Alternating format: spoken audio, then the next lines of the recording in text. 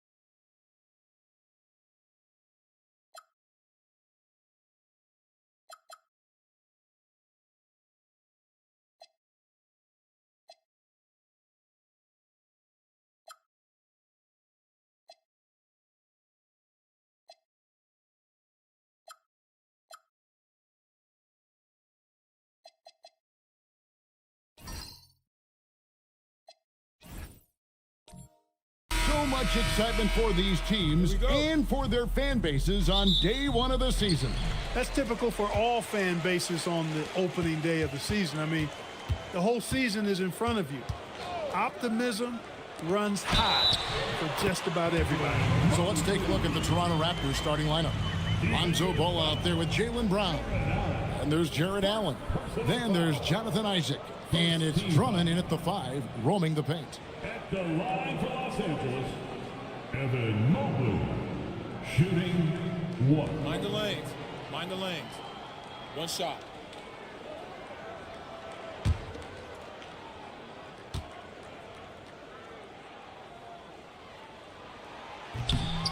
And when you talk about Evan Mobley, you start with his defense. One of the best in the NBA at using that frame, reading the game, and making an impact on that end. Allen kicks to Brown. Bridges passes to Reeves. Inside. Here's Anunoby. And it's sent back by Allen. What a rejection. Allen standing tall. That's how you protect the rim. And we got to take a second look to admire that outstanding block. And an early swat like that can really set the tone. Now the shooters will be feeling his presence. Here's Reeves. Toronto with the ball. It's a 3-point game. Ball, the pass to Isaac, and he gets the whistle. 2 free throws coming up. Unfortunately, Clark, Jonathan Isaac has been plagued by injuries throughout his career.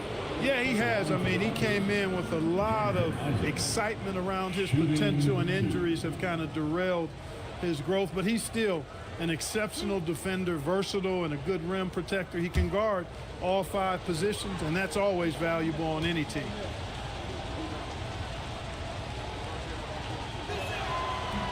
First free throw is good.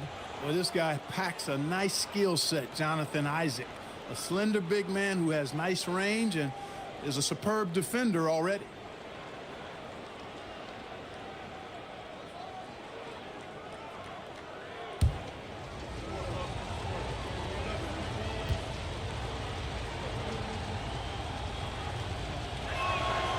And both free throws good for Isaac.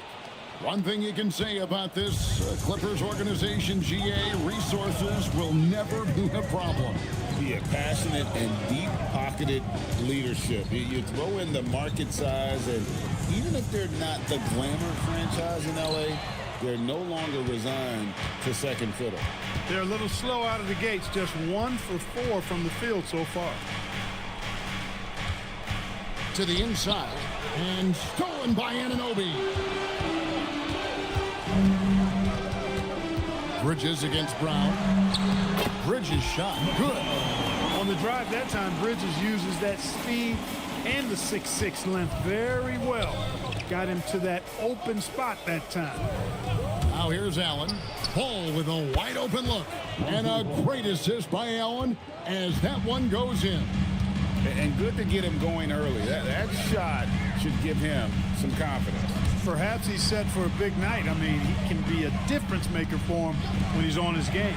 Bridges for three. Gets the three-pointer to fall. Bridges got 5 points so far. Bridges against Brown.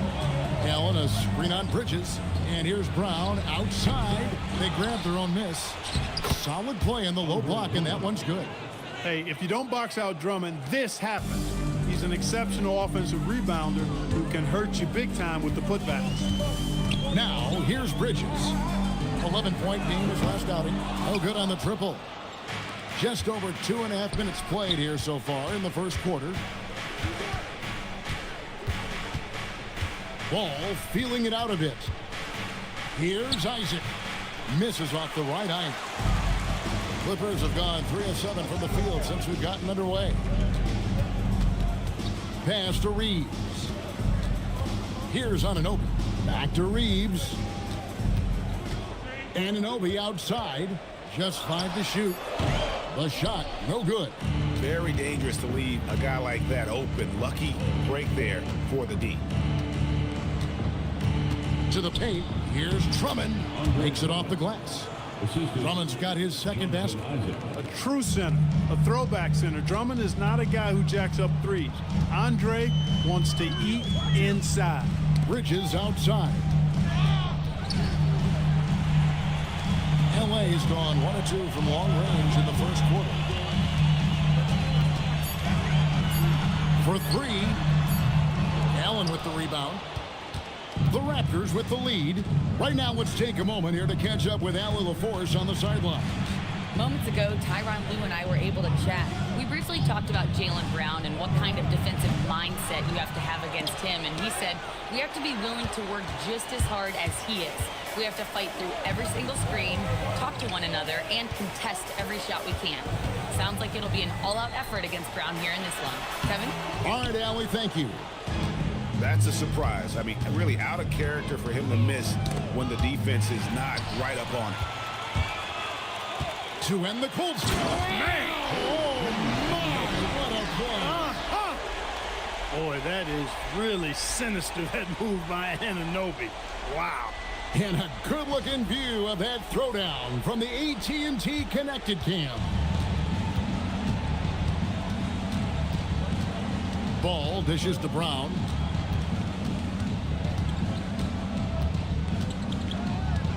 The kick out to Ball. No good from outside. And Reeves has got the ball here for the Clippers. Last time they met was in Toronto where they beat the Raptors. Yeah, they really squeaked out a close one in that last matchup. Came down to just a few turnovers that gave them the margin of victory. Well, composure, execution, efficiency in a tight ball game is typically what's going to determine the winner. Not really his best quarter as far as scoring. Let's see if he can eventually get back on track. Isaac with a screen for Brown.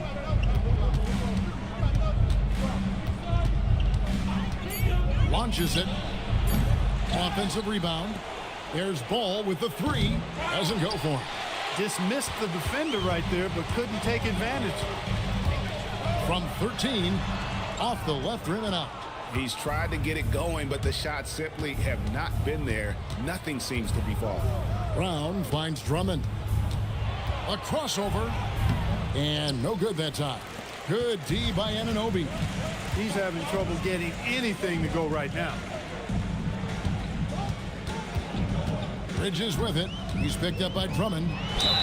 Shooting foul as the whistle blows. He'll shoot 2 free throws. Andre Drummond picks one up.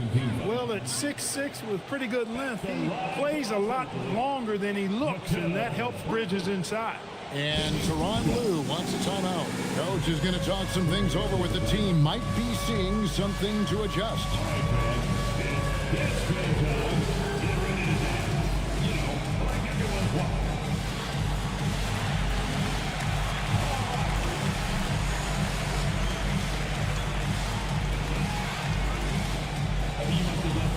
Issues at home.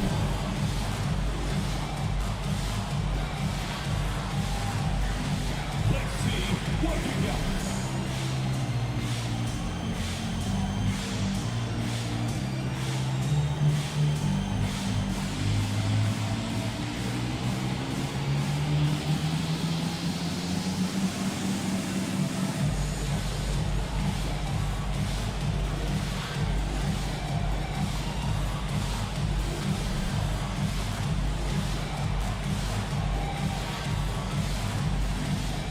Big group substitution here for the Clippers.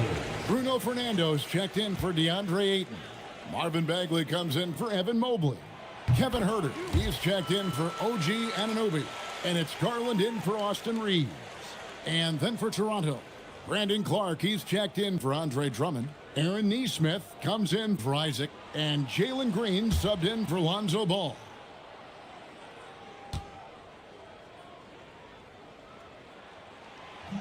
So 1 for 2 that time at the stripe. Clark, one of the better two-way wings in the NBA, Mikal Bridges. Yeah, he's a versatile defender, has really improved offensively recently in my estimation. Was second in Defensive Player of the Year voting one time, and over time, like I said, I think he's really added to and rounded out his offensive game. They've been sensational on the backboard to start this game. Yeah, sensational is a really good word for it. They're tearing it up on the glass. And he pulls off the Houdini to make that catch and slam it through. Stupendous alley-oop. And the crowd got their jaws dropped on that one. Total disbelief. That's a shot he's got to hit. You don't get many looks better from that range. Huerter, no good. Raptors trail by 4. Guys, they're looking for a way to score here. Yeah, they've had a tough time taking the lid off. Bridges kicks to Garland. Pass to Huerter. To the middle. Here's Bridges. That's a bucket. His third of the game. He shot the ball 7 times. And guys, let's get your take on the hustle stats for the Clippers. Well, you know, they've been aggressive on the defensive end, and it's paying off for them. Quite a few takeaways for them in the early going. And the other thing, I love how they're playing up tonight, getting into ball handlers and forcing some turnovers. Here's Garland. Brandon Clark picking up that last basket. Garland, the pass to Bagley. Now, here's Bridges. Bagley with a screen on Brown. Bridges against Brown. Bridges misses. Raptors trail by 4. Brown with it. Garland picks him up. Pass to Nesmith. Outside, Green. And here is Brown, guarded by Garland. Here's Nesmith. A three-pointer off the mark. He was wide open. That miss clearly on him. Back to Huerter. Pass to Bagley. Now Bridges. Bagley sends a screen for Bridges. And here's Huerter outside. Rebound by the Raptors. Clark inside. Working on Bagley. Now Brown. Shoots over Huerter. Brown the pass to Nesmith. The Raptors need to get a shot off. Unloads. And again, Toronto no up. Clippers leading by 4. Pass to Garland.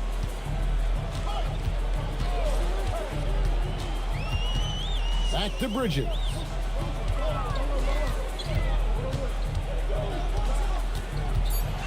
Trying to end the drought. It's Clark with the rebound. And Clark has got the ball here for the Toronto Raptors. Here's Green, defended by Bridges. Allen passes to Brown. And they double up Brown. He's just scored his first basket with that shot, making him 1 for 4. And very early on, Brown learned how to finish through contact, an essential skill for an NBA player to master. And Tyronn Lue wants a timeout, looking for a breather and maybe adjusting a thing or two.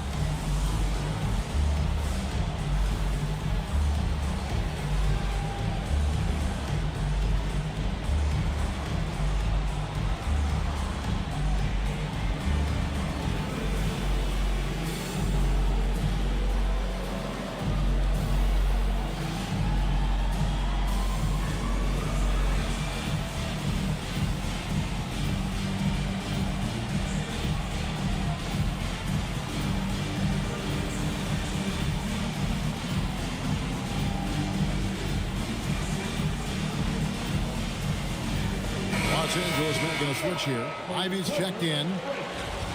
Just a quick look now at how the point totals have looked over the last several months for DeAndre Ayton.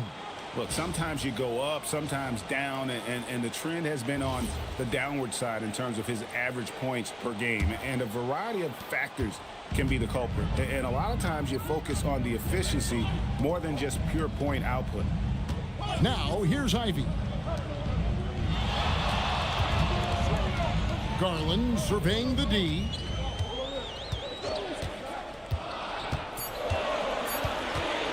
Over Green. Garland with the bucket. Well, they count on big-time production from him at the offensive end. And timeout called by Darko Rajakovic. He's going to have a discussion on the sideline. And, GA, you think about high skill level offensive players. Darius Garland near the very top of that list. Well, the son of an NBA point guard in Winston Garland, Darius has been preparing for this level his entire life. And his offensive package is as polished as anyone.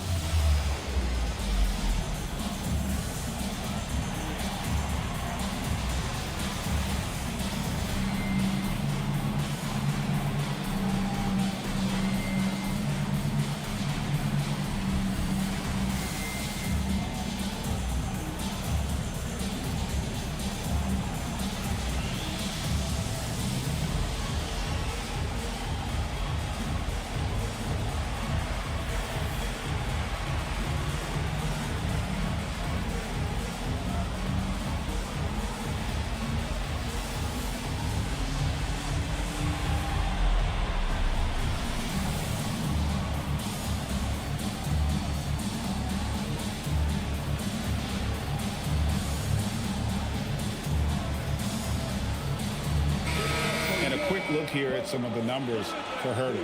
Some last season stats for him. Last season put up about 10 points a game, 3 rebounds, and 2 assists. And always nice to have a guy like him who can really defend at a high level coming off the bench. You know, when you can sub in a lockdown defender, that's a major plus.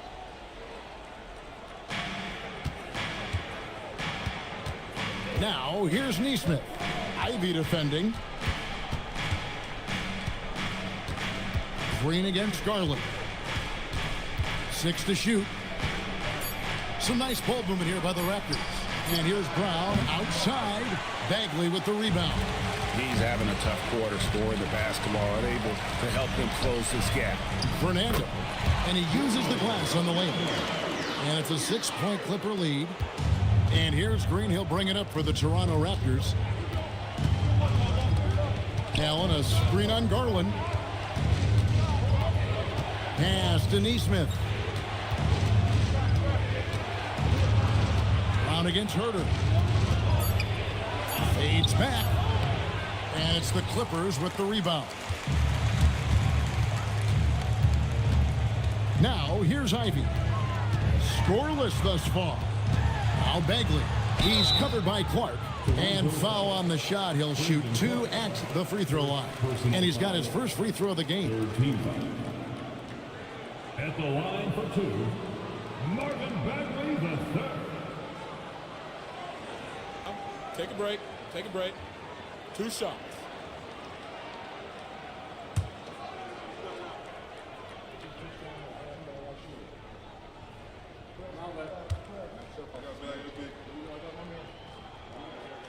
He's off on the first. The Raptors making a switch here.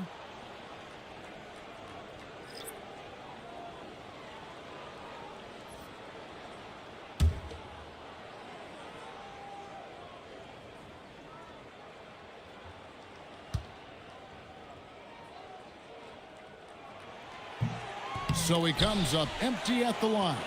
Pass to Ivy. And that'll be 2 free throws coming up. Officials on the call with the foul. The Clippers have hit just 2 free throws in 5 attempts today.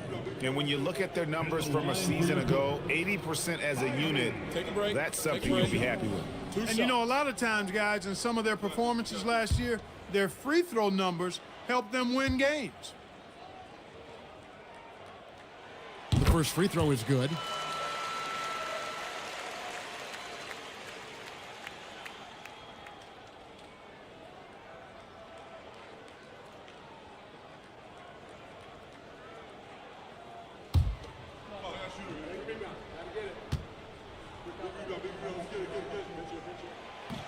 That's also good, so he hits both free throws.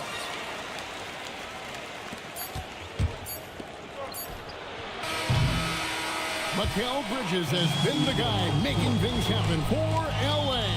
He notched 8 points in the quarter and has that terrific basketball instinct on display. We'll get you back to the action after this break.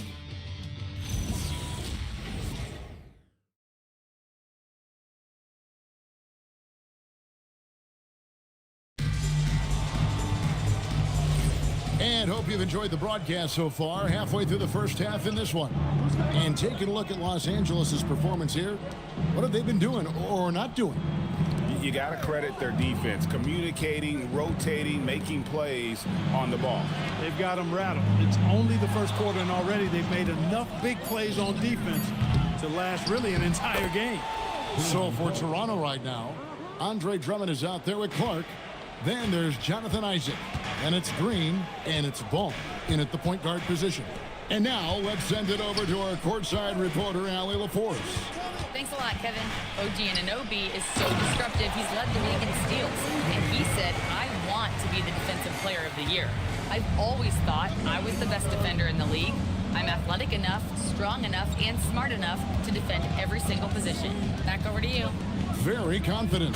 Thanks so much for the report, Allie. Quick off the floor and powerful. Clark loves to attack that rim. Pass to Ivy. And now we're being joined by our 2K insider, Shams Charania, who's calling in with a good story. Shams, what do you have?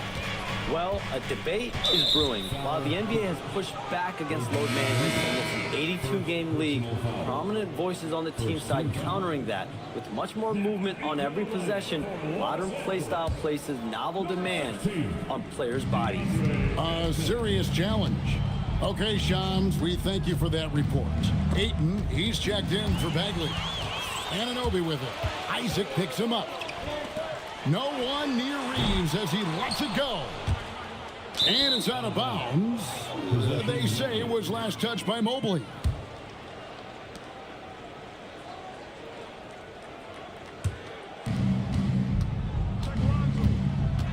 And here is Ball. Clark outside. Pass to Green.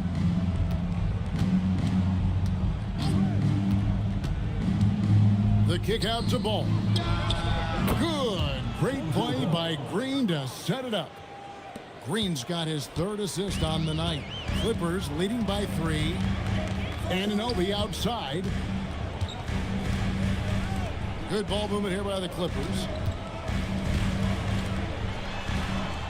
Green against Ivy. Back to Reeves. A great 1-2 punch. Beautiful pass and nasty jam. Reeves has understated size for a guard attacking that rim. Here's Ball. He's got 6. Drummond up top. From deep, Green. And again, Toronto with the triple. Well, check out that assist. That's a pair of teammates that are clearly on the same page. Anunoby outside. Reeves the pass to Ivy. He's now 1 for 2 with that bucket. He's a big combo guard, and Ivy plays with no fear in there. Clark outside. Back to Ball. Pass to Isaac. And here is Green.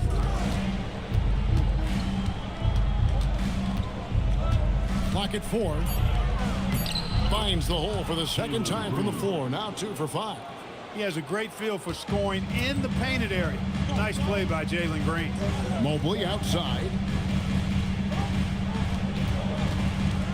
Isaac against Reeves. Anunoby is screen on Green. Now here's Ivy. Tight defense on him. And here's Reeves outside. And gotta like what they've been doing down low in the post. I certainly do. You know, I like to see guys do their work inside. Their rebounding has been excellent, and that's always important in a close game. Count that one from Isaac. Isaac's got the game tied up here for Toronto. And at 6'11", Isaac's able to take a hit and still get the deuce. Ivy passes to Ayton. Ivy against Green. Now, here's Ivy. He's guarded closely. Over Green. The shot by Ivy, no good. And so it's Ball who brings the ball up for Toronto. Only given up 6 here in this quarter. Now, Green. Last game he had 13.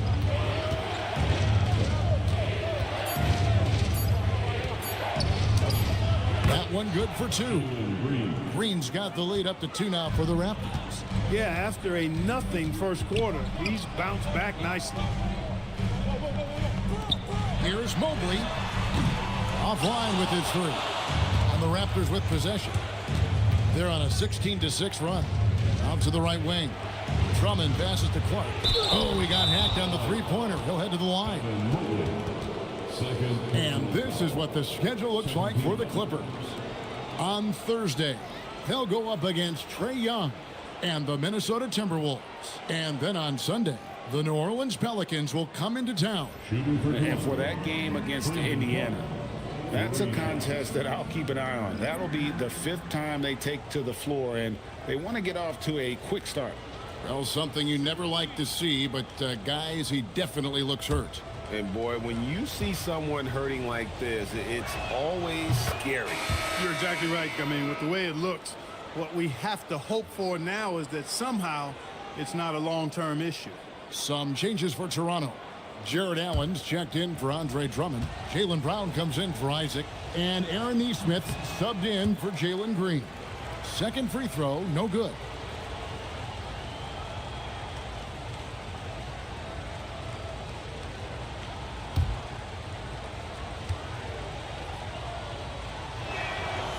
And he nails the 3rd. And just a much better job of attacking and getting to the line here in the second quarter. Didn't have a single attempt in the first. Now here's Mobley. He had 15 points last outing. Here's Fernando. Here's Reeves. Happy to see that one go in for his second make in 5 attempts. Reeves just taking it right to the defense there. Wow, Clark, has Austin Reeves been good? Especially after signing that 4-year, $54 million deal back in 2023. Yeah, I tell you what, it might be the best value contract in the league. I mean, Reeves just continues to improve each season. He's got a very efficient and effective game, and he's also shown the ability to be much in the clutch at times. Here's Garland. Brandon Clark picking up that last basket. On the wing, Bridges. He's covered by Ball. Bridges misses. Raptors leading by 4. Pass to Clark. It's intercepted.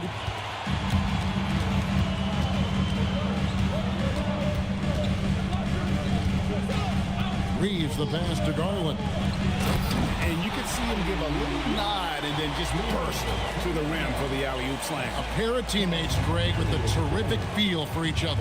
And I tell you what, guys, that's a big play to make in a close game. Potential momentum builder there. Ball sets a screen for Clark. On the wing, Brown lets it go with a 3. Oh, and he almost had a 4-point play right there. He'll go to the line with a chance for 3. Look, you've got to give Brown a lot of credit for his growth as a shooter. That wasn't something he did when he first got to the league. He put in a lot of work. He shoots it well from the floor and line.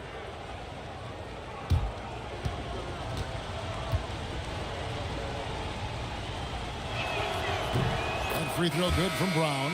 And they're really getting more points at the free throw line here in the second quarter.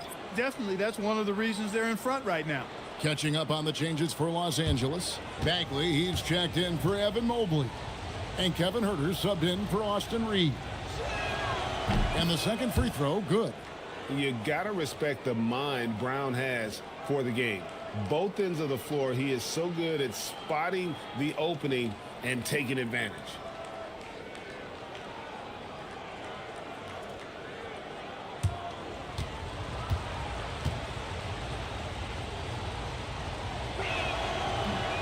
Last one's off, and they'll settle for 2 points. Clippers trail by 4. Outside, Bagley. Back to Garland.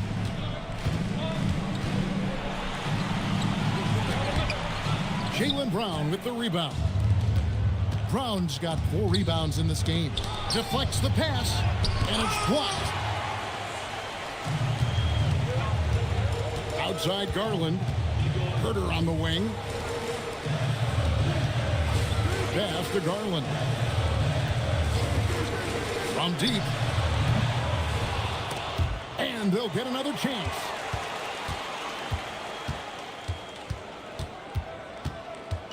Just 5 on the clock.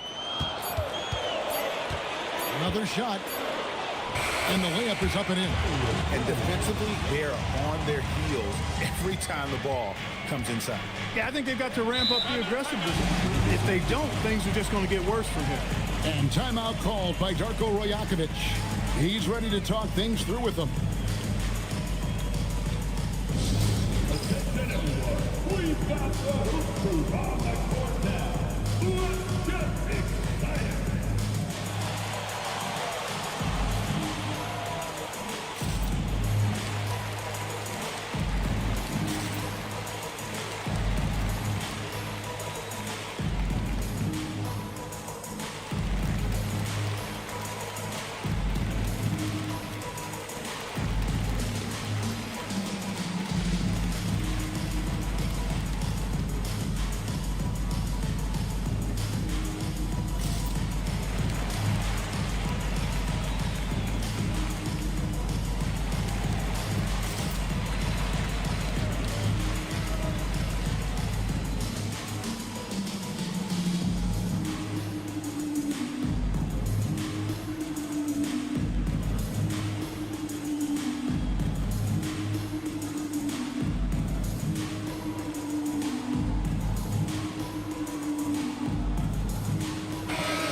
Look here at the numbers for Allen.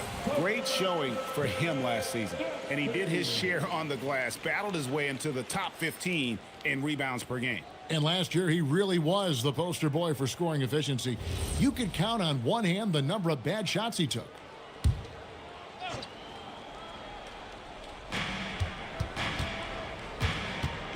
Now, here's Nesmith. He's defended by Herter. Brown deciding where to go with it. Down low, got a piece of it. Garland with it, picked up by Brown. Herter, no good. And you can see the defenders afraid to kind of get in his way a lot of times when he's on his way to the basket. But on that one, they were there. The 8-footer.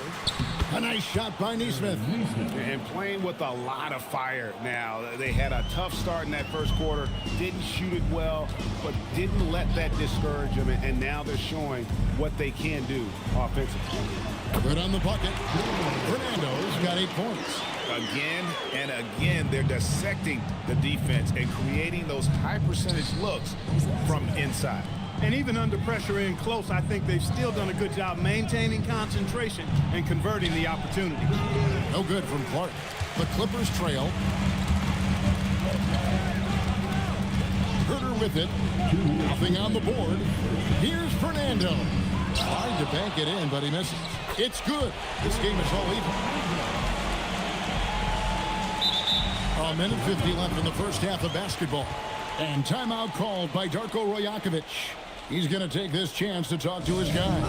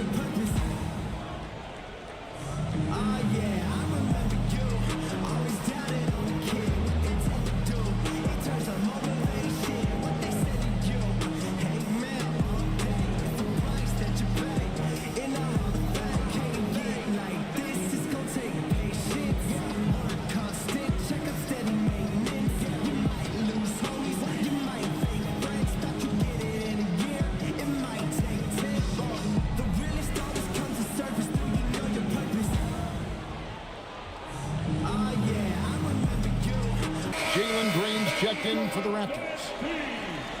Well, while we have a second, let's go to the 2K leaderboard for a list of the league's top shooters from last season. Number 1, Jared Allen. He didn't miss many easy chances last year, and he made the most of the tough ones as well. What a fantastic percentage. Toronto's gone 2 of 3 when they've stepped beyond the arc in the second quarter.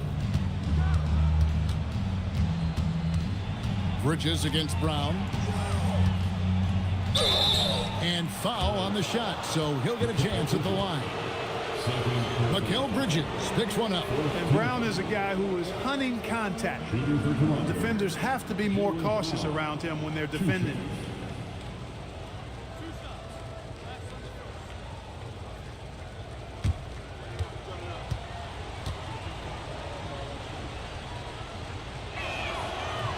That free throw, no good.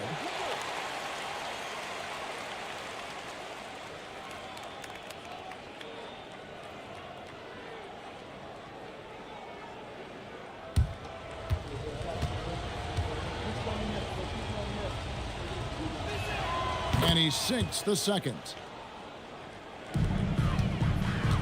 And Los Angeles guys shooting a mediocre 41% in this one. And Tyronn Lue wants a timeout. He's going to make some adjustments to the game plan.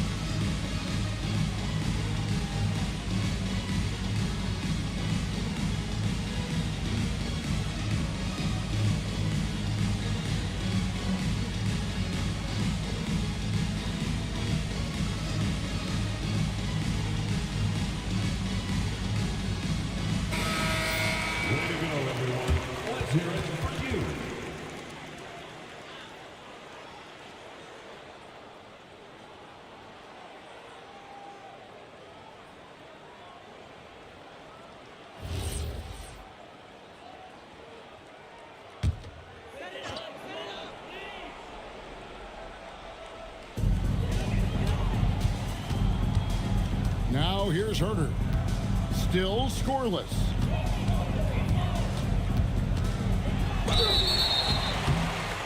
And the call on the shot that sends him to the line. And let's get your take, guys, on the scoring breakdown for the Raptors. You know, right from the start, it seemed they got hot from three-point range, pulling apart the defense and racking up the points, too. Also, they're getting into the teeth of the defense. Points in the paint, something coaches always love to see. Ties it up, and this next one could give them the lead.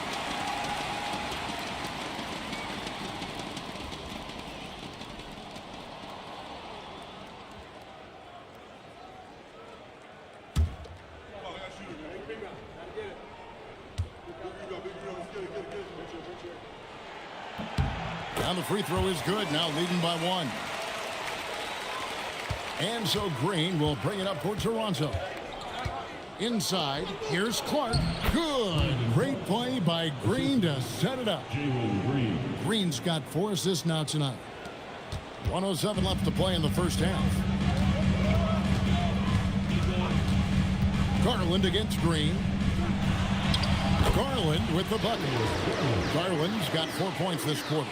Always good seeing a guard like Garland score inside. Clark, a screen on Garland. Here's Green. Plays it up and banks it in. Green's got 9. He got off to a slow start. It took him a little while to get into the flow of this game. But he's turned it on here in the second. Bagley sends a screen for Garland.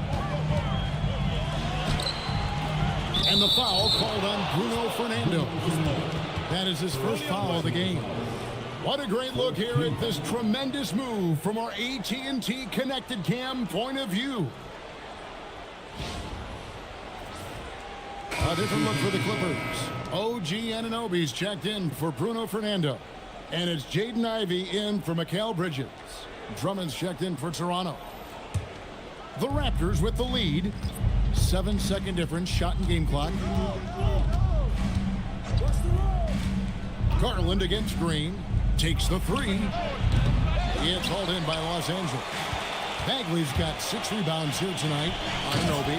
And Anunoby slams it in. Anunoby using his athleticism to force that one down. Brown right side. 2 on the clock. Brown gets it done inside. It has been nip and tuck through the first half. Exactly, guys. The way it's seesawed back and forth, unbelievable. And some good action through the first 2 quarters as we reach halftime. Raptors lead by 1. Now let's check in with Allie LaForce on the sideline. What do you have for us, Allie? I'm here with Coach Tyronn Lue. And, Coach, tell me more about your team's performance there in that first half. I thought we got tired a little early, but, our pace was good. I thought we got some stops early, got out in transition, but we're doing okay. Thanks, Coach. All right, Allie, thanks for that. We'll be right back after halftime for the start of the third quarter. We'll see you in just a moment.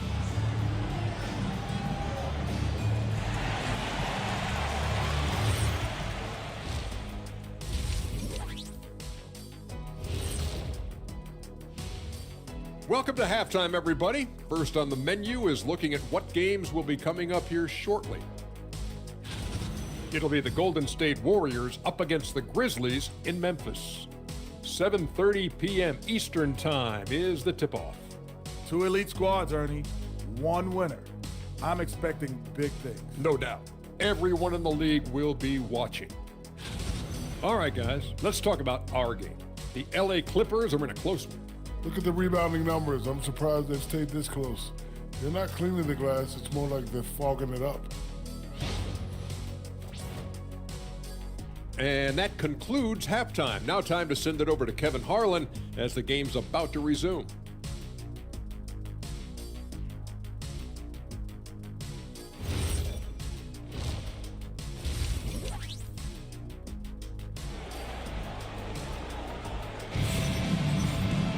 Second half of basketball upon us. We may be in for an exciting finish based on how close of a game it's been so far.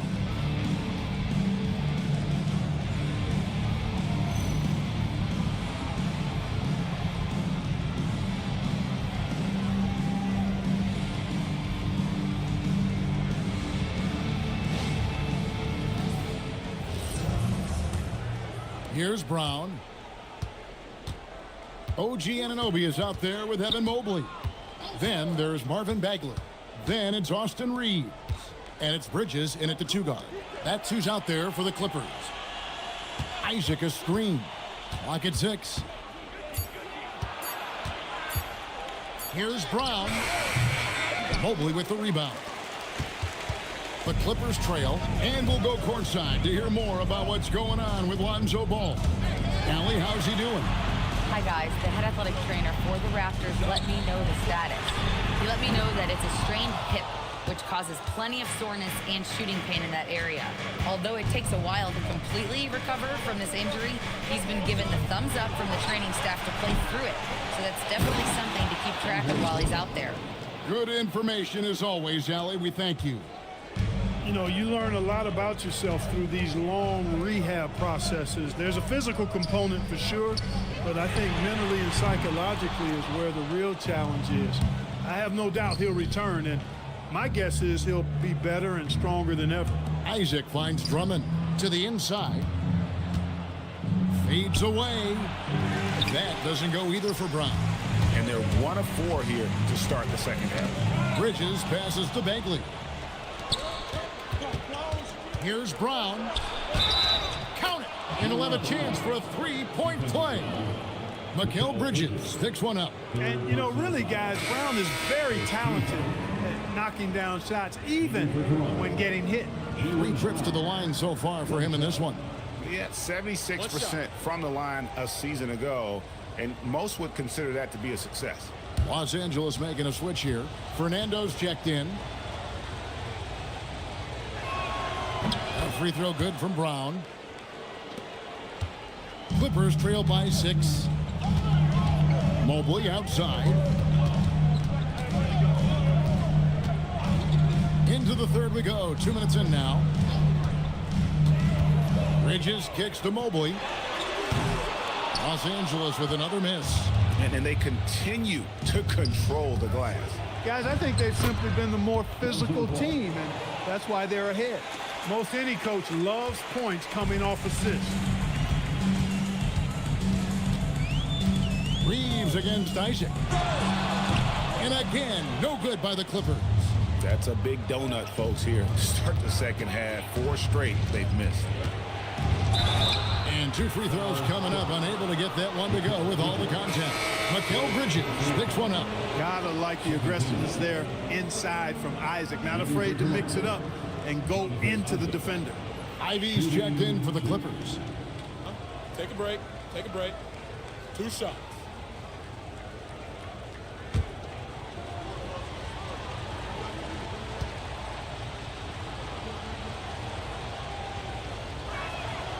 That free throw, no good.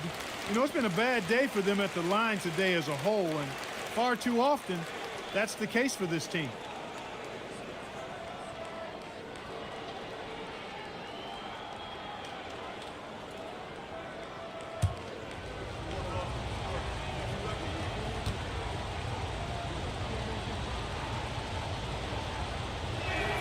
Good on the second free throw.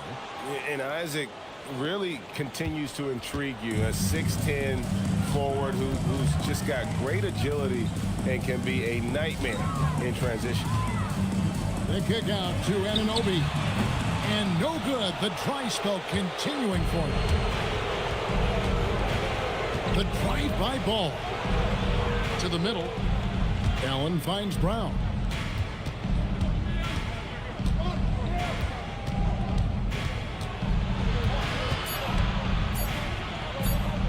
On the wing, and the Raptors miss again. Clippers trail by 9.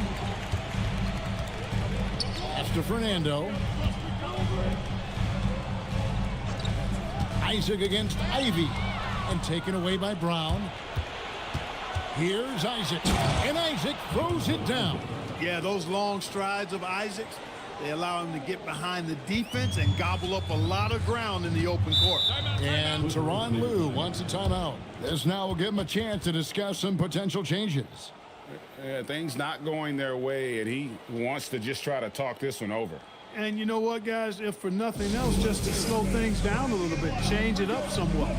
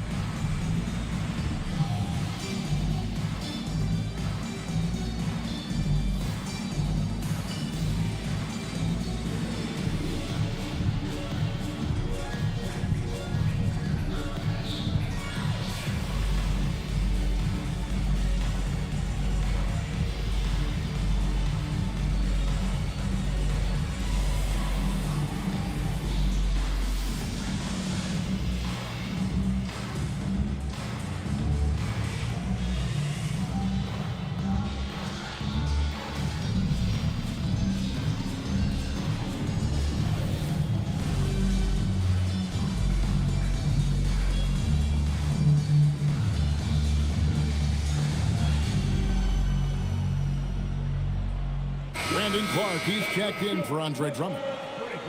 Let's use this break for a quick look at the squads that really made it happen on the fast break last season. In fourth, the Raptors. I mean, this is such a tough team to deal with. You see the numbers. They would just push the ball at every opportunity.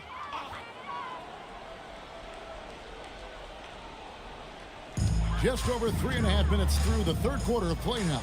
Anunoby outside. Pass to Ivy. Knocks down the 3-ball. Ivy's got 7. And if Ivy can hit that shot with consistency, it really makes him a tough cover. Clark kicks to Brown. Clark a screen on Bridges. Brown outside. Evan Mobley with the rebound. Mobley's got 4 rebounds now tonight. Ivy on the wing. For 3, Bridges. The kick out to Anunoby. Mobley the pass to Ivy. Shot clock at 5. Second shot opportunity, and he drops that one in. 10 points for him. Bridges staying active at the offensive end. Well done. Isaac outside.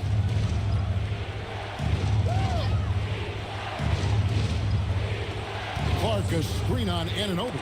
Got a piece of it. Bridges with it. Now guarded by Ball. Bridges passes to Ivy. Misses from short range. Raptors leading by 6. Let's send it over now to the sideline for some news on Austin Reed. Allie, what have you heard there? I just talked with the Clippers head athletic trainer. He let me know that it's a strained hip, which causes plenty of soreness and shooting pain in that area. They have given him the green light to return. They need his presence on the court, even if he's not 100%. We'll see how he handles it. Back to you. Thank you, Allie. We appreciate the update. You know, for better or worse, life brings these kinds of challenges, and they aren't pleasant. We know he's up to it, though. He'll respond and move forward in a positive way.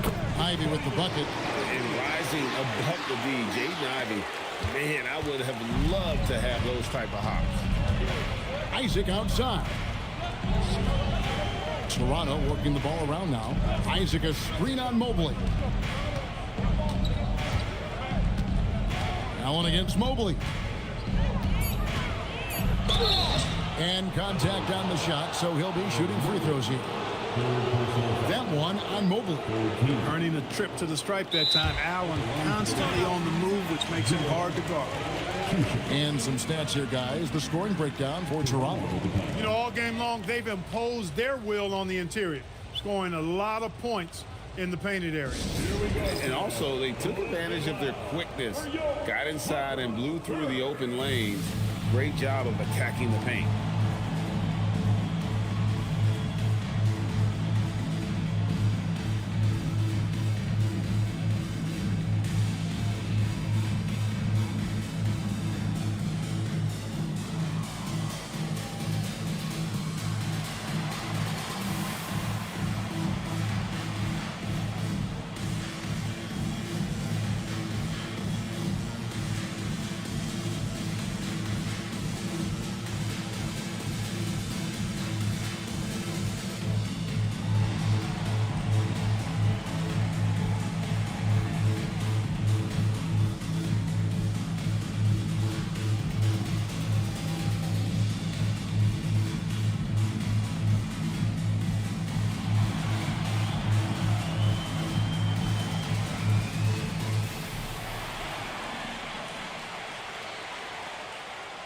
Kevin Herter, he's checked in for the Clippers. Garland comes in for Mikal Bridges. The Raptors also with a sub. Green, he's checked in for Jaylen Brown. Take a break. Take a break. 2 shots.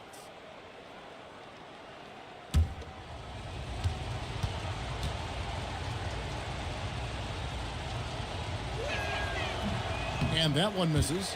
And Allen impacts the game on all levels. This kid has what it takes.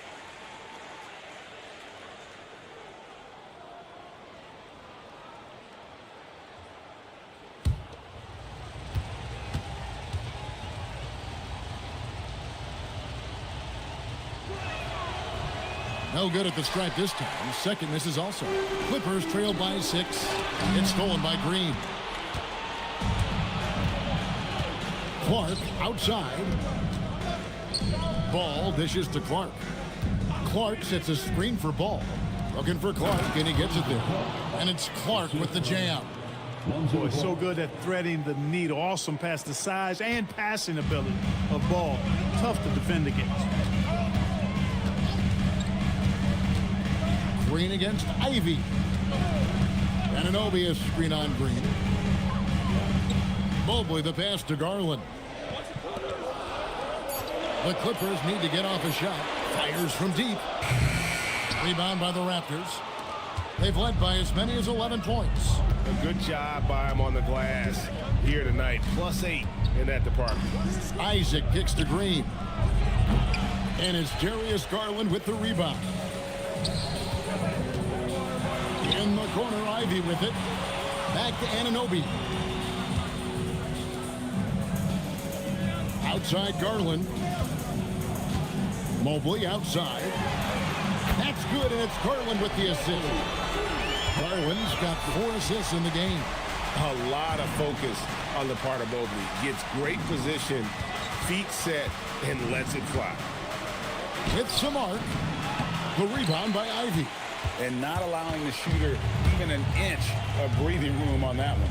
And guys, that's exactly the kind of high-impact defense they want to see out of him. Mobley, a screen on Ball. There's Garland. It's hauled in by the Raptors. Allen's got 9 rebounds in the game, getting it done. Green finds Clark. That's good again. His 7th basket, 7 for 10 from the floor. Yeah, that was the 3rd straight high-percentage look the defense has allowed. The defenders have got to start putting bodies on bodies. Garland, no good. Raptors leading by 7. Pass the ball. Over in the corner, Green. Clark outside. Ball sets a screen for Clark. Back to Green. Fires for 3. Evan Mobley with the rebound. Mobley's got 7 rebounds in the game. And the call is going to be, yes, it is, an illegal screen. And checking out some numbers for Ball. How he performed last season. Averaged 7 points per game. 3 assists and 3 rebounds. And there isn't much to write home about with his numbers. I think he'd like to up his contributions. Yeah, but you got to earn that chance. I mean, you get what you earn. His numbers are fine, but he's not going to get a lot more floor time unless he turns it up a notch. Marvin Bagley's checked in for the Clippers. Austin Reeves comes in for Ivy. Here's Clark, and he makes that one. Clark's got 18 points in the game. No doubt about the consistency when it comes to scoring the basketball for him tonight. A real nice lift for their offense. To the paint, here's Bagley. And finished off by Bagley. And how about the leaping ability of Bagley? He gets off the ground with ease to throw that one down. Ball, a screen on Herter. Here's Green. Goes to the reverse layup and drops it in. 11 points in the game. The defense not putting up any fight on the inside. They've allowed 10 straight points in the paint. That's not the kind of streak you want to be part of defensively. Tighten it up, fellas. Garland against Ball. Garland kicks to Anunoby. From deep, Herter. Andre Drummond grabs the miss. Raptors leading by 9. And here is Green. 11 points in the game. Drummond dishes to Green.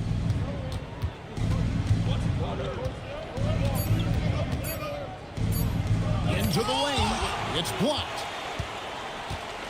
Inside. And it's out of bounds. The Raptors will take it the other way. A moment here now to see the numbers for Garland.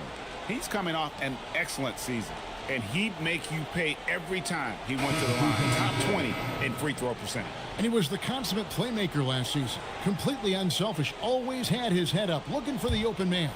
Zeke Naji, he's checked in for Garland. And Toronto also making a switch. Kuminga's checked in. Isaac passes to Green. Isaac with a screen for Green. And the Raptors miss again. And Reeves has got the ball here for the Los Angeles Clippers. And after this one, they're home against Minnesota. And that'll be the 3rd of the 4 straight at home. To the middle, and stolen by Drummond. Reeves against Green. To the left side wing. Over Reeves. And it's Green missing. And he has definitely been struggling in this quarter. You know, guys, it seems to me as though he's over anxious. He seems to be pressing, trying too hard, moving too fast. Just needs to calm himself down and wait for good shots. Green against Herder. Green left side. 2 free throws coming up, and they call the shooting foul. This is his first free throw of the game. And last season, he was successful 81% of the time when he went to the line, so he didn't waste a lot of opportunities. And guys, the numbers don't lie. I mean, he was such a reliable presence at the free throw line all throughout last season. First one falls for.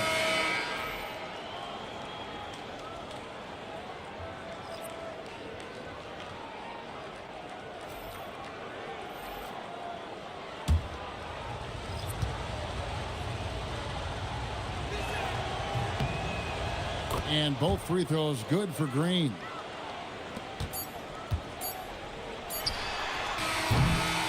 And so it's the Toronto Raptors ahead by 9 as the quarter comes to a close. And they've done a phenomenal job down low. So many of their points coming right at the rim. Back to the action in just a minute.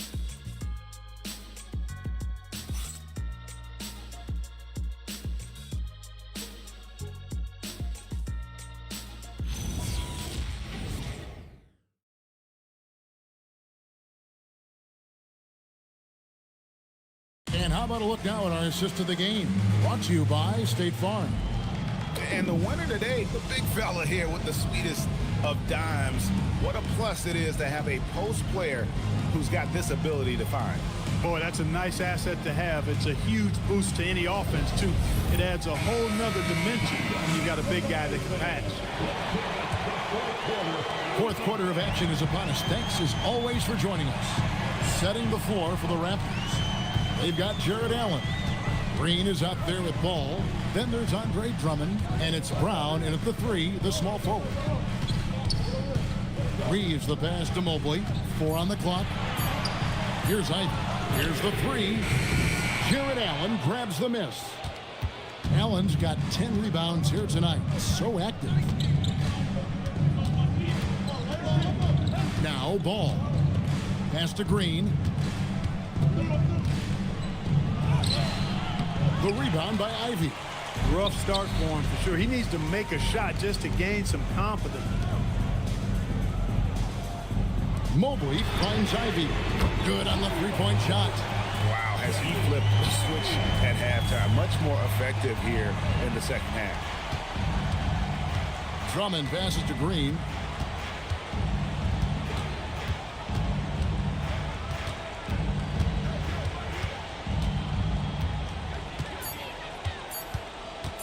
For the 3, buries the long-range jumper. And the Raptors lead by 9. A good look there, and he didn't waste it. His second 3 of the game.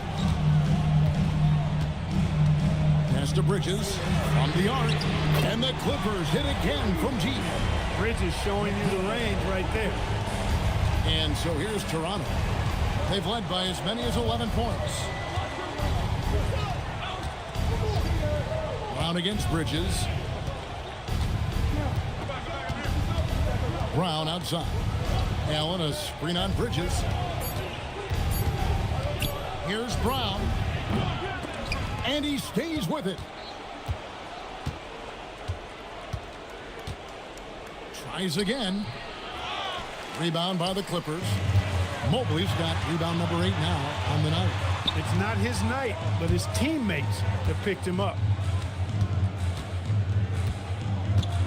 Green against Reeves. For 3, Bridges. Here's Mobley. No good on the 3.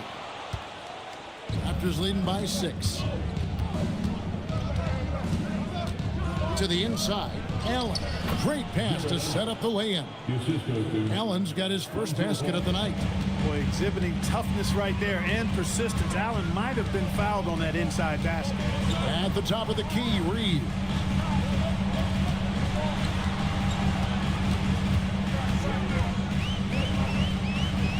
Out to Bridges. Over ball. Bridges misses. For Toronto, they've gone 2 for 5 on field goal attempts in the fourth quarter. Allen's shot is off. Clippers trail by 8. Pass to Ivy. Here's Fernando. He's covered by Ball. Reeves in the corner. Los Angeles with another miss. And so Brown will bring it up for the Raptors. So far in the fourth quarter, they've allowed just 6 points. He's looking for Drummond and finds him. The kick out to Ball. Tipped it, and Drummond is right there. And the Raptors lead by 10. Excellent awareness of where he be on the offensive boards. He did it. Great position.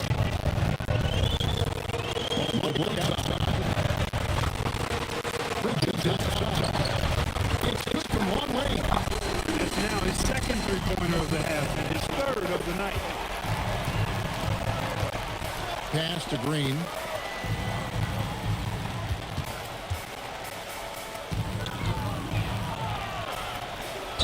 And oh boy, a lot of contact there, but he gets the call and will shoot 2. A high IQ play from Green right there.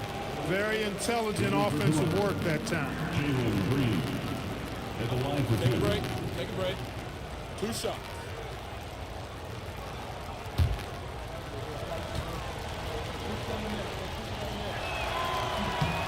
Free throw good, Green.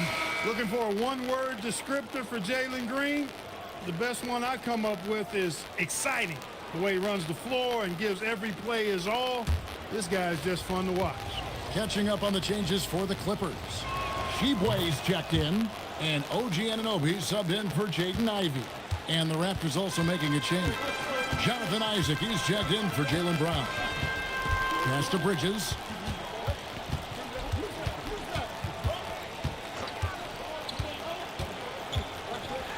Back to Reeves. Here's Sheboy. It's stolen by Green.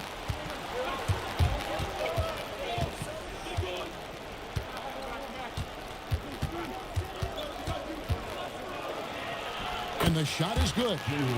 Green's got the lead up to 11 now for the Raptors. And those are the kinds of plays that are just killing them right now. Priority and goal number 1 has to be tightening up the defense. They can't afford to give him open looks. The edge on the glass is the difference. It's allowed them to build this lead. And really a reflection of their superior effort level to this point. It seems to me they've gone after this win a little bit more. Here's Ball. And Bridges with the block. Bridges' defense is so important to this team. He gives you some rim protection from the wing. Grant, he's checked in for the Clippers. And Toronto also making a switch. Brown's checked in. Clippers trail by 11. Pass to Bridges. Now, here's Grant. Mobley sets the pick for Grant. Over Drummond. Mobley. Andre Drummond grabs the miss.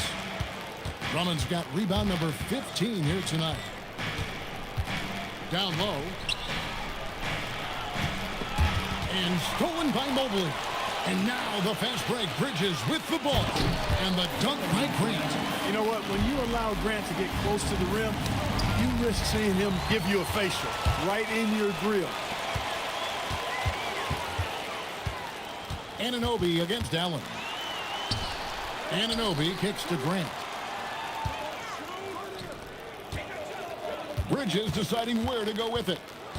16 feet away. 2 points. That one goes. Bridges has got 10 points in just the second half. He is in a groove. You can tell he's playing with a lot of confidence. Ball dishes to Brown. Brown putting it on the deck. That one falls. And Brown really is at his best when he takes it inside. I mean, the defense has no idea what to do with it. Bridges left side. Grant with a screen on Isaac. Reeves outside. Launches a 3. And it's Toronto with the rebound. And they hold a huge advantage on the backcourt. And that's been the key to this league. I mean, they've really dominated the glass. And for the NBA, anytime there's a blip in the ratings, Clark, you've got those who will begin to criticize the state of the game. Do you find any credence there? I think in many cases it's a bit of an overreach, an attempt to try to define something simply that's more complex, to have a simple answer for a complex situation. I do think the league is very much on the right track in continuing to listen to criticisms and then evaluate them on their merit. Marvin Bagley's checked in for Grant.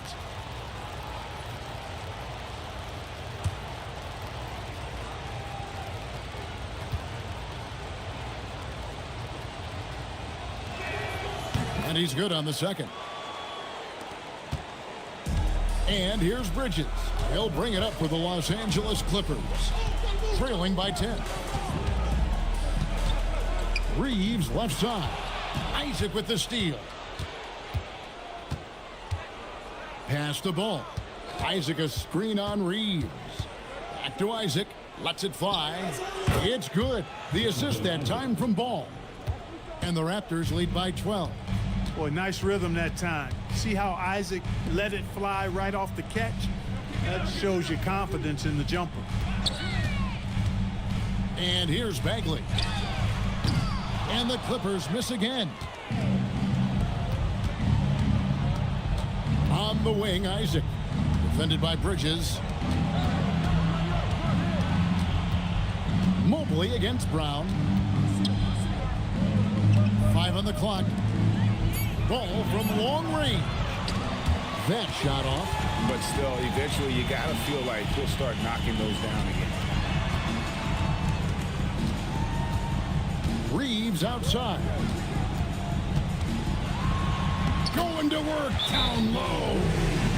Reeves has a great ability to finish, and he knows how to work inside. And the timeout called by Darko Rajakovic. Clearly, he's got something his players need to hear, and immediately.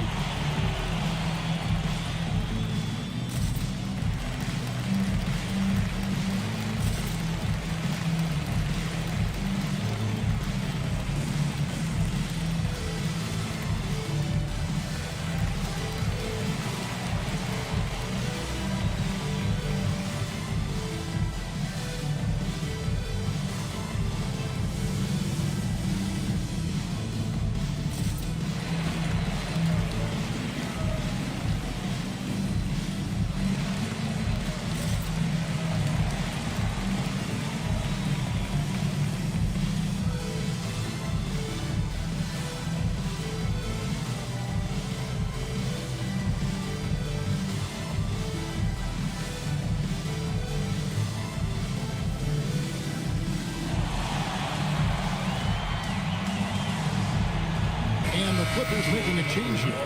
Fernando's checked in. And now let's swing it over to Allie LaForce on the sideline. Over that last break, guys, I got a chance to hear what Darko Rajakovic said to the team. He dug into his team for being too complacent on offense, saying, you're just chucking up the first three you see out there. Be more patient on offense, move the ball around, make the defense work. Guys, let's see if ball movement improves out there. All right, Allie, thank you so much for that. Brown against Bridges. Drummond sets the screen for Brown. Shoots from 14. Another chance here. Not that time. It won't go. Clippers trail by 10. Here's Bridges. Mobley a screen on Ball. Outside, Anunoby. Puts it up from 12. Rebounded by Allen inside. And so it's Ball with it. He brings it up for the Toronto Raptors. Bridges. And it misses. Raptors leading by 10. Brown fires 9 feet out, and it's good. A bona fide superstar. The pull-up is a deadly shot for Brown. Bridges against Ball. And that one is good.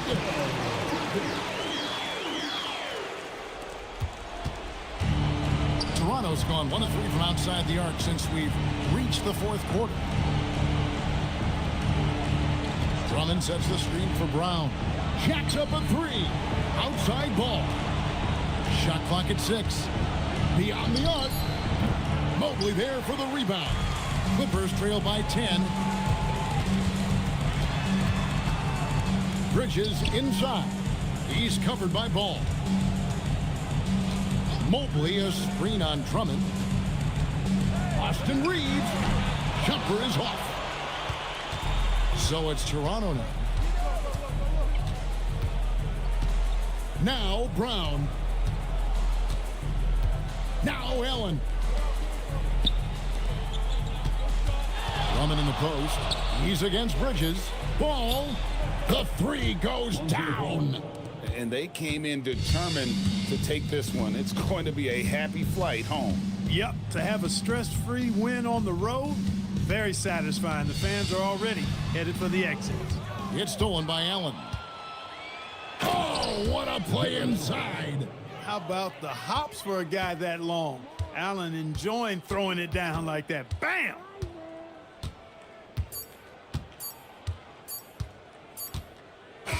And so Toronto takes this one, but by a big margin.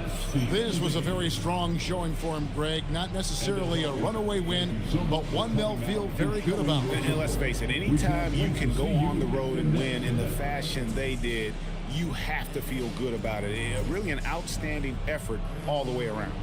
And let's hear from Allie LaForce, who joins us from the sidelines. Allie?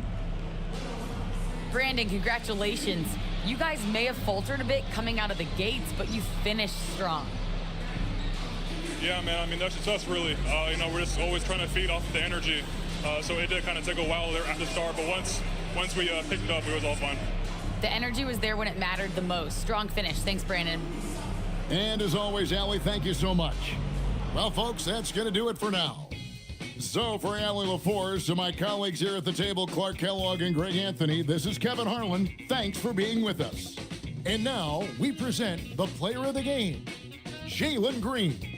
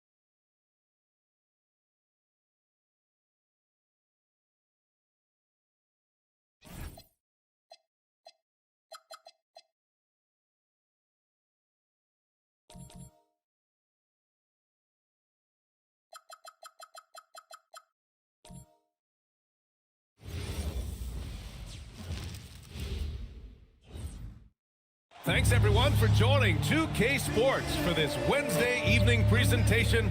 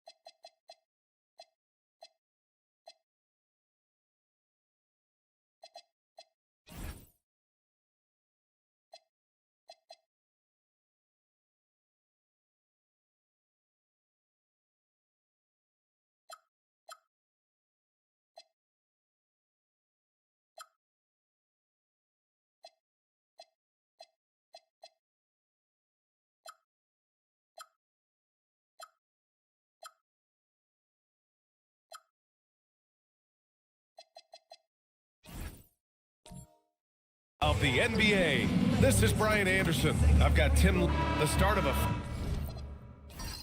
fresh season, but we know the focus for both of these teams is to come out strong today. Yeah, for the first handful of games, you just want to play hard and build some chemistry. Get more comfortable with your teammates while also learning their tendencies and preferences.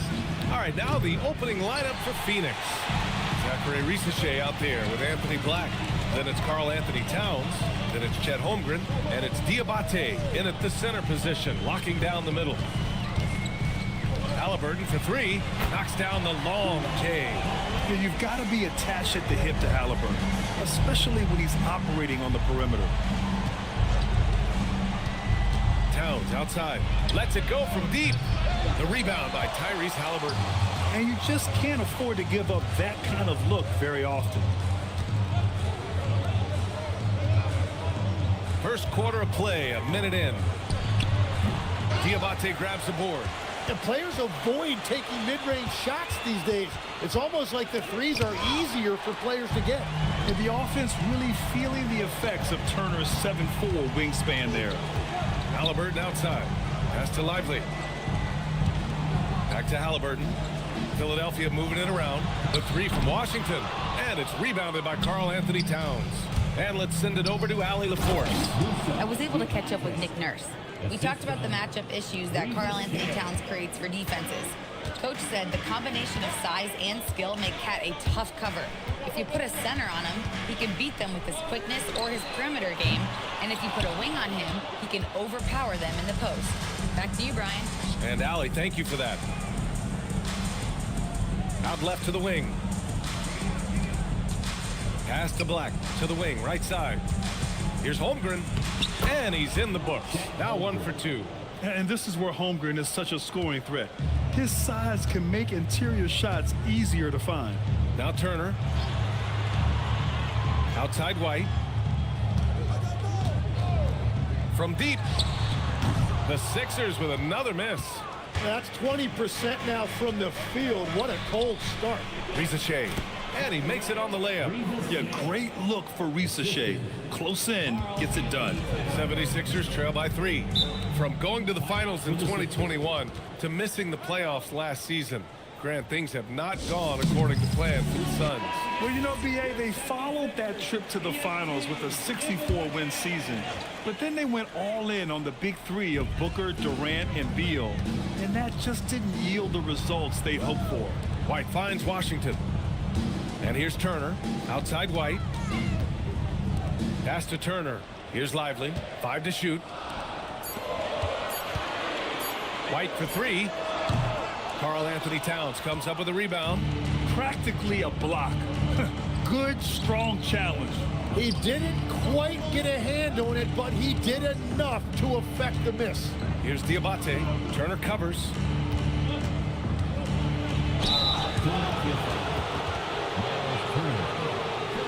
Phoenix shooting their first free throws of this game. At the line for the Suns, Diabate. 2 shots.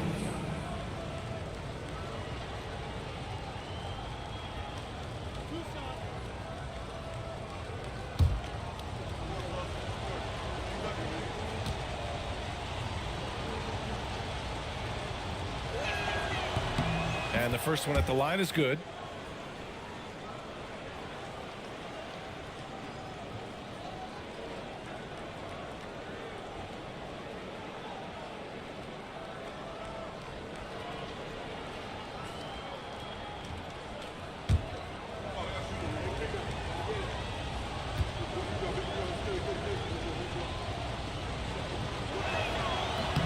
And that's good as he hits both shots. And we're approaching about 3.5 minutes played in this first quarter. Washington outside.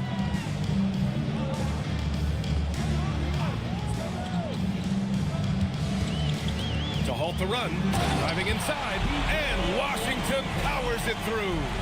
Now, I know he makes it look easy, but it takes incredible physical tools to pull that off. Athleticism and explosion.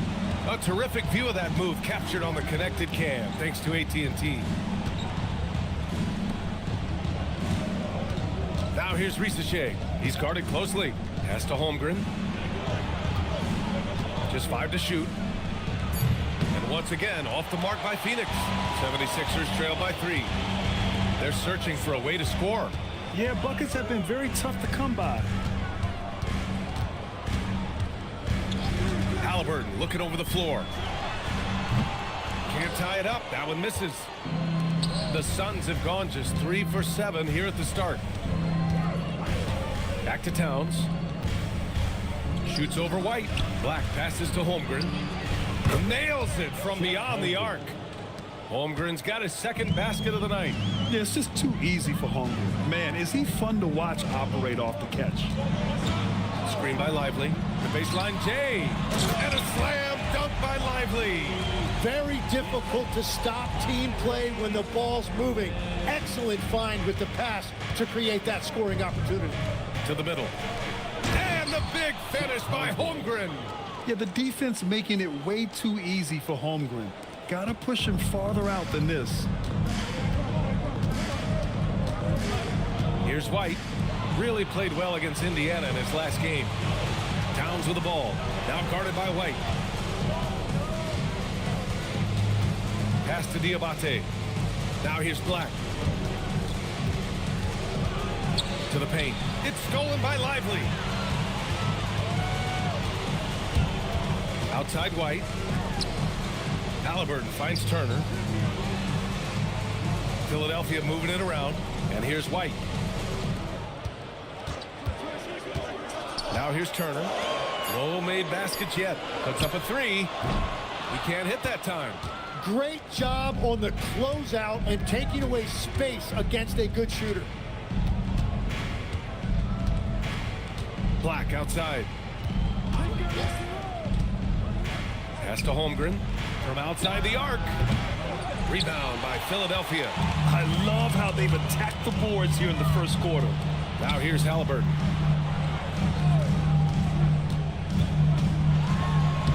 Uses the glass to finish the layup. Halliburton's got 5. He can move around with the big boys. Halliburton not giving in on the interior. And so the timeout by Jordan Ott here. We might see him looking to make some tweaks to the strategy.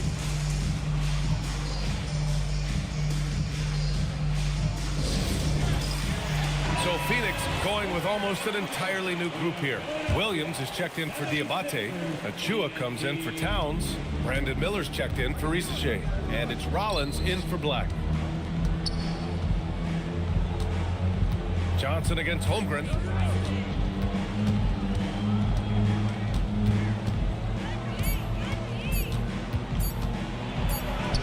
He drains it as the shot clock ticks down. He's got 9. And a big reason they have this lead is the way he's shooting the ball. Tim, watching Chet Holmgren, he brings a lot to the table. Well, absolutely, Brian. He's got a wingspan of 7.5 feet, but still has touch from deep. It's really something to marvel at. Chet is redefining what a stretch big can be in the NBA. Holmgren outside. Pass to Rollins. Miller, a screen on Halliburton. Here's Rollins. Rebound by Philadelphia. And he can't let that get to him. He should have made it, but he's got to focus on the next one. They set the pick. Oh, there's the alley. And wrestling for it there, but no one has possession. We'll have a jump ball. Thanks to the AT&T Connected Cam for the up-close and personal view of that slam.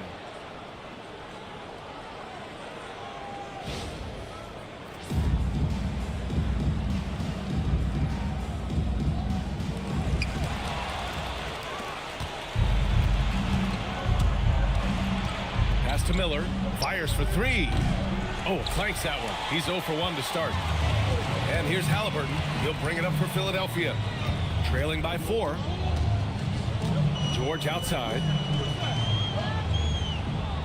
Halliburton, a screen on Miller. 6 to shoot. George with it. Now guarded by Holmgren. Shot from the wing. George, no good. Phoenix leading by 4. Here's Rollins. Yet to see a basket. Miller, a screen on Halliburton. Pass to Williams. Here's the 3. Always a nice way to start. Makes his first one. In order to create effective spacing, you need enough guys on the floor that can hit from downtown. Smart against Miller.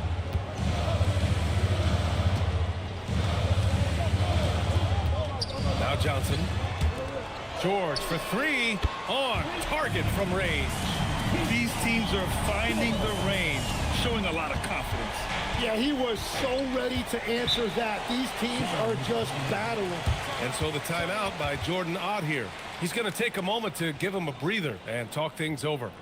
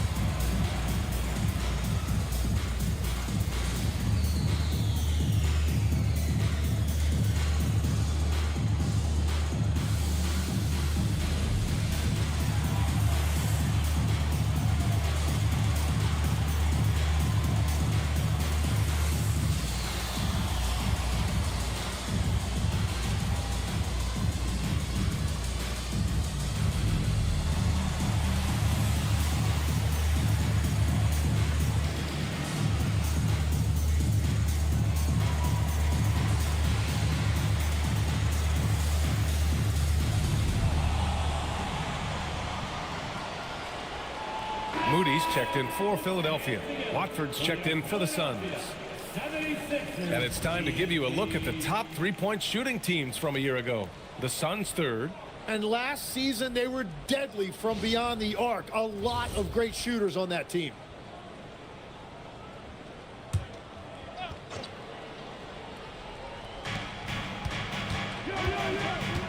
Here's Rollins, defended by Smart.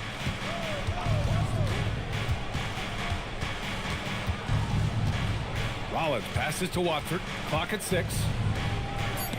And it's rejected. Miller against Johnson. Out of bounds. It'll be Suns ball. Now we have a moment to look at how the blocks have been stacking up over the past several months for Chet Holmgren. He has stepped up on the defensive end. His blocks have come way up these past few months, showing some real intensity protecting the rim. The Suns lead by 4. Here's Rollins. Still without a bucket. 1:50 left in the first quarter. And Williams punches it home. I like Miller's vision. I mean, he sees the court well and makes really good decisions with the ball. There's a screen by Johnson. And he lobs it up. Just flawless timing right there. Right? The dish, the catch, the flush, the whole thing was perfect. For Phoenix, they've gotten 8 of 16 attempts to fall. Williams misses. That's the shot you hope for. Right at the rim. Just couldn't capitalize. Now Smart. Outside Moody. Philadelphia needs to get off a shot. And it's Smart missing. The Suns lead by 4. Watford the pass to Rollins.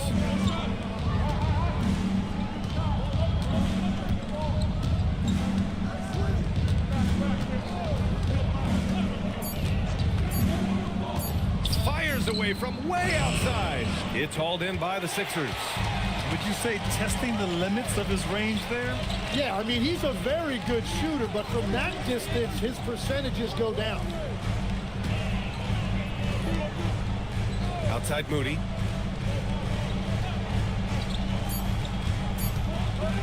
Fires the 3. No good on the shot. And so it's Chet Holmgren making things happen for Phoenix. Hunting for opportunities, leading to 9 points in the quarter. All right, stick around. We'll be right back after this.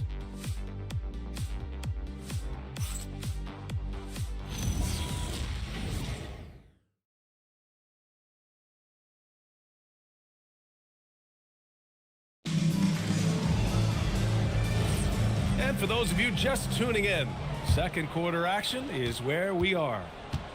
Let's get a quick check of the scoring breakdown here for Phoenix. Well, you got to be impressed with how selfless they've been so far. Their passing has been simply outstanding. And another thing they've done consistently well is attack the paint. They have stayed aggressive under the hoop and gotten high percentage looks. They've got Moody, Miles Turner out there with Washington. Then it's Derek White, and it's George in at the 3, the small forward. That's the group in the game for the 76ers. Turner inside. Towns on him. George sets a screen. White for 3. Karl Anthony Towns comes up with a rebound.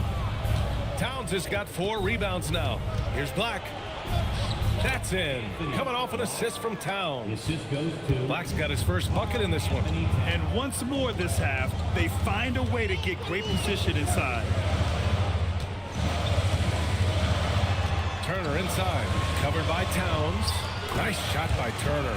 And you know, he's no stranger to physical play inside at either end. Turner's as tough as they come. And it's Towns with the power finish. Whenever he gets that close to the hoop, he finishes with authority. Back to White. Philadelphia moving it around. The 3 from Washington. Towns with a rebound. Nice rebound. Trying to match the other team's intensity right now. Right side Ricochet. Here's Miller. That one goes. Now he's 1 for 2. Very little resistance around the rim right now. That's the 5th straight bucket they've given up in the paint.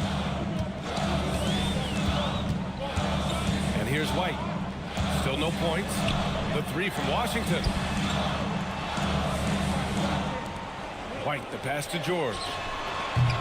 Off the mark there with a 3. The Suns lead by 10. Black outside. Pass to Towns.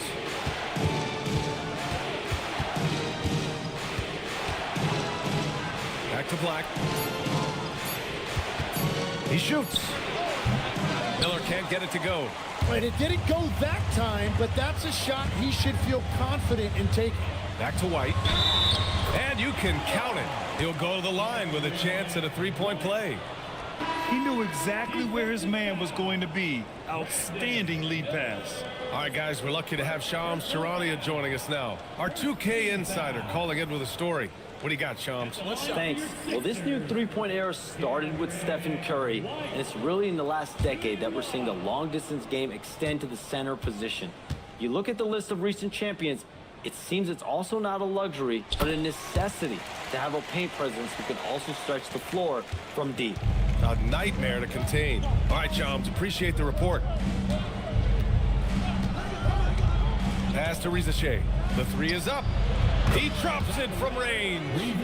Risache's got 5 now. And their offensive execution has really picked up here in the second period. So Nick Nurse has decided to call timeout here. He might have seen something and needs to review with his guys.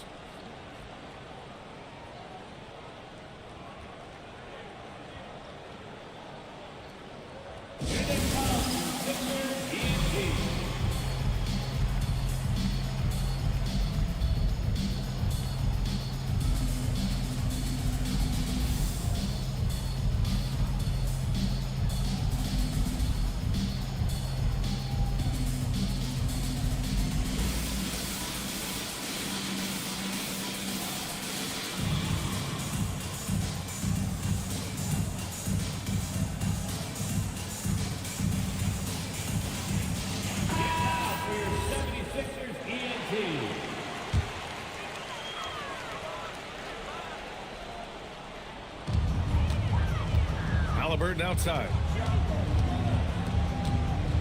Lively finds Halliburton. There's the triple. And it's Holmgren with a rebound. And Holmgren's got the ball here for the Phoenix Suns.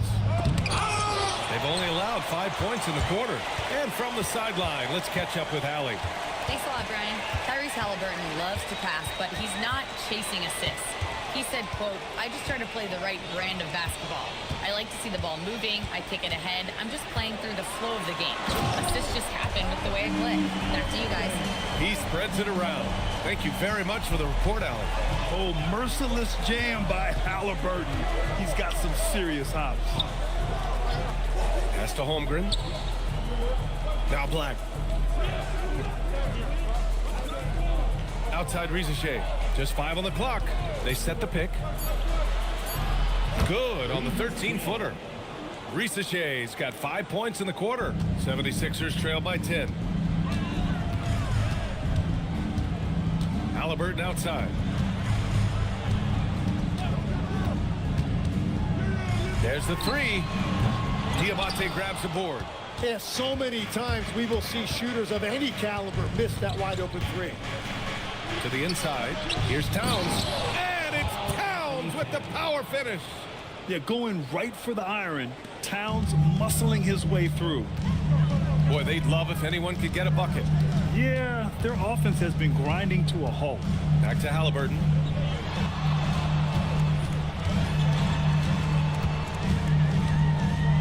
Shot clock at 5. Pass to Turner.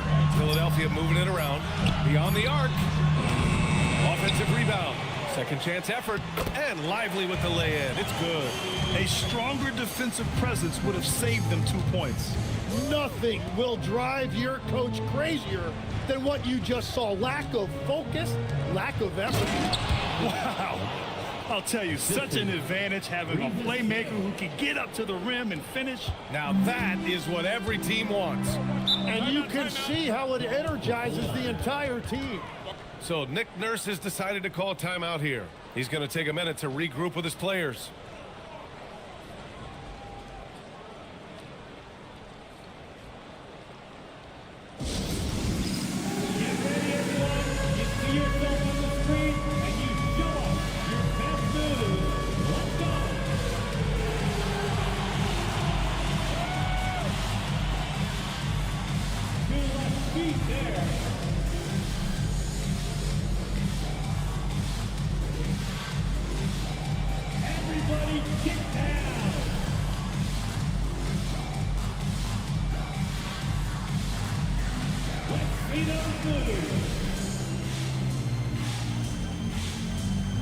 Smart's checked in for Turner. And a change for the Suns. Chua's checked in.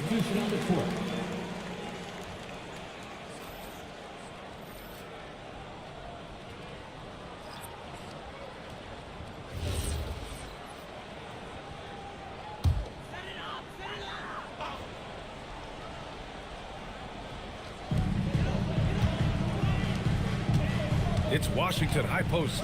Achua's there. Washington outside. Three-pointer. And it's Holmgren with a rebound. Holmgren's got 4 rebounds in the game. Pass to Diabate. On the wing, Risache. And there's the lob. It's stolen by Smart. Washington outside.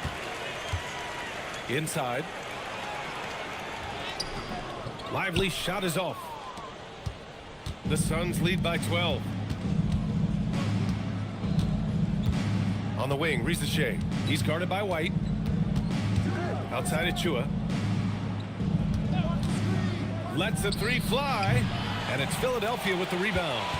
They'll be hosting Miami for their next game. That'll be the second of a 2-game stretch at home. Pass to Halliburton. Now Lively. 5 on the clock. Launches it from deep. Halliburton, no good. He seems a little out of rhythm right now. Black outside. Pass to Risache. Holmgren with a screen on White. Here's Holmgren. Fires from deep. Kept alive. Here's Diabate. Goes up and lays it in. Nice and easy. Diabate's got 6. And trust me, when the D's slow to react, he'll be the first guy to make them pay. Well, the way this game is going, I'm actually not surprised it was that easy for him. Pass to Halliburton to stop the drought. Look at Halliburton converting through contact. Yeah, 2 tough points by Halliburton. Mixing it up down low. Now Holmgren. And here's Black. Here's Diabate. 6 points for him. Pass to Holmgren. Takes a 3. Rebound by Philadelphia. Lively's got his 7th rebound of the game with that last one. White on the wing. Black defending. Launches a 3. White can't hit. And they're +5 on the boards after that rebound. And here's Risache. He's guarded by White. Holmgren against Smart. And the bucket counts. And he is on his way to the line. He'll try to make it a 3-point play. First trip to the free throw line for him tonight. And so the timeout by Jordan Ott here. And we might see some changes. Coach potentially looking to adjust.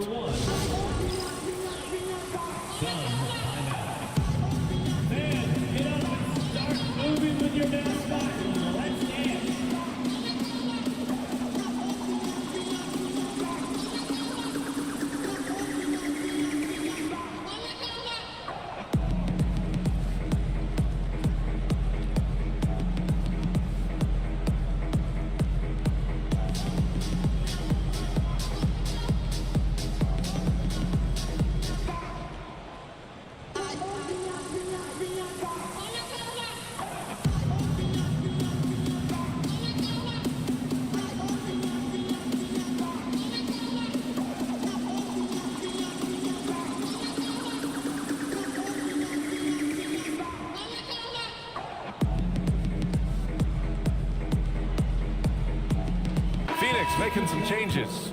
Williams is checked in for Diabate, and it's Rollins in for Risache. And the free throw, no good. Tim, you got into the NBA media very quickly after your playing days. Were you naturally drawn to this side of the game? Well, B.A., I think I always saw the game as a coach would, trying to watch all 10 players at the same time. So for me, the ability to stay connected to the game while also talking about it and hopefully teaching people really is what's drawn me to it from the beginning. And no suffering the L from the broadcast table. That's for sure. You don't have to have any sleepless nights. Smart passes to Halliburton. Here's the pick. The 3 is up. Williams grabs the board. They really have a commanding lead, not just in points, but in rebounds as well. Rollins gets the bucket, and the Suns lead by 18. And guys, the way this defense is getting manhandled down low, you have to wonder if they're at 100% right now. 2 minutes remaining in the first half. 2 minutes. Halliburton outside.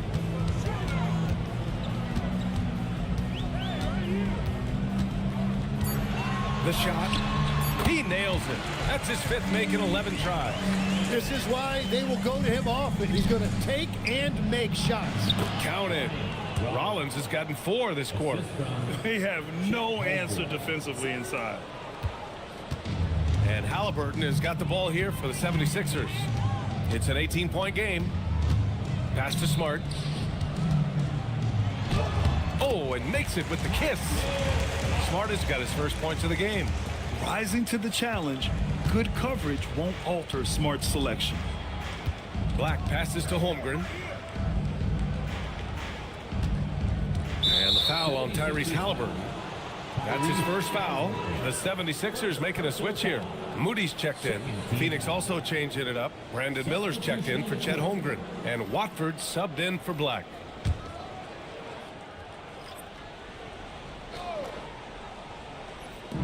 .102 left in the first half. Miller on the wing, covered by Johnson. Down to 5 on the shot clock. Pulls it. And the Suns miss again. 76ers trail by 16. Smart with the ball. Down low. Stolen by Miller. Watford outside. Here's Rollins. Defended by Smart. Williams passes to Achua. Here's Rollins. Defended by Smart. Let's go with a 3. Miller can't get it to go. Outside Moody. And no good. Trying to get that one to fall. And through the first half, a pretty lopsided affair. Phoenix out in front, up by 16. All right, now let's check in with Allie LaForce. Allie, what do you have? I'm here with Nick Nurse, and Coach, I saw you imploring your team to pick it up. Where do you need to be better in the second half? Well, we're not very good offensively right now. I think we're taking some okay shots, but we got to be a little bit more patient and keep moving it around a little bit. Need multiple paint touches rather than just one. So we just got to do a little bit better job of getting off it and relocating a little bit.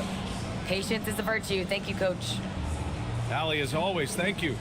We'll be right back to begin the third quarter right after this. Please direct your attention to center court and get ready for the fan half-court shot from Fleet. They're thinking about the shot.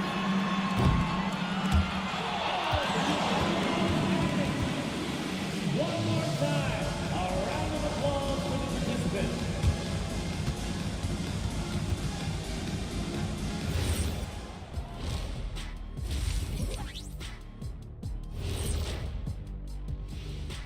Thanks for tuning in. Did you miss us? Before we discuss the game at hand, let's first check out the upcoming schedule. Taking a look here now at the 76ers, you really get to see what they're made of. After your hard work in the offseason. Yeah, you have big changes, and then you have subtle changes. Everything in preparation for this moment. And let's move on now to that first half. Obviously, a lot of work to do for the Philadelphia 76ers. They're getting steamrolled, giving up too many points in the paint. And it's just not a rim protection. You have to stay in front of all hands. Or you get broken down and eaten alive.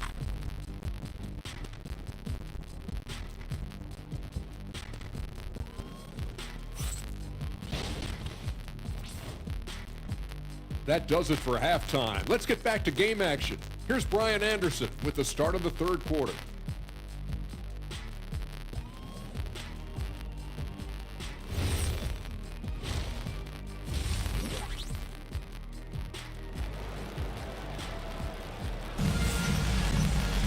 And as we dive into the second half, we'll find out if the next 2 quarters are any different from the first 2. So far, it's been a runaway.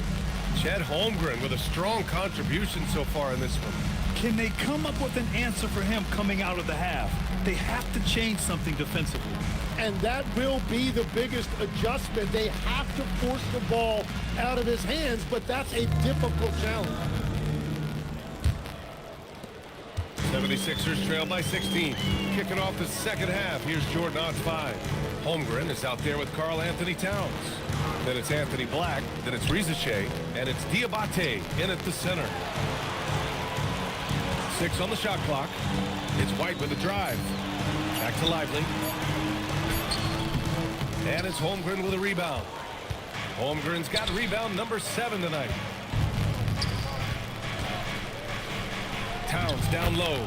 He's guarded by White. And the layup is good off the glass. Man, that's now 10 straight points in the paint.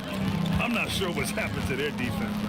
Well, Grant, the 2025 season was sort of a return to form for Karl Anthony Towns. Yeah, B.A. He just seemed more comfortable out there, right? Getting back to what his numbers used to look like and just playing with reckless abandon. Well, this is a good reminder for anybody who thinks he's too small for a 5. His athletic ability totally levels the playing field. Washington finds Turner. Now here's Halliburton. Rizachet covering. Washington outside. Shot on the wing. The Sixers with another miss. That's 3 straight misses to start the second half. Not what they wanted. Pass to Rizachet. Holmgren with a screen on Halliburton. And Rizachet gets it to go. Yeah, that's what Rizachet is out here to do. He is first and foremost a three-point shooter. A good one at that. Back to Halliburton.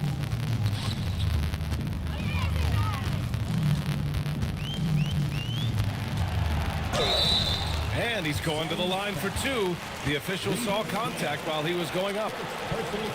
Legs, we've seen players extend their primes, extend their careers. What's behind that? Well, I think you have to look at the absolute best, LeBron James, and what he has been able to do in making that investment in terms of caring for his body.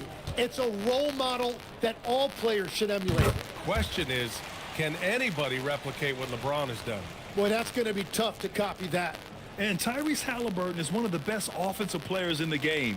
He shoots it at a high clip. He racks up a ton of assists and doesn't turn it over much as well. And both free throws good for Halliburton. Phoenix leading by 21. Towns outside. Some nice ball movement by Phoenix. Takes the 3. And it's Philadelphia with the rebound. Well, after nailing the first 3 out of the break, you can give him a pass for not making that one as well. Screen by Lively. Halliburton for 3. Fires in the triple. Halliburton's got 16 points. They finally got one to go, but not until they missed 3 straight to start the second half.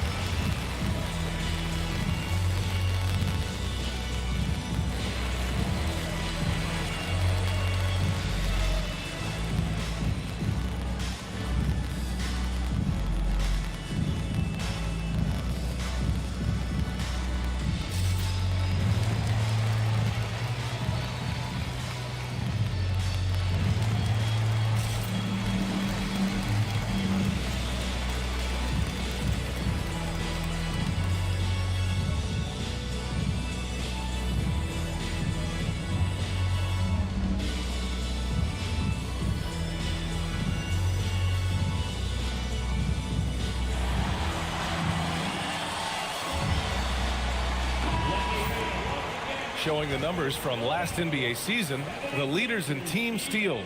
5th best, the 76ers. And this is a team that takes great pride in being aggressive on the defensive end. They take good risk and know when to go after opportunities for steals.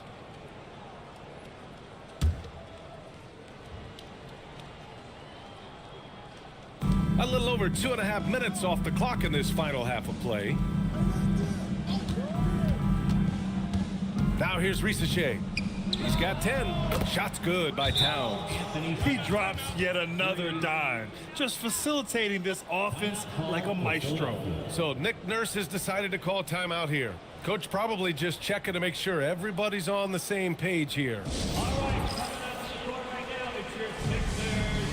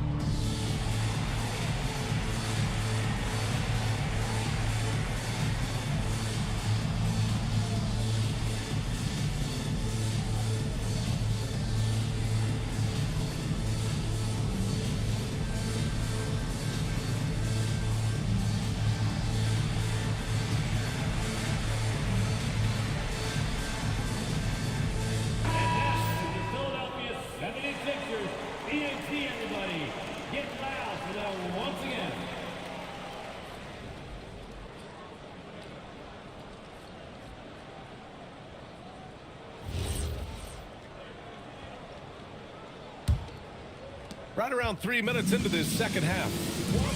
Halliburton outside. White looking it over. Pass to Turner. Now here's Halliburton. 5 to shoot.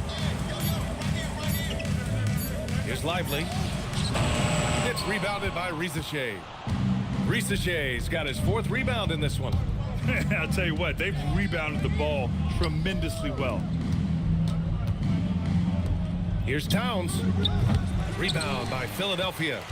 Lively's got rebound number 8 here already in the game. Washington passes to White. Over Risache. White can't hit. Using all of that size to create leverage and rip down that board. Black outside. The 3-ball. That one's good. And it's Towns with the assist. Towns has got his 3rd assist of the night. The 76ers have gone only 1 for 6 here in the second half. Turner passes to Halliburton. And he'll draw the foul. He'll head to the line for 2. That's on Zachary Risache. The defense is a little rough with Halliburton, so credit to him for committing to his selection. And let's quickly check out the scoring breakdown here for Phoenix. I mean, they played some beautiful basketball all game. The passing has been impressive, and it's opened up things with their ball movement. And they have left the defense scrambling because they have found success in the paint, which has allowed them to play inside out. Free throw good. Halliburton. George, he's checked in for the Sixers.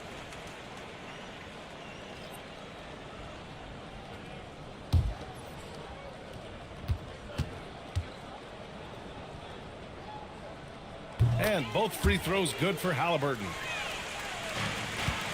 Phoenix leading by 22. Black outside. Towns outside. Jacks up a 3. And again, it's Phoenix from deep. 12 straight points off threes. This defense is not extending very well. Now here's Halliburton. He's closely guarded. George, right side. Just 4 to shoot. Back to Halliburton. And a miss there on the triple. And right now, they're +8 in the rebounding category. That's helping them run away with this. Holmgren, the pass to Black. There's a screen to the inside. And he dunks it. What a pass to set him up. They've been very well-rounded and extremely focused. And because of that, this one looks like a bit of a mismatch. And keeping us updated from the sideline, Allie LaForce. Hey guys, the NBA has its eyes on the old continent. Commissioner Silver said there continues to be an enormous opportunity to take basketball to another level in Europe. The quality of the basketball there has been fantastic, and we think there's a commercial opportunity to create something special. Brian? Okay, Ali, appreciate the update. Well, you have a feeling this would be a completely different game if it wasn't for his brutal shooting performance. Holmgren with a screen on Halliburton. Offensive rebound. And that one's good. Holmgren. And this is what coach wants to see from Holmgren. Outworking the defense to get a second chance look. Turner finds Halliburton. Here's White. Oh, got a piece of it. And that's out of bounds. Last touch by White. So it's both teams making substitutions here.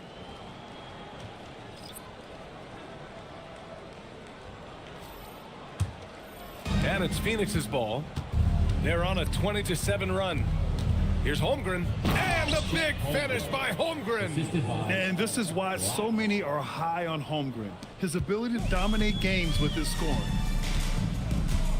To the middle. George with the bucket. George has got 5 points. Well, to stop him, you have to get better rim protection than that. Size and shooting touch always in demand, Legs, and two things that Keyshawn George possesses. Yeah, he's an interesting combination because he grew up playing point guard, but hit a growth spurt later on. So he's got the vision and ball handling skills of a point, but now he's adding that scoring prowess of an off guard. A player to watch for sure. No doubt. Turner, a screen on Towns. And George with the jam. Just great offense. The screen freeing him up for the slam. Hey, without that screen, he doesn't get a clean look at the rim. Yeah, it's the power of the two-man game. After all these years, it's still the most difficult set to defend. White, the pass to George. And the foul called on Anthony Black. That's his first foul of the game. Moody's checked in for Philadelphia. Marcus Smart comes in for White. Achua's checked in for the Suns. Rollins comes in for Chet Holmgren. Now Smart. Outside Johnson. Lays it up and in off the pretty assist. 6 points for him. Want to score in the NBA? Picks can really force the D to make tough choices. Pass to Watford. And here's Achua. Deflected. Here's Moody. And it's blocked. And so it looks like it'll be Philadelphia ball. And it's time to take another look at that powerful block. You know, you can't ask for any better defense than that. He responded so fast to the shooter, and it stifled him. Phoenix making a switch here. Williams is checked in. Jalen Williams.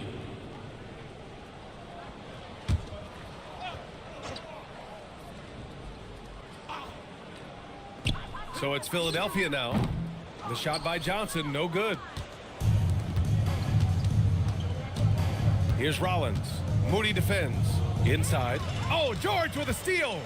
They've got numbers. Smart outside. Johnson inside. He's against Watford. The shot by Johnson, no good. Phoenix has gotten 12 of their points this quarter from deep. 4 of 6. And here's Miller.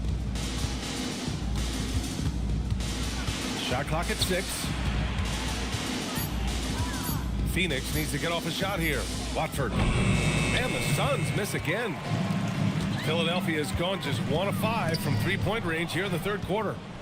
And now the Suns fast break. Left side of Chua. Oh, George with a steal. And count the basket. He was fouled, and he's going to the line for one more. And he's got his first opportunity at the line here tonight. Watford. First personal foul. 4th team foul. At the line for one, Keldon Johnson. And every year, Johnson seems to get better. His drive to want to be great is admirable. Phoenix leading by 22. Pass to Miller. To the paint. to win the cold spell. Achua with the dunk.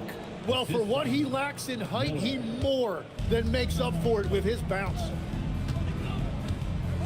Smart finds Johnson.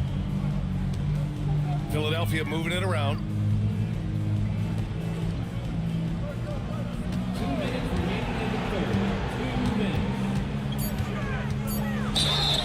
And he got the whistle on the way up, so he'll be headed to the line for a pair. It's on Brandon Miller. And good aggressive play. Johnson knows if he goes hard inside, he'll be rewarded with the whistle. And he can't get the first one. And they've been playing with much greater physicality this half. Getting themselves to the free throw line is a bust.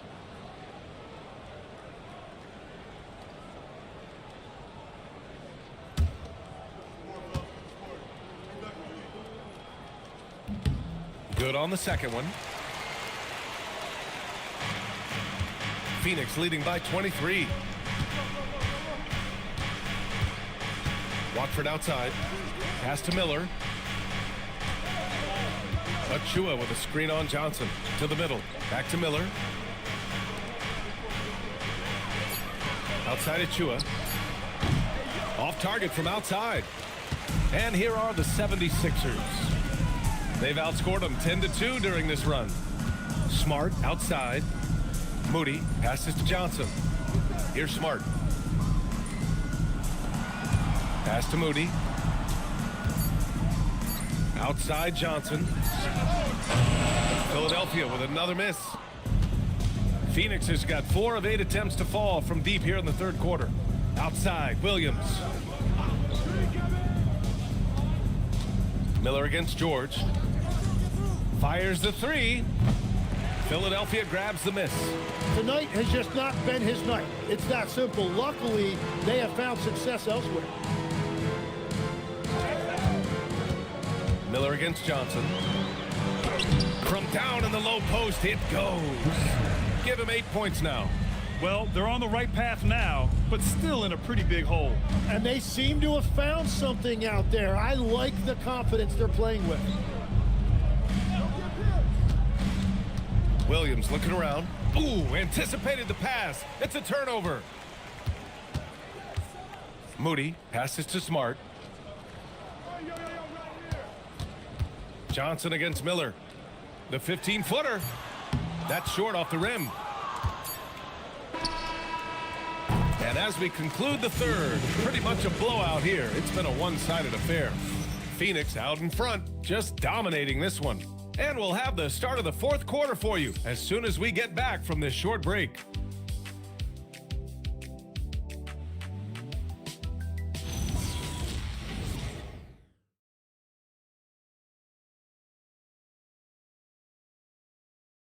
And a worthy candidate tonight as we take a look at our State Farm assists of the game. And I'll tell you what, this was a no-brainer tonight. Take a look at the precision on this feed. Couldn't place it any better. Yeah, playing for one another. That's the definition of teamwork.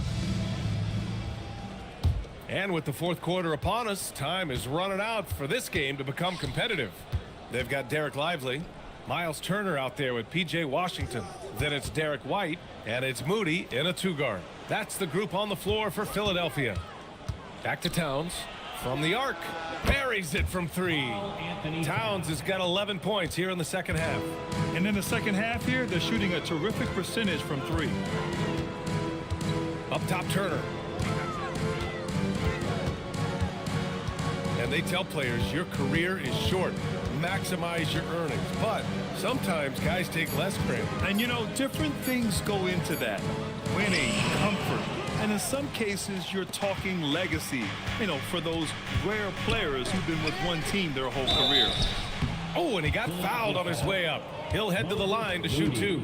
And no matter what the chatter is out there, all Big Cat does is produce on a nightly basis. For the Suns, Karl Anthony Towns. 2 shots. Shooting 2.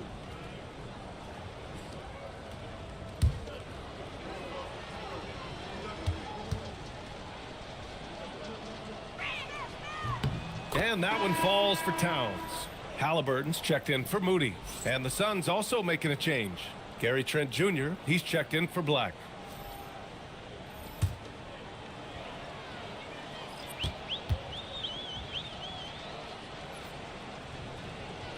He's off on the second. And for all the talk of unicorn centers, a lot to be said for a rim-running big man like Derek Lively, Tim. Yeah, his mobility fits the modern game, B.A. He can move his feet, which allows him to cover in space. And then on the break and as a rim roller, watch your head. Just two to shoot, and the three-pointer goes. Well, those are the ones you're happy to get every trip down the floor if you can. And so he draws the foul, headed to the line to shoot a pair. Grant, you look at some of the rule changes in recent years. Does it seem to you like coaches' challenges are here to stay? You know, B.A., it does. And I think that's a good thing. You know, I can think of a few calls I would have liked to challenge in my day.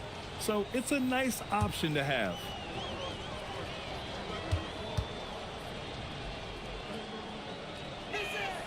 And he drops the first. Risache, he's checked in for Trent.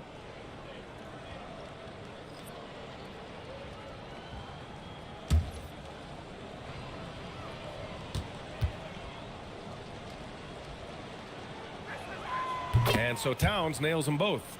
And after not getting to the line in the first half, he has changed his mentality. He's being much more aggressive. Towns against Washington.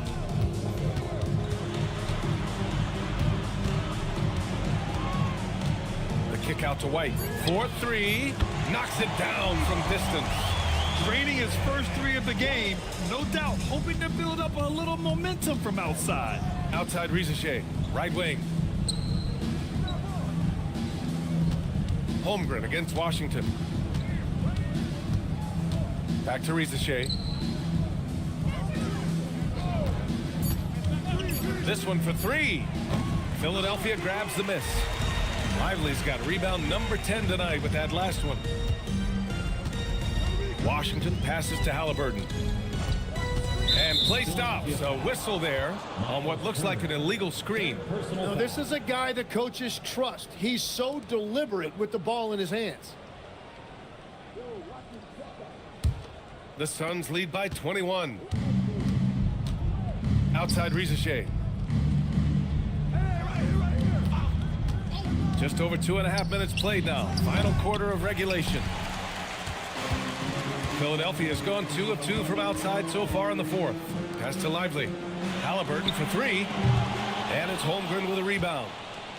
Holmgren's got rebound number 12 now. Tenacity on the glass. Risache, no good.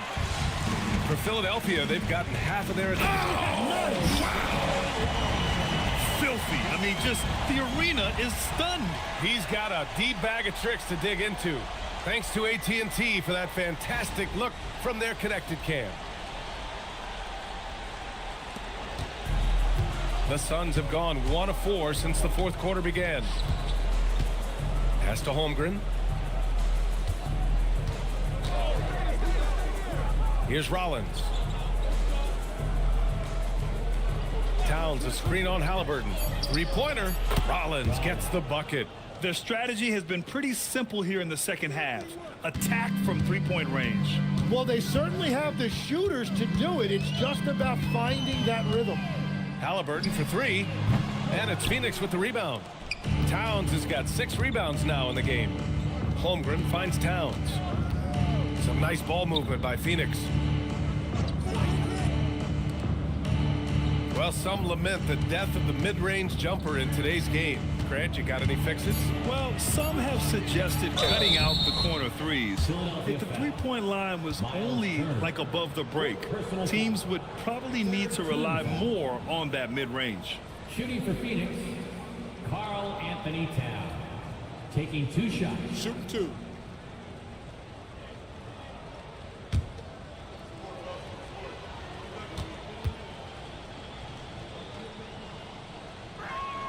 And that one falls for Towns. In the second half, their free throw percentage has improved, hitting in the low 80s now. Black's checked in for Phoenix.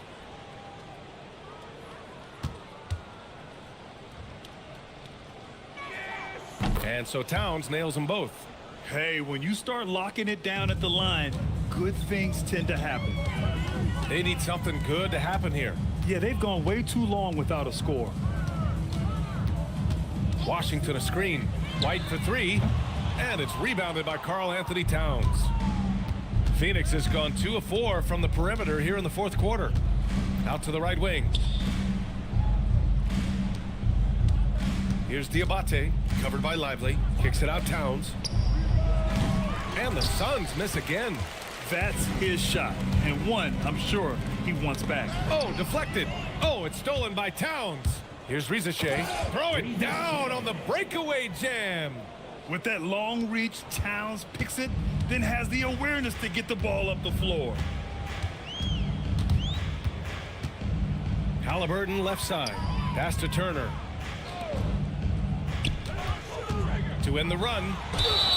Oh, and there's the whistle on the shot. So 2 free throws for him coming up. That's on Zachary Rizachet. Well, officials have never been under greater scrutiny. So development is key, Grant. And I read now they have a training app refs can use on their phones. Yeah, I mean, we've seen the players leveraging electronics to train smarter. And it's great to see the officials making use of technology as well. The first one falls. And despite the NBA's popularity, some folks criticizing the wide-open style of play. Yeah, you know, B.A., some of the artistry is lost when guys are mostly hunting for open threes. But for some teams like the Celtics and Warriors, that's been a championship-winning formula. And, well, we all know it's a copycat league. Here's Black.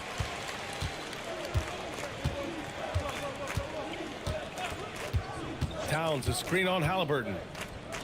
Black passes to Holmgren. And the big finish by Holmgren. And you love seeing Holmgren go strong at the rim. Halliburton left side. Green for 3. That's good. And Halliburton gets the assist. Halliburton's got his 4th assist in this one. To the left wing. Back to Black from behind the arc. It's hauled in by Sensabaugh. Philadelphia's gone 3 of 6 from downtown so far in the 4th. Count it. Sanders has got his first 2 points. That's the right pass to make. Beautiful job. So it'll be 2 free throws. He was fouled in the act of shooting. That's on Derek Lively. Man, the defender really went after him. First one falls for him. 2 shots.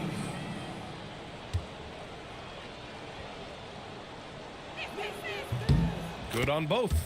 What you can't help but notice this half is how lights out they've been from the free throw line.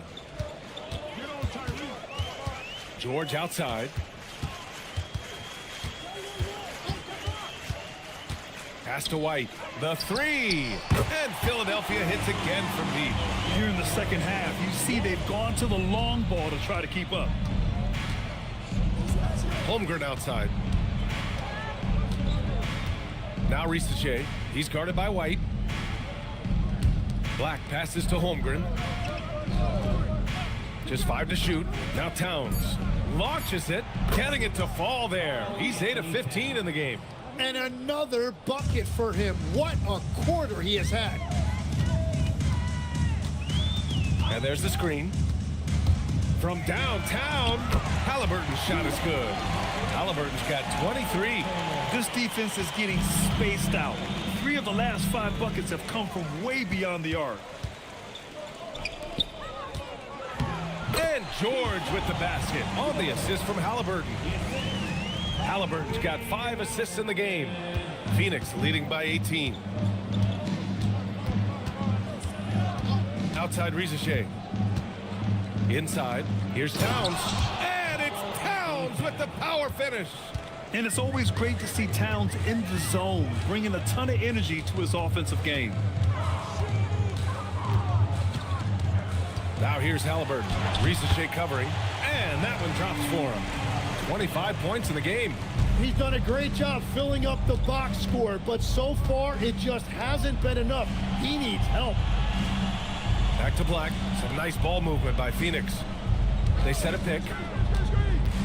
Pass to Towns for 3. Connects from downtown. Towns has got 30. And they keep attacking from the three-point range here in the second half. Now Halliburton.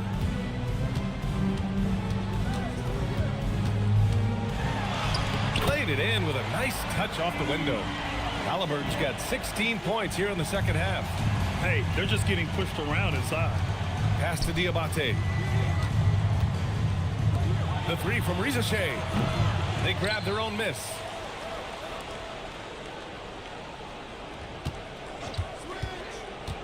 Towns outside. The three. Gets the three ball to go. Towns has got 33 points. Exactly what every offense needs. Shooters who can force the defense to extend. Yeah, that's how you create that spacing, and that will open up a lot of options offensively. And so it's Nick Nurse calling timeout here. He wants to make sure everyone is aligned, given the situation right now.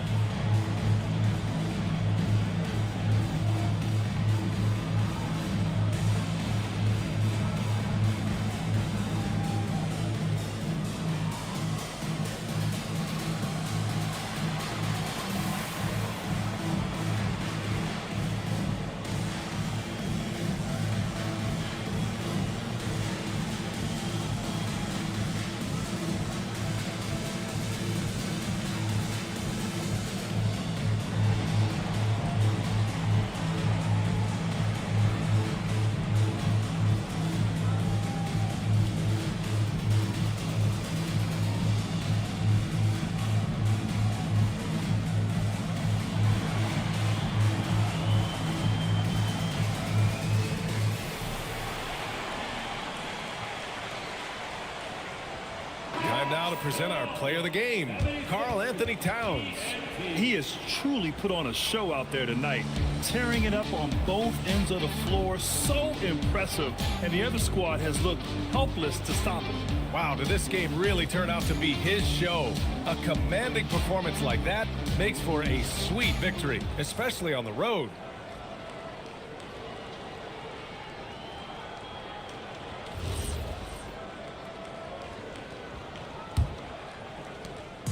And so it's Halliburton with it. He brings it up for the 76ers.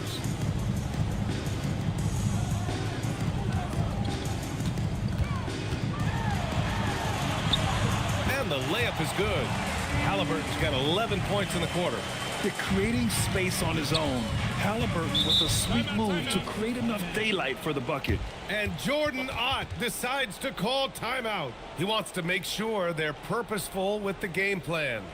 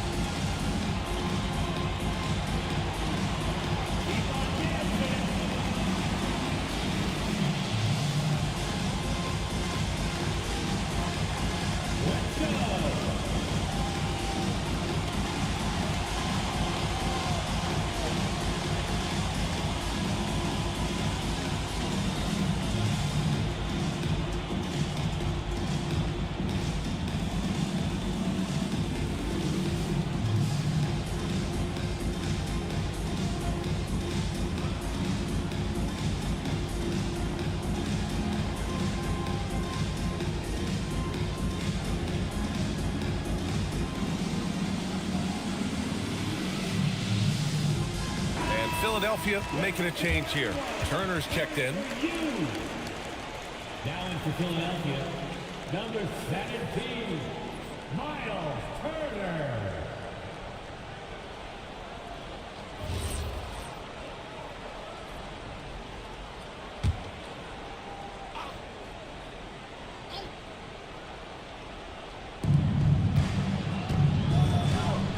Black outside.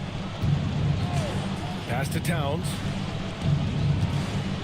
Oh, and Turner with a block. An impressive shot blocker.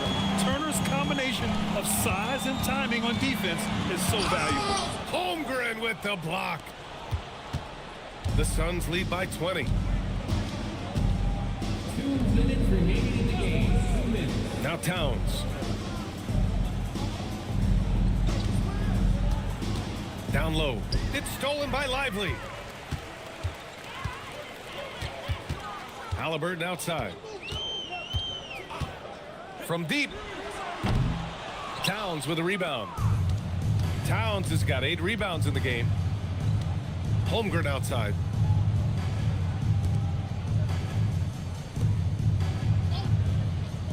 Pass to Towns. And Turner with the block. Well, the scoreboard tells you everything you need to know about this one. A great showing here for the Suns. This team did a lot of things well tonight. Number one was passing the ball. And it was a team that was in rhythm. And they just trusted each other to take the right shots. And so this win marks their first victory of the new year. They were well prepared coming in and showed a real competitive streak. And when you look at the game, the one thing that helped fuel this team to victory was the efficiency for Karl Anthony Towns. Well, he had a lot of success making plays for his team and breaking down the defense. No good on that one. Both teams deciding to change it up.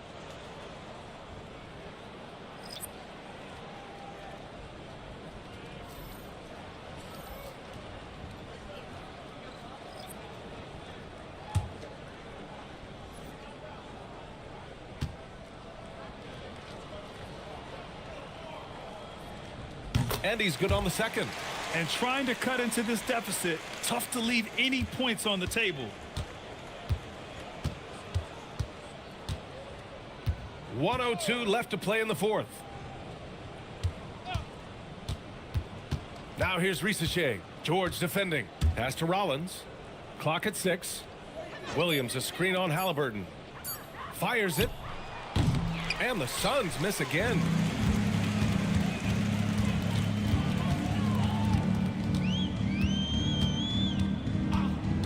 And here's Johnson. Back to Halliburton. No good on the 3. And so it's Phoenix with it. They have a 19-point lead. Here's Rollins. Turner covers. Williams a screen on Johnson. Pass to Williams. To end the drought. Sinks it from distance. They really came in with the right mindset today. I can guarantee you their flight home will be filled with some smiles. It is never easy to win on the road, but they rose to the challenge. So it's the Suns winning this one easily. Boy, this crowd has to be shocked by the way their team was dismantled. Now, shocked and surprised. It doesn't matter what the matchup is. You never expect a road team to just waltz in and cruise to the type of victory like we saw tonight. All right, to Allie LaForce with our player of the game. All right, I'm with Karl Anthony Towns. Karl, congratulations on the victory. What was key in getting the win here tonight? I mean, we played like we wanted it more. You know, we came out here and we just did a lot of great defensive stops. It wasn't offensive. It was more defensive. We did a great job. We got those 50-50 balls, put us in a nice position. We can see and feel that desperation. Congrats on the win. Thanks, Allie. Great interview once again. And that'll wrap it up, folks. For reporter Allie LaForce and for Tim Legler and Grant Hill, this is Brian Anderson saying thank you for joining us. And as we leave you, here's a look at our player of the game, Karl Anthony Towns.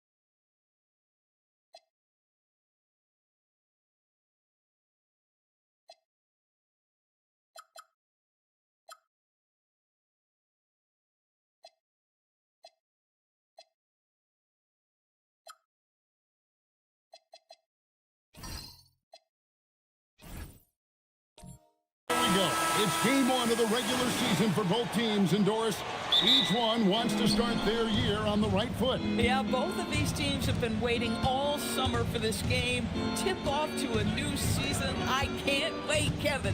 And checking out Minnesota's opening lineup. They've got Adams. George is out there with Flag. And it's Rudy Gobert. And it's Brooks in at the 3 slot. And developing that 3-ball shot, George is putting in the work now. Alexander Walker on the wing. Back to Booker. Pass to Avdia. Ingram against Adams. And Adams sends it back. One-on-one here. Here's Brooks. Here's George. Lays it up off the glass. George has got 5. And nice touch inside. George can finish from all 3 levels. Outside, Avdia. Pass to Ingram. Fires from the wing. Gobert pulls it in. Listen, that's a good shot for him. He just couldn't connect. Now we'll hear from Allie LaForce, and she's got a story for us. An update. Allie? A bit ago, Brian Keefe and I were able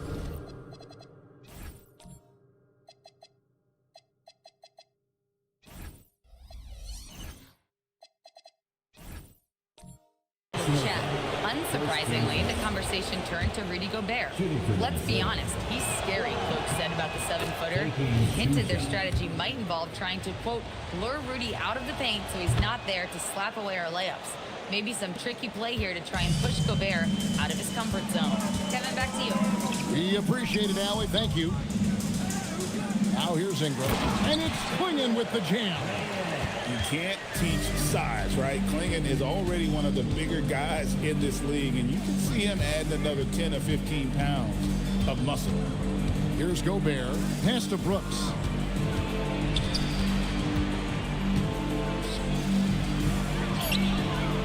That shot is off.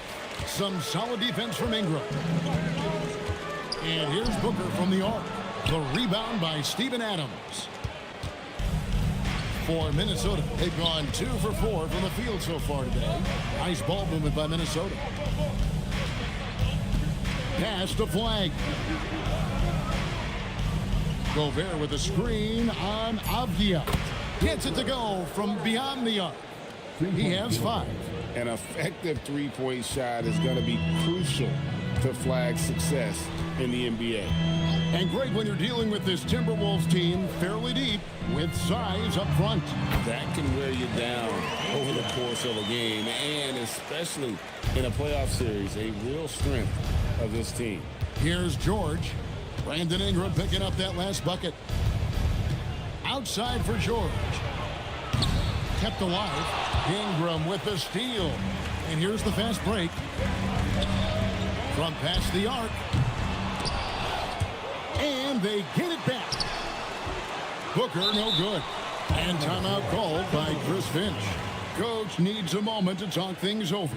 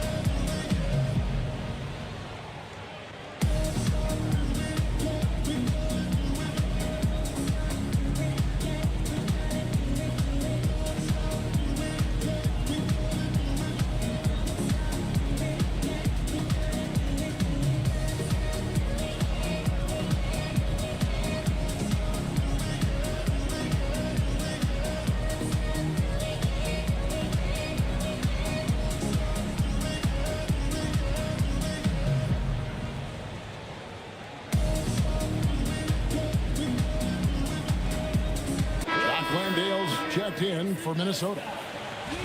And we've got a moment now to look at the rebounding trend over the last few months for Jock Landale. What a great trend it's been for him in terms of his rebounding. He's been getting after it on the glass these past few months. His numbers are way up, and that makes him so much more effective as an all-around contributor. Now, here is George. 5 points in the game. Pass to Brooks. Jacks up a three. Another miss by Minnesota. Wizards trail by 6. To the middle. Here's Klingon. Great pass to set up the lay-in. Oh, good luck against Klingon in close. That's where he makes his money. George with the bounce pass. Fires the three. Rebound by the Wizards. Pass to Alexander Walker. Back to Booker. The shot goes in. First of the night. He's 1 for 3 to start the game. Guys, that's just really unstoppable. He poses a ton of matchup problems for whomever he's facing. And a wide open look for Flag. His three-pointer's off the mark. And so it's Ingram who brings up the ball for the Wizards. Trailing by 2. The ball movement on this run has been fantastic and is a big part of why they've been able to get these good looks. George passes to Landale. Now Flag. Here's the screen.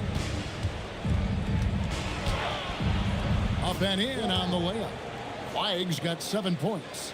And you see the explosiveness of Flag, the athletic ability giving him an edge inside. Adams against Ingram. And that one, good. Ingram's got his second bucket. And the lack of effort to fight over the screen there makes that an easy shot. You know, we see this all the time. You're basically, as a defender, hoping the man misses rather than putting in the work to get over screens. Now here's Brooks. Still yet to score. If he's got that much space, he's got the green light. He just doesn't make it. Abdia finds Ingram. Now Klingon. Adams defending, and the shot goes in. And it's 6 points for Donovan Klingon. Every time they get scored on during this run, it's come from inside the paint. Pass the Flag from outside the arc. Booker pulls it in. Sometimes the game requires you to just keep at it, so he's got to be aggressive. Now Klingon. Here's Ingram. Over Brooks. And Ingram with the basket on the assist by Klingon. 6 points for him. Boy, hard to operate any more efficiently than this guy has this quarter. And timeout called by Chris Finch. He's going to take a minute here to get things straightened out.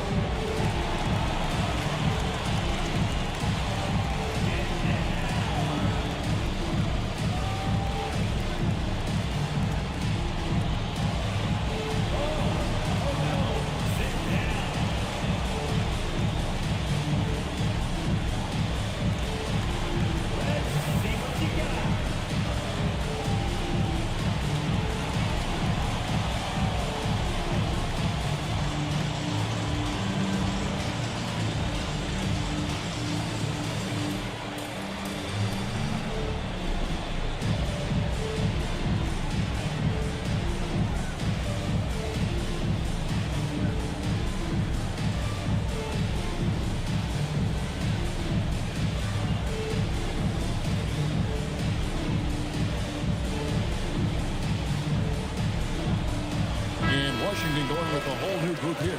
And then for Minnesota, Queens checked in. And it's Tyler Hero in for Keontae George.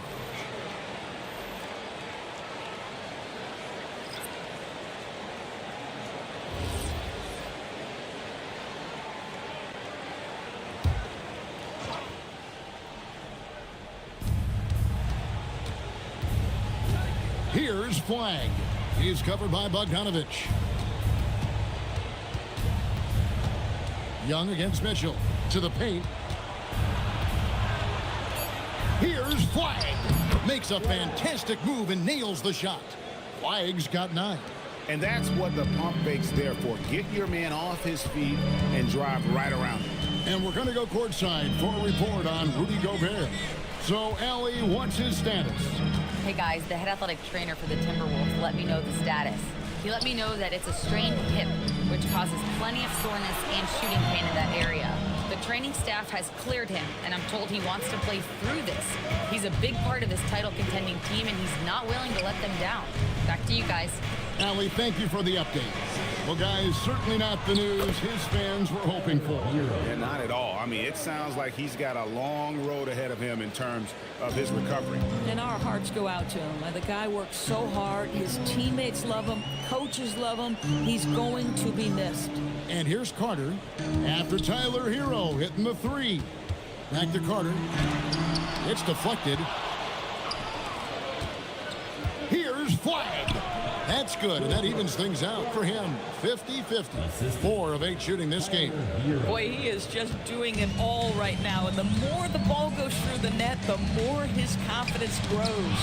And what you love about Cooper Flag, GA, he's committed with playing the game the right way.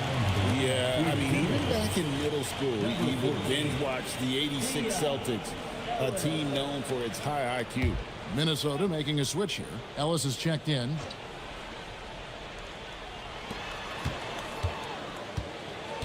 Collins looking around. Shot clock at 6. Carter with a screen on Hero. And Carter with the basket on the assist by Eric Gordon. Carter's got it all tied up now for the Wizards.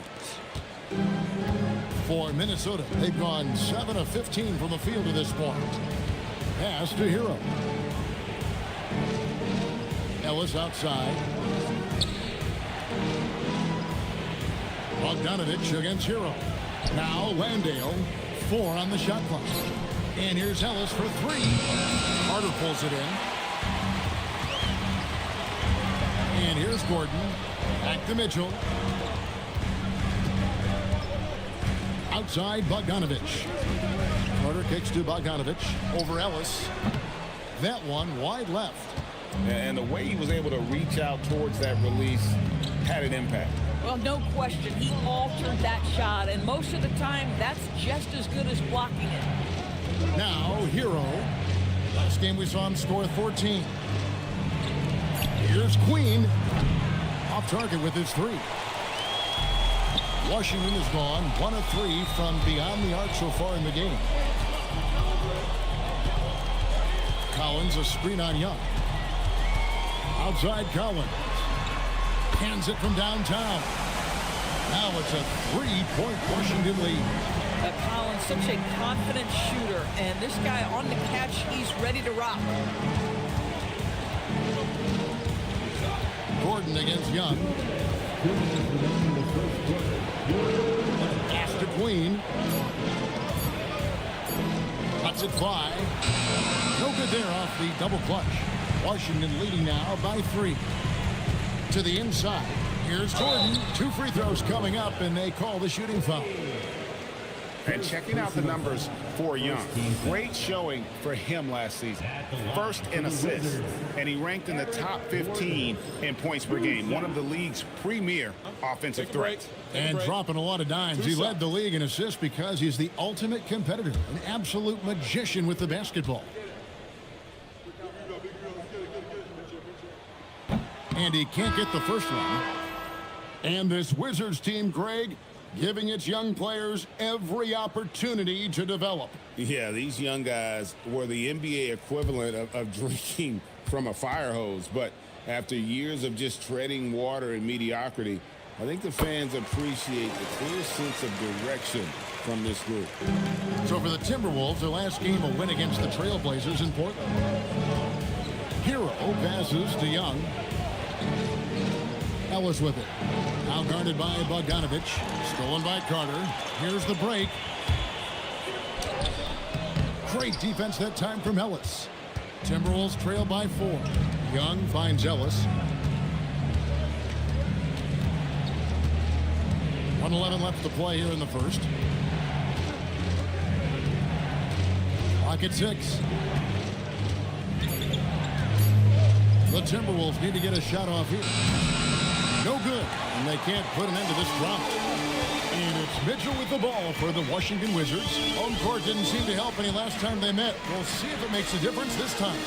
Well, if they want to avoid the outcome of that first meeting, they'll need to be stronger on the glass. They were completely outmatched in the last one. Well, you have to believe the coaching staff made that a point of emphasis. Better aggressiveness, better intensity on the backboards.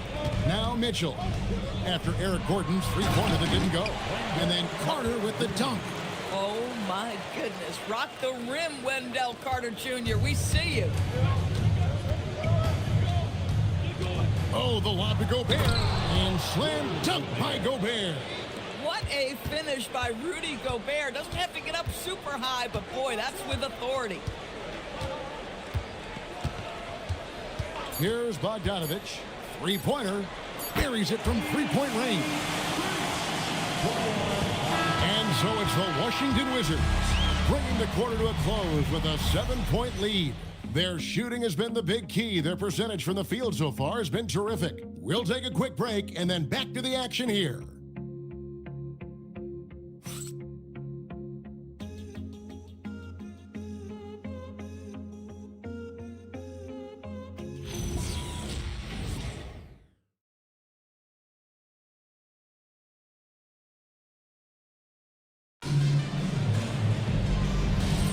And thanks again for tuning in. If you're just joining us, we've played through one quarter of action so far. And a closer look here at the scoring breakdown for the Wizards. So far, they've moved the ball well, leading to open, high-percentage looks. Lots of assists in this one. And they've also shown dominance in the paint so far tonight, really putting the work in down low. Avdia out there with Collins. Then there's Devin Booker. Then it's Nickeil Alexander-Walker.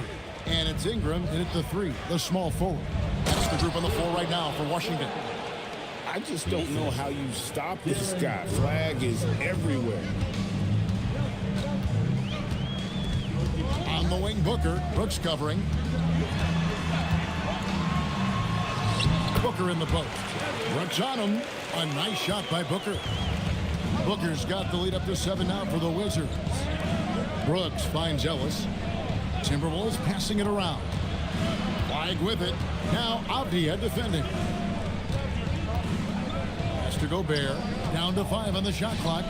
And here's Ellis from beyond the arc. And they'll get another chance. Flag drills the three-pointer. Flag's got 5 points now in the quarter.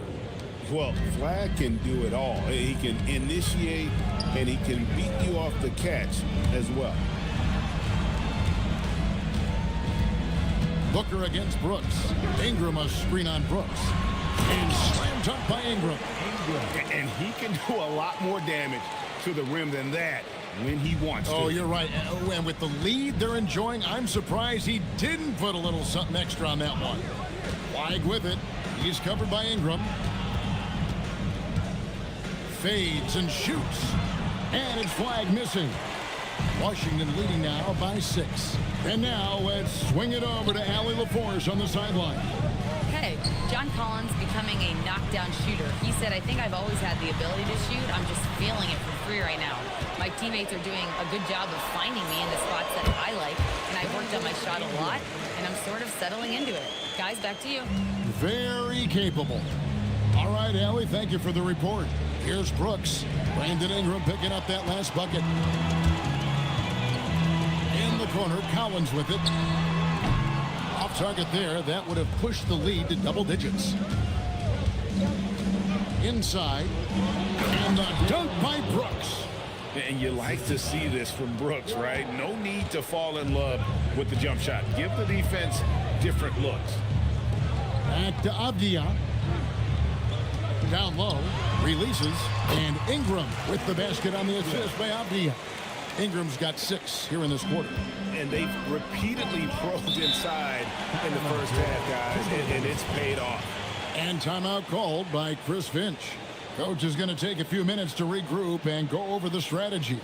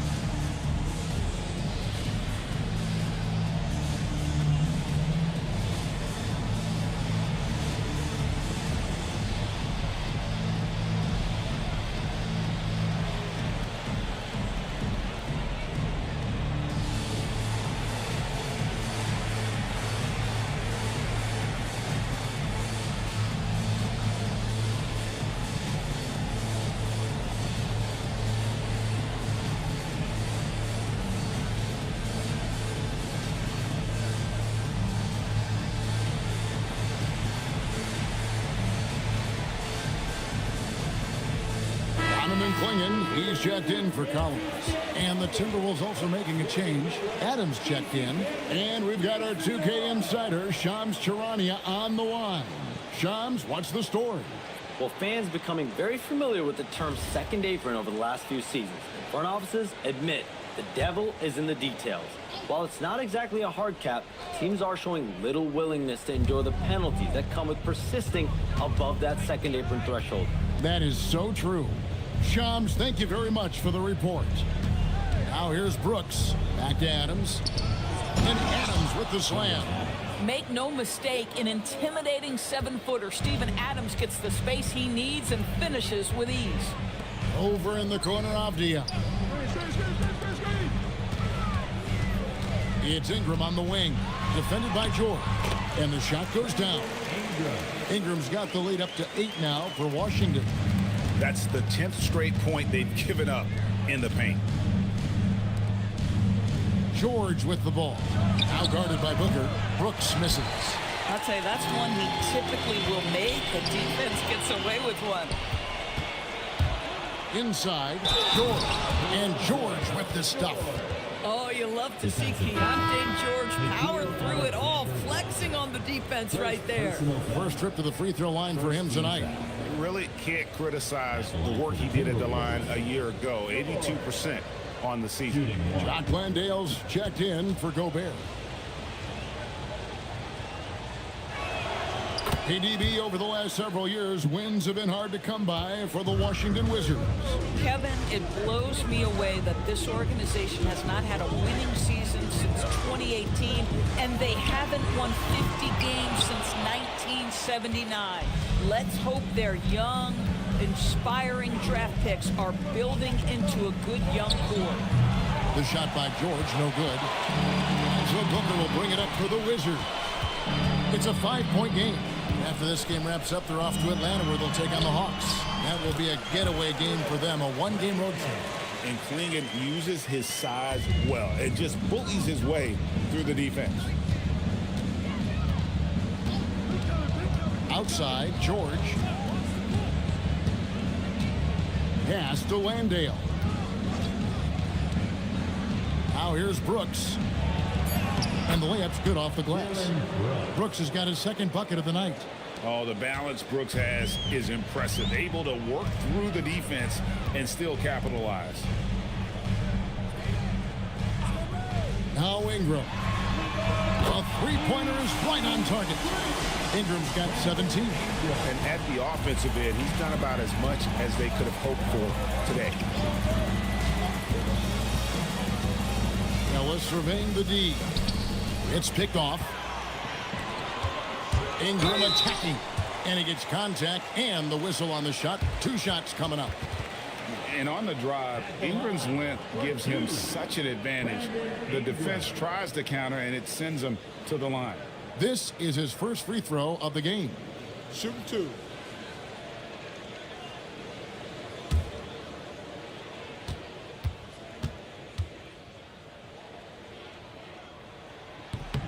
First free throw is good. And Doris, what you love about Brandon Ingram, he's the total package. He is, Kevin, because he's got incredible size, great shot-making ability. He's a 3-level scorer, and you can mix his matchup on the defensive end. And the Wizards making a change here.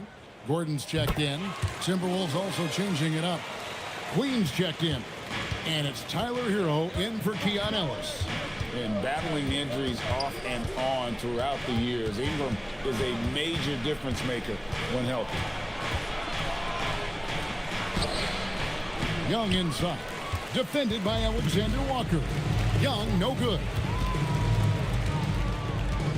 Gordon kicks to Avdia. Pass to Ingram.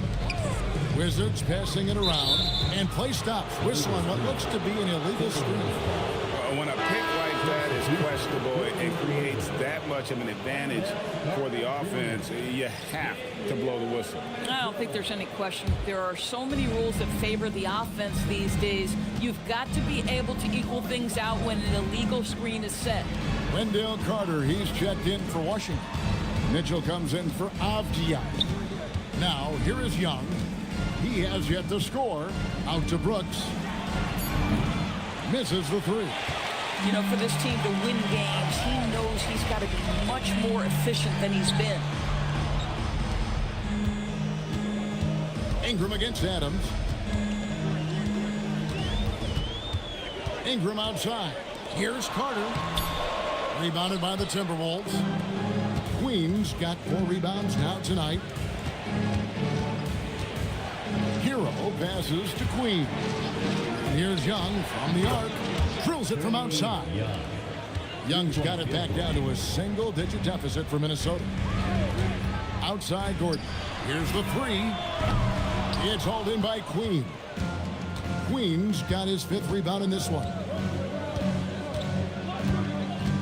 Young outside.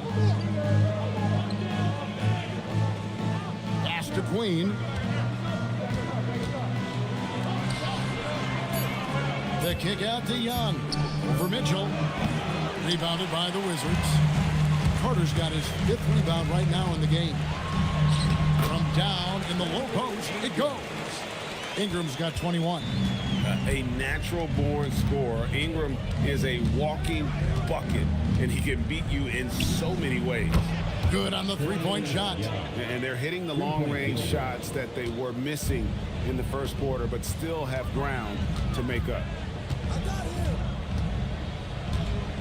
Carter with a screen on Adams. To the middle. Stolen. Here's Hero. And the Timberwolves tack on 2 more. And savvy play by Hero, using the pull-up jumper to catch the defense off guard. Carter with a screen on Adams. Carter outside. That's good, and it's Ingram with the assist. Carter's got 7 points in the game. Every team wants bigs who can knock it down from distance. Yes, sir. Young with no one around. Trying to answer back, but that three is off the mark. Alexander Walker passes to Ingram. Carter with the screen. Lets it go from deep.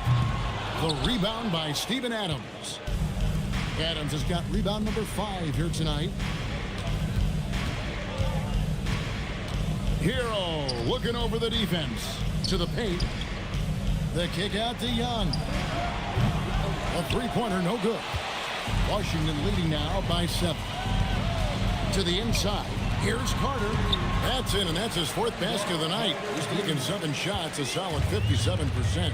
Well, we've seen that movie a few times, haven't we? An easy bucket in the paint.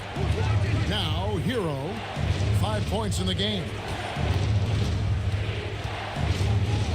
Here's Queen. Young for 3. Another miss by Young. Well, I don't love his shot selection tonight. You've got to work for better looks. Here's Ingram, and slam dunk by Ingram. Going for a dunk, Ingram uses that physicality, clearing the defense out of his way. Hero on the wing, defended by Alexander Walker. Pass to Adams. Young against Mitchell. That one's good, and the Wizards' lead is cut down now to just 9 in the basket from Young. Boy, slow start for him out of the gates, but you can feel that rhythm building. And Brian Keefe wants a timeout. He made the decision to huddle up with his guys and talk about strategy.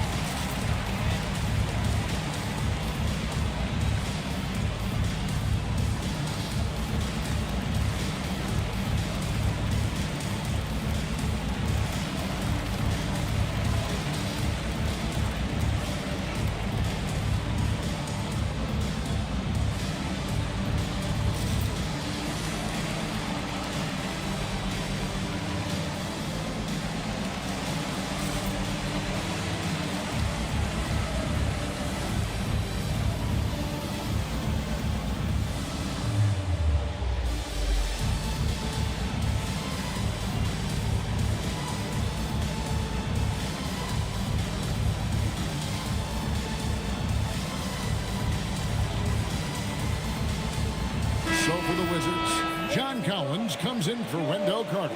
And it's Bogdanovich in for Nickeil Alexander-Walker. Rudy Gobert, he's checked in for the Timberwolves. Clyde comes in for Dylan Brooks.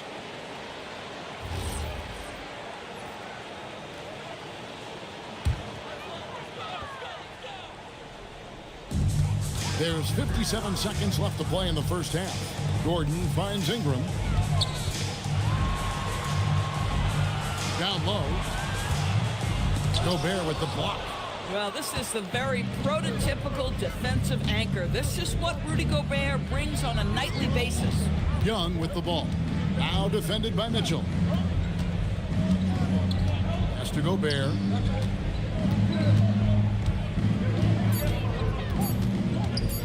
Over Bogdanovich. Gobert, no good. Boy, no idea why he went with the fadeaway. Had a clean look at the basket. And they call the foul, so he's got the and one chance here to make it a three-point play. Yeah, that was the third straight high percentage look the defense has allowed. The defenders have got to start putting bodies on bodies.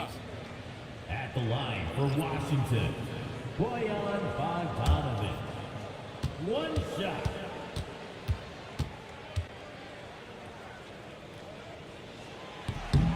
Free throw good, Bogdanovich. Well, Bojan Bogdanovic may be one of the most underrated players in this league. This guy understands his role and plays it well. Now, Hero. Good D by Booker. And that does it for the first half of play. It's the Wizards up by 12. They'll be back shortly, live from Washington.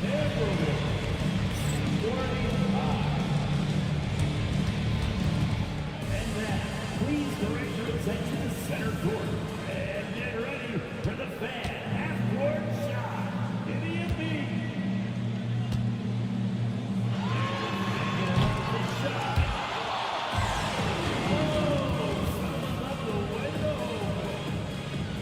One more time.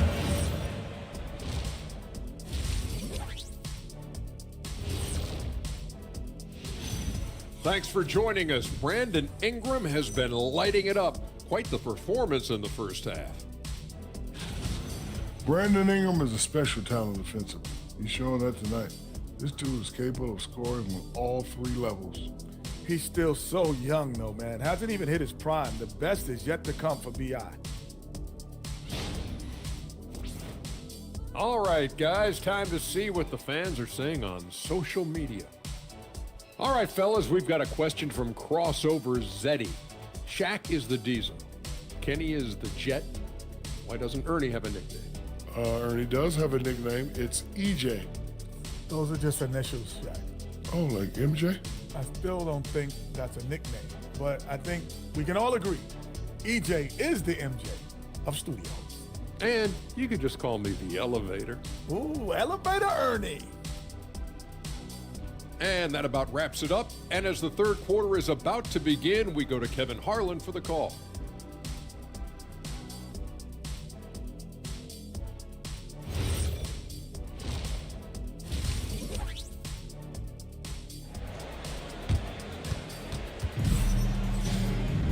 And there wasn't too much drama in the first half, but maybe things will tighten up here in the second. Brandon Ingram has been sensational. Yeah, and just look at the numbers from the first half. He has been very efficient. I think they've taken their time. They've showed incredible patience. It's a sign of a well-coached ball club.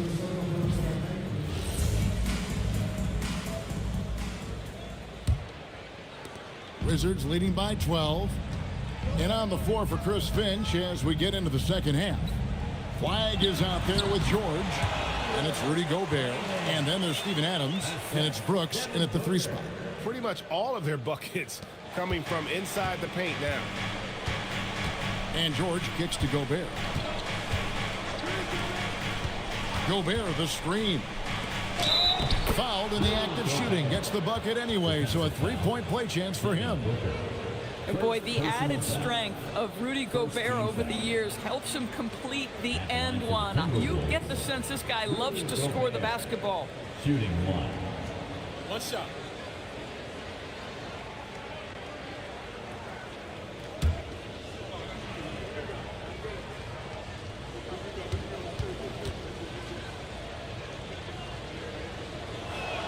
Gobert, no good on that free throw.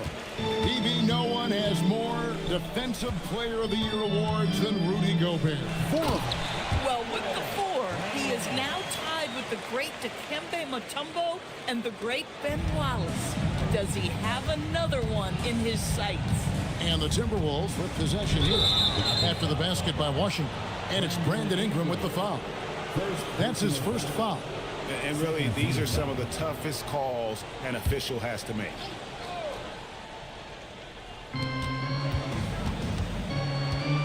Brooks feeling it out a bit. Pass to Gobert. Shot clock at 5. Gobert, the screen. This one for 3. I like the effort Booker gives on defense, especially when he pressures the shooter.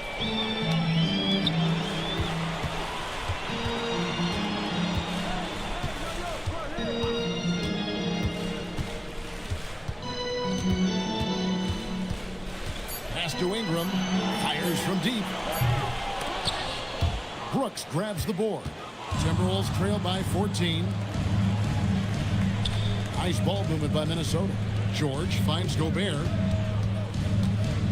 Looking for George. He gets it there. Now here's Gobert. Clinging, covering. 6 to shoot. Here's Flag. Over Booker. The Timberwolves again can't hit.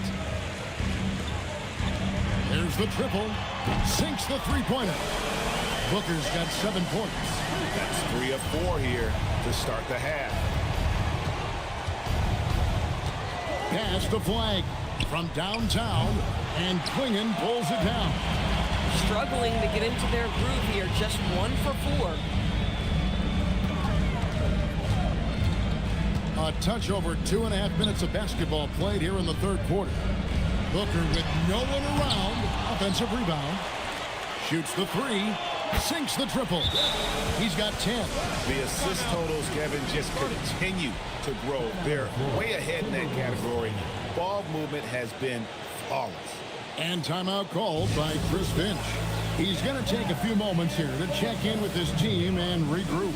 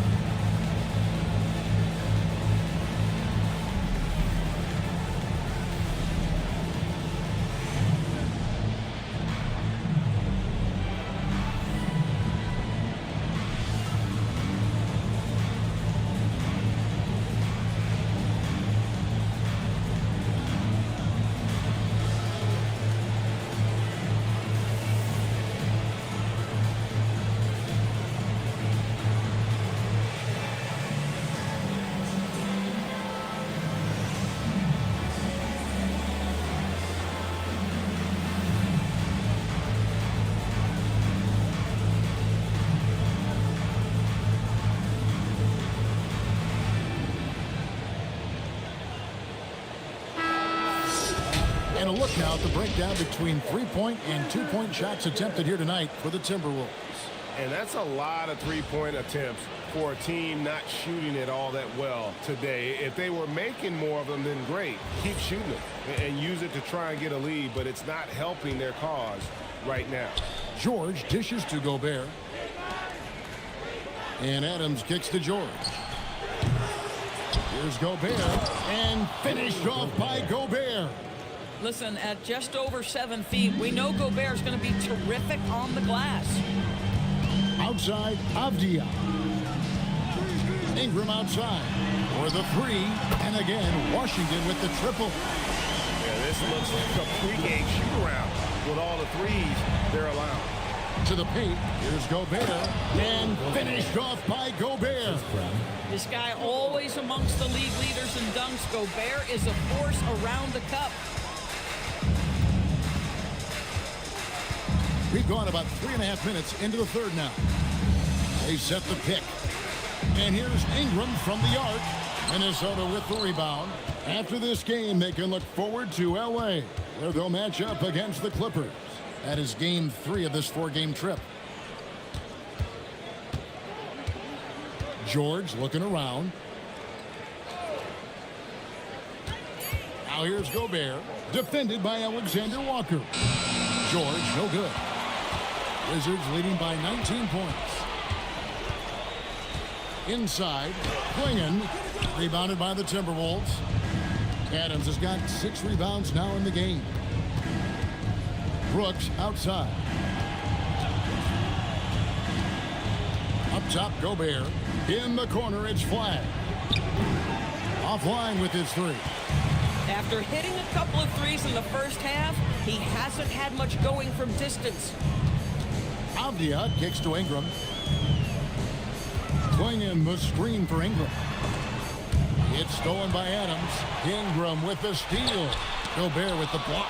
There is a reason his nickname is the Stifle Tower. Send it back, Rudy. And taking a quick look here, guys, at the hustle stats for the Wizards. They have been a wrecking ball defensively, coming up with steals, being active with their hands, and just doing a terrific job of disrupting the rhythm. And you also have to love the way they've gotten out and run in transition. A ton of good chances tonight simply from being willing to run the floor. Here's George.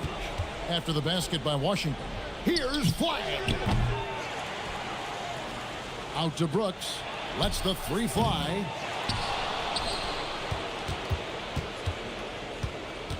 Pass to Gobert. Here's Flag. And another shot. And Gobert with the lay-in. Gobert's got 10. You simply must account for Rudy Gobert and keep him off the offensive glass. He's done it his whole career. Now Flag. 16 points for him.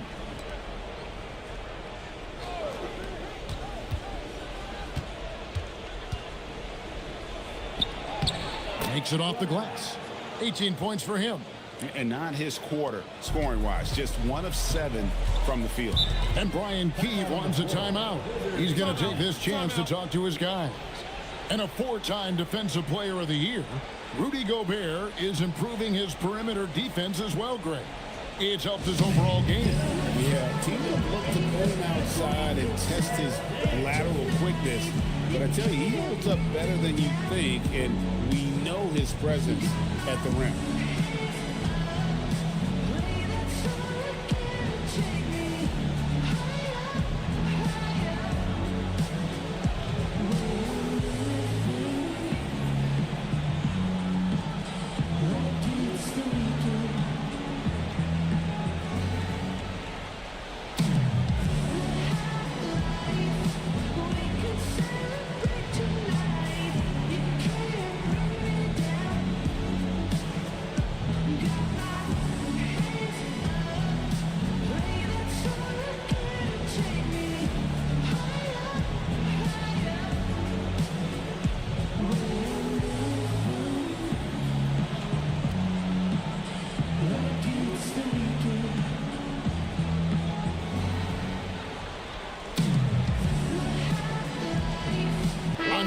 Here for the Timberwolves.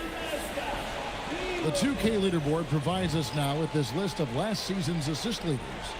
Trae Young on top. And it was the kind of season that he'd like to repeat over and over. Nobody was better at creating easy baskets for their teammates.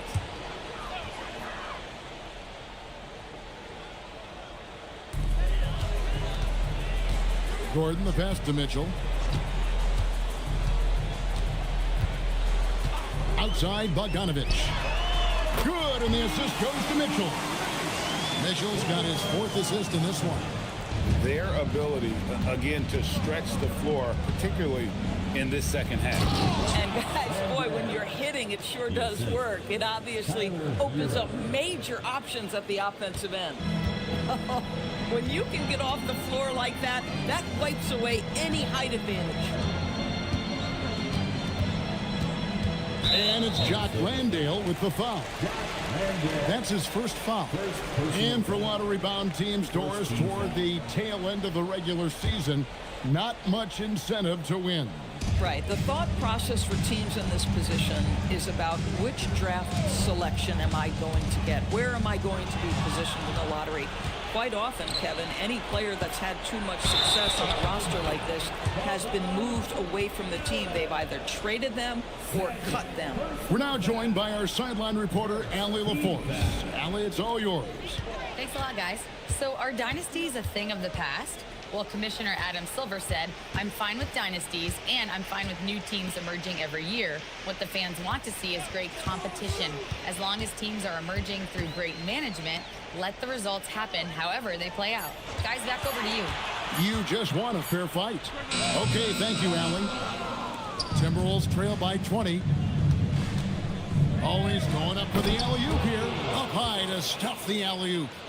Chemistry at its best. An unreal alley-oop. Yeah, though, you're right. The pass, the catch, the dunk, all of it perfect. Now, here's Bogdanovich. He's got 9. There's a screen by Collins. Wizards passing it around. Here's Carter, and he banks in the layup. Carter's got 11 points. Boy, the defense with a tremendous contest. Carter Jr. just better than that. To the middle, right block shot, and there are the Timberwolves with another bucket. Wow, what a pass there. He made that a very easy basket with that setup. Young against Mitchell. Launches a 3. It's hauled in by Queen.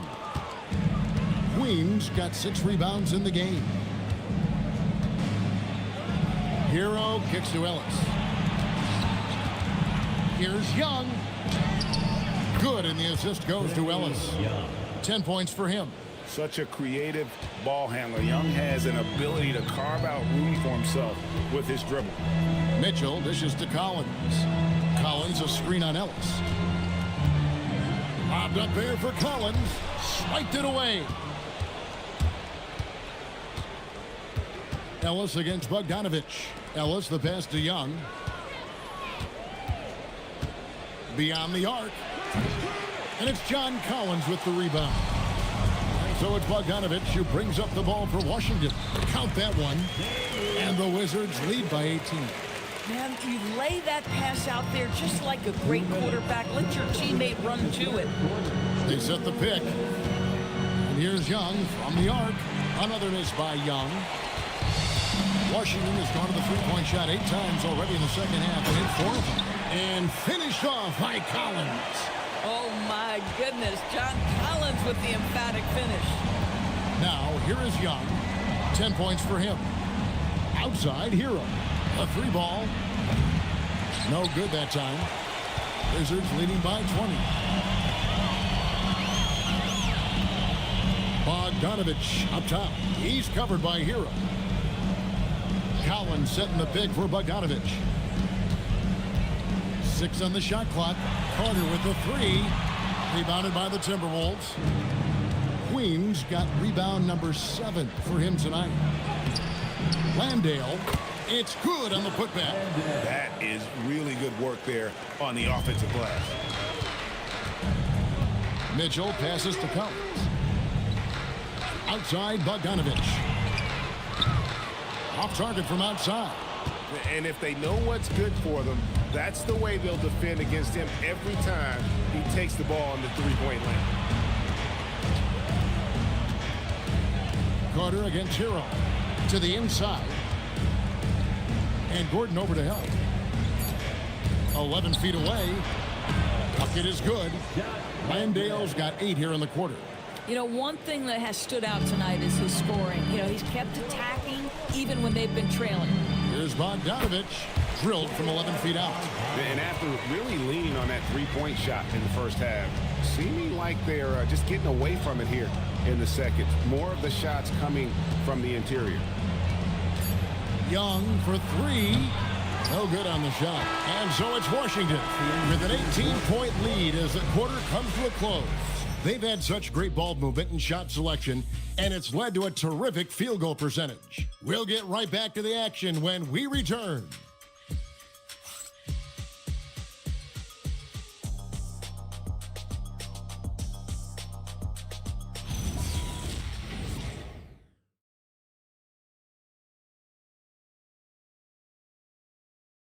And now let's go back to a play from earlier as we show you our State Farm assist of the game.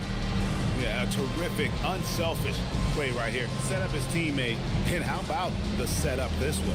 How about the secondary playmaking you are getting? Great to have that from the shooting guard spot. And there may not be a lot of drama down the stretch as we head into the fourth quarter, but stranger things have happened. Avdia is out there with Brandon Ingram. Then it's Nickeil Alexander-Walker. Then there's Devin Booker. And it's Clingan in at the center position. That's the 5 on the 4 for the Wizards. Oh, nice play from Brooks down in the paint. Not afraid to get physical on the inside. Alexander-Walker on the wing.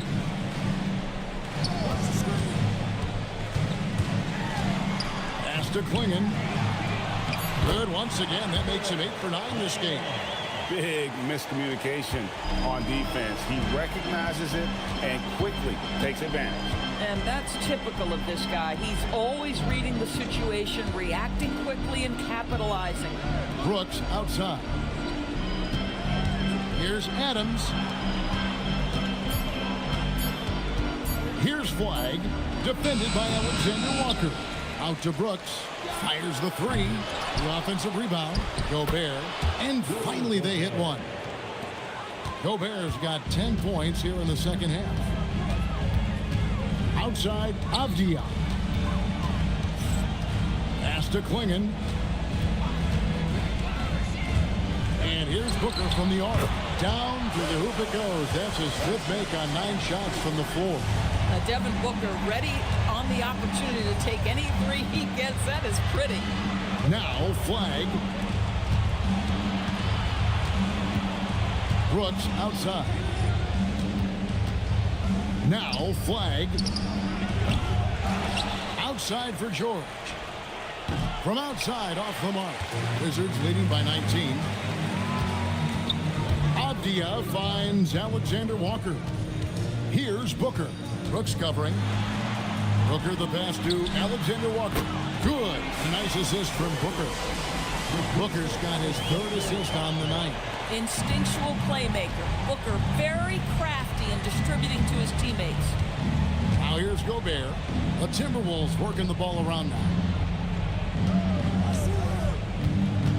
Flag with it. He's guarded by Booker. Flag with it.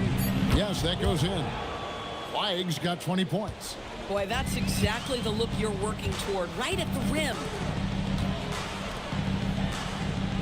Ingram outside. Pass to Clingan. And here's Booker. The Wizards need to get a shot off here. For 3, Ingram. He can't hit that time. Timberwolves trail by 20. Brooks the pass to Adams. Now here's Gobert. Not a lot of room. And it's Flag missing. I mean, I guess you can appreciate the confidence, but his 3-point shooting has been brutal this half. And that one's good. Ingram. And you see the polish from Ingram as a scorer from every level. His versatility is a boon for this offense. Brooks outside. Back to George. From deep. Rebounded by the Wizards. Boy, this guy was able to connect from deep in the first half. Hasn't found the range since. Booker outside. TB1 complained about the review process. The longer the review, the more it disrupts the flow of the game. That's exactly right, Kevin. You have the best athletes in the world competing at the highest level, and then all of a sudden it stops. And if the duration is too long, it takes the players out of rhythm. It drives the viewers at home crazy. This is something that us television people can go absolutely nuts about. And so Booker will bring it up for Washington. Giving up just 8 points in the fourth quarter. Latrey. Rudy Gobert with the rebound. Gobert's got rebound number 10 tonight with that last one. Here he goes. And that'll be 2 free throws coming up. Officials on the call with the foul. So, great for Cooper Flag. Both of his parents were college basketball players. Yeah, and I love that Cooper's mom calls him String Bean, right? Though at this point, he's a powerful young man, and he also has a twin brother, Ace, who's got some talent as well. Take a break. 2 shots.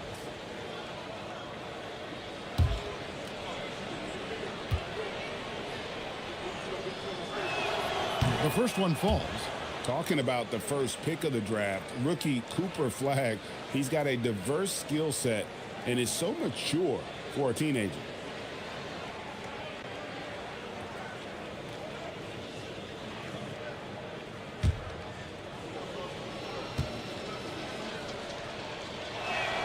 That one falls, so he hits both of them. So, GA, between the NBA Cup, the play-in, the new All-Star game formats, the NBA not averse to some experimentation. No doubt. And listen, not all the ideas have been successful, right? But overall, that willingness to innovate has paid off. The world doesn't stand still, and neither should the NBA.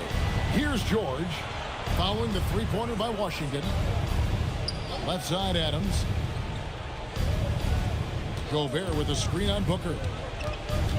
Back to Adams. Brooks kicks to George. Shoots over Alexander Walker. No good off the front iron. Oh, the defense very willing to live with that mid-range jumper. Ingram outside. And the Wizards hit again from deep. Yeah, coming down the stretch, they've become reliant upon their perimeter game. Boy, the three-point arc has been a major factor in what they've done here tonight. You love the aggressiveness. Brooks misses. Washington's gone 4-6 from beyond the arc in the fourth quarter so far. Ingram kicks to Avdia. Launches it. And there's Booker on the assist from Ingram. Booker's got 14 points here in the second half. The defense a step slow, and you can see the result. The Timberwolves shooting about 42% so far. Pass to Flag. Adams with the screen on Avdia. Brooks outside. Here's Adams, and it's blocked. Avdia, great timing, contesting that. Send it back, young sir. Got that one up quick. Ingram's got 7 points here in this quarter. Even though they have the lead, this guy keeping his foot on the gas pedal, I love it. Now, here's George. Gobert, the pass to Adams. Brooks with it. Now guarded by Booker. To end the run. Out to the right wing. Here's Flag. Rebound by Alexander Walker. No matter what looks they get, they just can't convert to stop this run. And I think you can start to feel their frustration mounting. With every missed bucket, it becomes more and more desperate. They could use a big shot here to get this offense going. Too many empty possessions. Right now, they need a basket. Pass to Brooks. Great, one thing that doesn't show up in the box score, and maybe should, screen assists. They're a big part of the game. Without question. I mean, the art of setting a great screen, I think, is underappreciated. Giving those guys their just due with the screen assist on a made bucket is, I'm fine with that. Puts up a three, drains it from beyond the arc. Oh, spacing the floor. Brooks is comfortable shooting it from deep. Ingram outside. Inside, Klingon. Minnesota with the rebound. Gobert's got 11 rebounds in the game. Brooks outside. No good off the back of the rim. And so Booker will bring it up for the Wizards. Avdia, the pass to Alexander Walker. Trains the three-pointer. Alexander Walker's got 9 points now in the quarter. Not shy from outside. There's no doubt about that. Spreading the floor and getting them up. Brooks outside. Pass to Gobert. Kick out to Adams. The Timberwolves working the ball around now. A nice shot by George. Well, rise and fire. Keontae George in the catch and shoot. And it's Washington's ball. They're on a 16-6 run. And here is Ingram. Well, Doris, clearly the NBA award voting is an imperfect process and is often the cause of some intense debate. Just look at the most valuable player debate over the last 5 or 6 seasons. You've had guys neck and neck for maybe the most prestigious award in the league. And one of the things that frustrates me, Kevin, is when a player has won multiple MVP and voter fatigue comes into place. It drives me nuts. They have been really controlling this one. You never want to be complacent on the floor. That's when you lose momentum. And the dunk by Brooks. Well, guys, this was never really a contest, just a total obliteration, if you will. And you can safely say mission accomplished now for the Wizards. As one-sided as it gets today, you know, there were some dominant moments in about every facet of this game for that team. Yeah, I mean, Kevin, it's hard to think of what didn't go right for them. Game planning by the coaches, execution by the players, everything was just on target. And it'll go down as their first official win of the new year. Well, at least they're going to salvage a game from the season series after losing the first 2. And what a tremendous standout performance it was for Brandon Ingram. Boy, his activity really stood out to me on the defensive end. He harassed ball handlers, came up with steals in transition. You had the feeling guys were looking over their shoulder, worried he was going to pick their pocket. 8-second difference between the shot clock and the game clock. And Booker kicks to Ingram. Back to Booker. Klingon finds Booker. Here's Klingon, and it's Klingon with the jam. And you can sense that these fans, these players, they are ready to celebrate. Well, for all intents and purposes, this game is over. Just a matter of time here. Here's flag. And so it's Washington easily grabbing this one. They won this game going away. They were the better basketball team by far tonight. And you got to commend this sort of dominance, particularly here at home. It's a great feeling when you play almost a perfect game and to have that crowd be so pumped up. Let's send it over to Allie LaForce. She's standing by with our player of the game. Brandon, hot shooting for you tonight. Where do you get that confidence level to take over like this? Just coming in, working on my routine every single day. I think my teammates put me in a really, really good position to step into shots and give me confidence on the basketball floor to shoot the ball and also give them the basketball to do whatever they want on the floor to create and make something happen. So confidence comes from my teammates.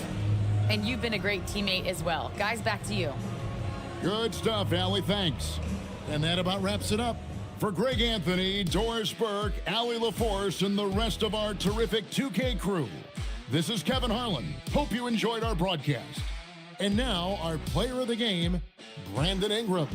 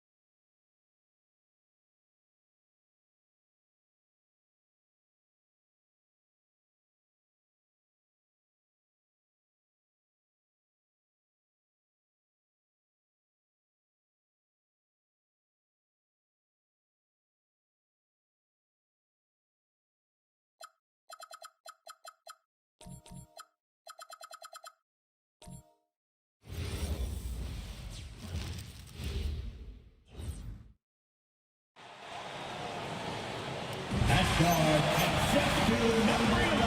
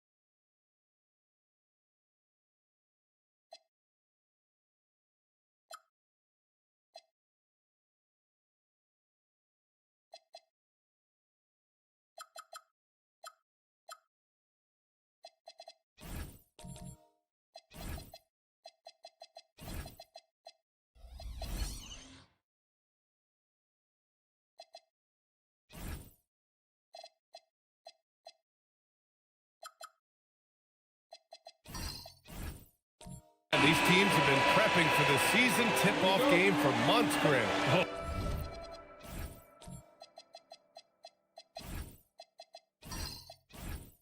And for the players, the main feeling on opening night is relief. You know, being all that hard work during the offseason and preseason is finally over. And now it's time to have some fun. A look at the opening lineup for the Oklahoma City Thunder. We've got Walker Kessler. Shai Gilgeous-Alexander is out there with Herb Jones. Then there's Jalen Wells. And it's Jackson in at the 4. Pass to Jones. Now Kessler. Outside Jones. There's the triple. Hart pulls it in. And so it's Hart with it. He brings it up for New York. Here's Knippel, coming in off 21 points in his last outing. Here's Wade. Here's the 3. Gilgeous-Alexander with a rebound. And now just over a minute played here in the first. Jackson, the screen, down low. It's picked off. Here we go, all alone. And count that.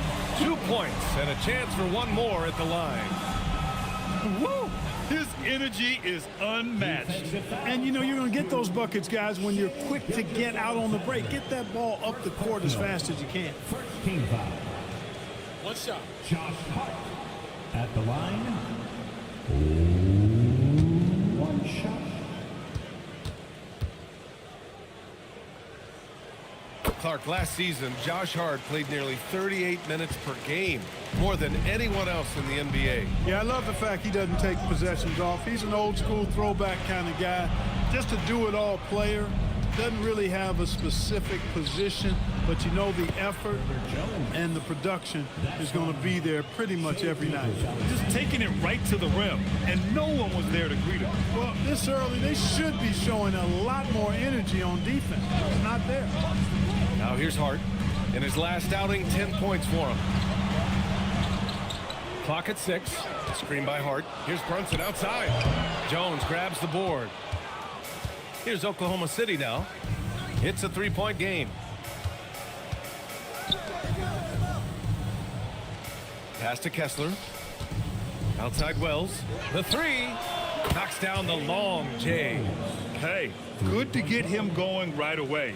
I mean, those are the shots that really boost confidence. Perhaps he's set for a big night. I mean, he can be a difference maker for him when he's on his game. Now here's Brunson. And there's a pick from deep. Knippel, no good. It's hard not to want payback when you give up a 3 at the other end, but it can force you to rush things. Pass to Jackson. Now here's Kessler.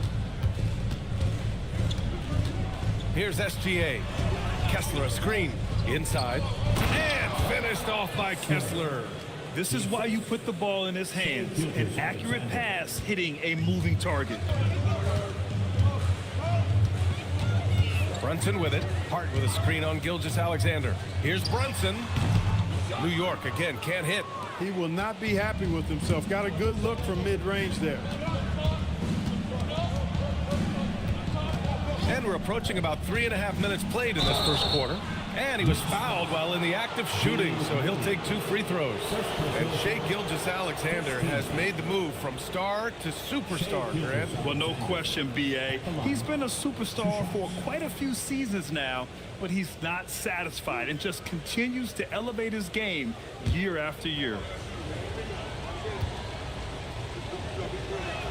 And the first one at the line is good. Well, Grant, you look up and down this Thunder roster. It is just loaded with winning players. Yeah, B.A. Guys who are going to make the right play, defend their spot, move without the ball. I mean, they've built something special in OKC, piece by piece. And good on the second, so he makes them both. Well, you look at how the Knicks built this team, Clark. Some astute all-in trades. Yeah, you know, New York spent years, B.A., building their draft assets. They cast them in on some all-star level guys, and we're seeing the fruit of that kind of work. Bang, bang, as they say. Knipple with a quick release off the catch.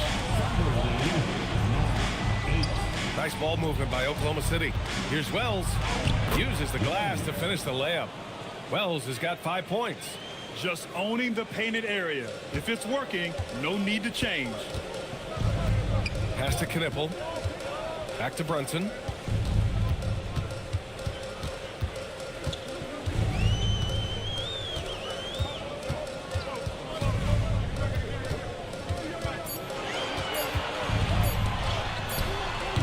Kessler with a rebound. Not his best work at all. This is a quarter he'd rather forget. Outside Gilgeous-Alexander.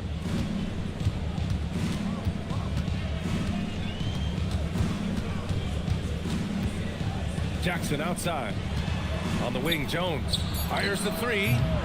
The Knicks with the rebound. Here's Knipple. Outside Brunson. He's covered by Kessler. Pass to Knipple. To the paint. Out of bounds. It'll go to the Thunder. All right, let's get a report from Allie.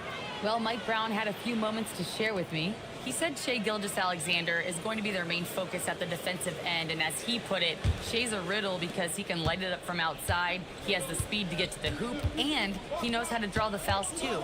Coach hopes that they stay disciplined and they can keep SGA off the line. Guys, back over to you. Allie, thank you. Not the best three-point shooter in the league, but he's got enough skill that you can't just let him fire it up. Outside Hart. Pass to Wade. Outside Hart. Here's Brunson outside. Second chance effort. Good D by Kessler. Here's Oklahoma City now. They're on a 14-3 run. And here's SGA. Now here's Jones. Here's Kessler. Pass to Jackson. Now SGA. Brunson defending. Tries it from 19.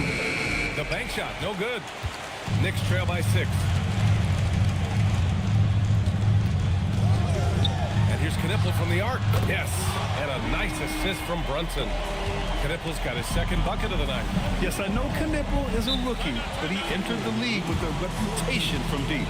So Mark Daigneault will call a timeout, and we might see some changes. Coach potentially looking to adjust.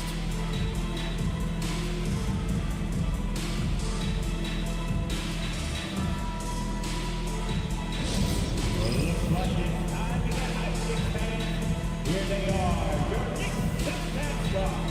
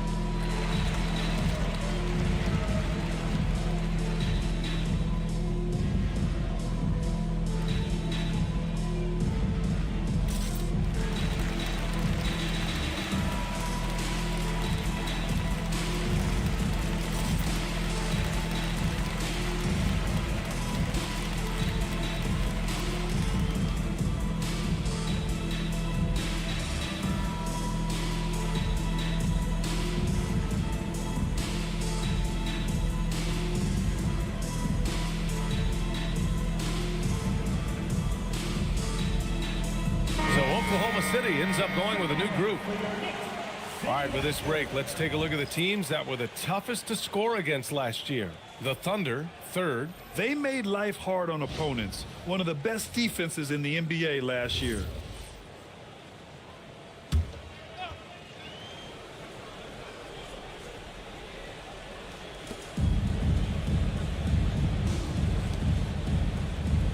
They set the screen. To the left wing. 6 to shoot. Johnson on the wing. He's covered by Hart. The shot by Johnson, no good. Great work by the defense. That's the intensity coaches want to see. Hart can't hit. Well, you got to miss sometimes, but that one seemed like a gimme.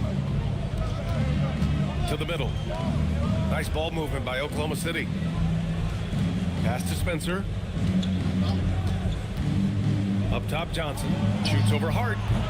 And another miss by Oklahoma City. Knicks trail by 3. Here's Edgecombe. Batazzi, a screen on Hield. Here's Edgecombe. Jones grabs the board. Poor defense for sure, but the offense was worse. Johnson against Hart. Pass to Tomlin. Hey, from beyond the arc. The Thunder with another miss. New York has gone just 2 for 6 from the arc here in the first. And it goes. As the official calls the foul, count it, and he'll shoot one more at the line.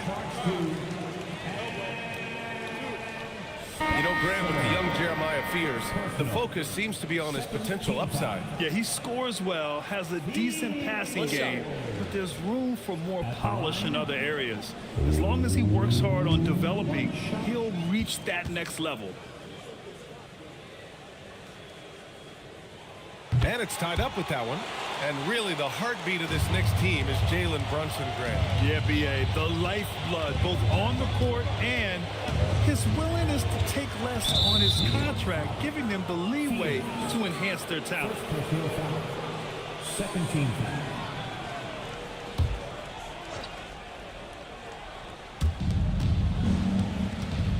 From deep, Johnson. It's rebounded by Edgecombe. And even after airtight defense like that, you still just expect him to hit those kind of shots. Hield on the wing.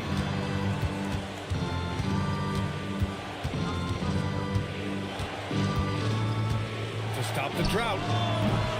And it's New York with a rebound. Pass to Watson. Fast break. Here comes New York. To the wing on the left. And he was fouled in the act of shooting. Opportunity for a three-point play here. Just so successful getting the ball inside and finding those great looks. New York shooting their third free throw attempt of the game. At the line, One shot.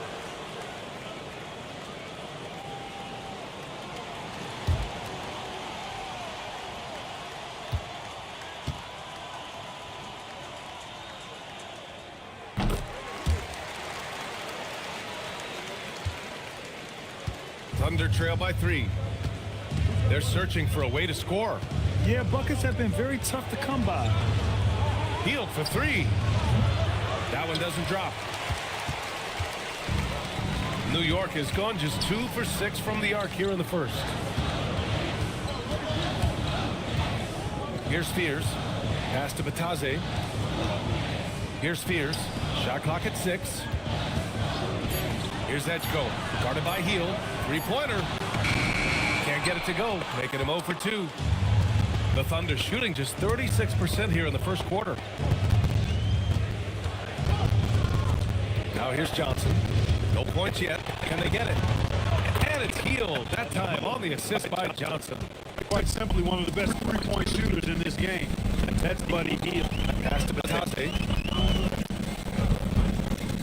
Here's Edgecombe. Let's go with a 3. Here's his counter. And it's going to ball out of bounds. Batazzi takes it last. All right, a quick look now at how the point totals have looked over the last few months for him. I don't think anyone expected to see his production drop off the way it has over the last few games. But I have to credit the defenses he's been facing.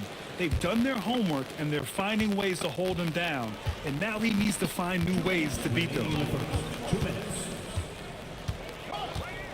Outside heel. There's the screen by Johnson.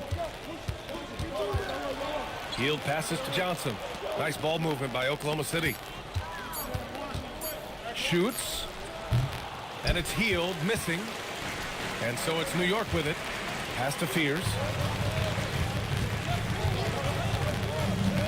A minute 31 left in the first quarter of the game. And a fast break now for the Thunder. And the basket by Hield. Back-to-back threes, making their defense work on the perimeter a bit. And so Mike Brown decides to call a timeout. He'll take the opportunity to regroup.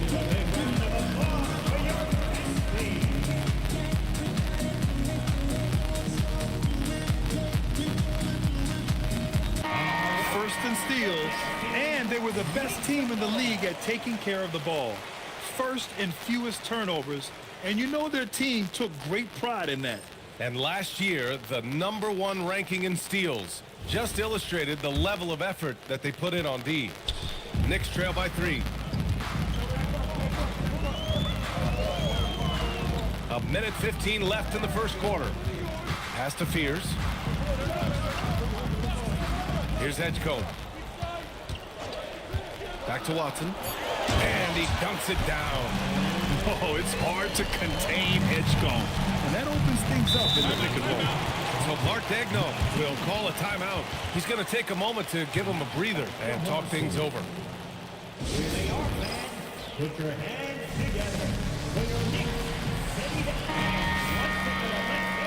For your Knicks City Dancers. Let me hear you once again.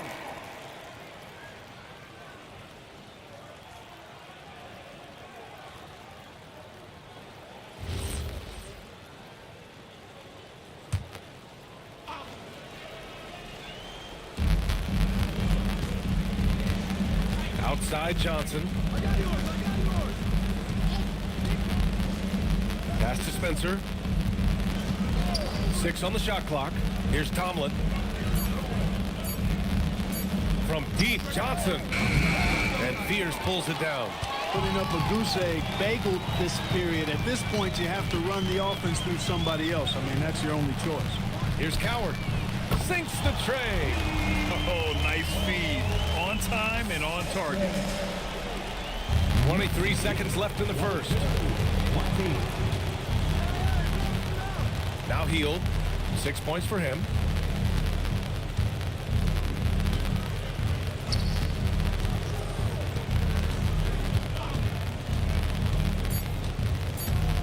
Two on the clock. Here he goes. And he takes that one up and powers it through. And clearly not enough defensive presence there. Well, he just took advantage and a ferocious jam. And guys, that'll get his heart rate up a little bit. I can tell you that. Watch out. He can be a dangerous player when his motor is revved up that way. It's a tie game in New York. And we'll be back shortly for the start of the second quarter.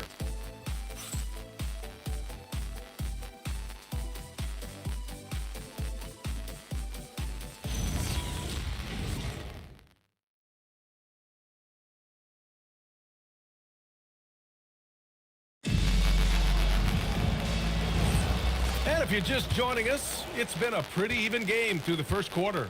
All right, guys, what's your take on the Knicks so far? Well, it looks like hitting the boards hard was an emphasis of their attack. They knew how valuable it was to do so. Yeah, and you know, when a team establishes an edge on the glass early, it really sets things up for the rest of the game.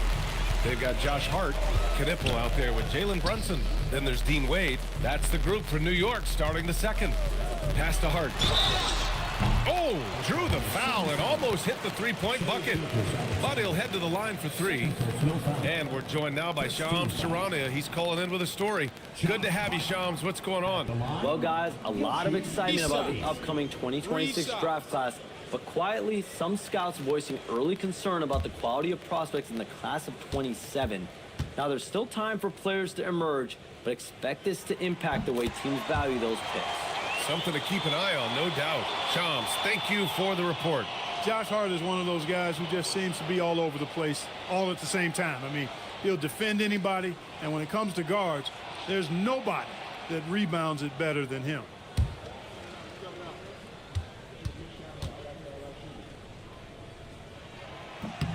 And the second free throw is good. You know, guys, Josh Hart is somebody that's going to give you everything he's got. His combination of outside shooting and defense is really quite valuable to any team.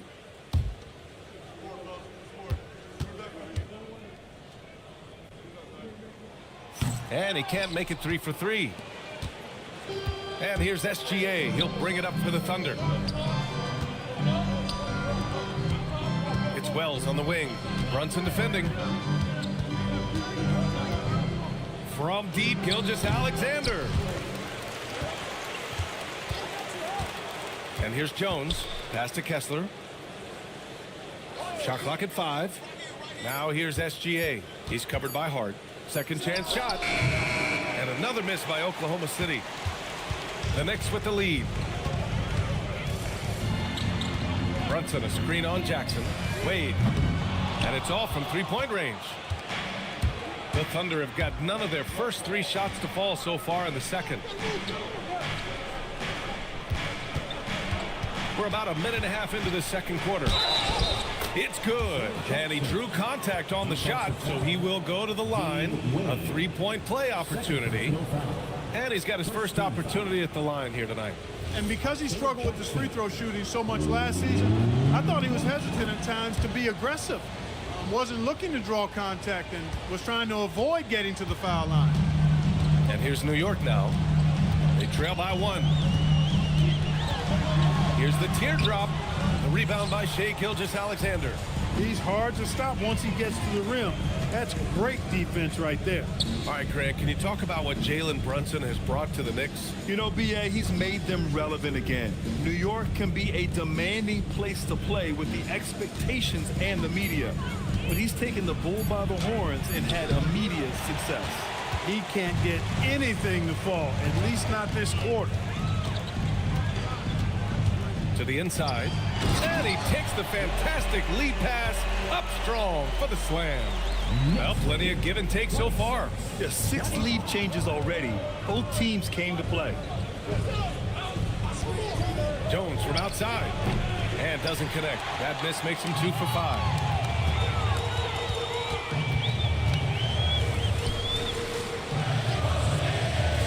He's covered by Kessler.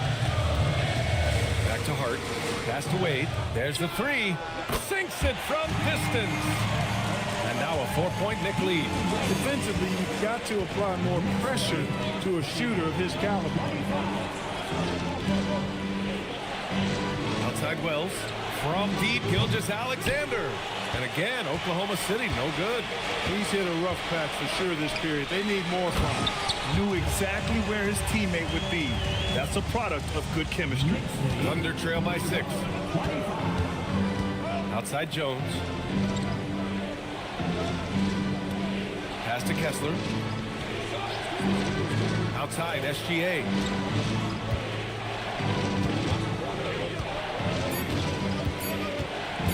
To stop the run. And it's New York with a rebound. This has not been his best quarter. You know, guys, it seems to me as though he's over anxious. He seems to be pressing, trying too hard, moving too fast. Just needs to calm himself down and wait for good shots. And here's Brunson from the arc. And again, New York with the triple. And what's working here, each guy is willing to make the next pass. Oklahoma City has gone 0 for 3 from deep to begin the second. And so Mark Daigneault will call a timeout. He might have seen something and needs to review with his guys.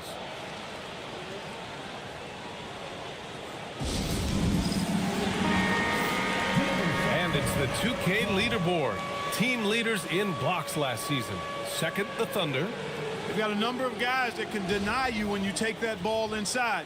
That's why they're one of the best shot blocking teams in the league. At least they were last year, because they worked well together and they made it a priority.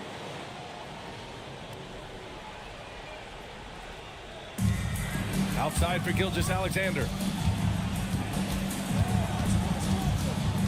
Inside. Jackson can't get it to go. And they're doing strong work on the glass, a +5 advantage for them. And guys, you know that rebounding is a huge part, a huge component of winning games. It's not a glamour stat, but it's necessary if you're going to be a winning team.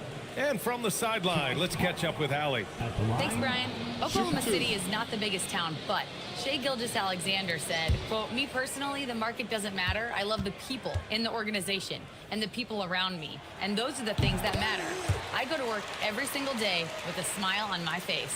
Back to you. A great organization. All right, Allie, appreciate the report.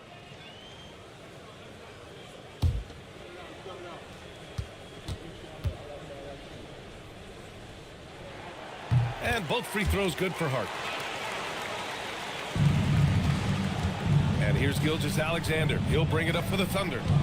11-point game. Jackson outside. Kessler a screen. It's stolen by Hart. Fast break. Here comes New York. Out to the right wing. Brunson with it. Jackson in his pocket. Outside Jones. Gilgeous-Alexander passes to Jackson.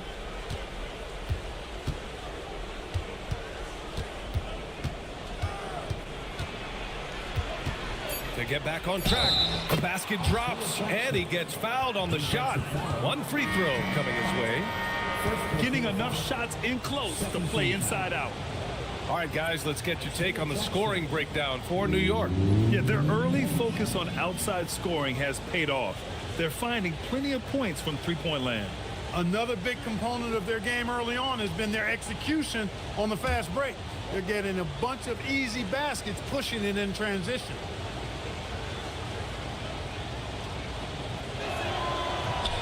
And that one falls for Jackson. New York leading by 8.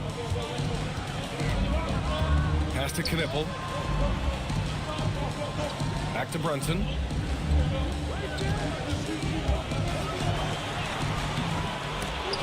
Brunson, tough one up close. You have to credit their effort. I mean, they've done an amazing job on the glass.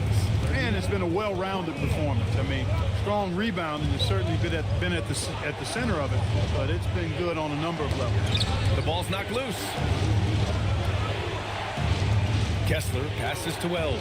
Nice ball movement by Oklahoma City. Here's SGA. And he's going to the line for 2. The official saw contact while he was going up. It goes on Josh Hart. There's that man, Gilgeous-Alexander. So tough to contend with his quickness. On the night, he's 2 for 2 at the stripe. And guys, if a game was coming down to the wire and an opponent needed to foul, I mean, he was the guy they wanted with the ball in his hands. I mean, shooting the free throws because of his proficiency there. And he drops it first. The skills of SGA, they're so unique. His ball handling, shooting, length. Not a lot of guys like Shai in the league. Here's what Oklahoma City's going with right now. Jones, he's checked in for Kessler. Jalen Johnson comes in for Jackson. And Hield is subbed in for Jones. That one misses, so he goes 1 for 2. And give them credit for making a more concerted effort to get to the line this quarter. Yeah, I like everything you said there, because when all else fails, if you can get to the stripe, that's really a good way to change the momentum in the game, because you get points and you also slow down the opponent because the game isn't going up and down as much. Here's Fears. Pass to Batase. Outside Watson. Fires the 3. Knocks down the triple. Watson's got his 3rd basket on the night right there. And the defense is really allowing them too much room on the perimeter. Gilgeous-Alexander passes to Hield. Ooh, and he took a hard foul on the shot. So he'll head to the line to shoot a pair. Hield so good at finding ways to get it in the hoop, regardless of who's defending. First trip to the line for him here. Guys, I thought he got into a groove last year at the charity stripe, and I thought he maintained it deep into the season as well.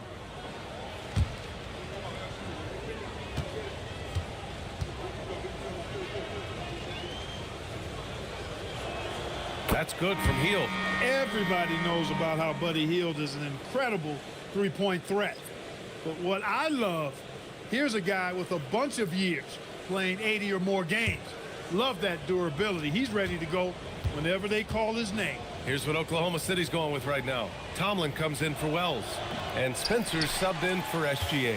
Making a name for himself, Goga Bitadze. What do you like about him, Clark? Well, you start with that wingspan and his basketball IQ. I mean, anytime he's near the rim, he's a problem at both ends. He's got a knack for scoring the ball in the paint. And again, you just can't overlook that size and length. Here's Johnson after New York picked up the three with their last shot. Using his post moves to get the 2 points. Johnson's got his first 2 points of the night. And that's where Johnson does most of his work offensively, inside the paint. Here's Edgecombe. And he missed again. Now 1 of 5. Thunder trail by 12. Here's Tomlin.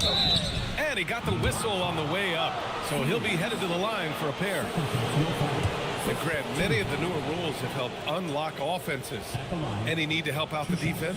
You know, I think the rules are fine, B.A. It's just about allowing defenders to do their job and limiting the cheap foul calls so they can stay on the floor.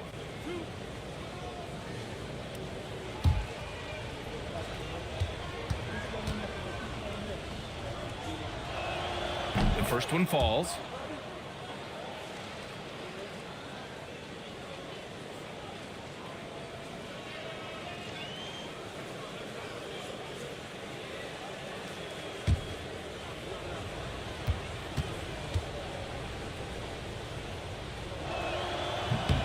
And he makes both free throws. And New York has possession. They've led by as many as 14. Pass to Coward. Yes, it's good. Coward's got 5 now. And that's how you move the ball, putting the defense in a really tough spot. Johnson with it.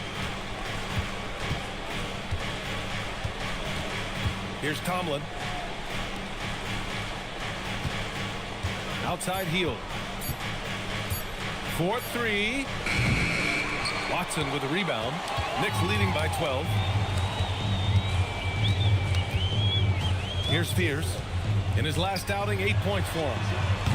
Offensive board. And Bitadze gets it to go. Bitadze's got his first basket.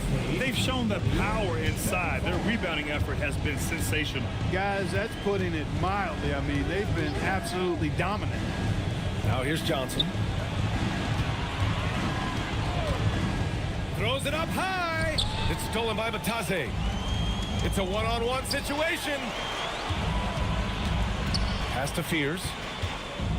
Launches it. Tomlin pulls it in. Defense may have given him that one. Based on the results, you see why. Now here's Heel. He's got 9. From downtown, sends it home from three-point land. 12 points for him. That's his third triple of the game. It's the first one in the second quarter. And so Mike Brown decides to call a timeout. He's going to take a minute to regroup with his players.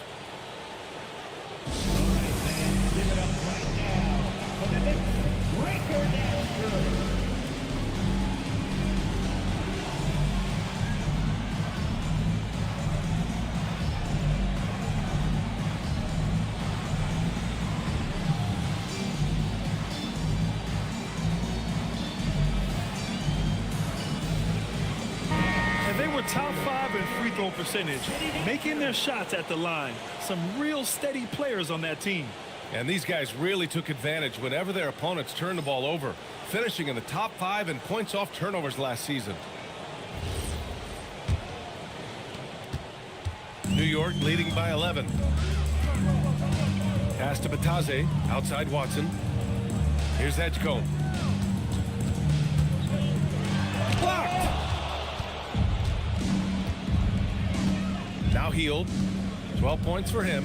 Here's Tomlin, defended by Watson.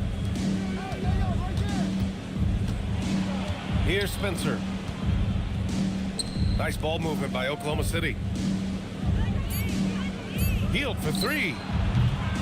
And it's Coward with a rebound. New York has gone 7 for 17 from three-point range so far in this matchup. Here's Spears. Pass to Coward. Lays it up and in on the nice reverse. Coward's gotten his third basket of the night. And their offensive game plan is clear. Get it inside and go to work. Jones. And the dunk by Jones. With the explosive leaping ability, he's able to play center despite being undersized. Pass to Bataze. Down low. Here's Edgecombe, guarded by Hield. And here's Bataze. And a chance now to look at the highest scoring teams in the league from last season. The Thunder, 4th. And last year, I liked watching this team operate on the offensive end. The ball movement, the patience, the confidence. You love seeing all that come together. 2 shots.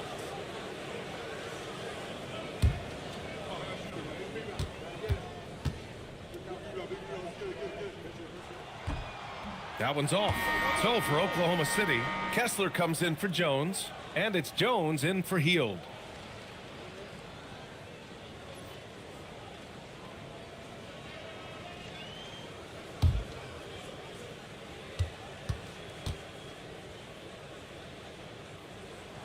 And he sinks the second. And it's Jones with the ball for the Oklahoma City Thunder. Pass to Tomlin. Here's Spencer. On the wing, Jones. There's a screen. This one for 3. Drains the triple. Jones has got 8 points. He just showed us why they need to respect his shot. 40 seconds left to play in the second quarter. To the middle. Here's Bataze. And the layup is good after a nice lead pass. Bataze's gotten his second bucket of the game. Pass to Johnson. And here's Jones. Over Edgecombe. Offline from the top of the key. And their physical dominance has been on display. A 10-rebound advantage is a good indicator of how this game has gone. From outside the arc. For 3, Fears. No good. Would have counted had it gone. And the first half now in the books. Knicks out in front, up by 11. And we'll be right back after halftime to get the third quarter underway.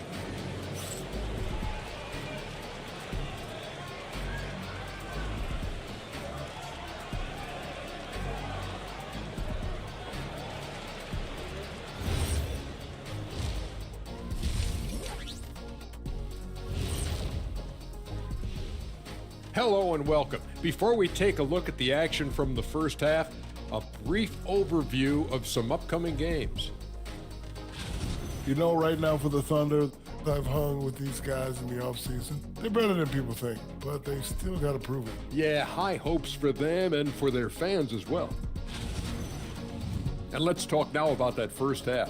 What a commanding start for the New York Knicks. One big reason they're up, they're controlling the glass, both boxing out and crashing in. Yeah, you could tell rebounding was a point of emphasis for them coming into this game. Thanks for joining us. Time to head back over to the third quarter with Brian Anderson.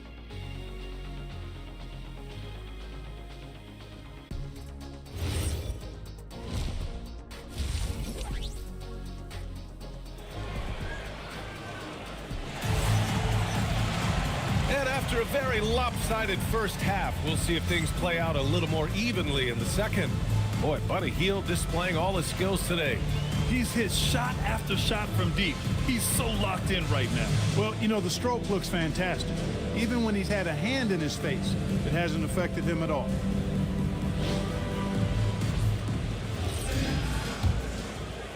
Thunder trail by 11. Taking a look at the Thunder. Isaiah Jackson is out there with Jalen Wells. Then it's Herb Jones. Then it's Shai Gilgeous-Alexander. And it's Kessler in at the center, locking down the middle. Jackson can't get it to go. New York shooting the ball at 46% from the floor. Here's Brunson, and the jumper is good at the free throw line. Brunson's got 9 points. And the thing that makes Brunson so tough is any amount of space is too much space for him. He doesn't need much to do his damage. SGA looking around. Pass to Wells. 4 on the clock. Jones from outside. That shot missing. Knicks leading by 13. Outside Hart. Now Brunson.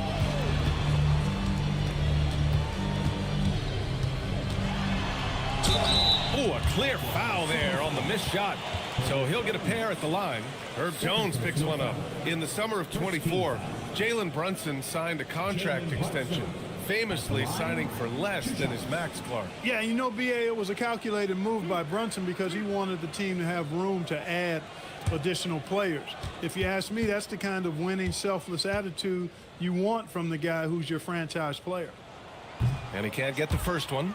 And Brunson really is a leader both on and off the floor. His example, when he speaks words of truth and passion, and his will and drive to win is infectious. And he's good on the second. And with a little over a minute gone by, the second half is underway. They've been having major problems offensively. Definitely in a bit of a dry spell. Jackson with a screen on Hart. To the paint. And stolen by Brunson.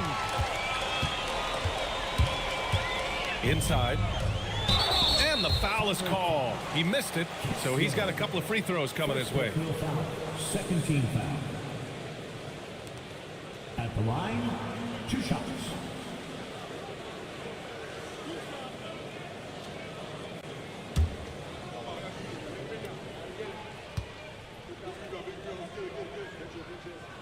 He misses the free throw.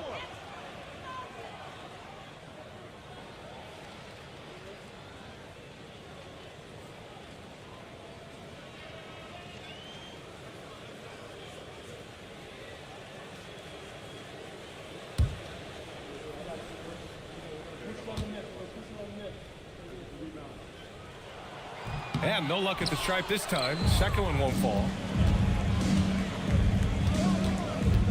Right side Wells. Jackson outside. Outside Jones. And he hammers that one down right in the face of Josh Hart. BA, forget about attempting the long-range 3 to cut into that lead. Just attack the rim, my man. Man, that was sweet. Exercising his authority. And now around 2 minutes gone by in this half. Out left to the wing. Here's Knipple, defended by Jones. To the inside, stolen by Kessler. Jones, the pass to Jackson, shoots over Hart. That's good from Jackson on the assist from Jones. It's not easy to work the ball inside in this league, but they've done it all night. Outside Hart. And here's Brunson from the arc. Kept alive, right wing. Here's Knipple, defended by Jones. No problems knocking that one down. Wade's got 6 points. Slow reaction from the D, and it cost him 3. And let's send it over to Allie LaForce.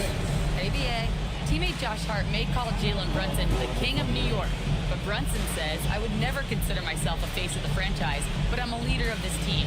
That's what I want to do, and I am grateful for the opportunity. I don't take this for granted. Brian? Staying humble. Allie, thanks very much for the report.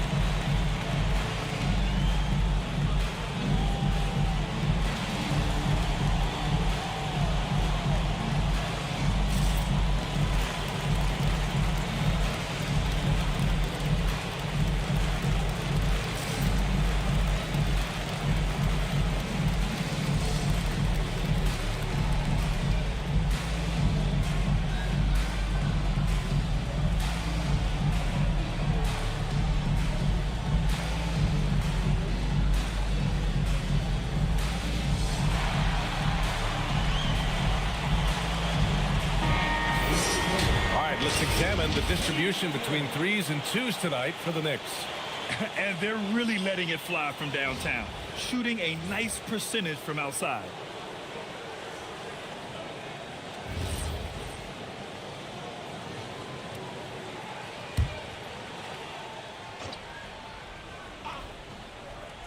Right around 3 minutes into this second half.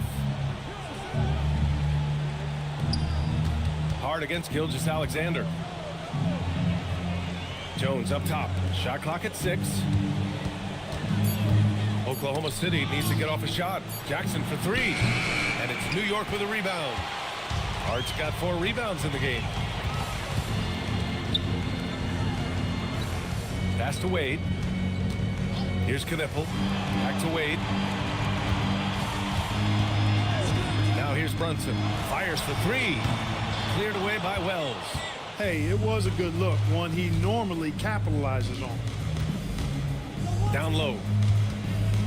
And it's going to be a 3-second call. All right, now let's have a look at who was really dominating the boards last season. Well, you look at Kessler, 5th in the league, a really strong rebounder. Simply put, he was terrific down low last year, owning the glass. Knicks leading by 13.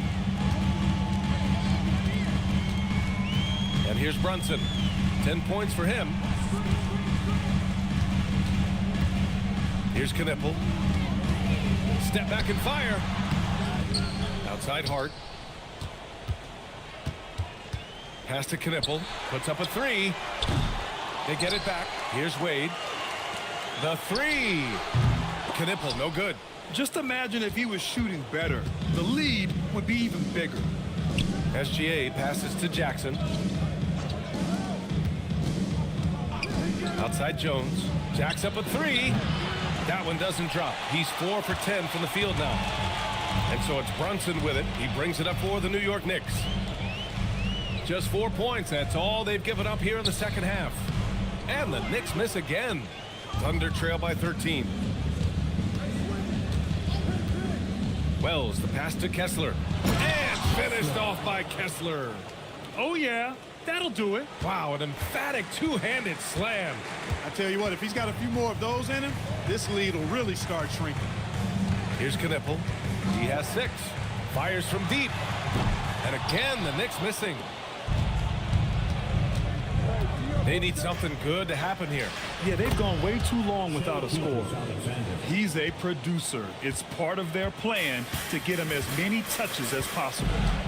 Now here's Brunson. 10 points for him. Pass to Knippel. 3-pointer. Gets the 3 ball to go.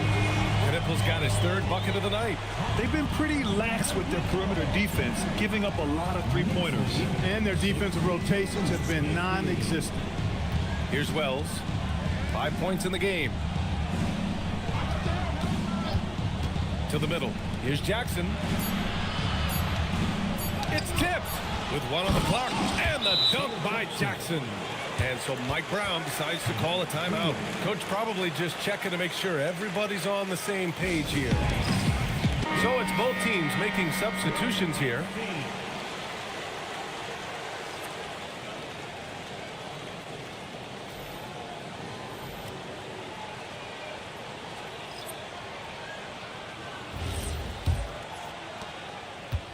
New York leading by 10. Pass to Watson. Here's Edgecombe. Here's Coward. 7 points in the game. Lets it go from deep. Kessler with a rebound. Kessler's got 5 rebounds tonight. Hard against SGA. And Peyton Watson is going to pick up the foul. That's his first foul of the game. Fears he's checked in for New York. Now into the lineup for New York, 0, Jeremiah Fears. Pass to Kessler. Nice ball movement by Oklahoma City. Clock at 6. Here's Gilgeous-Alexander. The Knicks pull it in. Watson's got 4 rebounds now. Well, he's kind of deflating their chances, and I know he really wants to help the team, but this is not the way to go about it. And let's take a moment to get your take, guys, on the scoring so far for New York. Well, you know, for me, the passing has been fantastic all night. Everybody loves watching this style of basketball where the ball moves and players move. Coaches, fans, and even us broadcasters can appreciate that kind of action. We also got to highlight how on fire they've been from three-point land. They've continued to capitalize from beyond the arc in this one. Yeah, a shifty, confident guard who can do a little of everything. If Fears can improve his shooting, he'll be a nightmare for defenses.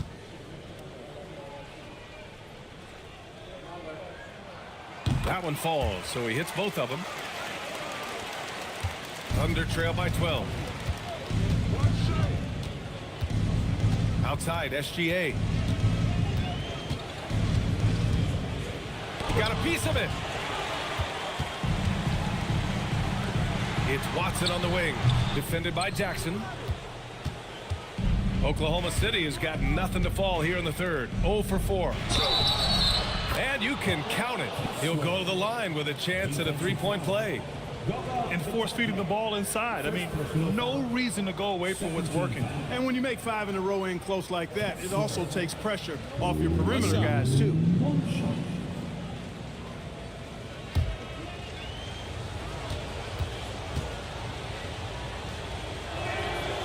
Kessler, no good on the free throw. New York leading by 10. Pass to Fears. Here's Edgecombe. Here's Coward. He's got 7. To the inside. Here's Batase. And Batase throws it down. Woo! Defensively, you can't afford to let him get to the rim that easily. Well, that might be why their deficit is what it is right now.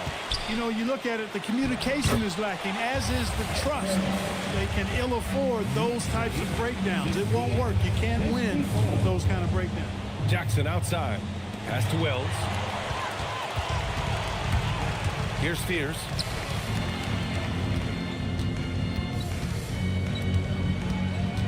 And here's Batase.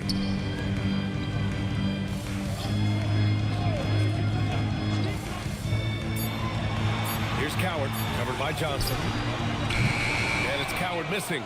It's never easy from that distance, but we see him drill those and shoot around all the time. Well, that looked to me, guys, like a heat check and was maybe a step out of his range. Running the show, Gilgeous-Alexander is talented as a passer. Here's Fears. He's got 5.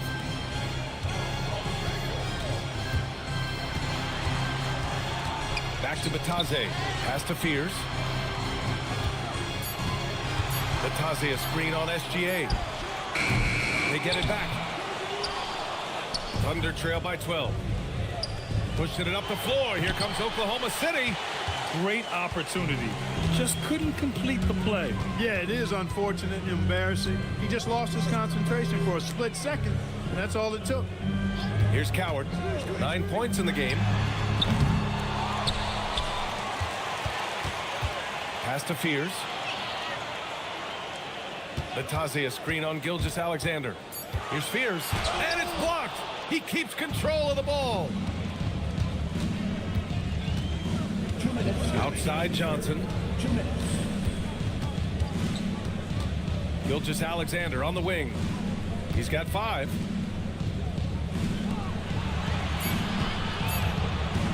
Beyond the arc. The kick out to Johnson. Takes a 3.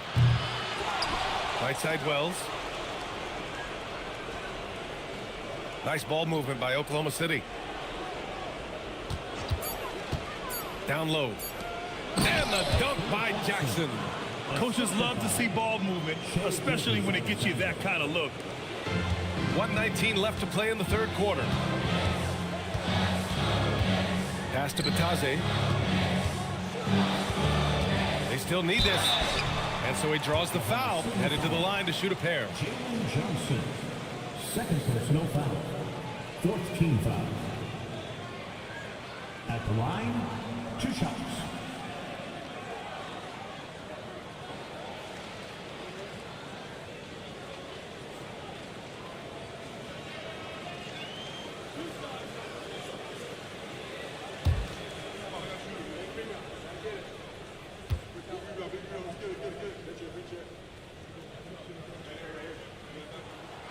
knocks down the first one.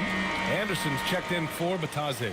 And Oklahoma City with a change here too. Jones, he's checked in for Jackson.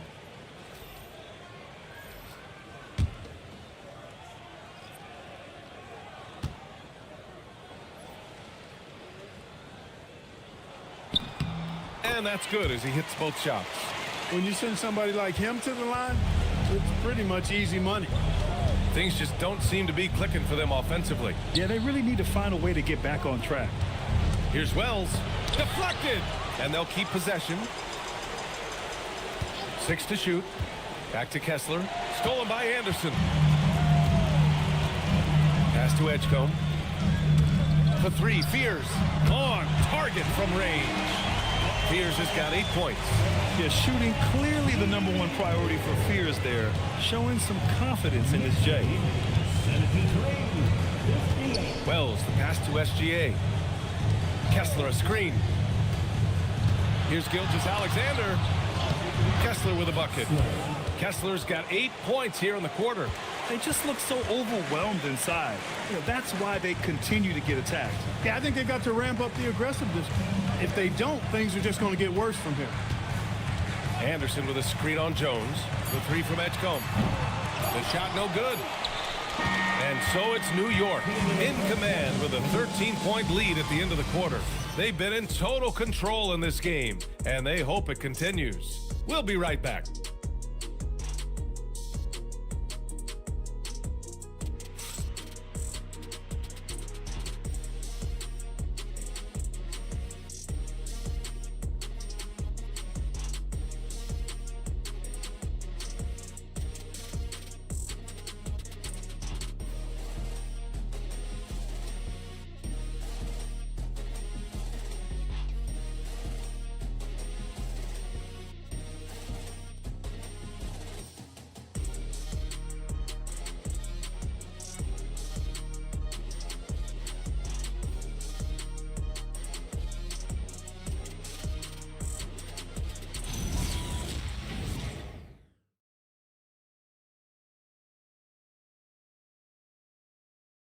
And it's time now to bring you our State Farm assist to the game.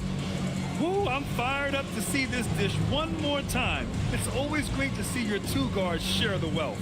Yeah, platinum level dime drop in there, fellas. Accurate and on time. And we reach the 4th quarter in a game that may already be out of hand. And Brunson's got the ball here for the New York Knicks. When this game is done, they'll be off to Milwaukee, taking on the Bucks. It's a quick turnaround on the road. Just one game. Knipple out there with Jalen Brunson. Then it's Josh Hart. Then there's Dean Wade. That's the 5 for New York right now. Thunder trail by 13. Outside, SGA. Outside Wells. Outside Johnson. Back to Wells from the arc. That shot off the mark. New York leading by 13. Right side Brunson. And there's the screen. Here's Knipple. Launches it from deep. They grab their own miss. Here's Wade. Offline with a 3. I think everybody in the building expecting them to make that collective shot. Pass to Johnson. Now Kessler. Now here's Wells. Takes the 3. It's rebounded by New York. Brunson's got 4 rebounds in the game. Just over a minute and a half played here in the 4th. On the wing, SGA. Here's Johnson. Lays it up and banks it in. And really, Johnson is an elite rebounder. So you have to be aware where he is and get a body on him.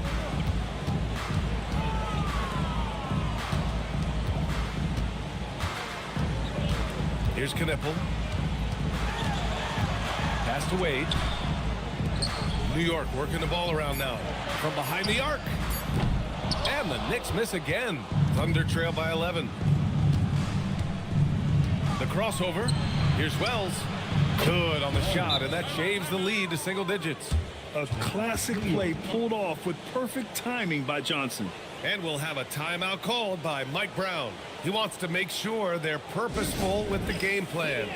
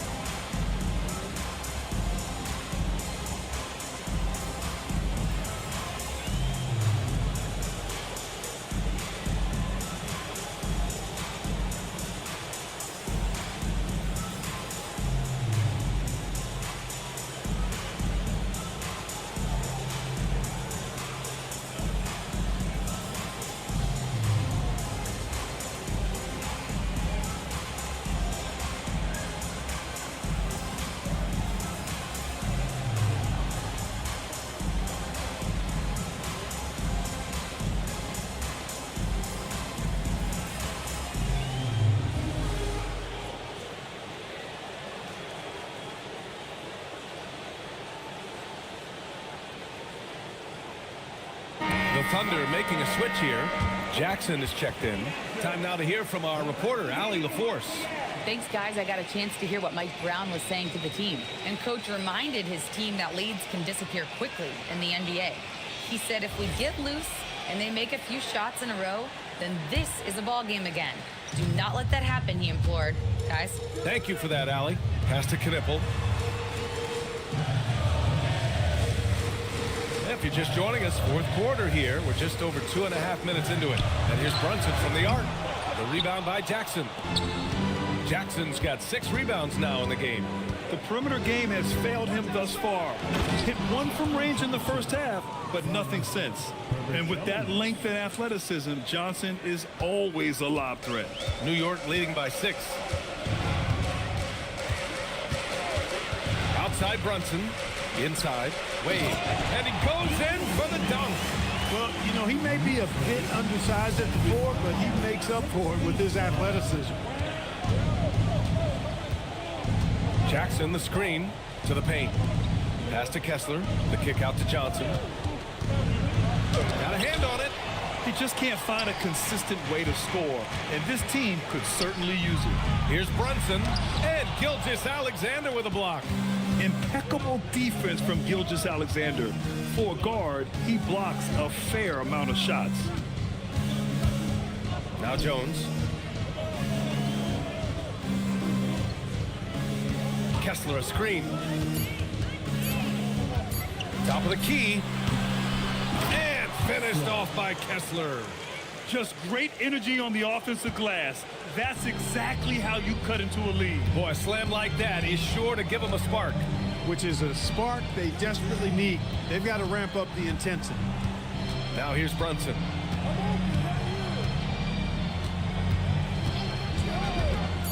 Pass to Wade.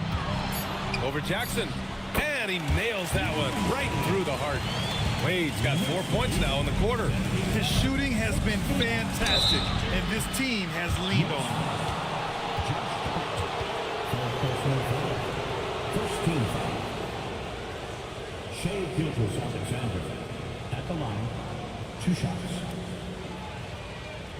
Shooting 2.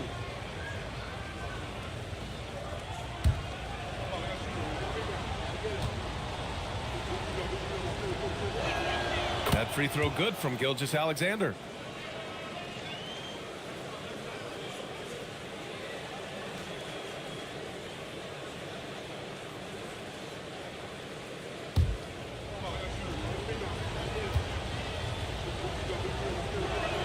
Both good from the line that time. And New York has possession. Outside Hart. Back to Brunson. He's covered by Kessler. Back to Brunson. Lets the 3 fly. Kessler with a rebound. Kessler's got his 16th rebound on the night. SGA against Hart from 11 feet away. And there's Kessler on the assist by SGA. SGA's got 5 assists in the game. And Brunson's got the ball here for the New York Knicks. They lead by 4. Pass to Knippel. 5 to shoot. 3-pointer off the mark. Trying to close out. You got to know who's hot and who's not. Gilgeous-Alexander with the ball. And it's Brunson picking him up. Johnson with a bucket. They've still got work to do, but it's impressive how they've battled back. I didn't think it was going to happen for them, quite honestly, but they finally turned it on, turned it up a little bit. Now they've got to come up with some stops. Pass to Knippel. The 3-ball. Oklahoma City grabs a miss. Rough start for him for sure. He needs to make a shot just to gain some confidence. To tie it up. And they're going to count that bucket, and they'll send him to the line. It could be a 3-point play. And you want him taking good shots at this point in the game, and that one was easy. Well, you don't want to give him any open shots at this stage. Never mind a layup. Come on now. My goodness.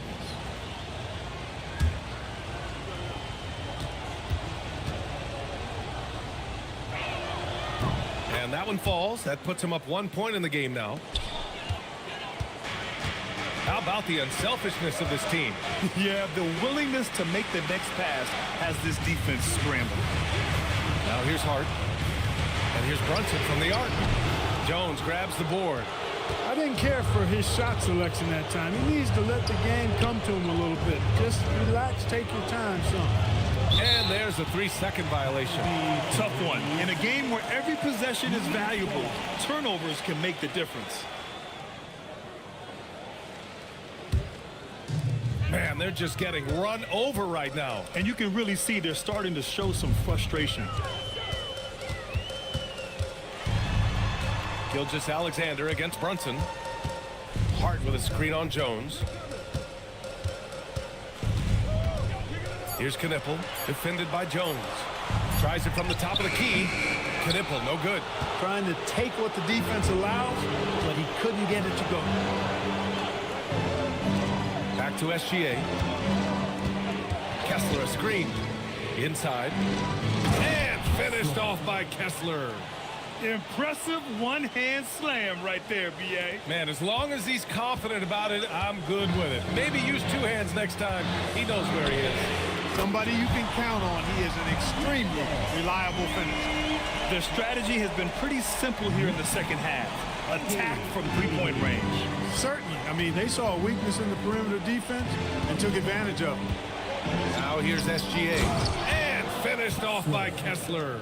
Man, he's got a lot of firepower right now. I mean, what a half he's having.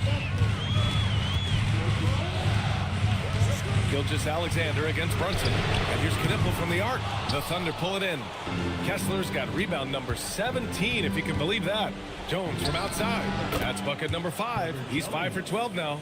And you look at how they've come out in the second half. It's almost like night and day. No question about it. I mean, these teams are really battling hard now.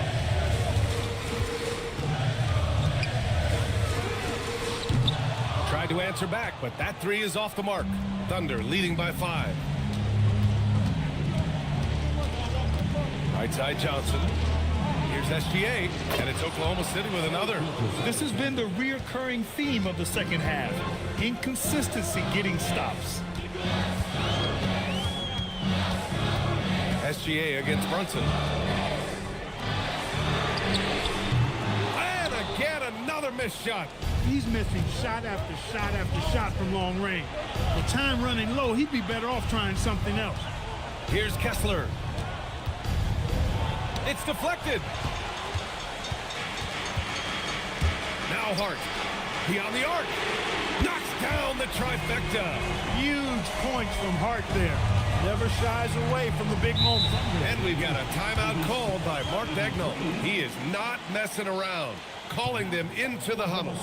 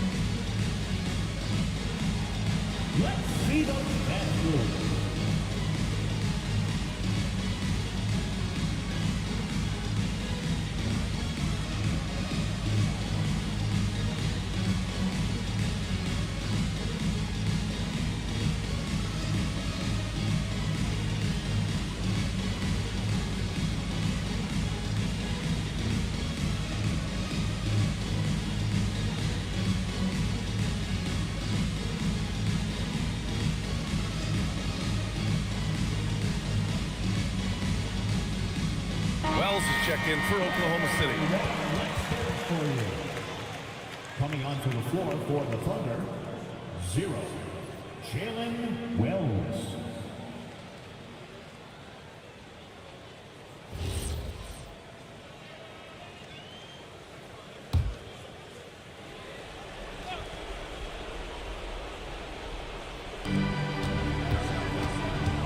Johnson outside. Now here's Wells. He's covered closely. First personal foul, 13 foul. Wells at the line, 2 shots. Shooting 2.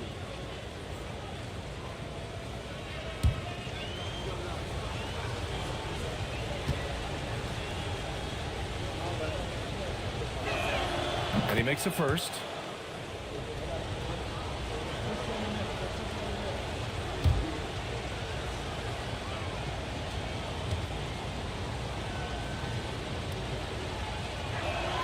And so he hits both. Here's Brunson.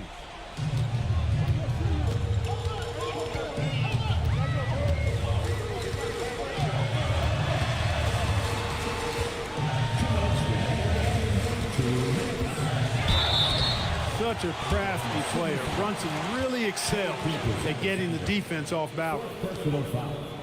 First team foul. Jalen Brunson at the line, 2 shots.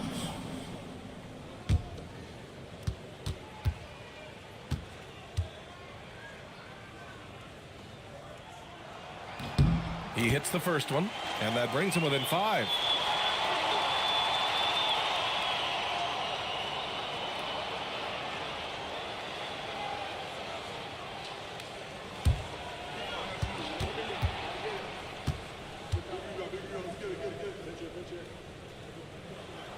Both free throws good from Brunson. Just so reliable at the line. There was never a doubt that those were money. Johnson a screen on Hart. First personal foul, 14 foul.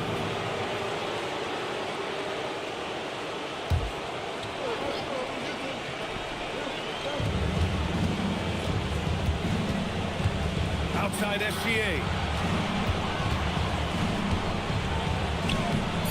Hart with a rebound. And so it's Hart with it. He brings it up for the New York Knicks. Trailing by 4. There's a screen. Cash from downtown. Wow. Huge points from Knipple. The youngster ready for a big moment. Now it's Jones.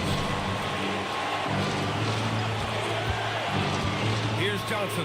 Oh, the drop pass, and he dunks it down. Well, we know Johnson's a great scorer, and those are big-time points. Brunson. That's all. Oklahoma City has gone 2 of 4 from the perimeter here in the 4th quarter. That's a gimme right there. That's exactly what you want. And we'll have a timeout called by Mike Brown. There is a lot on the line, and he is determined to make sure everyone's on the same page.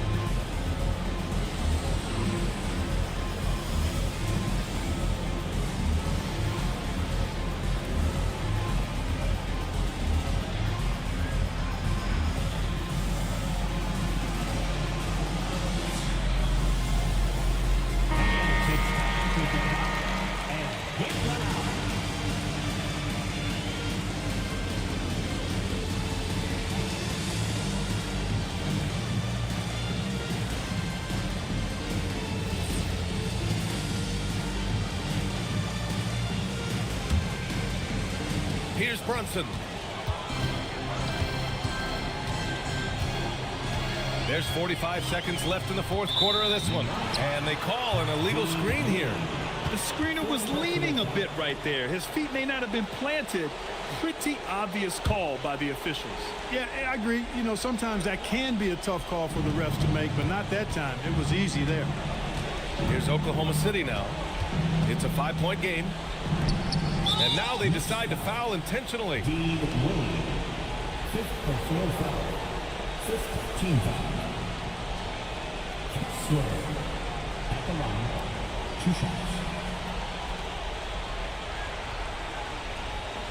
Take a break. Take a break. 2 shots.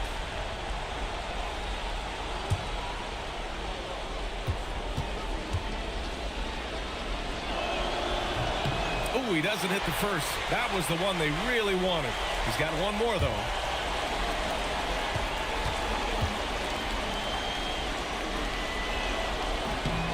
And he does get the second one. And that increases the lead to 6. This is do or die time. They must play flawlessly. 9 seconds separating the shot clock and game clock. Shoots a 3. Kessler with a rebound. And they go to the intentional foul. Yeah, no choice but to foul in that situation. Although, that's not the guy you want to send to the free throw line. But there was no time really to be selective. Stopping the clock was the priority.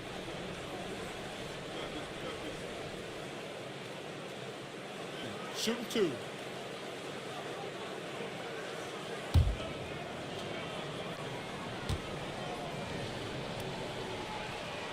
Good on the first.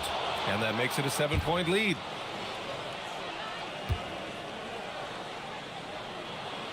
So he goes 2 for 2 at the line, and it's an 8-point ball game. Timeout called. The Knicks. They're down by 8. Your thoughts, guys? Trying to extend this one, but it seems futile. You know what? I'm sure crazier things have happened, or maybe not. It's a long shot, though.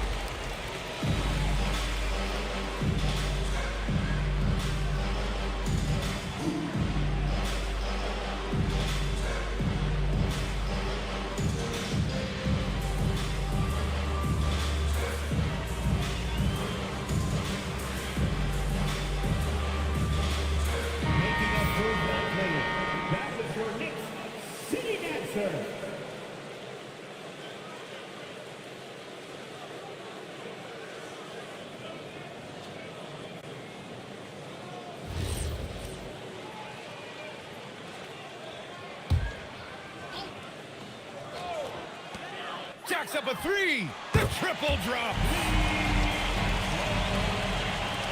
And that's an intentional foul.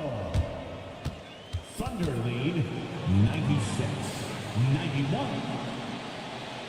New York foul. Jalen Brunson. First personal foul. Take a break. Take a break. At the line. 2 shots. 2 shots.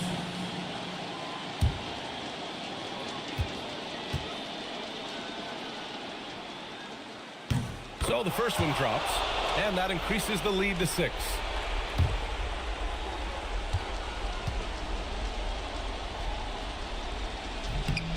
Second one is good, getting both at the line, and it's a 7-point game. Boy, those were big free throws right there. It's exactly how you want to close out a game. Money from 3. And their strategy is obvious. Manufacture looks from outside the arc. You know, that's exactly their plan here in the fourth. Work to find space behind the arc and then bury some threes. Now a timeout called by Oklahoma City. They're leading by 4.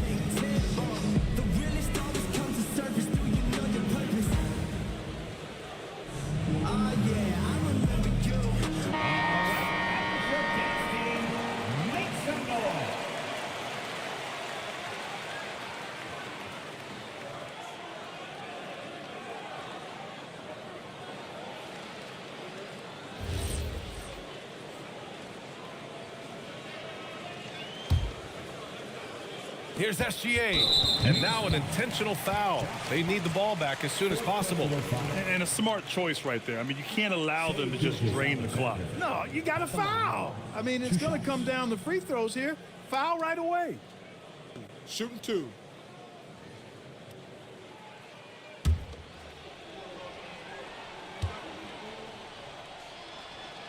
He drops the first one, and that puts him up 5.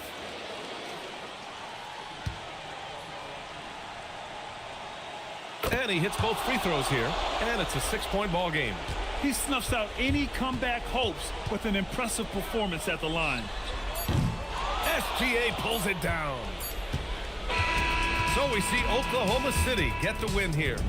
Just a gutsy performance on the road. It really was. When this one was up in the air late, they showed how tough-minded they are as a team. And that'll wrap it up, folks. For Clark Kellogg, Allie LaForce, and Grant Hill, this is Brian Anderson. And time now to introduce our player of the game, Walker Kessler.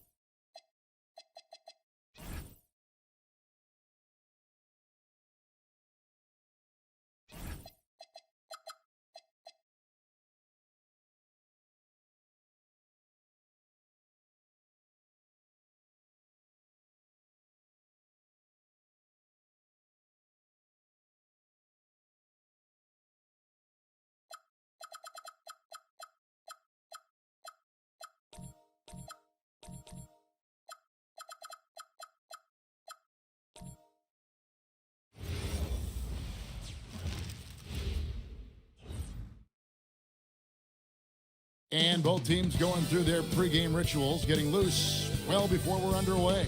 Hello.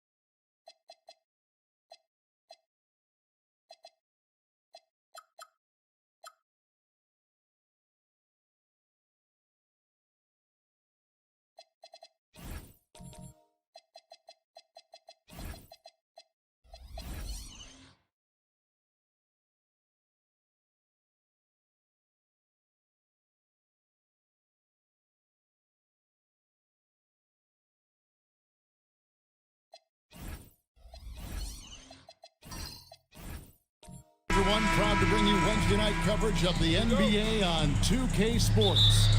Hi, everyone. Kevin Harlan with me tonight. Stan Van Gundy and Greg Anthony. And Allie LaForce is reporting on the sidelines. The starters for the Utah Jazz.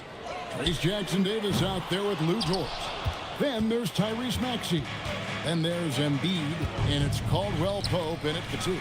And as the days and months go by, Greg, it still may take us some time to get over the shock of last season's trade of Luka Doncic. And we know the question marks as far as conditioning and defense that led to it. But hard to bet against a talent of his caliber. Love to see this kind of aggression from Okongwu. Great job playing with force inside. Now let's take a minute to talk to Allie LaForce courtside. Allie. I had a chance to catch up with Jamal Mosley. I asked him when he told his guys before going up against Joel Embiid, and he said, quote, I told them to get into him. Always get a hand up and do your best to guard without fouling. Embiid excels at baiting defenders, but we can't afford to give him 3 points at the line. Guys? All right, Allie, thank you so much for that. Down low, and stolen by Okongwu. Smith in the posts, defended by Dort.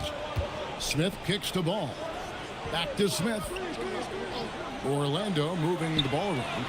Plenty of daylight on that shot. Oh, great ball movement there. And so it's Maxey who brings up the ball for the Jazz. 8-point game. Dort against Smith. Embiid with the screen on Smith. Lock at 6. Here's Dort. Here's Embiid, and Capella sends it back. Well, if you bring it in the paint, you have to be aware of Capella. He's looking to swat shot. Building up a big early lead, they have taken charge of this game. Yeah, but you can't let up at all. They've got a chance to put this game away early, and they should take it. And so the timeout by Will Hardy here. Coach is going to talk some things over with the team. Might be seeing something to adjust. And let's see some of the numbers here for Okongwu. Coming off a terrific season.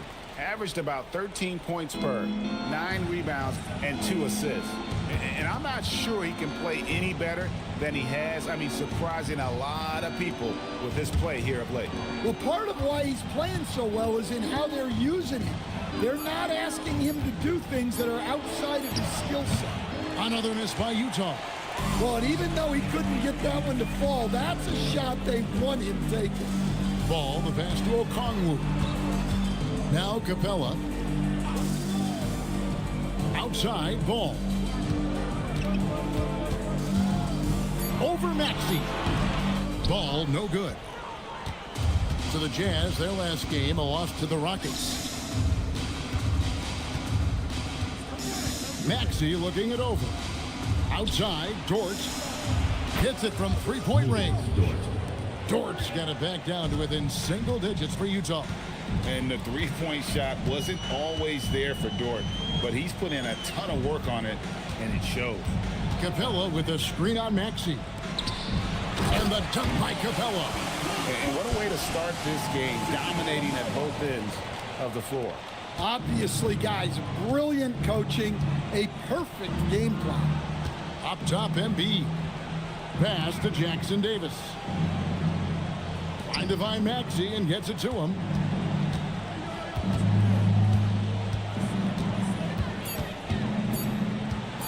Releases from 15, and he hits the jump shot. Doing some damage from the mid-range. Maxey skilled at finding space to let it fly.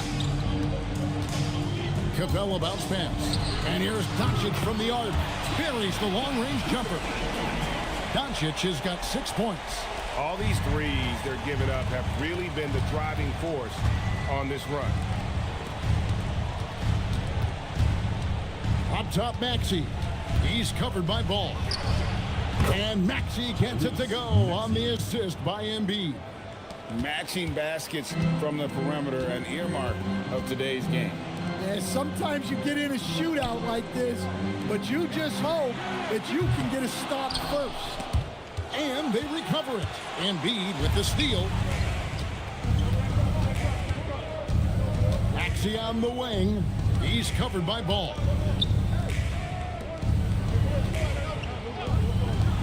Three-pointer. At this time, his first miss in 3 attempts from the field.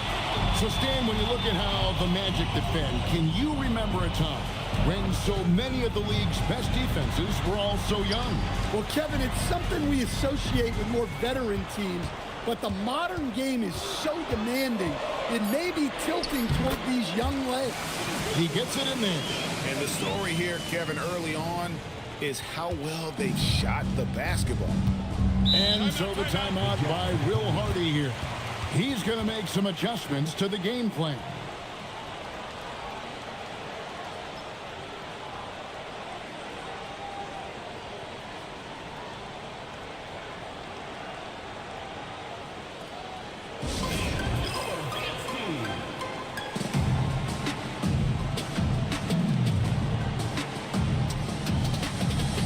Lopez is checked in for Orlando. And Utah with a change here, too. Nick Richards, he's checked in for Joel Embiid.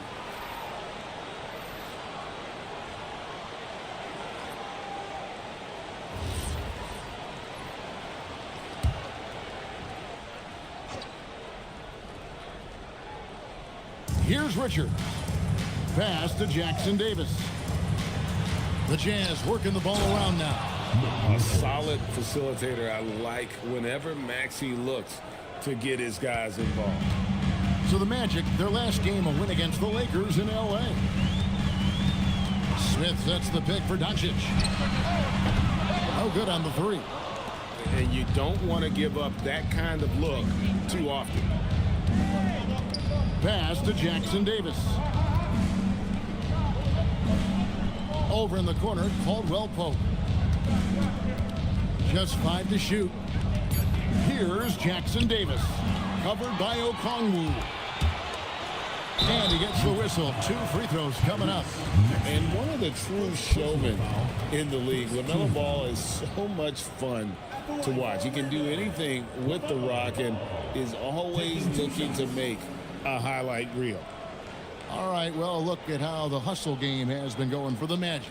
Well, they're playing with great pace, pushing the ball up the floor and attacking before the defense can get set. And the other thing, I love how they're playing up tonight, getting into ball handlers and forcing some turnovers. Well, no doubt these players, GA, are eager to get this season going. Listen, there's definitely some nerves, but it's mainly excitement. This is their first chance to showcase all the hard work they put in during the offseason. Here's what Orlando's going with right now.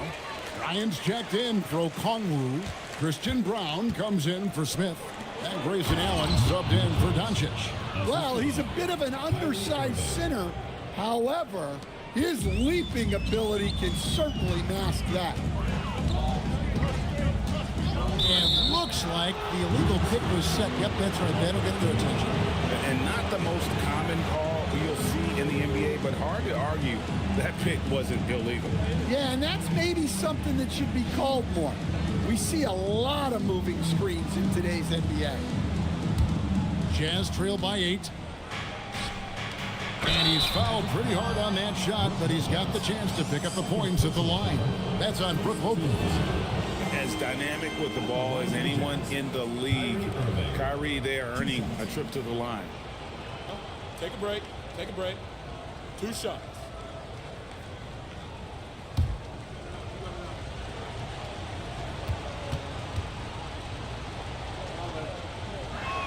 The first free throw is good. And Stan, Utah has been all about basketball up until last year. The Jazz, the only major professional sporting franchise in the state. Yeah, now they've got hockey, but from the venerated days of Stockton and Malone in the 80s, basketball has become effectively the state sport of Utah. You really don't even have to watch him at the line.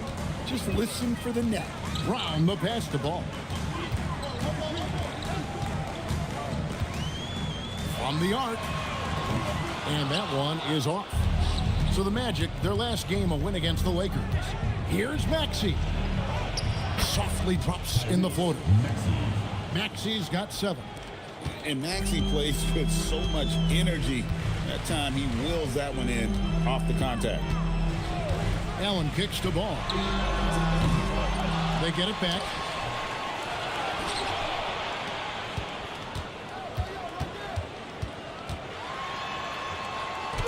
And at last, they get one to fall. He's got 10. Well, they just need to keep getting him the ball. He has been terrific this quarter. Pass to Richards. Back to Maxey. From 20 feet out. Again, the Jazz score. Look, he's the kind of player that has you awake at 3 a.m. asking yourself, how do I stop that? Ball, a screen on Maxey. Here's Allen. And it's blocked. Maxey against Allen. Nobody near Irving.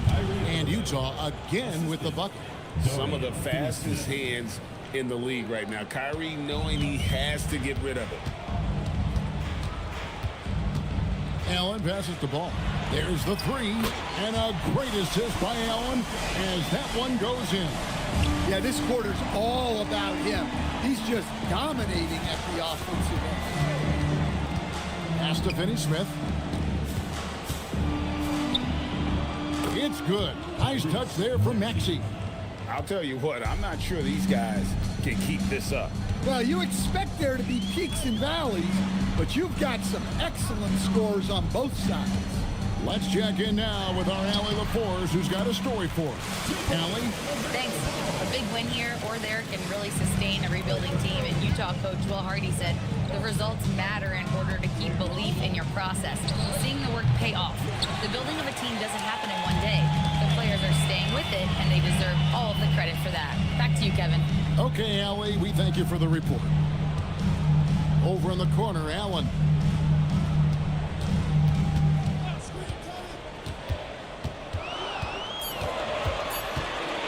Elbow shot is on the way. Now in the scoring column with that bucket. 1 for 2 this game. Well, he got to his spot in the mid-range, and that's a shot he's going to make more often than not. Irving against Ball. The rebound by LaMelo Ball. They've been beating them to a lot of those loose balls and rebounds here to start. 1:29 left to play in the first. Gets the three-pointer to fall. And now it's a 10-point Magic lead. Defensively, they've been a step slow here to start. Ball against Irving. And he makes the bucket, gets the whistle, and now a three-point play chance here for him. Inspiring display of imagination. Irving simply creates ways to finish. You know, Greg, when Kyrie elevates off the dribble, it's a work of art. He makes it look so easy, but that fluidity is the result of countless hours in the gym and perhaps an innate gift for the extraordinary. And for such a young team, Greg, pretty impressive how well the Magic defend. And that's their identity. They are elite at that end of the floor, and they force turnovers at a really high clip. And so the timeout by Jamal Mosley here. He's ready to talk things through with them.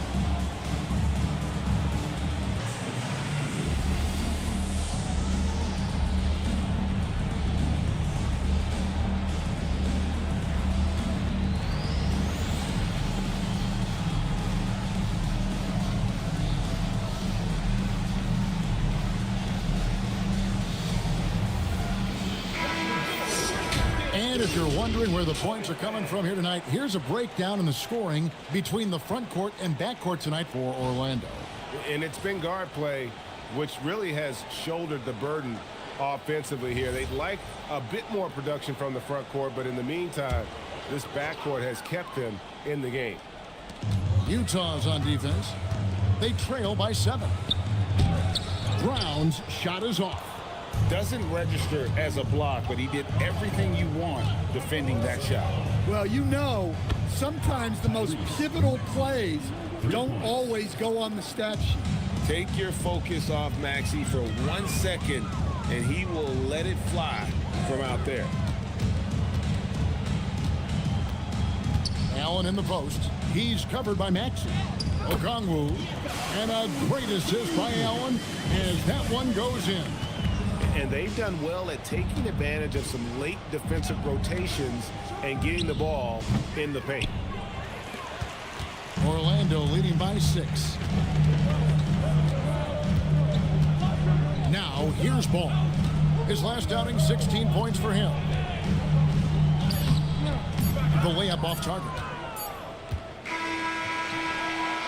And so it's the Orlando Magic with a 6-point lead at the end of the quarter. And they've done a phenomenal job down low. So many of their points coming right at the rim. We'll return shortly.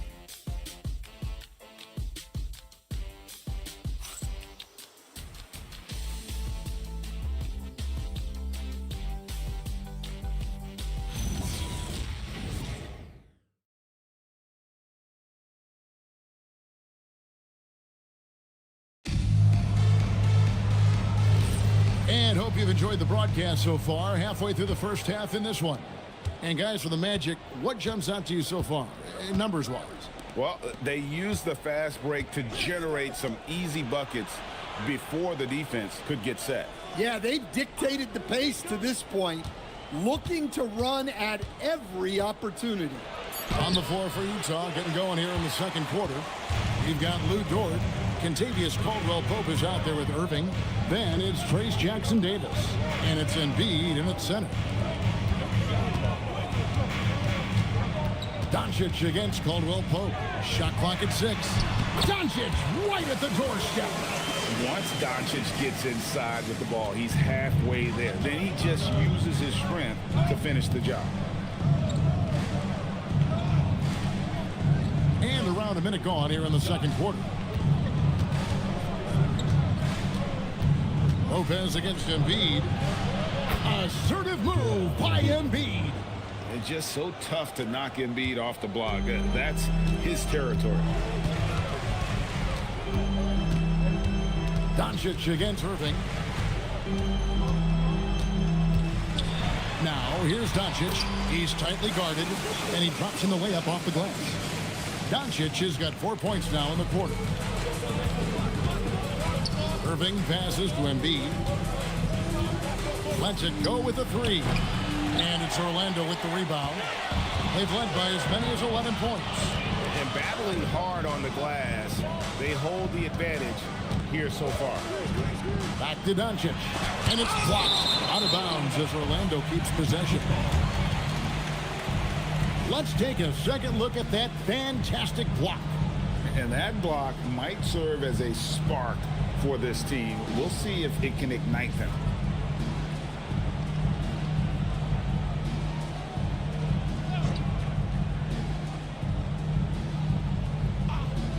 And here in the second, 2 minutes gone by. Just 5 on the clock. The three. He's cooled down a little bit after draining those 2 3-pointers in the first quarter. Over in the corner, Caldwell Pope knocks down the 3 ball.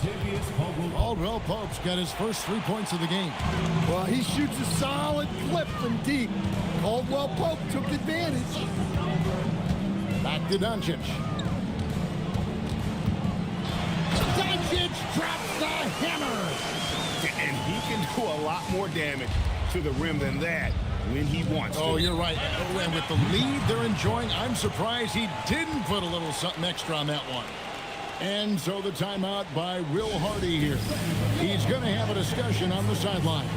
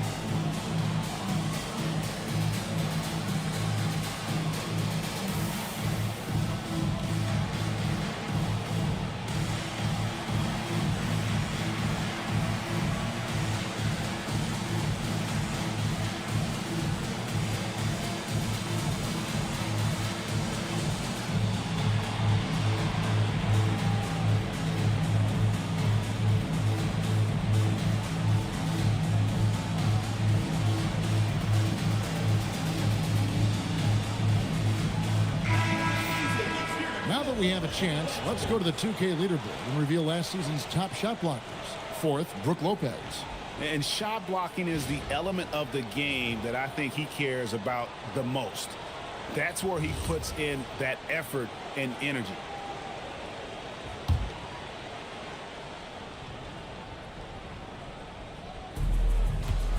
Caldwell Pope finds Dort. Here's Embiid. Fades away. And Utah again with the bucket. And this is the beauty of Embiid's game. He has a shot from anywhere on the floor. Doncic dishes to Lopez. And it's good, 2 points. And the Magic lead by 7. And they are attacking the rim and getting great results. Pass to Embiid. Back to Irving. The 3. That's in. Coming off the assist from Embiid. Irving's got 10 points. And we talk about the handles of Kyrie so much. Don't forget, he's also an elite shooter. And it's Doncic, top of the key. 6 to shoot.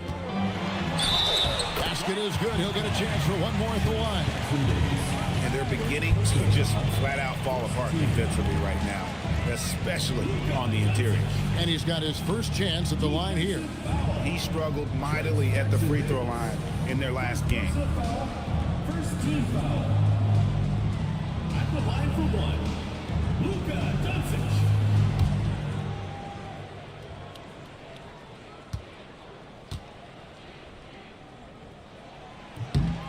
Every coach has their own philosophy, but Stan, you were telling me that it might not always align with their team style of play. Yeah, look, Kevin, I think there's a difference between philosophy and style of play. And I think what you have to understand, philosophy are those immutable things that you think will win games regardless of the style. So that'll never change. But your style has to be fitted to your personnel. Out to Smith. Lopez against Embiid. Lob pass to Capella. And the dunk by Capella. Well, if you put it up there, Capella has the link to go get it. It's stolen by Capella. Here's Brown. Scoreless thus far. And the officials have called the illegal screen right there. And guys, point of emphasis for the league is to really crack down on illegal screens. Yeah, and yet, we still see it a lot. It's a tough thing to police. Pass to Dort. Now here's Embiid. Over Lopez. Good on that shot. And with that, the Magic lead is cut down now to just 7 on the basket from Joel Embiid. Now Brown.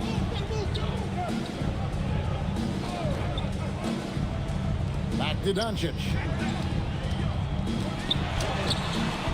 And the dunk by Capella. Yeah, he's an incredible offensive rebounder. Capella just works so hard to get ideal positioning when the shot goes up. Outside, Dort. Off target from three-point range. And hard work on the glass. Once again, guys, they put a lot of effort and focus on the backboard. And that's a nice shot from mid-range there. Smith must continue to knock it down at that level. There's a good screen. Jackson Davis with it. Nothing on the board. Denied. Dort against Brown. To the paint. And the bucket is good. Three-point play chance here for him. They're finding lanes to the hoop now with consistency. 5 buckets in a row from the paint. Stan, we know Brook Lopez is revered as a teammate for his contributions both on and off the floor. Well, Kevin, I think that teammates very quickly pick up on guys who are unselfish both on and off the floor and care more about the team, the group, the community than their own accomplishments, and that becomes immediately obvious with Brook Lopez. What an amazing career arc Lopez has had. Started as a back-to-the-basket guy, turned himself into a stretch 5. He's adapted with the times. Yeah, that's a high percentage look when the D doesn't fight over the screen. Yeah, it's certainly worth it to disrupt the offense. Coaches notice that extra effort. Ball no good. So the Jazz, their last game, a loss to the Rockets in Houston. Pass to Richards. And here's Maxey. And Ball with the block. And great effort defensively from Ball. Timing the rejection perfect. Another miss by Orlando. Jazz trail by 11. Now Richards. Inside. Caldwell Pope pass to Finney-Smith. Caldwell Pope kicks to Finney-Smith. Maxey, that's a two-pointer. Another miss by Maxey. Allen left side. Outside, Ball. Takes a three. It's good from long range. Ball's got the lead up to 14 from Orlando. Even after all those three-pointers he hit in that first quarter, looks like the D still didn't learn its lesson as they left him open for another one. And Connect gets it to go. And you have to run Connect off his spot. He's very comfortable in the corner. Ball against Maxey. And here is Ball. He's got 21. Now Maxey. To the middle. And stolen by Bryant. Allen finds Brown. Now Ball. Brown the pass the ball.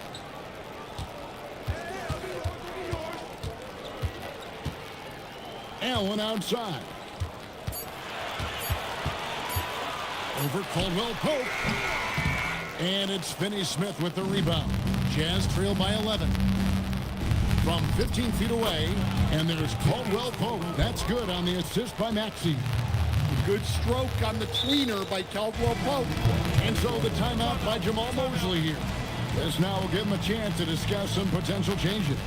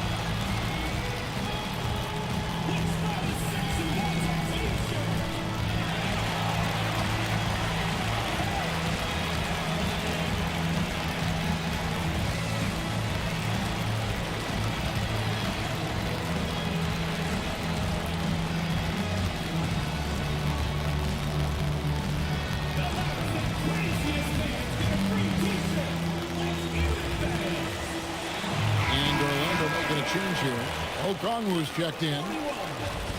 Chance now to take a look at some of the steal numbers over the scope of the last few months for Okongwu. Defensively, he's really stepped it up over the past few months. You can see the jump in his steal numbers, and it hasn't been by accident. He's put in a ton of effort at the defensive end, and boy, is it paying off. Now, here's Ball. 21 points in the game. Over Maxey. And too long on the shot. And guys, his shot hasn't been falling this quarter. Time to settle down, refocus, and get a really high percentage look. Down low, Richards, and he jams it with authority. An incredible reverse throwdown. Excellent body control. And guys, I'd even go as far to say that was a punctuation dunk. Ball from long range. The rebound by Caldwell Pope. Well, this period, he's been his own worst enemy, and now he's pressing. And now, let's send it over to our courtside reporter, Allie LaForce. Hey, guys. LaMelo Ball is a playmaker, first and foremost. He said, I just start off the game trying to get my team involved, get the flow going. After the team's going, I try to get mine. If you get the team involved first, more pieces going, it just makes the game easier. Back to you, Kev. A great passer. Hey, Allie, thank you very much for the report.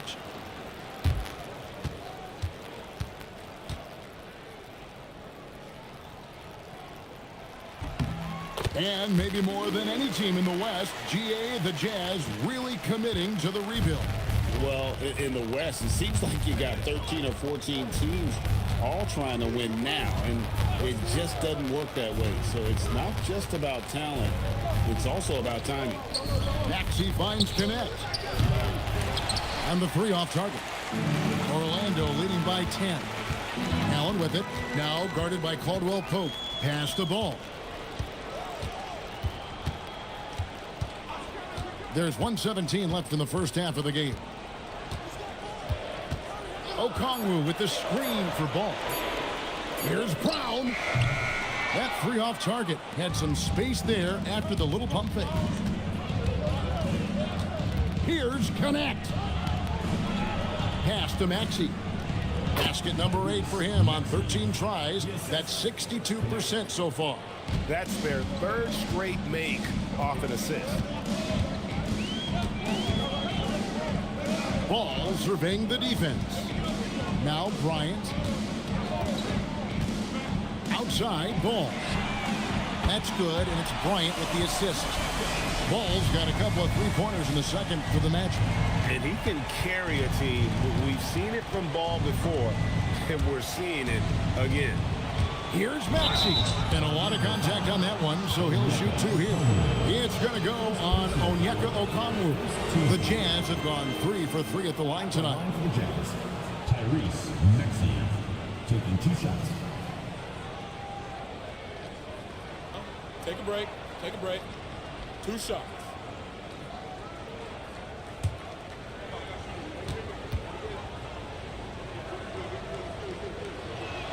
And he makes the first.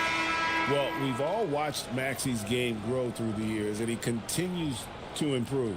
Jabari Smith, he's checked in for Christian Brown. And Utah with a change here, too. Dort, he's checked in for Caldwell Pope.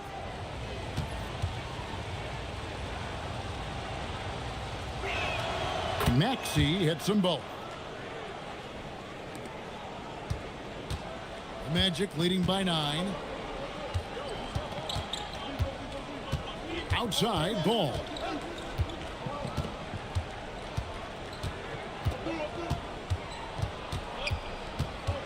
And stolen by Maxey.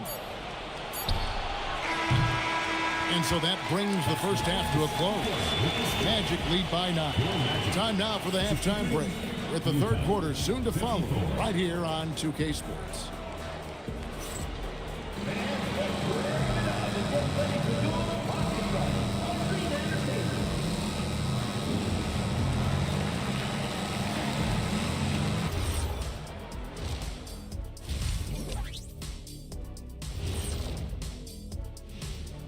Thank you for joining us. Getting right to the story, things are going well for the Orlando Magic. Some teams just play slow and methodical. These guys have taken the F1 approach. Faster, faster. Didn't know you were into race cars, big fella. You taking me to Monaco? I got room on the plane, Ernie. Oh, let's just drive. Okay, so now let's talk about that point guard matchup from the first half. Uh-oh, there's a duel at the point guard position, really testing each other's ability to run things. Cerebral battle. You see, in basketball, Ernie, point guard is like chess. The center play, well, it's a little simpler, like checkers. And that's all for us. Now it's time to send it back to Kevin Harlan for the beginning of the third quarter.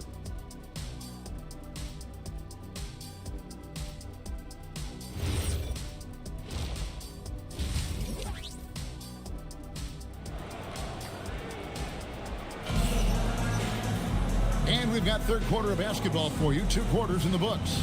Man, we're seeing a tremendous game from LaMelo Ball. And the bulk of his damage so far has come from the perimeter. A lot of threes early on. And defensively, they're giving him too many good looks out there. They need to start running him off the line.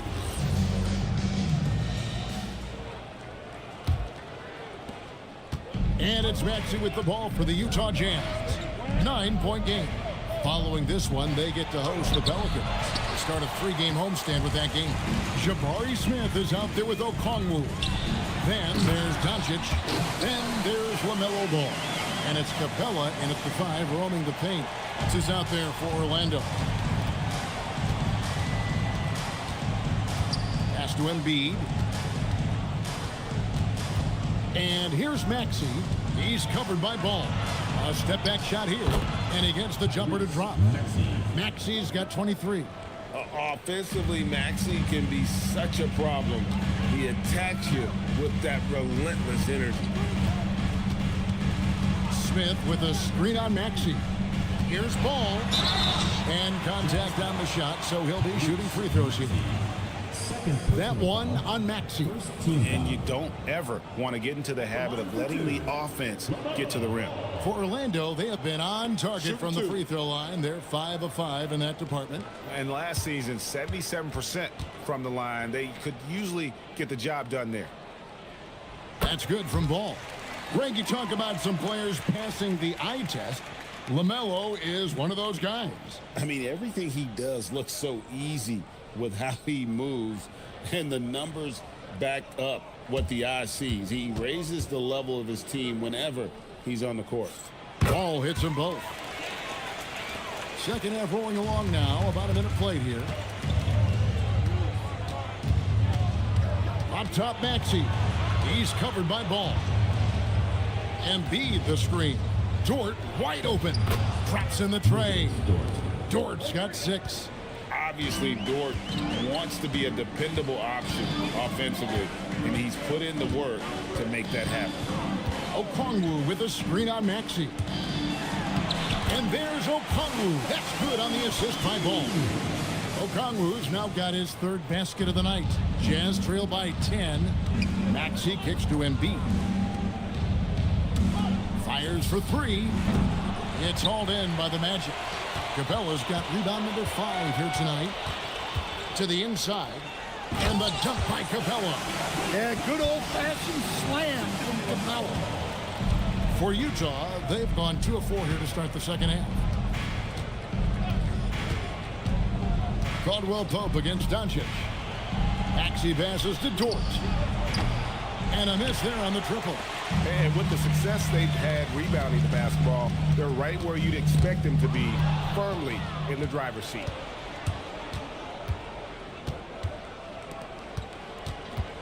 Pass to Embiid. And they double up Embiid. And we're going to have a jump ball. It's tied up there.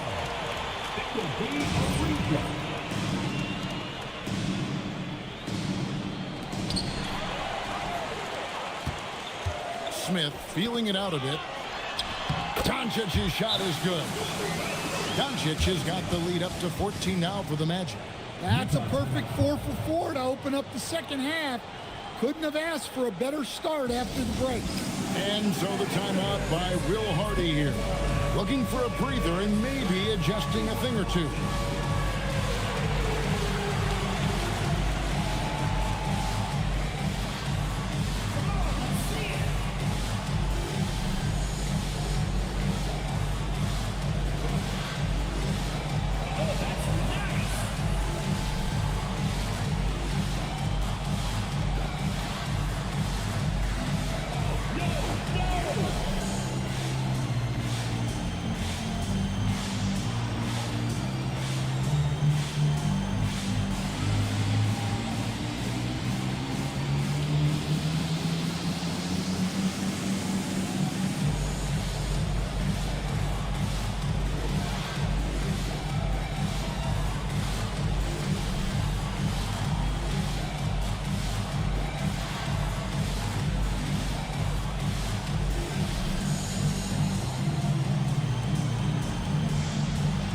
The Jazz making a change here.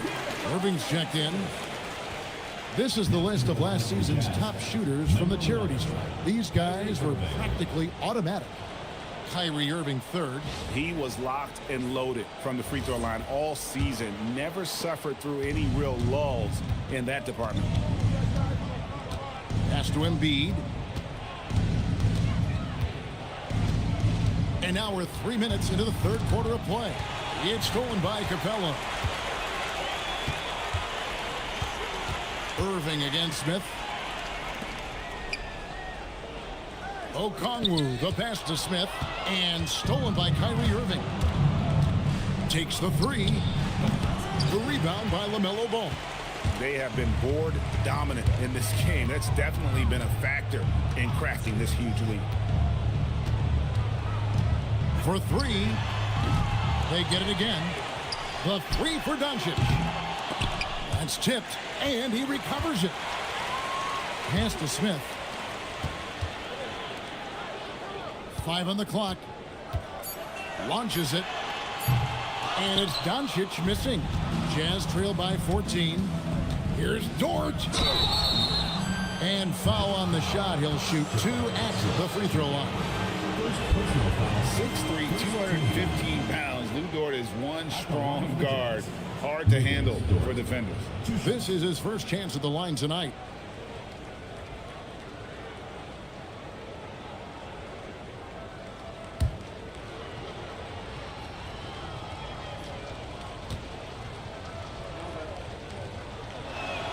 Free throw good, Dort. And this Magic team, Greg, hangs its hat on size, on switchability, and toughness. Yeah, they contest everything and play with real discipline. For a young group, that is uncommon, and it's a big reason they've taken the lead. Catching up on the changes for Orlando. Lopez comes in for Okongwu, and Christian Brown subbed in for Smith. Who needs the NBA draft? I mean, Dort worked his way onto the team, into the rotation, and then turns into a key contributor. Near the three-point line, it's Doncic. Hits the jumper in space. Doncic has got the lead up to 14 now for the Magic. Pass to Jackson Davis. There's the screen.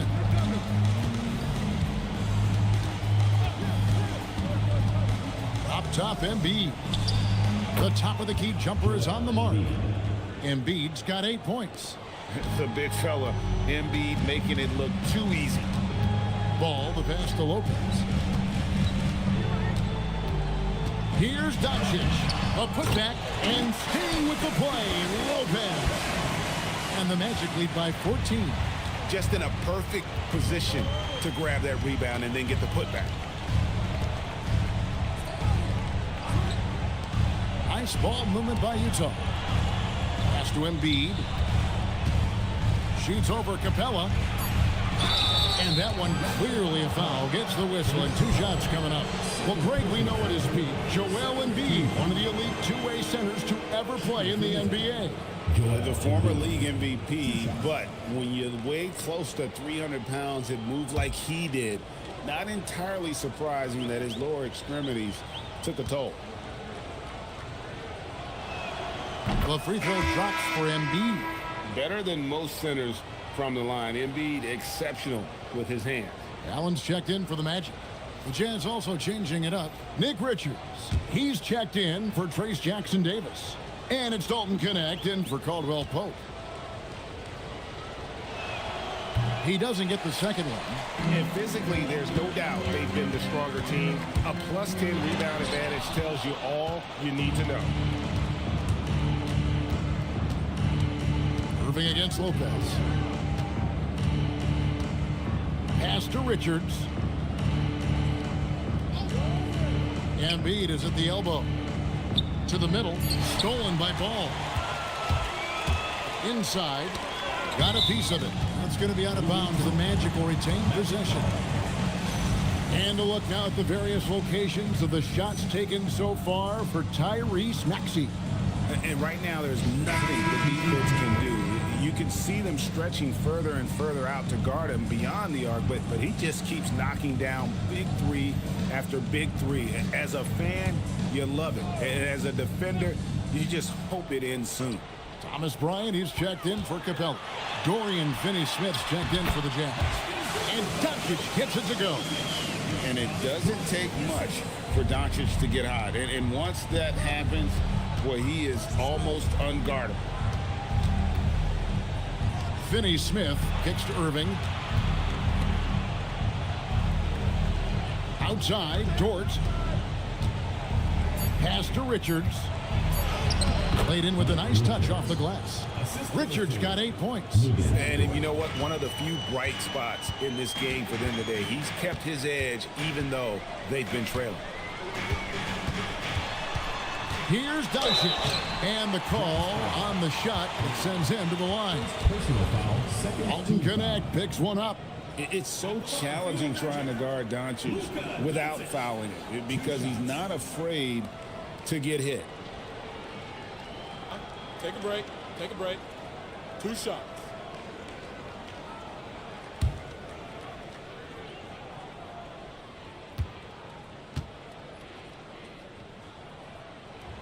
That free throw, no good. Eye-popping talent from Doncic. We don't see many players with his size and skill set.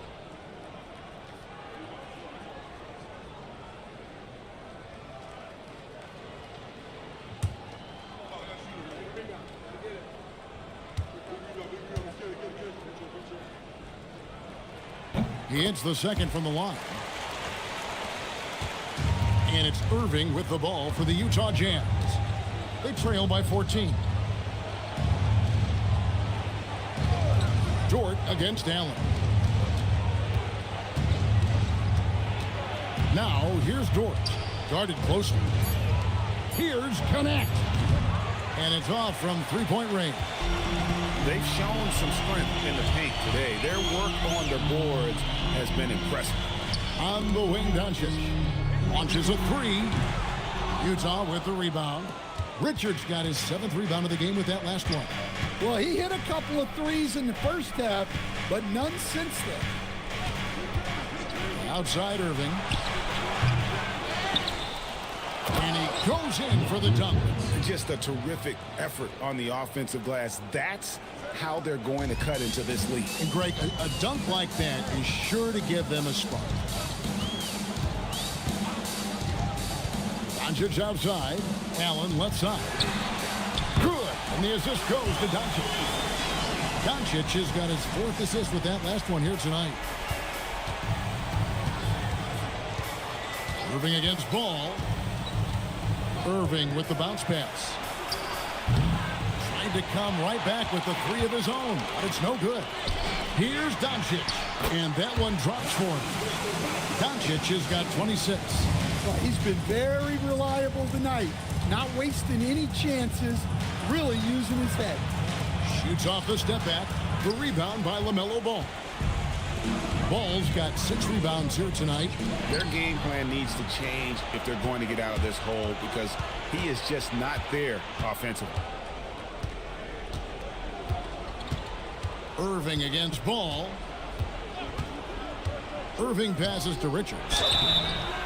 The timely screen gave him a step, but he took it all the way. And that tells the tale here today, guys. Throughout this game, they've been able to get the ball in tight and finish.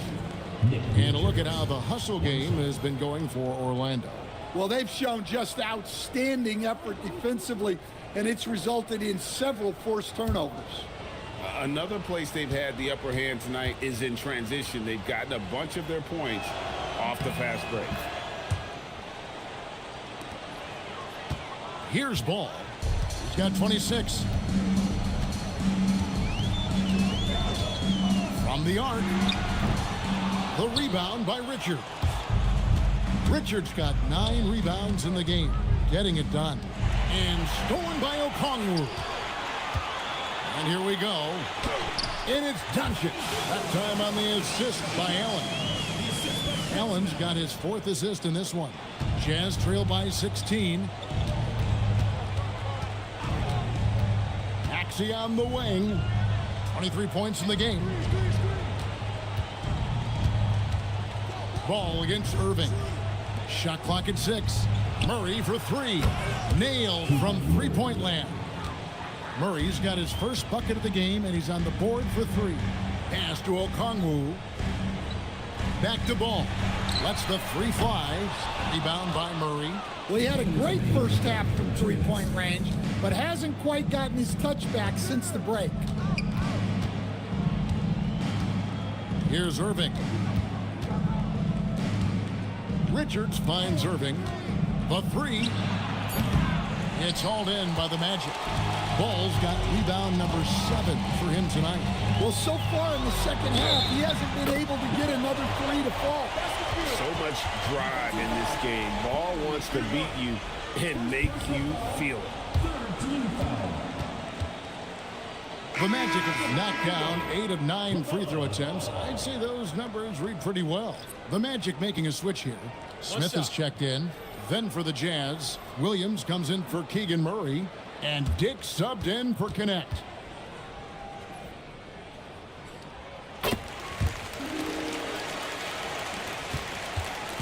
And it's Irving with the ball for the Jazz.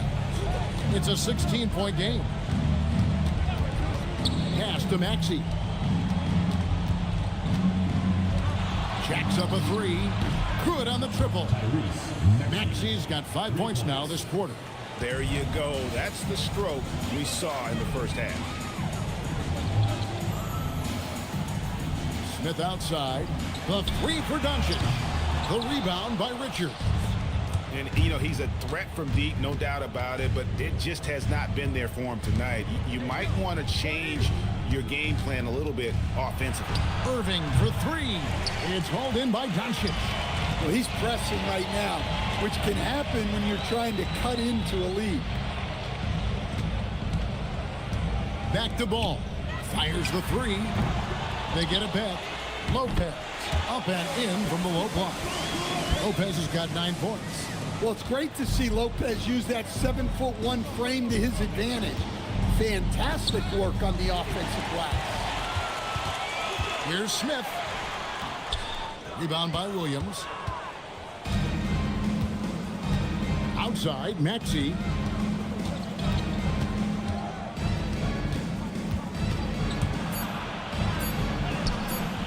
The shot comes out, and so it's Orlando finding a 15-point lead at the end of the quarter. They've been putting on a clinic in the paint. Shots are falling with regularity, and they are pounding it down low. We'll get you back to the action after this break.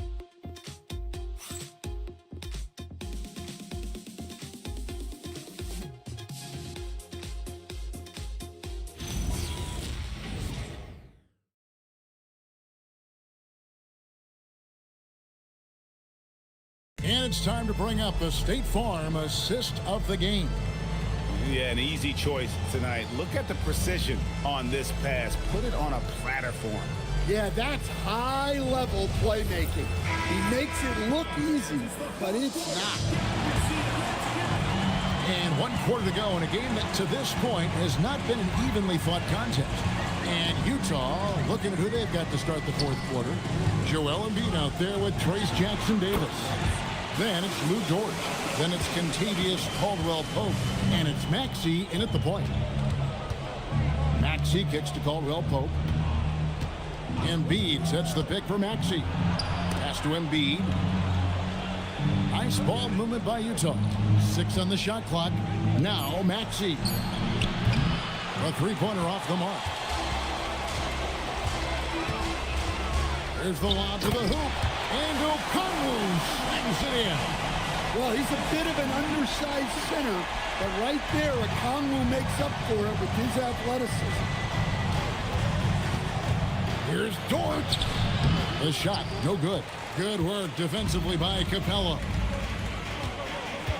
Capella sets a screen for Smith, and they call an illegal screen here. Yeah, I guess when you're up this big, you can afford to get a little sloppy. And not the most common call you'll see in the NBA, but hard to argue that pick wasn't illegal. Yeah, and that's maybe something that should be called more. We see a lot of moving screens in today's NBA. Embiid with the screen on ball. And the call is going to be, yes, it is, an illegal screen. Just been really inefficient. 5 turnovers. You know, it's as if he's playing for the other team. Orlando leading by 19 points. Doncic finds Okongwu. Just over a minute and a half played here in the fourth. And the three ball is good. Supreme confidence. Smith really stretches the floor with his ability to shoot. Here's Maxey. Uses the glass to finish the layup. Maxey's got 28. And, you know, he's enjoyed the kind of day you expect in terms of shooting the basketball. He can bring them right back into this game. Back to Doncic. Offensive rebound. A wide open look here for Okongwu.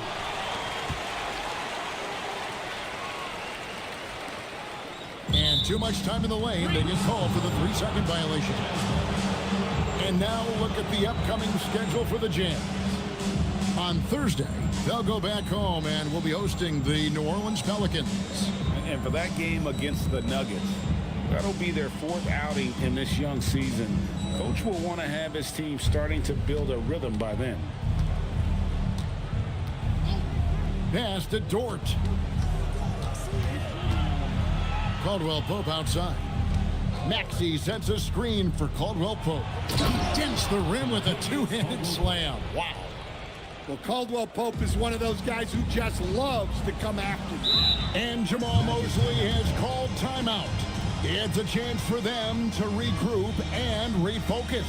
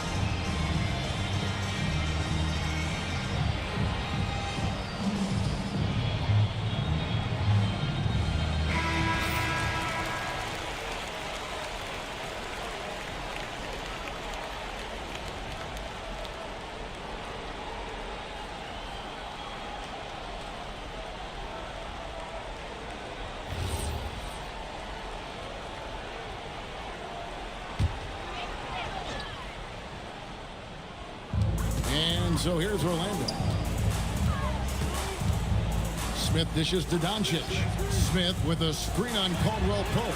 Bangs home the trifecta. Ball's got 32 points in the game.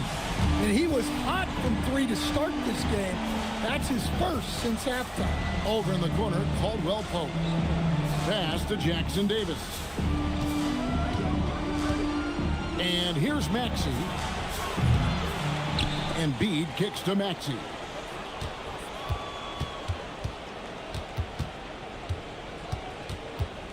Tries again.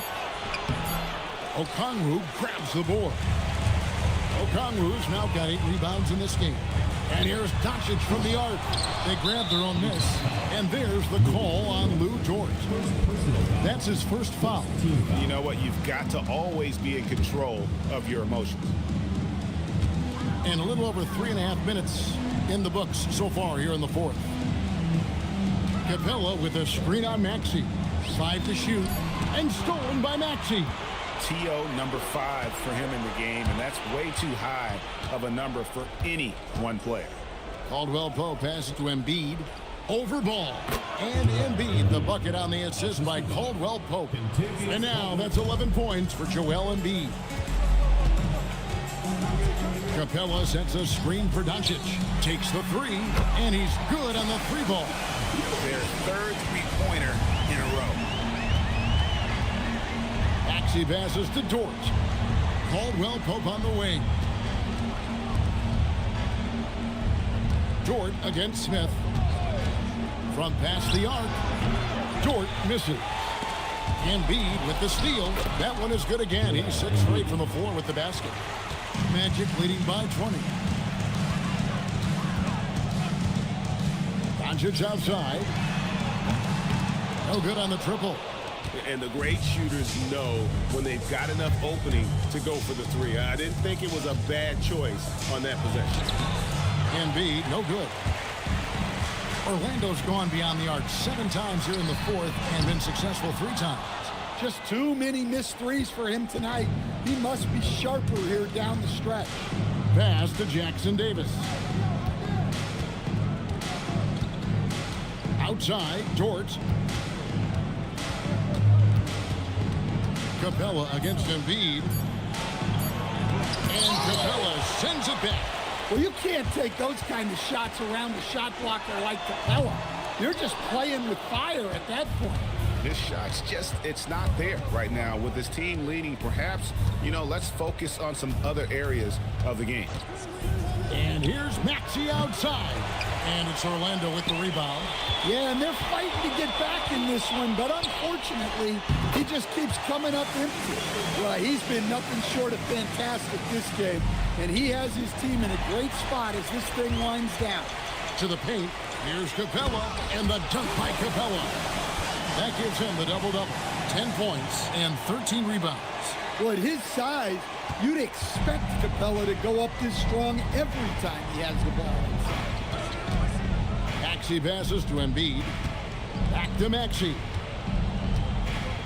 Embiid the screen. And Tyrese Maxey, good for 3. Maxey's got 31. A Hail Mary for some, but Maxey makes the long shot look easy. Back to ball. They get the rebound. Capella inside. Embiid's there. Down low. The kick out to Ball. 3-pointer. Here's Capella. Persistence pays off as they finally hit a shot. And how about the performance we're seeing from him? Not one miss on the day. Pass to Caldwell Pope.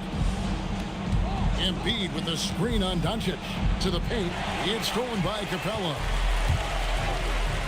Ball from long range. It's hauled in by Jackson Davis. Jackson Davis has got 6 rebounds here tonight. There's the pick. Here's Maxey. It's good from about 19 feet. Maxey's got 7 now in this quarter. Yeah, despite them being behind, he's been impressive. But he can't do it all by himself. Capella at the elbow. We all hear about AI in the workplace, and I don't mean Allen Iverson, although we could put him in the workplace. Greg, now teams are using computers to break down the action. Yeah, able to use camera tracking to assess credit and blame, right? So maybe the little things in winning plays that went unnoticed, they won't be overlooked much anymore. Embiid finds Maxey. Down to 5 on the shot clock. Shoots over Ball. And there's another one for the Jam. Well, that's what you want. Get him the ball and see if he can close the gap. Pass to Okongwu. Back to Doncic. Lets it go with a three. Rebounded by the Jazz. Jackson Davis has got rebound number 8 now on the night. Oh, the slam dunk. And seeing a guy as big as Embiid being so fluid in terms of his movement, jaw drop. And he can time his passes so perfectly. Wow, what an assist.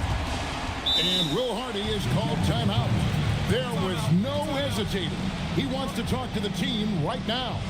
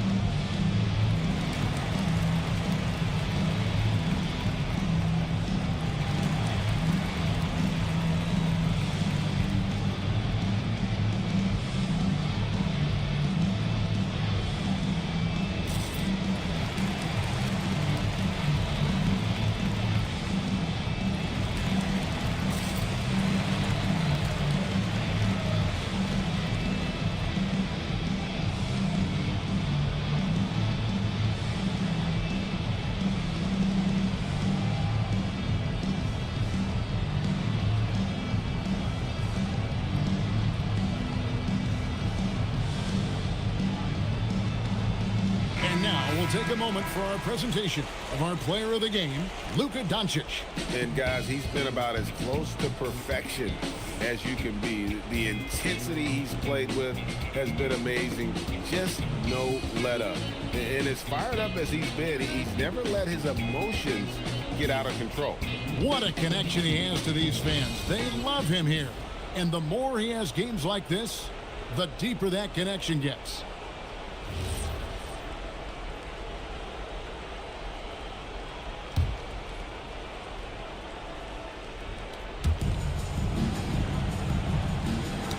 Here's Jackson Davis, covered by Okongwu. And the whistle blows. It's going to be on Tyrese Maxey. And that'll be his 3rd foul so far.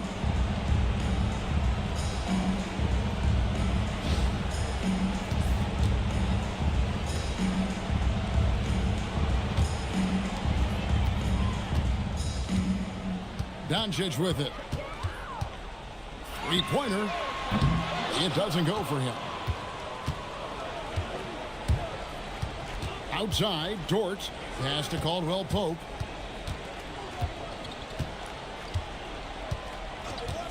Outside, Maxey over Smith. It's hauled in by the Magic. The biggest lead of the game was 24 points. Doncic outside. 2 minutes remaining in the game. 2 minutes. 1:58 left in the 4th quarter. Smith gets it to go on the assist by Ball. Ball's got his 8th assist here tonight. And every team wants long guys who can also make threes. Smith checks both boxes. Maxey on the wing. He's covered by Ball. Clock at 6. Shot from the wing. And it's sent back by Okongwu. Magic leading by 22. And as we head to the final buzzer here, a crushing blowout. Big-time dominance, and this will go in the record books as a gaudy win for the Magic. The differential in assists led to a lot of open looks, and it also helped to get more guys involved in the offense easy. And they made the defense adjust, but they just couldn't come up with an answer. And it'll go down as their first official win of the new year. And they've really had a dominant run of games against this opponent this year. They played them 3 times and won every one. And something we've come to almost expect is greatness from this guy. Such an overall great performance it was for LaMelo Ball. Well, he was so active defensively, anticipating, grabbing steals, one of the most underappreciated stats in the game. Impressive job by the players, coaches, and don't discount the impact of these fans. No, I'd be lying if I said the crowd doesn't have an impact It's certainly felt from the head coach all the way down. Embiid falls back and drains the fadeaway jumper. He's creating good looks and shooting very efficient. And so the Magic can now just hold on to the ball. And here is Doncic.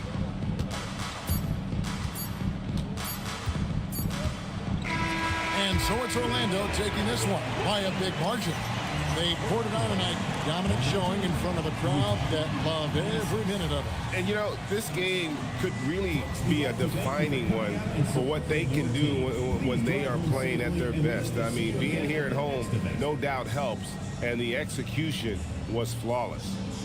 So let's go courtside where Allie LaForce is standing by with our player of the game, Allie. Luka, you played well tonight, and your team got the win. Those two usually go together, but what else made the difference? Yeah, I think we had a great game. You know, I think it was a great game today. You know, we step up together, play good defense, and it was a great win. Team defense goes a long way. Thanks, Luka. Ah, terrific job, Allie. Thank you so much. That was enjoyable. And that'll do it, folks. Here with Stan Van Gundy, Greg Anthony, and Allie LaForce, I'm Kevin Harlan, signing off for this presentation of NBA basketball. And now, our player of the game, Luka Doncic.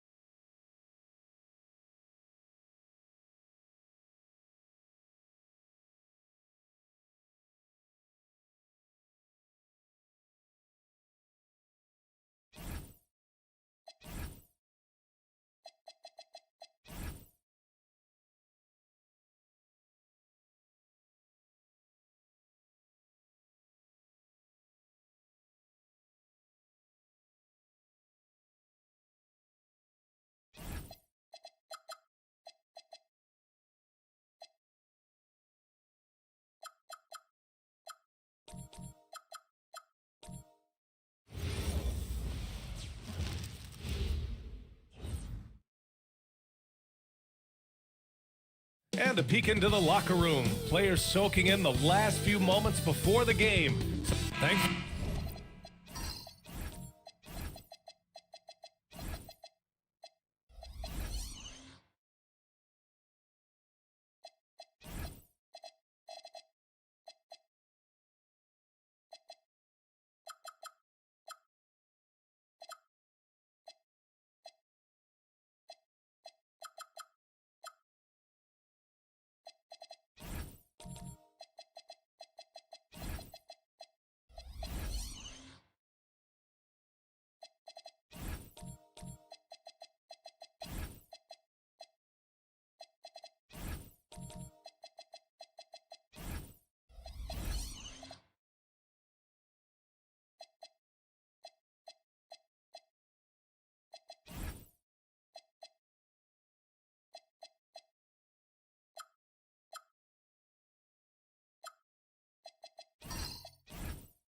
For joining us midweek here. Tonight, we bring you the NBA on 2K Sports. Here with Grant Hill and Richard Jefferson, this is Brian Anderson. Joining us from the sidelines, Ali LaForce. And the starting group for Chicago. We've got Ivica Zubac, Lauri Markkanen out there with Kawhi Leonard. Then there's De'Aaron Fox. And it's Grimes in at the two-guard spot. You know, for a team that's had deep playoff runs almost every year recently, the Celtics fell short last season, RJ. Well, injuries and other factors played into that. But there's so much parity in the NBA right now. There is no team invincible come playoff time. This is what great scorers do. Tatum rises to the three-point challenge. Fox, the pass to Leonard. Kicks it out to Markkanen. Chicago passing it around. Zubac with a screen on Holiday. Down low. And it's slammed in by Zubac. His playmaking is something to watch. Threading that pass right in there. Holiday finds Nurkic. Holiday, a screen on Markkanen. George outside. The three is up. It's rebounded by Zubac. The Bulls on offense. Here's Leonard. And he drops in the layup off the glass. Oh, this is why you get Leonard the ball inside and just let him go to work. Let's check in with our reporter, Ali LaForce. Well, I had a chance to talk with head coach Joe Mazzulla. He told me when he was watching film of their opponent, what stood out was Lauri Markkanen's efficiency. Coach said Markkanen doesn't need high usage to be effective. He gets a lot of his points off of movement, and he brings versatility to this offense. Back to you, Brian. Okay, good stuff. Thank you, Ali. Here's Leonard. The Celtics making their last shot.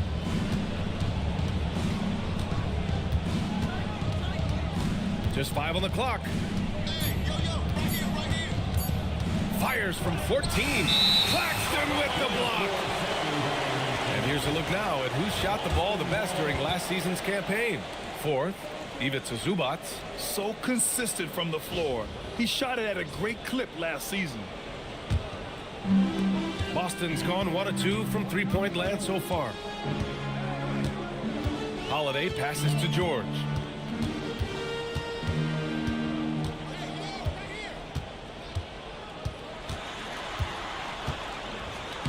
Oh, and makes it with the kiss.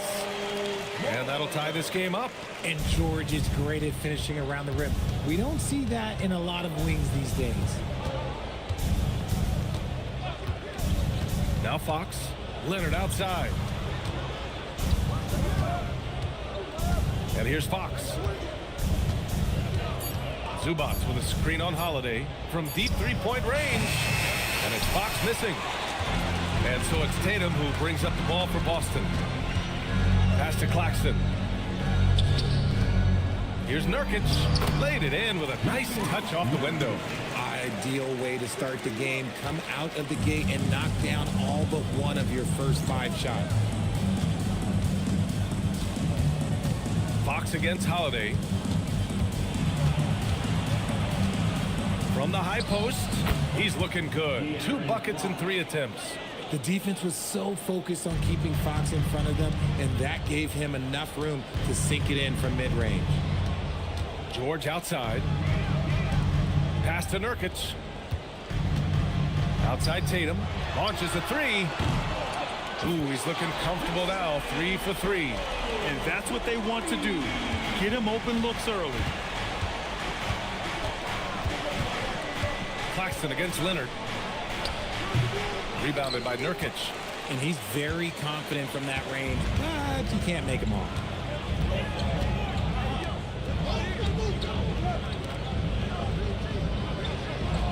Outside Tatum. And looks like an illegal pick was set. That gets the ref's attention. You're not going to fool the officials too often on an illegal screen. That's a very avoidable turnover. You gotta focus on the details.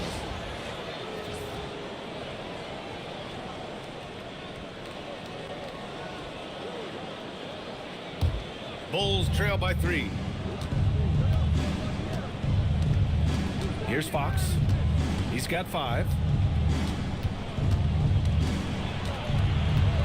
Pass to Grimes.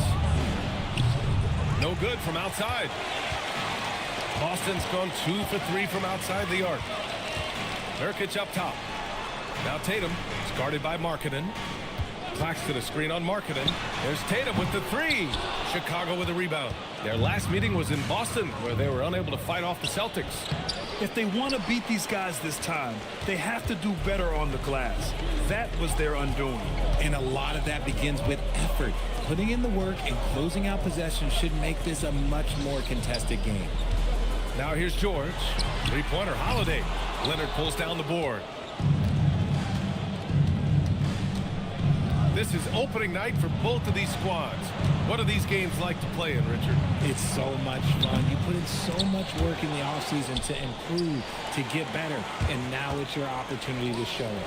Tatum with it. Fox picks him up. Tatum, good. He's a potent mix of effort and ability. Hard to shut down a player of his caliber. The Bulls trail by 5. And so Billy Donovan calls timeout. We might see him looking to make some tweaks to the strategy.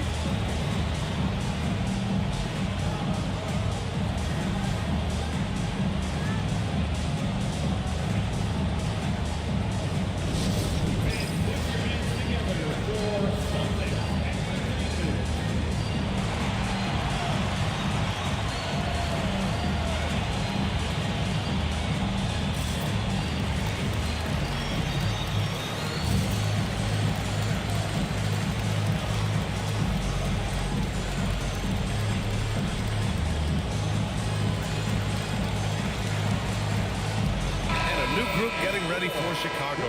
Cadis checked in for Zubats. Smith comes in for Larry Markkanen. Johnson, he's checked in for Leonard. And Mitchell subbed in for Fox.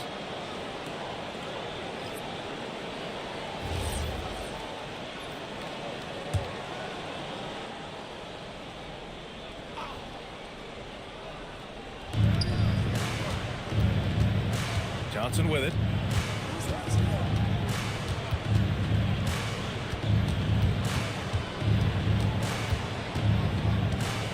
On the clock.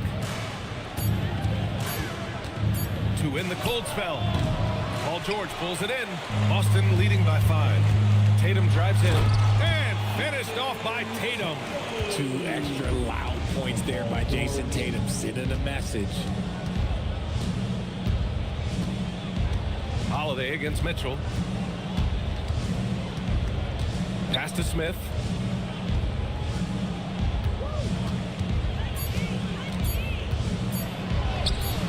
That shot, no good. Great anticipation defensively. They were keyed in on him and ready to pounce. Outside Tatum.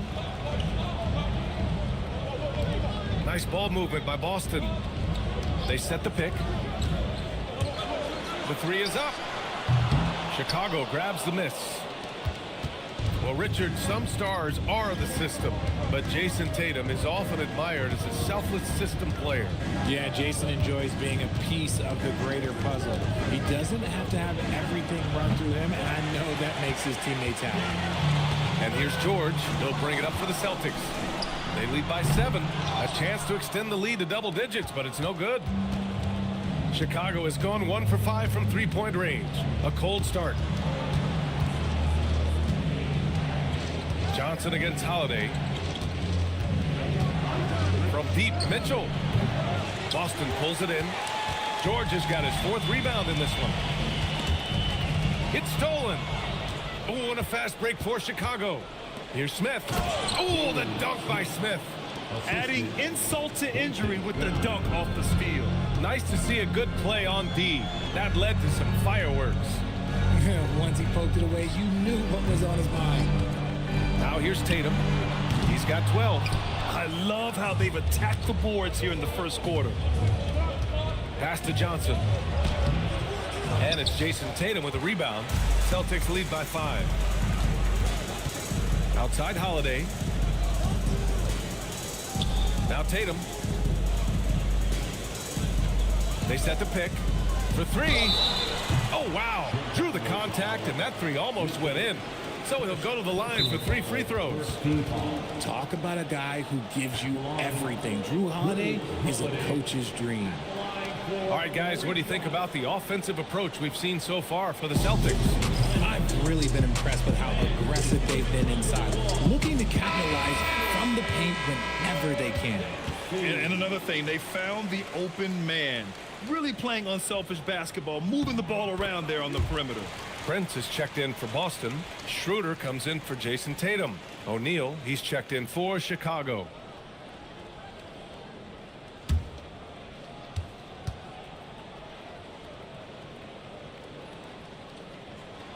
Good on the second one. Richard, it's been a dry spell for the Bulls for a few seasons now. How do they reverse that? Well, it starts with strong drafts. They haven't had a top 10 pick since 2020, and it's made it hard for them to land some of these bigger prospects and grow from within.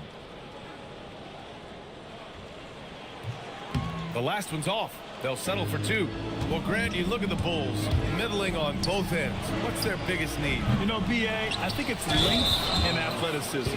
You can't have enough of those type of players in today's game. You look at their activity stats, the steals, offensive rebounds, very much in need of a boost.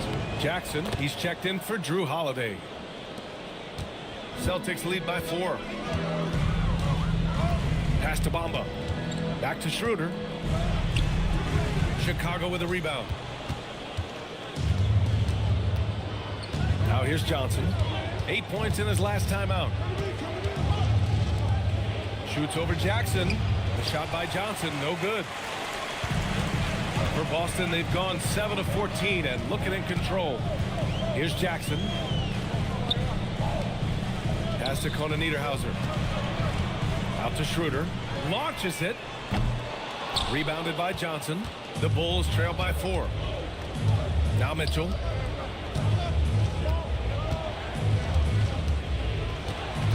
Fires from deep. The shot won't fall.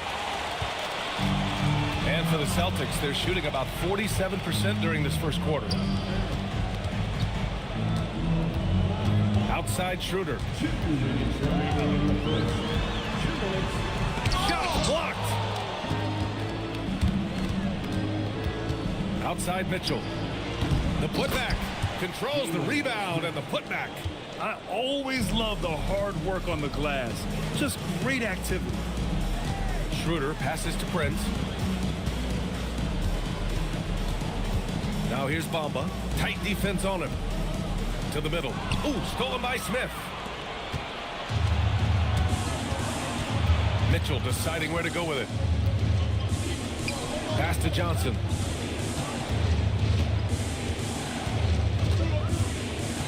Clock at 6. Let's go with a 3. Schroeder with a rebound. He's looking pretty unsettled at the moment. Doesn't seem like he has a great feel for his shot. Conan Niederhauser misses. Looking for the spectacular and coming up empty. Just go to show how tight your timing needs to be on this kind of play. Back to Johnson. Pass to O'Neal. Outside Mitchell. Chicago needs to get off a shot here. Ada no good. And the shooter had very little space on that attempt. I'm sure they'll think twice about shooting against him next time. Back to Schroeder. Here's Prince. Hasn't gotten one to fall yet. Out to Schroeder. Bamba, a screen on Mitchell. Here's Schroeder. Tipped. Here's Johnson. fallen, but it is offline. And so it's Jason Tatum making highlights for the Celtics. He made a big impact, scoring 12 points in the quarter. Back to the game after this break.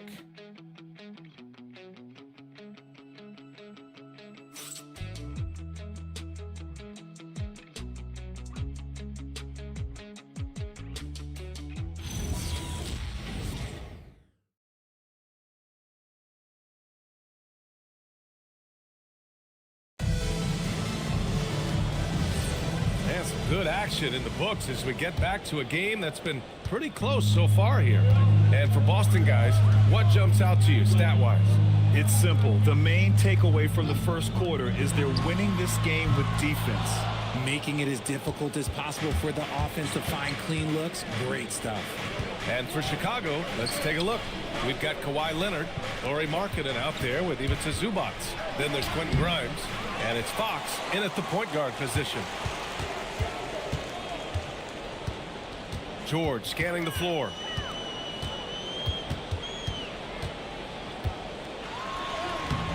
And it's Chicago with a board.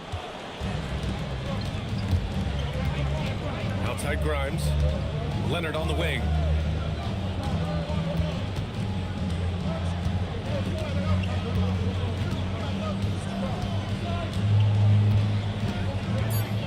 For three.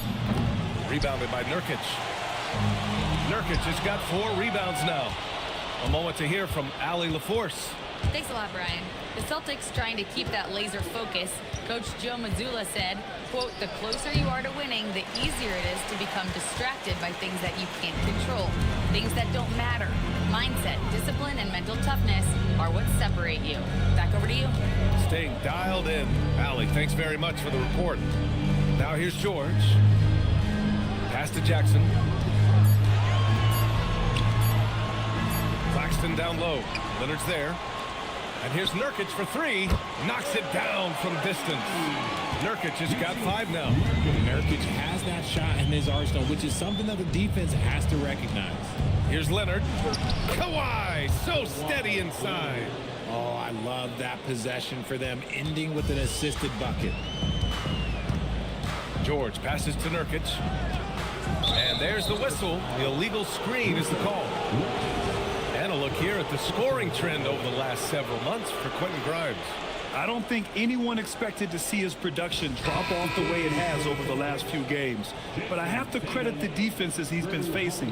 They've done their homework, and they're finding ways to hold him down. And now he needs to find new ways to beat them. Here's what Boston's going with right now. Tatum, he's checked in for Jackson, and Drew Holiday is subbed in for Schroeder. And I want to see Markkanen continue to shoot from deep because he's a quality sniper with impressive range. Outside Tatum. Back to Holiday. Nice ball movement by Boston. George, no good. And so it's Leonard with it. He'll bring it up for Chicago. In the second quarter, they've given up just 3 points. Tatum to the rack. Holiday from long range. It's rebounded by Zubac. Chicago has gone 1 of 2 from deep in the second quarter. Leonard. And no good, trying to use the glass. That's rock-solid defense on a really good score. Here's George. Perfection with the jumper from the elbow. George has got his second bucket on the night. Oh, PG is dynamite from that range. You can't let him get comfortable from there. And so Billy Donovan calls timeout. I think right now he might be looking at some adjustments. And now looking at the 2K leaderboard. Here's a view of which teams last year got after it with their shot blocking. 5th on the list, the Celtics. They had the bodies and the energy needed to be a strong defensive team, and they made it hard for opponents to do damage. The Bulls have gotten just 2 of 6 field goals to go in the second. Holiday against Fox. And Drew Holiday gets the whistle that time. That's his first foul of the game. First team foul.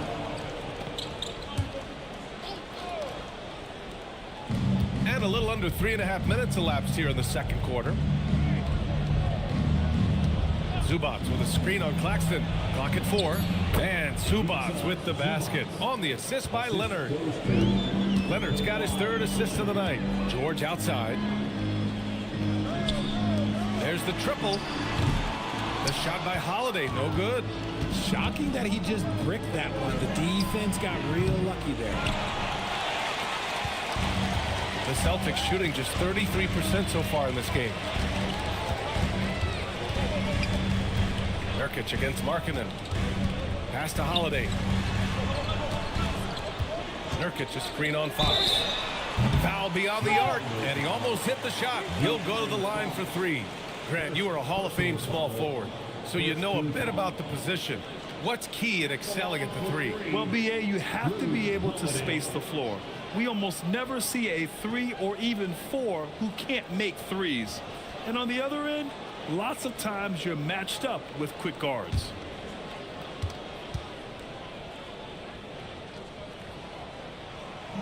And he's good on the first of 3. No good on the second free throw. And he nails the third. For Chicago, they've gotten 5 of 8 attempts to drop since the second began. Outside Grimes. Pass to Leonard.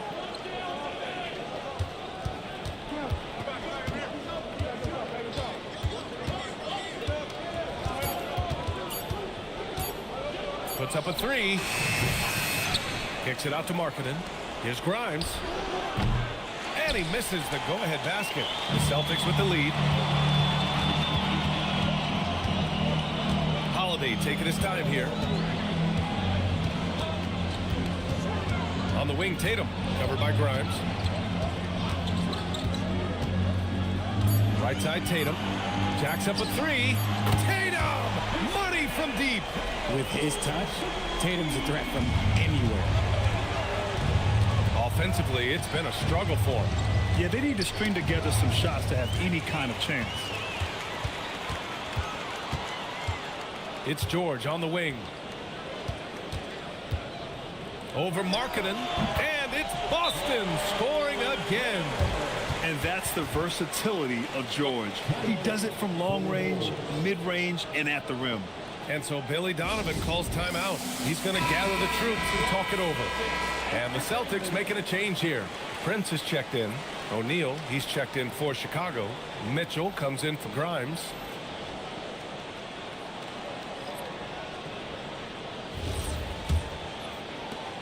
Bulls trail by 7. Fox the pass to Zubac. Chicago passing it around. Pass to Markkanen. Shot clock at 6. Here's Fox.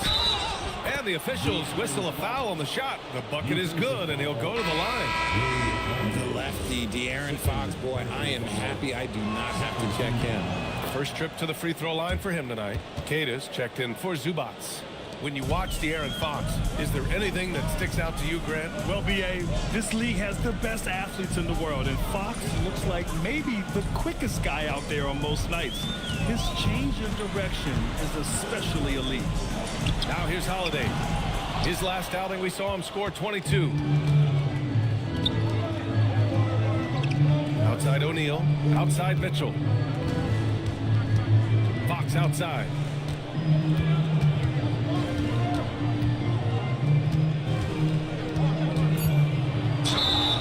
So it'll be 2 free throws. He was fouled in the act of shooting. Well, when you talk about De'Aaron Fox, what makes him such a lethal player, Richard?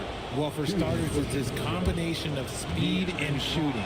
Still one of the fastest players in this league. And the exciting thing about him, Fox is just now entering into the prime of his career. What sets Fox apart is how dynamic and explosive he is. He can take off at any moment in any direction.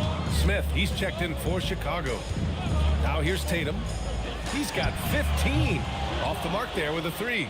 And he almost made them regret defending him so loosely. Pass to O'Neal. Now Fox. 9 points in the game. Outside Mitchell. The 3-ball. The rebound by Bamba. And he continues to cast away, but the results just haven't been there tonight. Tatum from long range. Chicago with a rebound. Following this one, they host the Trailblazers. And that kicks off a string of 3 home games for them. Smith with a screen on Prince. To the inside. A nice shot by Smith. Smith's got 6. Hey, they're just getting pushed around inside. And Tatum's got the ball here for the Boston Celtics. Pass to Bamba. Here's Conan Niederhauser, covered by Smith. Back to Holiday. Oh, it's stolen by Mitchell. Oh, and a fast break for Chicago.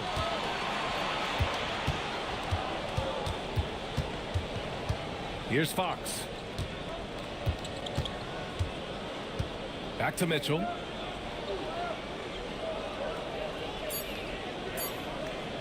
Fires from way outside. Rebounded by Conan Niederhauser. One reason this game is so tight is because both teams are hitting the boards with reckless abandon. Pass to Prince. Tatum from long range. Chicago with a rebound.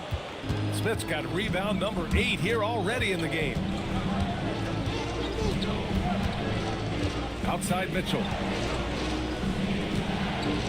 Queta, pass to Fox. The teardrop. And the go-ahead bucket, no good. Had enough room to finish, and that's one he'll usually make. The 3 from Prince. Chicago with a rebound. Queta's got 4 rebounds now. To the paint. Here's Smith. And there's the rejection. It's Prince on the wing. He's covered by O'Neal. Outside Holiday. Pass to Tatum. Over Fox. Tatum, shot is good. Tatum's got 5 points in the quarter. The efficiency from Tatum on the offensive end is terrific, not letting any scoring chances pass him by. Mitchell against Holiday. Intercepted.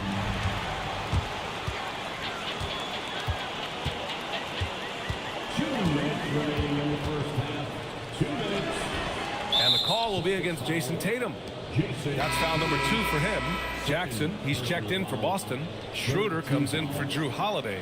And a change for the Bulls. Johnson, he's checked in for Fox. The Bulls trail by 3. Outside Johnson.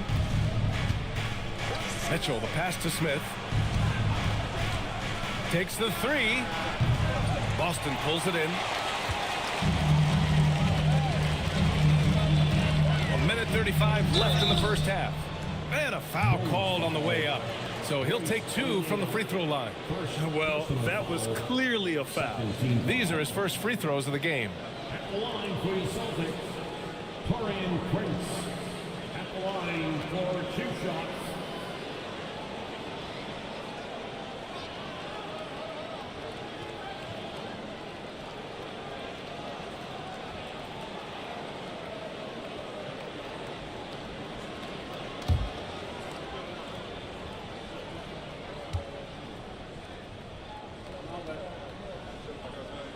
The first free throw is good.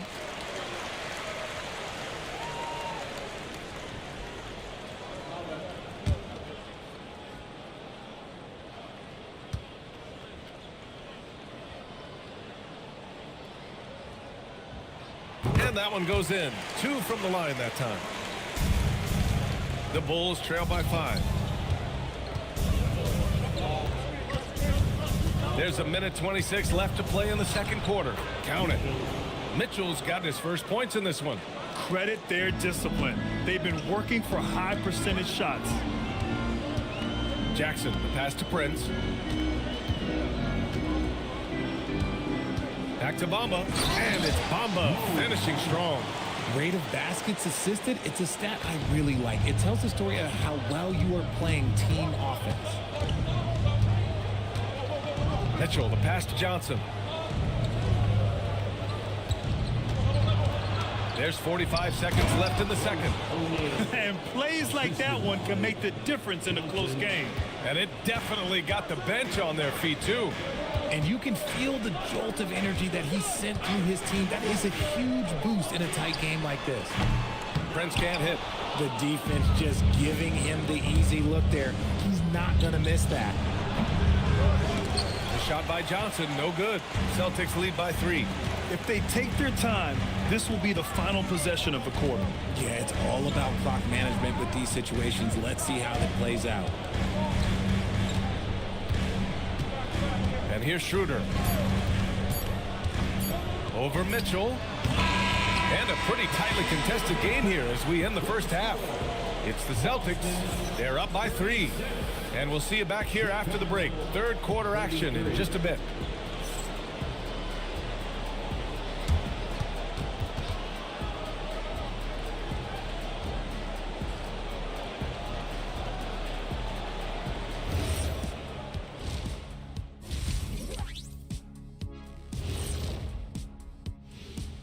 Hey folks, first off, let's take a look at the overall NBA schedule on tap for tonight. It'll be the Golden State Warriors up against the Grizzlies in Memphis. 7:30 Eastern for the tip-off in that one. Two of the best teams in the league facing off. Let's go. Oh, let's go. That's going to be a fun one, guys. And as we review this first half for the Celtics, still anybody's game. The energy in their hometown is electric, man. You can tell these players are loving the positive attitudes and feeding off them. I expect them to sustain this enthusiasm. Yeah, I mean, these fans just love this team. Appreciate you joining us. It's been our distinct pleasure, and I mean that. Let's now take you back over to the third quarter with Brian Anderson.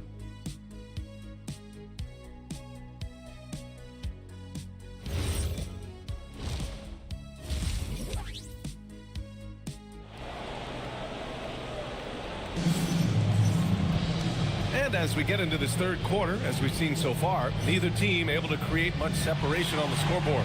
And you know, Jason Tatum, he's been really making it happen, guys. And in the first half, he dominated in the post. He got the looks he wanted and was able to execute.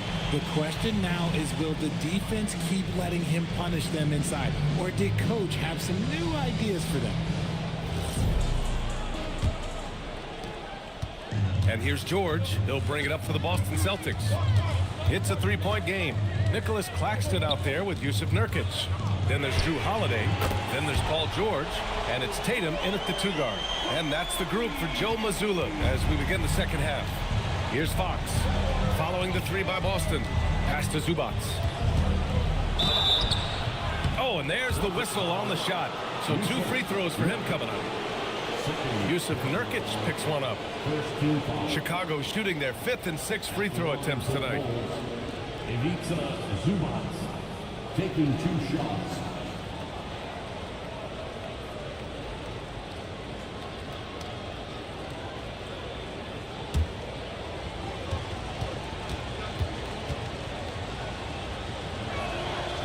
That one misses.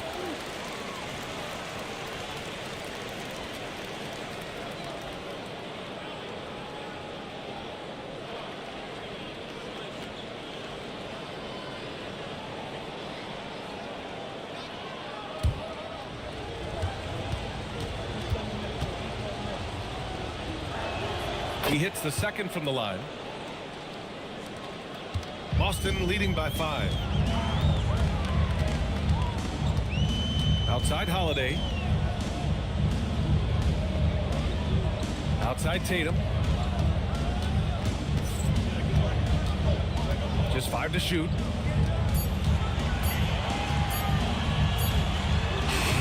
And Grimes pulls it down. Bulls trail by 5. Second half rolling along, about a minute played here. Here's Fox. Oh, tough defense, but better offense by Fox. The defense looking helpless to stop Fox. This guy fears no one. Down low.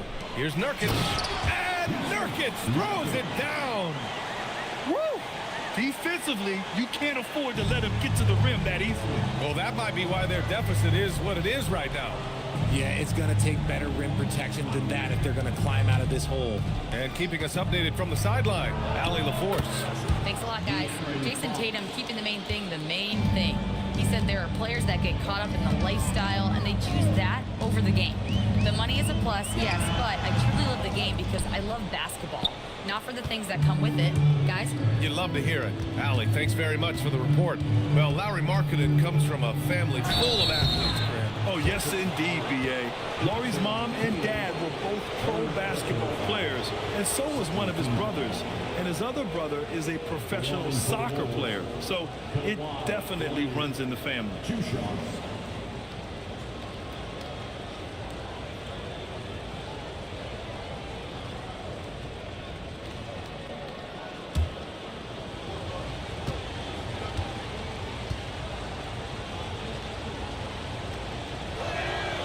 Free throw drops for Leonard. A member of the NBA 75 team. Kawhi's done pretty much everything on the court. Multiple finals MVP, multiple Defensive Player of the Year awards. I mean, we're watching an all-timer in Leonard.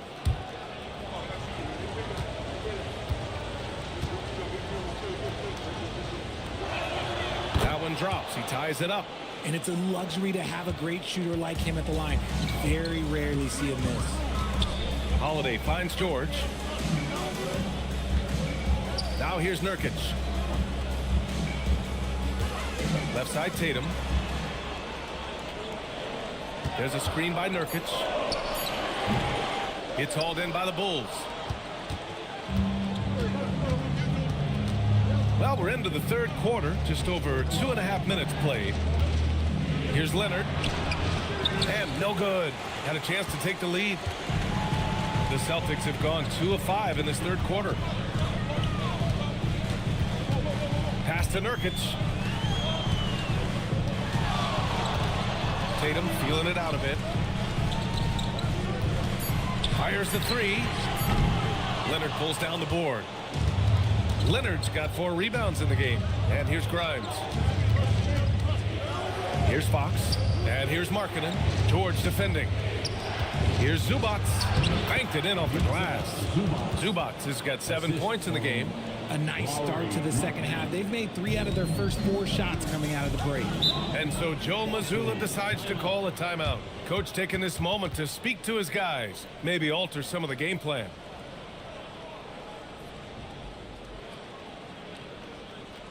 Here we go, fans. Time to make some noise for Boston's own Celtics Entertainment.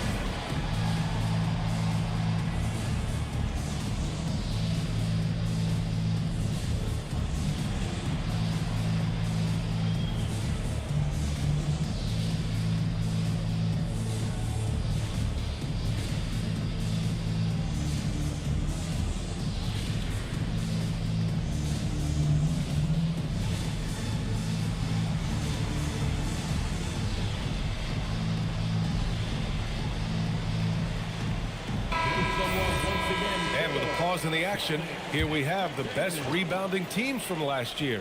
In third, Chicago. And they, of course, have a style of play that is all about physicality. I mean, they love to embrace the contact out on the court, but the possession game for them is always pivotal. A nice shot by Tatum. How about those nifty moves from Tatum? So crafty with the rock. And so Billy Donovan calls timeout. A moment to rest and confer on the game plan. One of the stories here, Jason Tatum. Man, is he getting it done today? Well, he's been destroying them inside, and they need a timeout to figure out an answer or a prayer if there is one.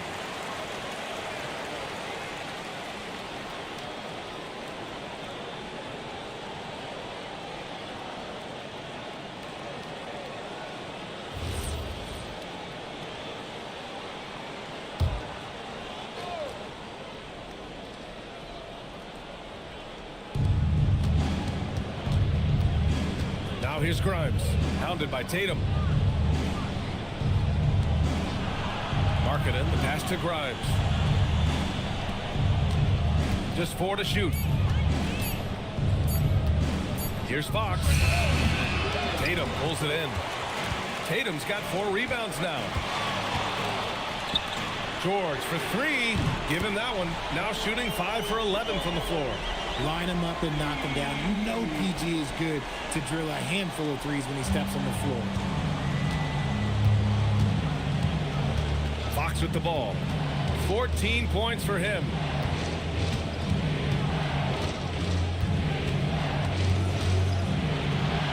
Always attacking Fox.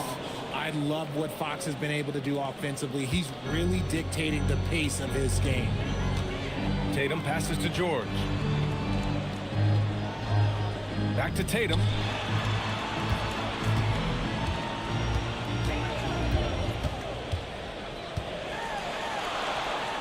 Denied by Leonard. You can never forget about Kawhi. If you do, he'll turn a gimme into a rejection. And Markkanen with the stuff.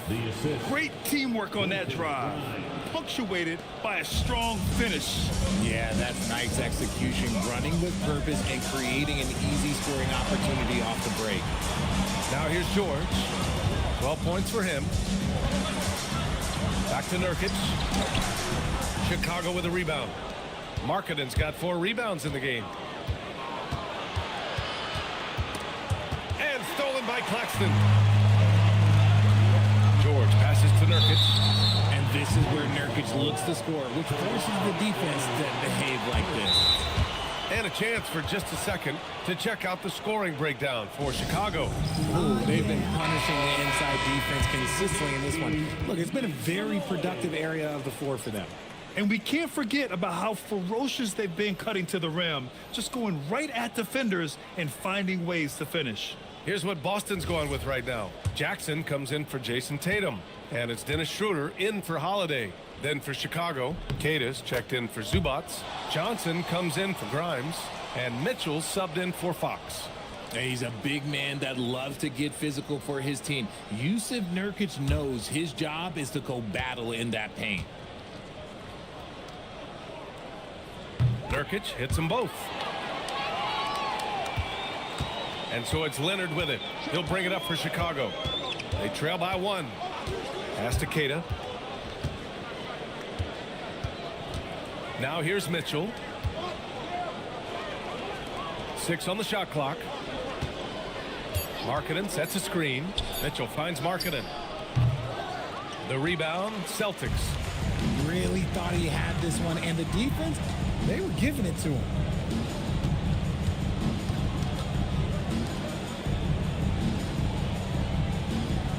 Here's Jackson.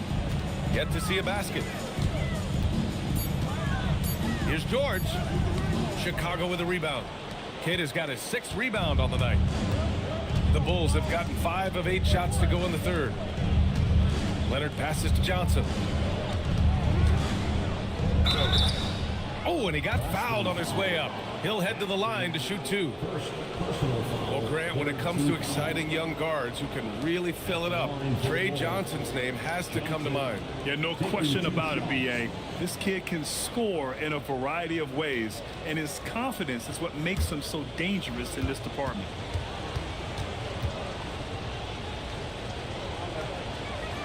First free throw is good. And what separates Johnson from most rookies and many veterans is his jump shot. I mean, it is pure and it's lethal. Looking at who's out there now for Chicago. Smith, he's checked in for Markkanen. And it's O'Neal in for Kawhi Leonard. And so he makes both from the line. Here's Jackson. Pass to Bamba. Now here's Schroeder. Checked by Mitchell. Here's Prince. Nice ball movement by Boston. Now here's Schroeder.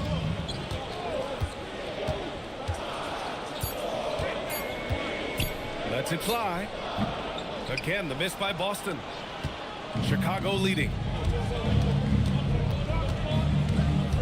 Right side Johnson.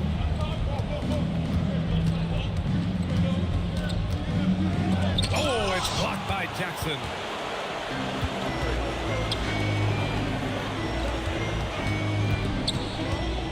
Schroeder passes to Prince. Nice pass, nice catch, and a resounding dunk. Neither team has been able to assert its dominance over the other. Yeah, the struggle is real tonight. 7 lead changes and still in the third quarter. Here's Johnson. Count the basket. Johnson's got 4 points in the quarter. Yeah, good to see Johnson getting into the defense down low and succeeding. Sometimes you gotta fight for it, young man. Screen by Bamba. The 3 from Prince. Queta pulls it in. Queta's got his 7th rebound of the game with that last one. On the wing, Mitchell. Back to Johnson. Smith with a screen on Jackson. Johnson passes to Smith.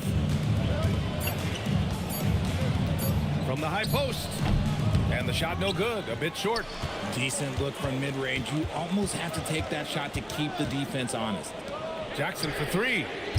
Queta pulls it in. The Bulls have gotten 6 of 11 attempts to fall so far in the third.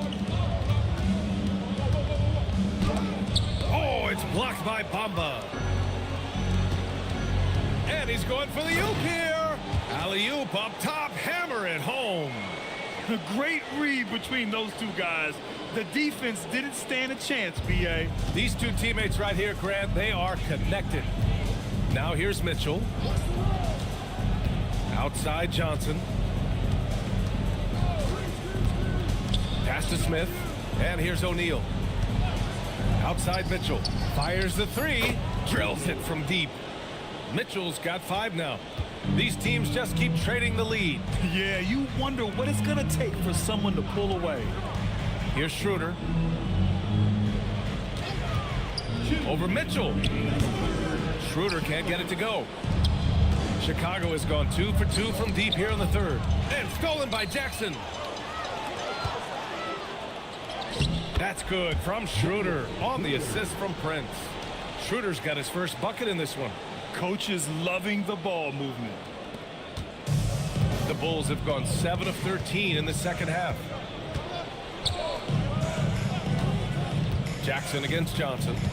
On the wing, Mitchell. Clock at 6. Right side, O'Neal. Boston with a rebound. Conan Niederhauser's got 4 rebounds in the game. Pass to Prince. The 3 is up. And the three-pointer goes. Now it's a 3-point Celtic lead. Their long-range shooting since halftime has been as strong as you could hope for. Outside Johnson. Smith with a screen on Jackson. Here's Johnson. Now here's Smith. And here they come. Pass to Jackson. And here is Bamba.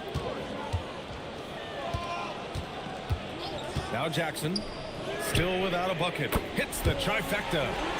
And the Celtics lead by 6. There's 25 seconds left in the third quarter. Johnson against Jackson. Outside Mitchell. Looking to win the run. Buries it from 3. Mitchell's got his 3rd basket on the night right there. Man, this is just fun. These teams are trading threes back and forth. This is today's NBA. Hey, we see this kind of exchange more often than not. Man, he made sure to get his money's worth on that foul. This is his first opportunity at the line this evening. Dennis Schroeder at the line for 2 shots.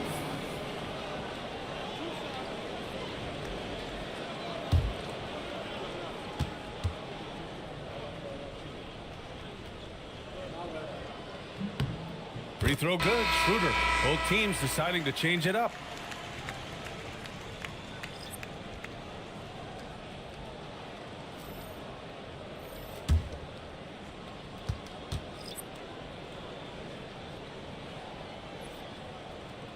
Good on both.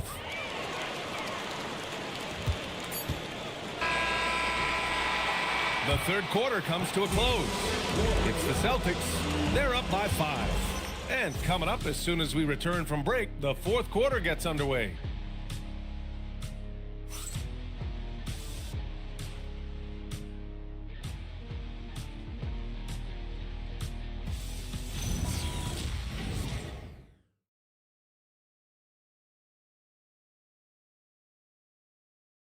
And a worthy candidate tonight as we take a look at our State Farm assist of the game. Yeah, just shredding the defense with that feed. Zero chance to stop that. That's an unguardable pass, flat out. Give him credit for possessing that type of vision. We've reached the fourth quarter in what has been a very competitive game. Should be an exciting finish. On the court for Chicago, they've got De'Aaron Fox. Kawhi Leonard out there with Lauri Markkanen. Then there's Ivica Zubac. And it's Grimes in at the shooting guard. Now here's Tatum. George outside. Off target from three-point range. Outside Grimes. Pass to Fox. Over Holiday. Fox, that's good. Fox has got 9 points here in the second half. A monster night for Fox. You can call him the point guard. I call him the scoring guard because that's what De'Aaron brings. George, right side. Holiday passes to George. 6 to shoot. Tatum from long range.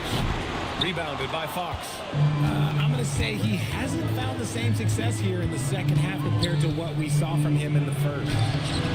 The putback. How about the hop from Fox? And look at that bounce. Fox came flying through the air for that putback. George outside. Nice ball movement by Boston. Pass to Tatum. Lets it go from deep. Offensive rebound, Celtics. That one drops for him. And the Celtics lead by 3. Stayed with it, and his effort is rewarded with the second chance bucket. To the middle. Here's Zubac.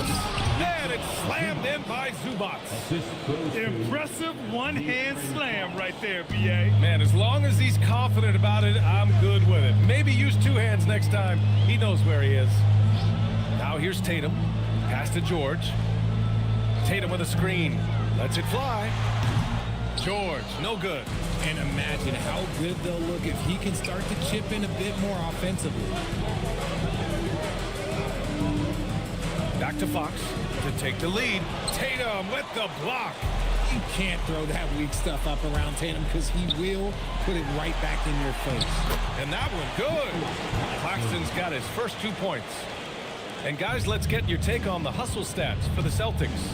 They've been just suffocating on defense the whole game. Look at their shot blocking. The opposition doesn't have any room to breathe. And we also got to talk about the number of points they've scored in transition. Just jumping all over the opposition in this regard. The great read between those two guys. The defense didn't stand a chance, B.A. These 2 teammates right here, Grant, they are connected. Now here's George. Holiday passes to Nurkic. Tatum from long range. Rebound by the Bulls. Zubac has got his 6th rebound on the night. And here's Fox. Leonard with the ball. Markkanen outside. Fox for 3. And it's out of bounds. Last touch by Zubac. Mitchell's checked in for Chicago. Number 5, A.J. Mitchell. And so it's Boston with it. They lead by 1. Holiday against Mitchell. And Holiday, here we go. Tatum's got room. Boston, no good that time either. There has been nothing for him this quarter. Ever since halftime, he's lost all of his touch. Pass to Fox. Back to Mitchell to take the lead. The basket's good off the assist from Fox. Fox has got 5 assists in the game. Oh, this one has turned into an absolute nail-biter. Yeah, at this point, you almost expect it to come down to the last possession. He buries it from 3. And the Celtics lead by 1. He's looked like a totally different player in the second half. That's his 3rd triple. Leonard passes to Zubac. Now Fox, hounded by Tatum. Tatum against Fox. Nice D from Tatum. Boston has gone 1 for 5 shooting from the arc here in the 4th. Oh, he muscles it in through the contact. They call the foul, and he's on his way to the line. In the first half, they didn't look so confident in the paint, but that's really changed. Team foul. At the line for your Celtics, Paul George. At the line with 1 shot.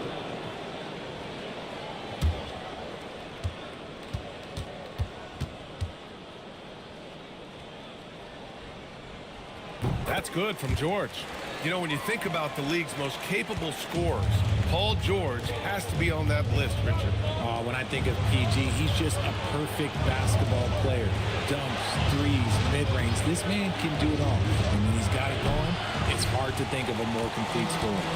Well, he keeps taking shots and keeps missing. At what point do you get others involved? Tatum finds Claxton. George outside. Three-pointer. And the shot is good on the assist by Holiday. Holiday's got 4 assists now tonight. I just love the ball movement. Leonard outside. Now here's Fox. Zubac with a screen on Tatum. Will it go? Fox, that's good. Fox has got 13 in the second half. Nice use of the pick there. Fox lost the defender and capitalized. Nice look inside from Tatum. A quality pass, setting up a quality shot. It's just textbook basketball. Fox against Tatum. Here's Fox. Tatum with some nice D. Outside Holiday.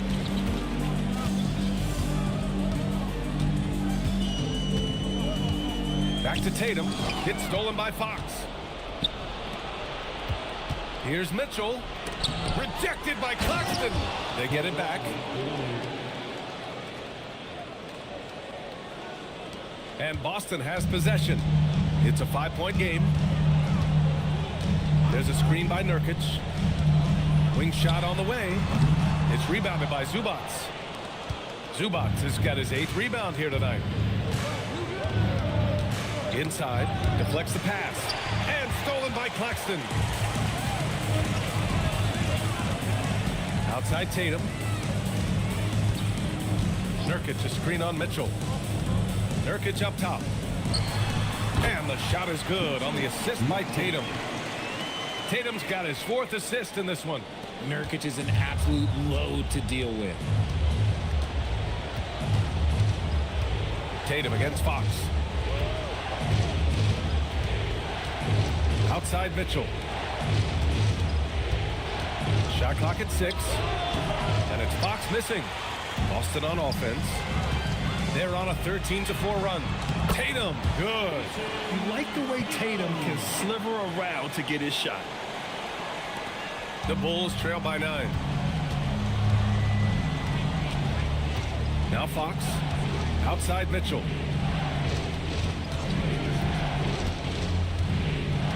Back to Fox. 6 on the shot clock. Shoots over Tatum. And it's Fox missing. Celtics lead by 9. Outside Holiday. Pass to Tatum. Over Fox. And Tatum with the basket on the assist by Holiday. 25 points for Jason Tatum. And just totally relentless, only increasing the intensity level. Always plays hard until the final whistle, no matter what the situation is. Now here's Mitchell. The 3 is off. And here's Holiday. George, a screen on Zubac. He's off from 3. The Bulls trail by 11. Here's Fox.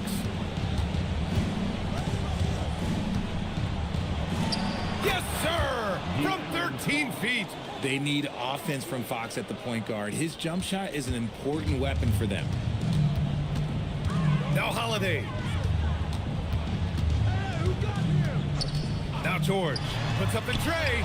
It's money from deep. Gotta fight harder to get over those screens. Yeah, as soon as these guys feel contact, they are just disappearing like they're not even there. You gotta show some fire and keep defending. And timeout is called by Billy Donovan. He wants their game plan to be crystal clear at this point.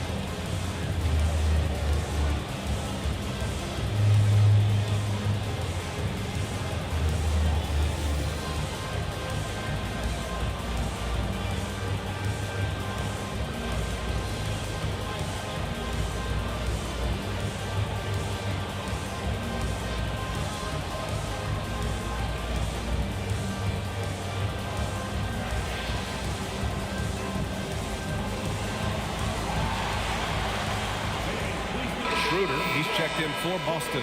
And the Bulls also making a change. Grimes is checked in. A chance here to catch up with Allie from the sideline. Hey guys, Billy Donovan was just reviewing the plan with his team. They took a laid-back approach to the huddle, telling the team everyone thinks this game is over, so just go out there and let it rip. Let's see what we can do. And I think the players love that message. All right, appreciate it, Allie. Now here's Fox. Oh, Fox! No stopping him! Oh, mercy. De'Aaron Fox with the move and the finish. That's a nice setup. George outside. Tatum outside. And the call is going to be, yes, an illegal screen. You can get away with one once in a while, but it looked like he wasn't completely set on that pick. You gotta blow the whistle when it's that obvious. Great call there by the official. Bulls trail by 10. There's a minute 40 left to play in the fourth. Oh, Fox, too sly. Beats the contact. The teardrop from De'Aaron. A shot that perfectly suits his game. Holiday's checked in for Schroeder.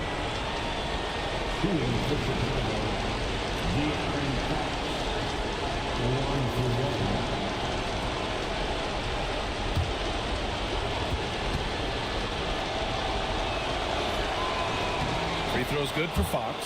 De'Aaron Fox really is your do-it-all kind of point guard. Just such a valuable player for this franchise. And Tatum's got the ball here for the Celtics. Here's Nurkic. Screen by Claxton. Oh, the slam off a fantastic lead pass. What a play. Hanging on the rim, just showing off. That's how you extend the glory right there.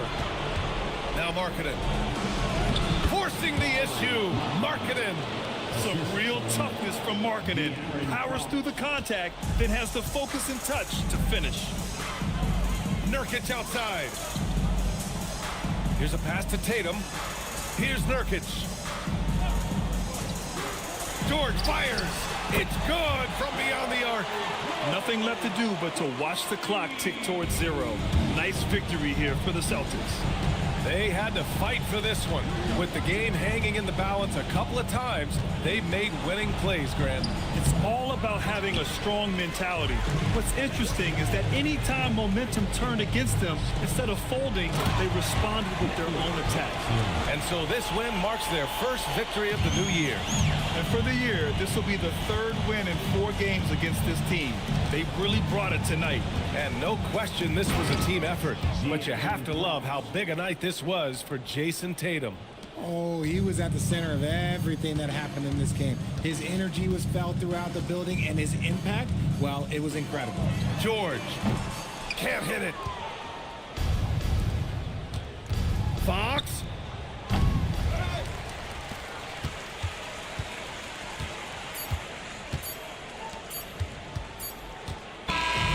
So we see the Celtics taking the W here. Even early on in this game, they appeared happy to be playing at home. And it makes a huge difference. Once they started to get into a groove, you never really felt like they wouldn't come out on top. And now let's check in with Allie LaForce with the player of the game. Allie. Thank you. I'm here with Jason Tatum. And Jason, congratulations on the win. What did you like about this team's performance tonight? Our toughness. And, you know, we figuring it out. It's early, but we taking it game by game, quarter by quarter, and everybody contributing. So, you know, I like it. Thanks, Jason. Thanks, Allie. Great interview once again. And that's going to do it tonight, folks, for our broadcast.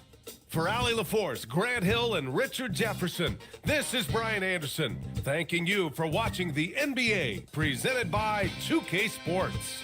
And now, time for our player of the game, Jason Tatum.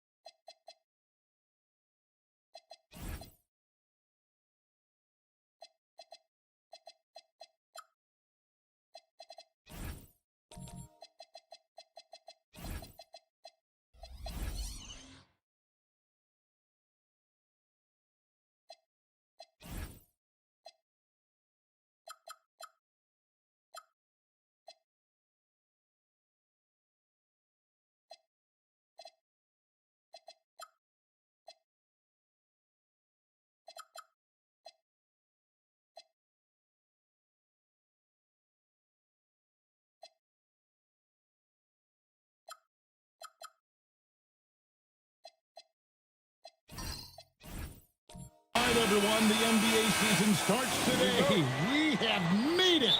It is a holiday for everybody. Oh, man, the offseason felt like forever. It's great to be back. Nothing like some games that count. And look at the starters for the Cavaliers. Stephen Curry's out there with Dunn. Then there's Bobby Portis. Then it's Sarr, and it's Barnes, and it's the threesome. Valanciunas, he hangs in there and cashes in on the second chance points. Well, I think this is something Jonas Valanciunas has hung his hat on, his ability to consistently get to the offensive window. Nicely done. Now here's Barnes. Back to Dunn. Barnes sets a screen for Curry. Just 5 to shoot. Cleveland needs to get a shot off here. Barnes can't get it to go. Daniels against Curry. Shoots from 12. And Sarr pulls it down. And now Allie LaForce says something for us from the sideline. I caught up with Coach Charles Lee. One player he is worried about in particular is Scotty Barnes because of the way he affects every phase of the game. You need points. There he is. You need a stop or a big rebound. He's got you. Anything asked of him, he can do it at a high level. Guys? All right, Allie, thanks. Banchero finds Harden. Here's Valanciunas, covered by Sarr. Valanciunas passes to Banchero. It's blocked. Terrific awareness by Alex Sarr. That is protecting your rim, folks. And there's Dunn on the assist by Sarr. Quick job of getting up the floor and creating early offense. You don't give the defense any chance to set up. Sometimes you just love an easy look. And there's the call. It's going to be an illegal screen. Beyond the leaning, you could see his feet more set on that screen. Easy call. You know, he's just leaning a little bit. You try to get away with it, but boy, the official all over it.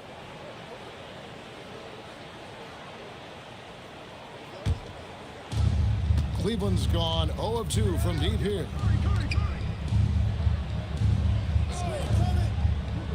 Curry kicks to Dunn. Cleveland moving the ball around. Daniels with the steal. To the inside. Here's Harden. No good on the shot. A bit long that time. For the Cleveland Cavaliers, they won their last contest, that game against the Knicks. Doris, there aren't many players like James Harden drawing total focus from opposing defenses. And that's appropriate, Kevin, because this guy can command one side of the ball consistently. In pick and roll action, he can be a threat as a scorer, he sets his teammates, and he can be absolutely electric on the offensive end. He is a problem. And a timeout called by Charles Lee. This now will give him a chance to discuss some potential changes. It's time for your Swarm Squad.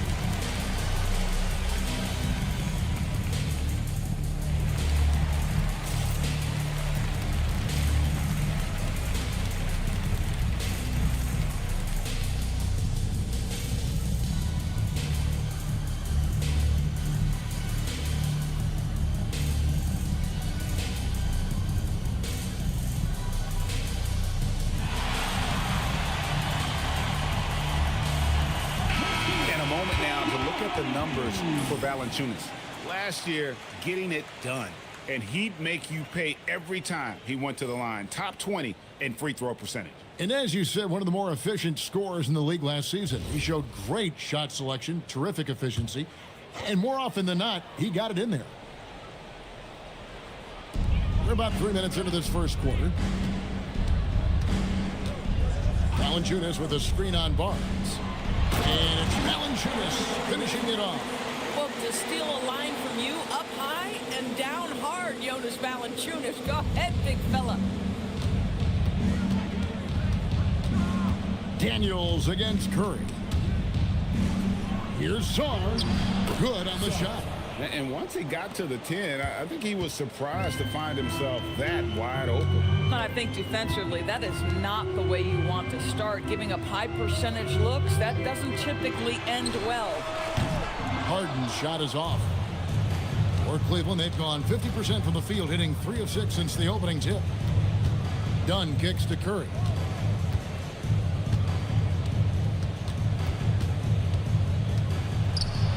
Back to Dunn.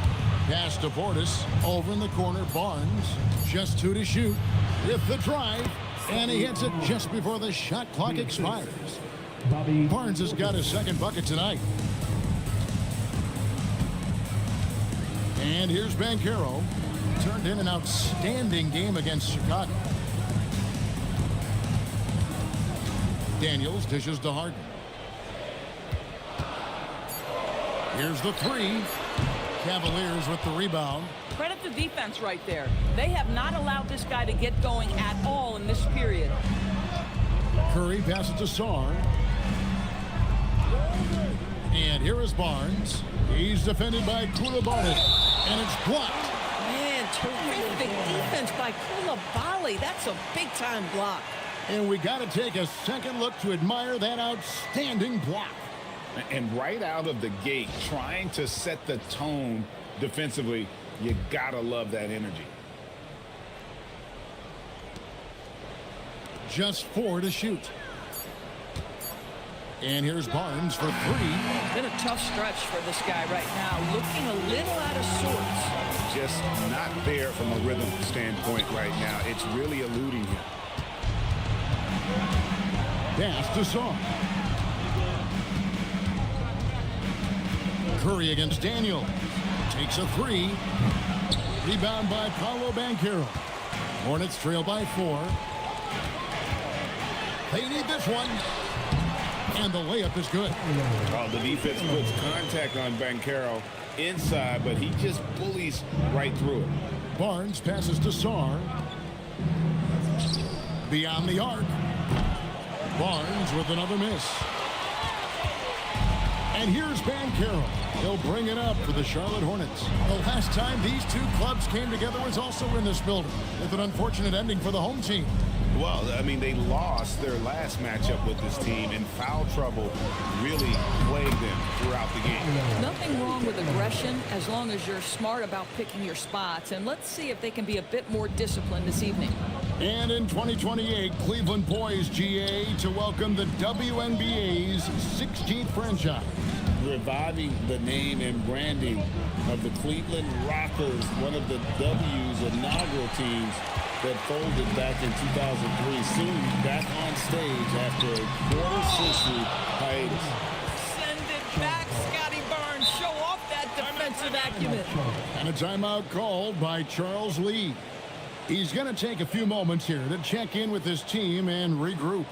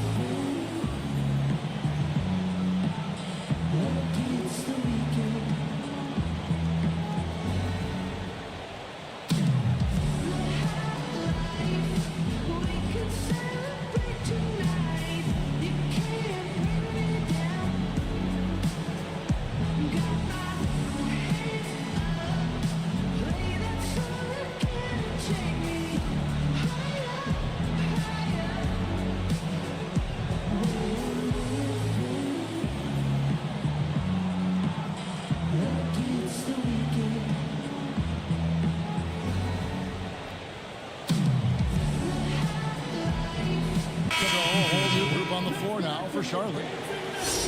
And getting a perspective on the offensive tendencies here since the All-Star break, we've got a breakdown showing the average three-point attempts versus two-point shot attempts per game since the midway point of the season for the Hornets. And they have been feasting from long range, shooting with volume and accuracy. It's been a good recipe for them offensively, and boy, it puts a lot of pressure on opposing defenses to try and cover all that space. Pritchard with the ball. He's covered by Murray.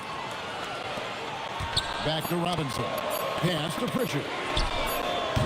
And again, the Hornets missing. Now Cleveland shooting 33% here in the first quarter. Now Murray. They set the screen. Here's Cornette. And a miss by Cleveland.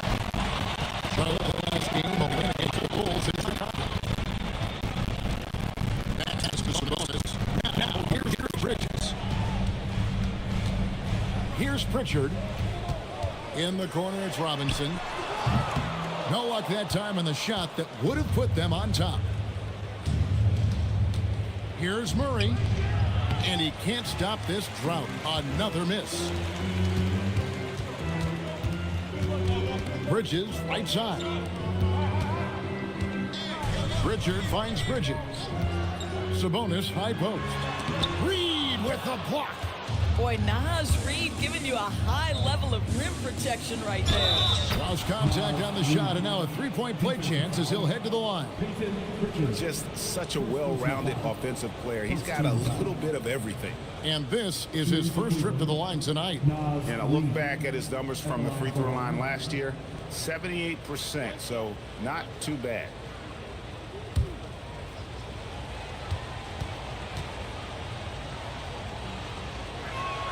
And that one falls for Reed. And the Hornets playoff drought continuing. Greg, their last postseason appearance, 2016. Yeah, the rebuild grinds on, and last season their worst record in over a decade. We're hoping these new additions can help. Christie with it, started by Robinson. That's a double whammy, guys. That's right. A great defensive play, then the emphatic stuff. Let's see if that serves as a momentum builder. What a great sequence for this group. Here's Krejci. He's covered by Cornette.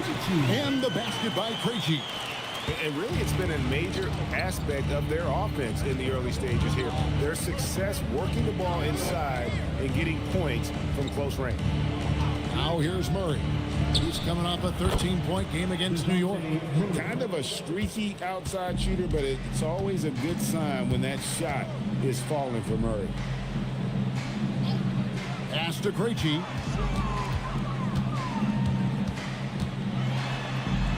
Right side Robinson. Sabonis. And oh boy, a lot of contact there, but he gets the call and will shoot two. And GA, you look at the numbers for Sabonis, they're historic. But how would you surround him to make a deep run? Well, I might try to pair him with another rim protector. Sabonis is a nice focal point offensively, but he's not a big-time shot blocker.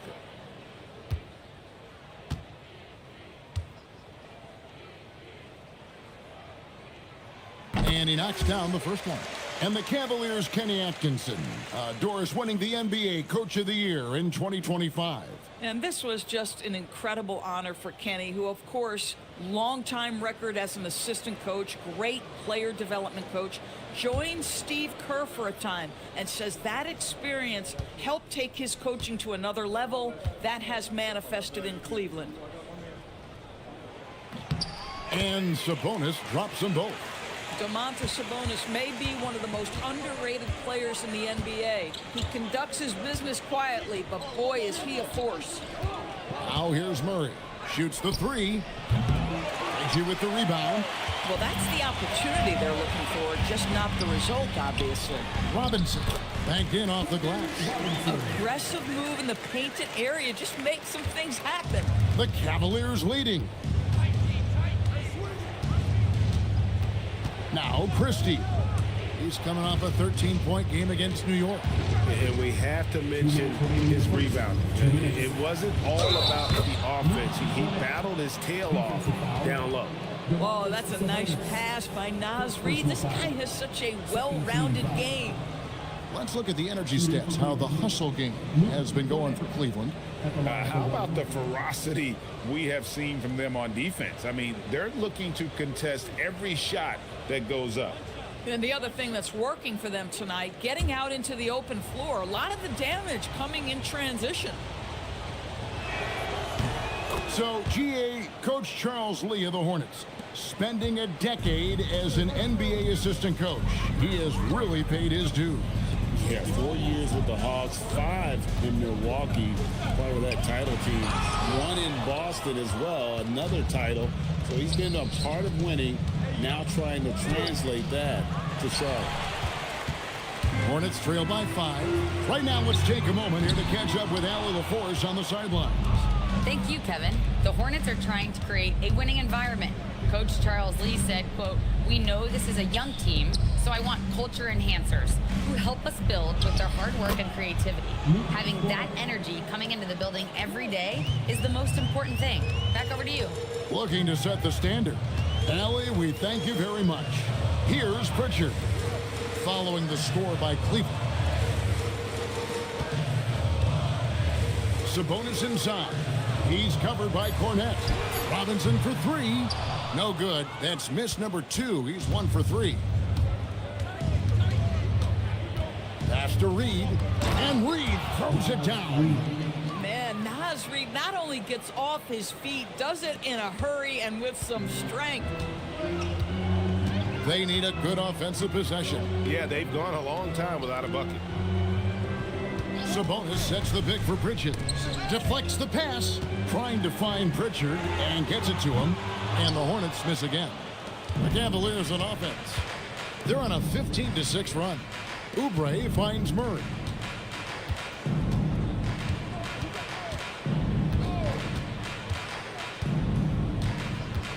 Reed with a screen on Pritchard.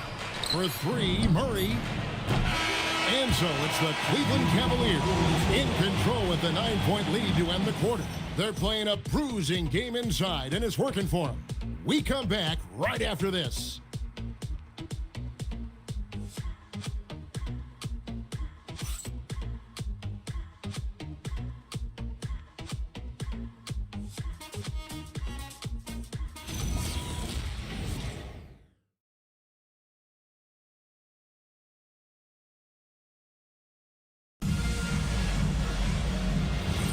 And so far through one quarter, it's been a lopsided game. We'll see if that changes here in the second. And from what we've seen from the Cavaliers, what do you guys see? Well, this is the edge that great rim protection can give you. Total intimidation that first period. That is what has helped power them to this early lead. On the court for Cleveland, they've got Portis. Curry is out there with Chris Dunn. Then there's Max Christie. And it's Reed in at the 5 spot. Banchero dishes to Valanciunas. It's good. Well, doesn't allow himself to be rattled in the least by the aggressive defense. Jonas Valanciunas shows his strength and composure to power up and through. First trip to the free throw line for him tonight. Free throw shooting, not an area he has worried about at all. How about last year, 88% from the line. And Cleveland making a change here. Barnes is checked in. The free throw drops for Valanciunas. So, Greg, you played in the league over a decade. What's the toughest thing about being a pro basketball player? Lots of things. To me, it's just keeping your spot. Every year, there's just so much talent coming in. So holding on to a place on the roster, and that can be as difficult as anything. Outside Daniel. Harden with a screen on Curry. Kicks it out to Banchero. Connects from three-point range. Banchero's got 7 points. And this is something Banchero continues to hone, wanting to become a dangerous threat from deep. And the foul on Dyson Daniel. That's his first foul. Alexander Saw. He's checked in for Max Christie. Alexander Saw. Hornets on defense now. 6-point game. Portis a screen on Hart. Dunn kicks to Barnes. Just 5 on the clock. It's good with time running down on the shot clock. 6 points for him. Wow, that was close. Scotty Barnes recognizing the situation with the shot clock. Harden outside. Pass to Valanciunas. Here's Koulibaly. Offensive rebound. Harden the pass to Valanciunas. Outside Daniel. Second chance shot. And 2 free throws coming up. Unable to get that one to go with all the contact. They get Stephen Curry.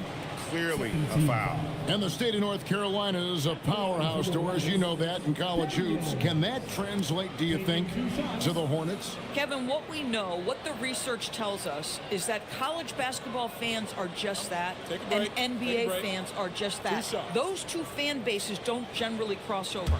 The Hornets need to focus on winning, however, because in America, everybody loves a winner. That one is off.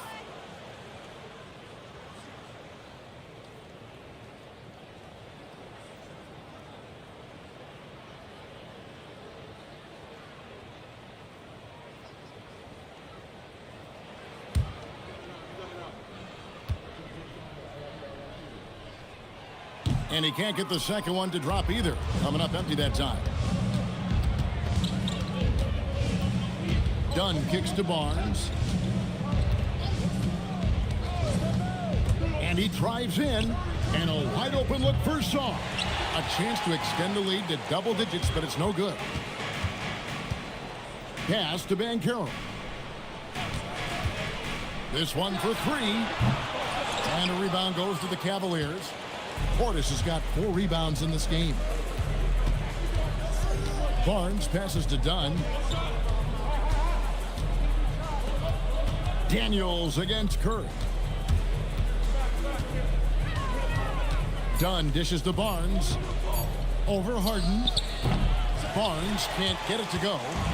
And here's Banchero. He'll bring it up for the Hornets. Trailing here by 8.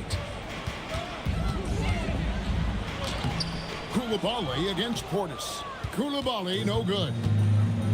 Cleveland's gone 1 of 2 on 3-pointers here in the second quarter so far. Yeah, I really admire the poise of Chris Dunn, appearing totally comfortable in the paint. Guys, they're looking for a way to score here. Yeah, they've had a tough time taking the lid off. And a timeout called by Charles Lee. Coach needs a moment to talk things over.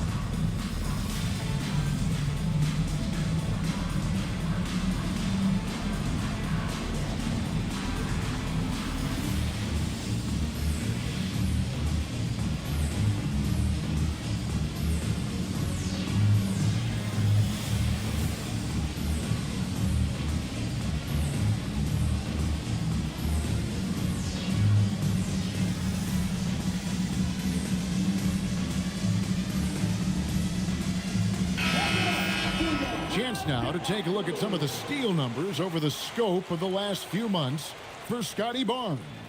I feel like he hasn't been paying as much attention to the defensive aspect of the game as he needs to. His steals have dropped over the past few months, and he needs to get back some of that fire on D. Here in the second quarter, just under 3.5 minutes played. Harden outside. Pass to Koulibaly. Hits the 3-point bomb. Well, Koulibaly has got to be more consistent from deep, but boy, he is not shy on that one. Done outside. Now Sarr.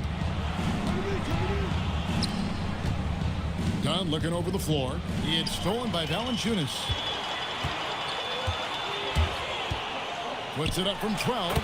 Good on that shot, and with that, the Cavalier lead is cut down now to just 5 on the bucket from Harden. And timeout call by Kenny Atkinson. Coach is going to take a few minutes to regroup and go over the strategy. Make some noise. It's your honeybees.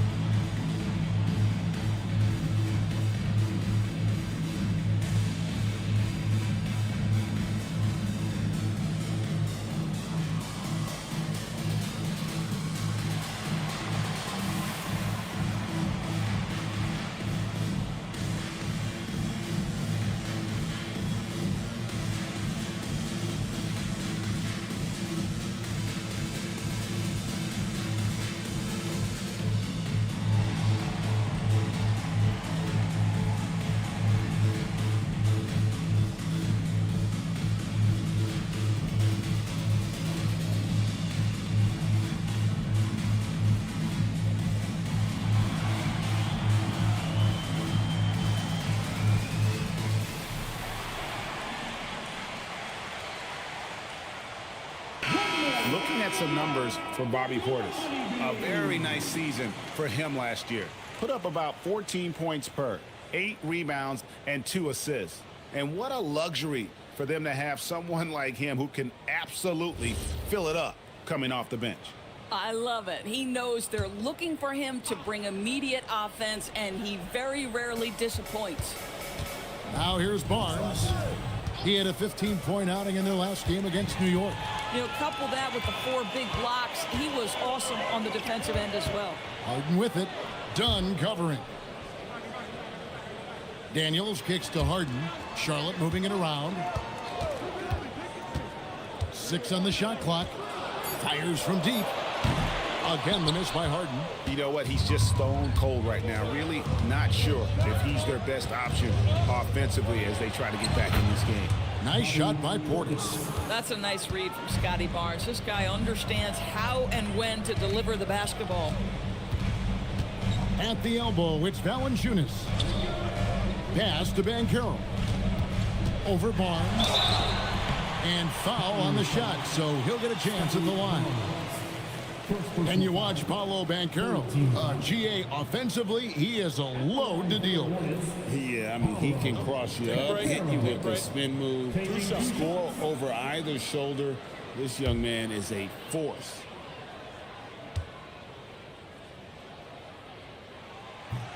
He misses the free throw. And a big man who can do a little bit of everything. Banchero's future is certainly bright.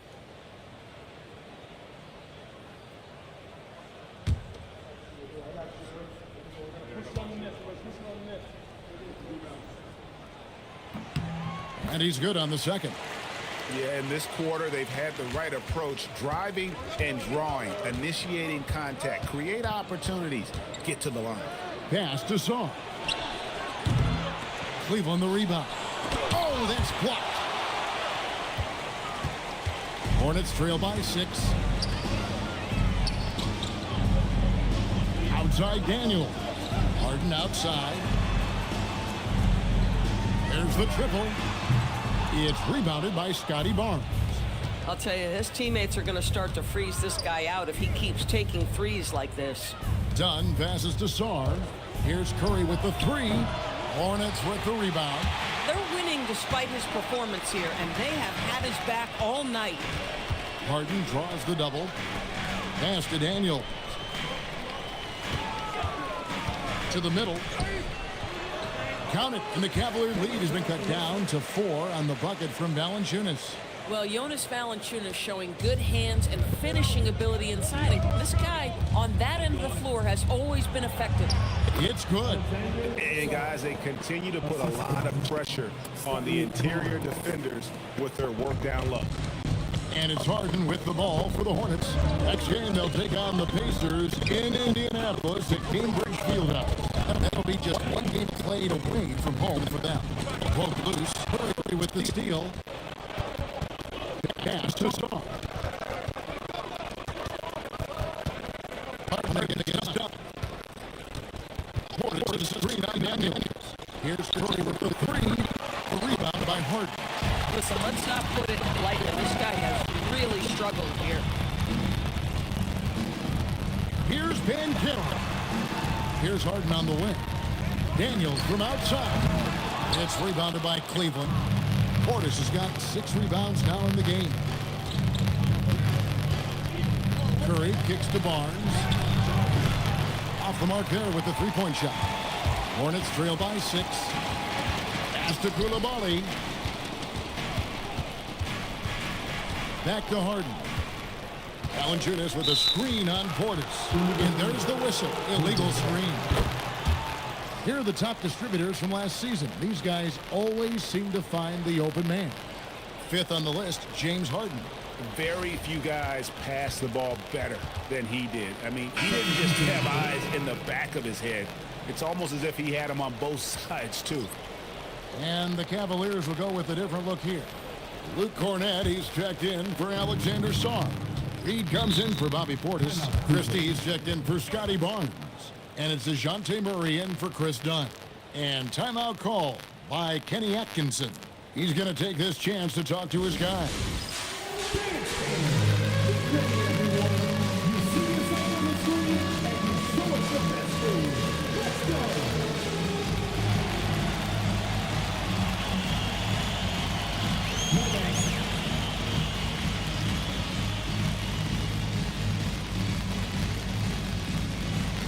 Let's see those moves.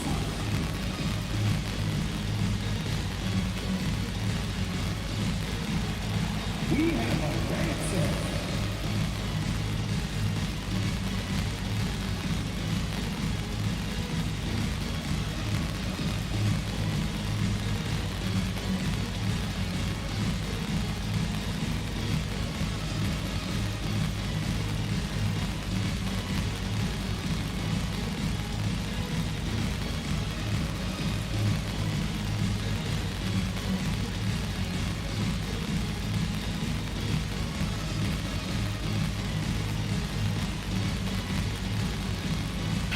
Taking a look here at the numbers for Curry.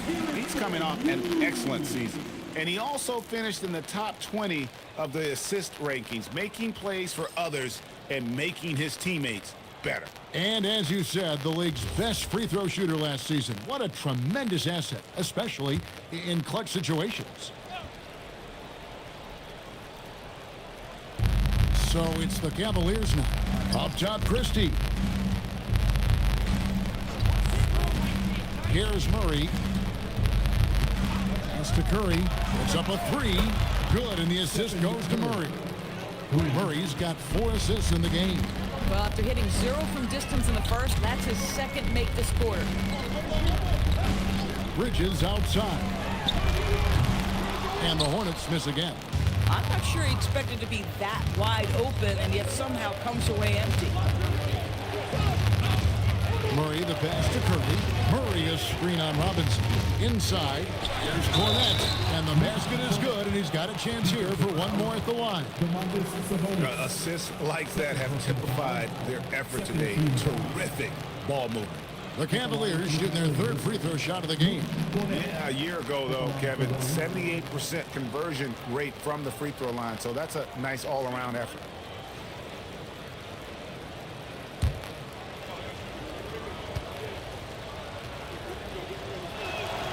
And GA, you look at all these great European players.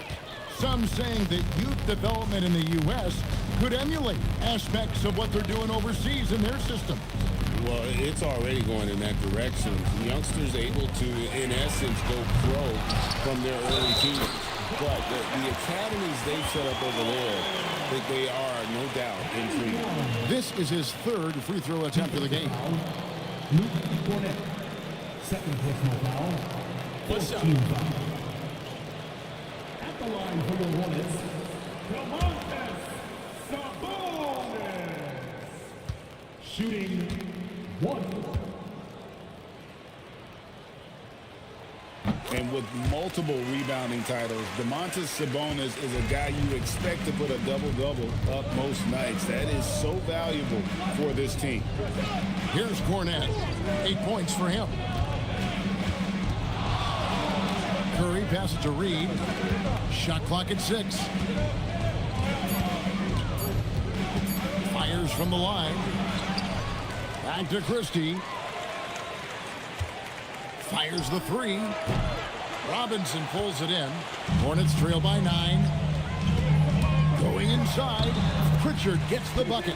Just a late reaction there from the defense, and he is always going to finish that one. Murray against Pritchard. Steps back.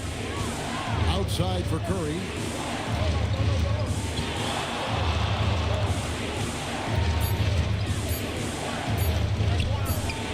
Gets to the corner and buries it. Curry's got 8 points in the quarter. Boy, a very quiet start, but looks like he's starting to find a little something out there. Sabonis, well-timed pass, and he goes straight to the bucket for the layup.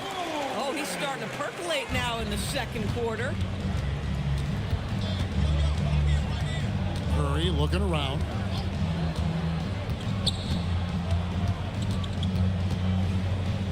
Pass to Cornette. Back to Curry from outside the arc. And the rebound goes to the Hornets. And you could tell he thought that triple was going to fall. Here's Krejci. To the paint. Now Pritchard. Pass to Bridges. Shoots over Reed. It's rebounded by Cleveland. Murray's got 4 rebounds now tonight over Sabonis. Murray, no good. Hornets trail by 7. Bridges passes to Pritchard. Here's Krejci. Robinson for 3. Gets it to go from beyond the arc. Robinson's got 5 points so far. For a guy who's known for his perimeter shooting, that is a great look. Reed with a screen on Robinson. Here's Curry, and he could not get that one to go. Out of contact, and he'll go to the line for 2. Perhaps the last guy in the history of the NBA that you want to put at the free throw line. Stephen Curry will go down as one of the all-time great free throw shooters.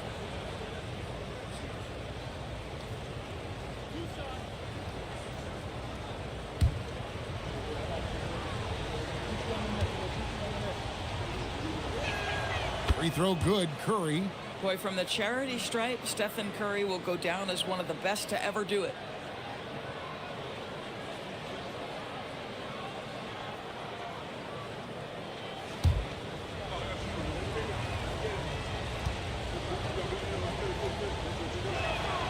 So 1 for 2 that time at the stripe. What you appreciate most about Curry is his confidence, especially when it comes to how far he can connect from. Pritchard with a wide open look. No good from outside. Murray down low. And he uses the glass on the layup. He's got 5. Man, this guy is a scoring machine. I mean, I know I'm not the only one to describe him that way. It's been all about Stephen Curry for Cleveland. He finishes with 9 points in the quarter. The D is having all sorts of problems with him. And don't go away. We'll be right back.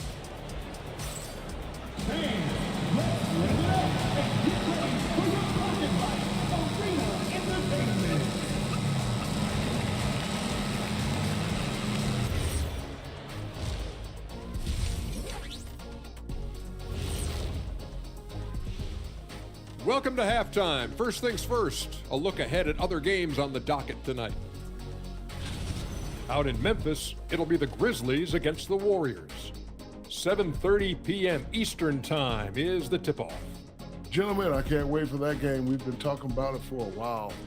2 great teams just going at it. We'll see which style of play wins out. And now, guys, it's time to talk about that challenging first half for the Hornets. When you're ice cold from three-point land, it's definitely time to change things up. What do you know about being ice cold from three-point land? I don't know. It's part of their DNA. But at this point, they need to see the ball go through the net. And that's a halftime wrap. Let's get back to the second half with the call by Kevin Harlan and the crew.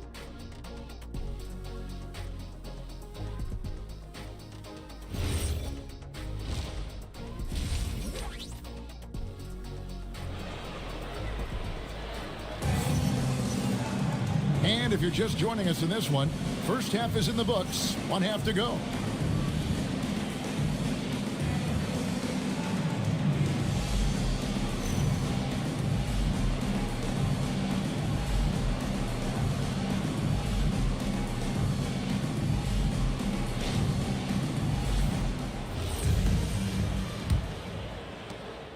The Cavaliers leading by 7. They've got Jonas Valanciunas, Harden out there with Daniels. Then it's Paolo Banchero, and it's Koulibaly in at the small forward position. So that's the lineup for Charlotte. Shooting foul as the whistle blows. He'll shoot 2 free throws. Oh, the officials are all over that one. For Cleveland, they have only 1 missed free throw. They've had 5 attempts and made 4 of them. 2 shots. Take a break. Take a break. 2 shots.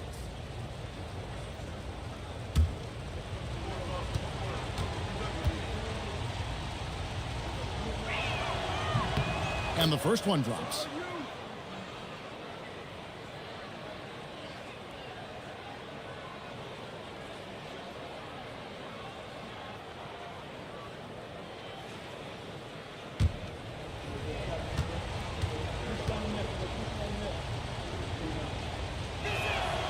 And Portis drains both of them.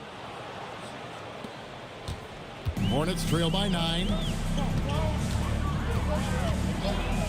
Harden outside. Pass to Banchero. And he gets the whistle for the 3-second call. Let's pause to take a look at the teams that were tops in field goal percentage last season. Second, the Cavaliers. Hard to shoot the ball any better than they did. I mean, they weren't the best in the league, but, man, they were right there. The Cavaliers leading by 9. Curry passes to Barnes. Cleveland moving it around.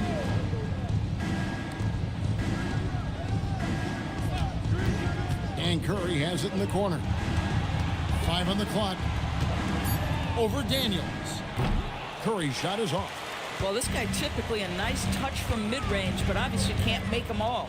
People have said, Greg, he is a system unto himself. In fact, he said it about himself. James Harden's ability, GA, to break down defenses remains in rarefied air. And even as he's lost a step now, his supreme skill level ensures he remains a threat on a nightly basis. He shot 2 free throws in the game, made 1 and missed 1. And, you know, guys, he had a big game at the free throw line in their last outing. No good on the free throw. Despite the fact that he's highly skilled, Paolo Banchero also plays with this relentless energy you love.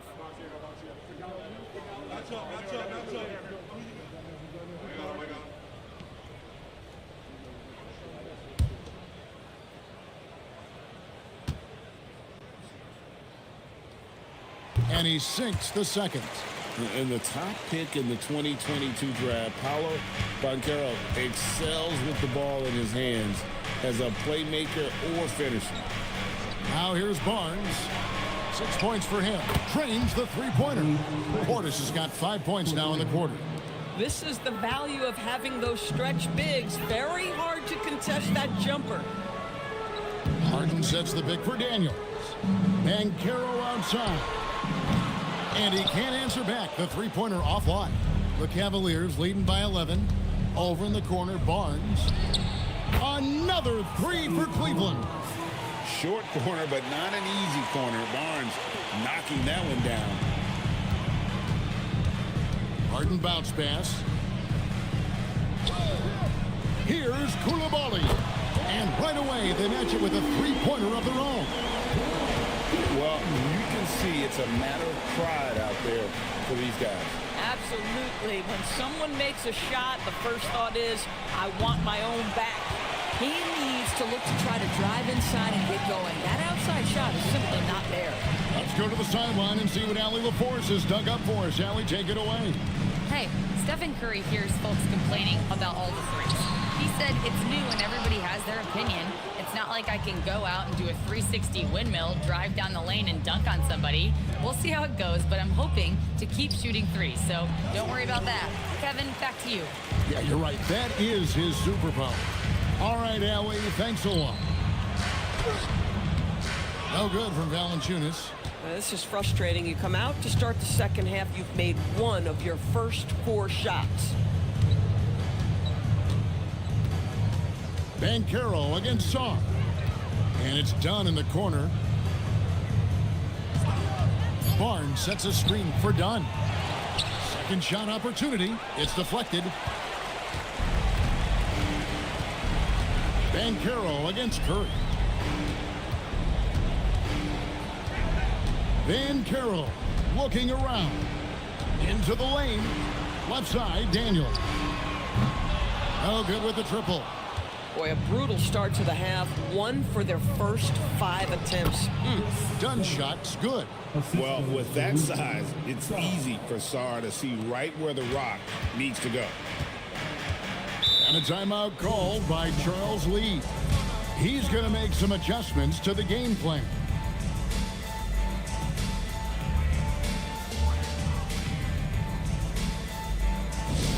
Heading to the court, it's your Storm Squad. Let's go!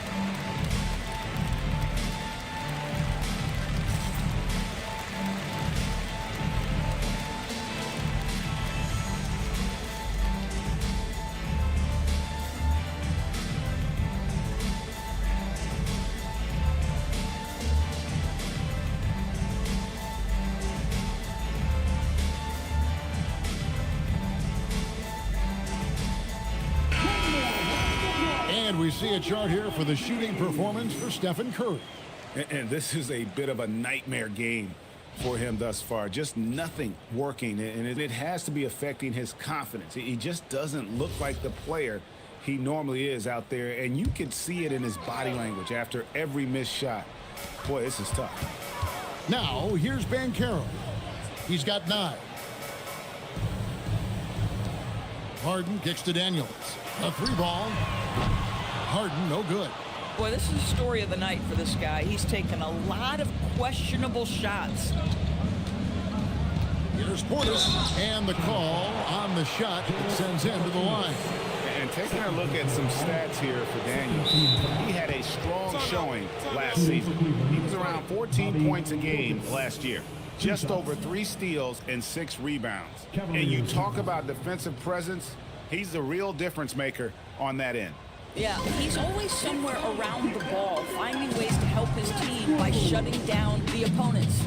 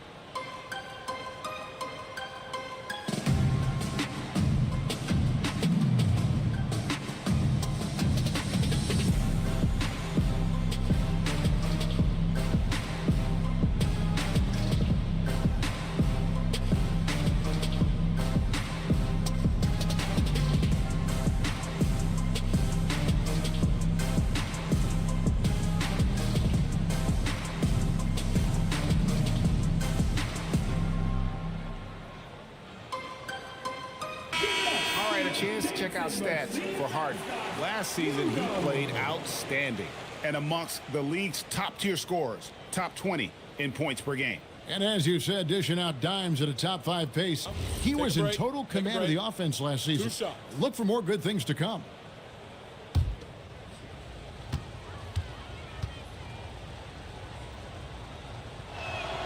First one falls for him.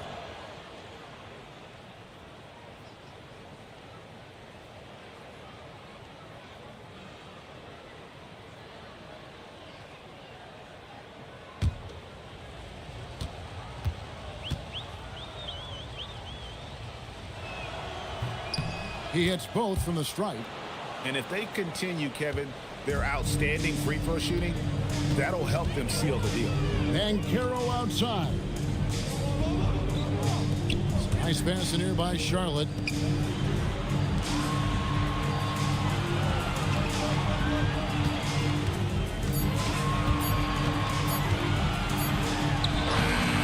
And Sarr pulls it down. Sarr's got 6 rebounds in the game. Outside Curry.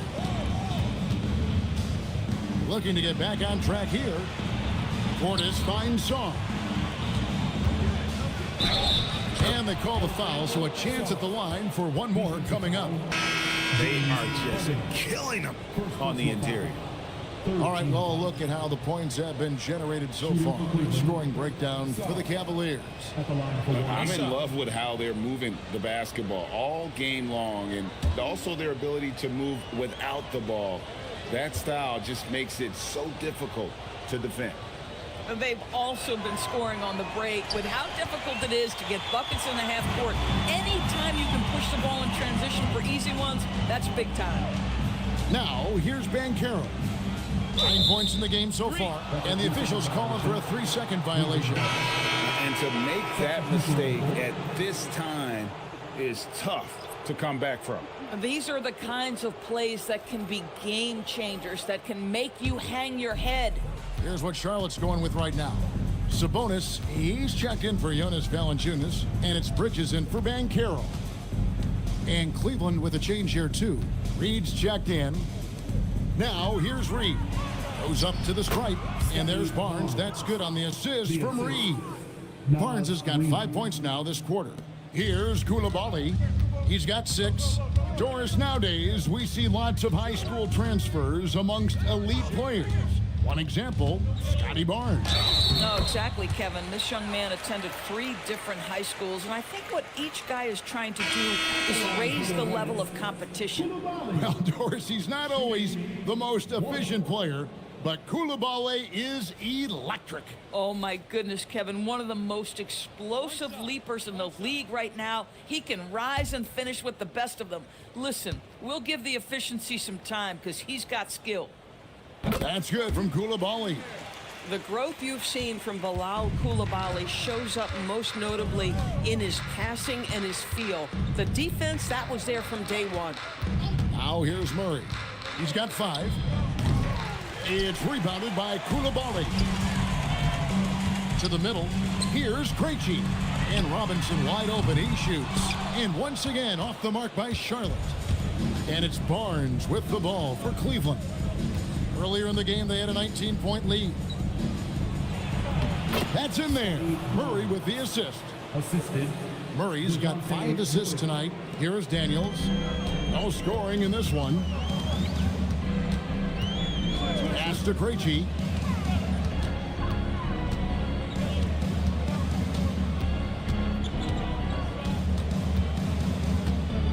Shot clock at 5. 13 feet away. Reed with the block.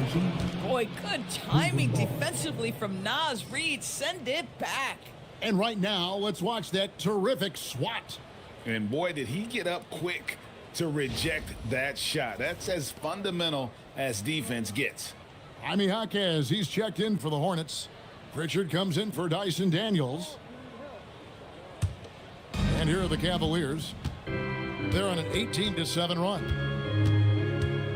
Christie the pass to Cornette. And Murray now top of the key.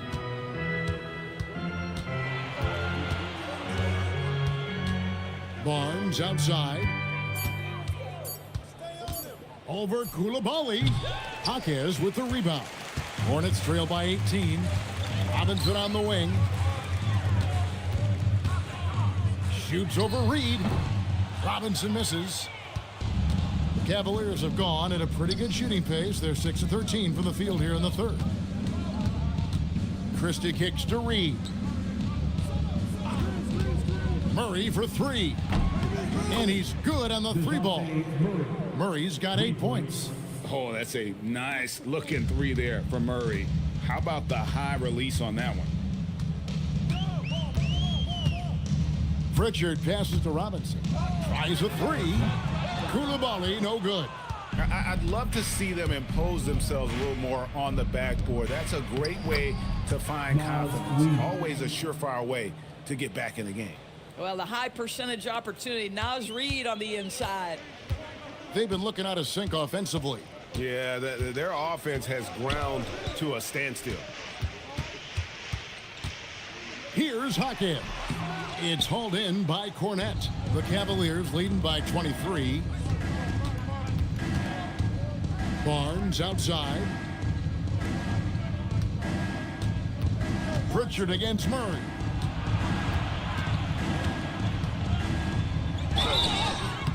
And contact on the shot, so he'll be shooting free throws here. And we've seen it more than once. DeJounte Murray has been traded for huge haul. And that shows you his worth in this league. Teams have been willing to give up a lot to get him. You don't see that kind of length and versatility every day.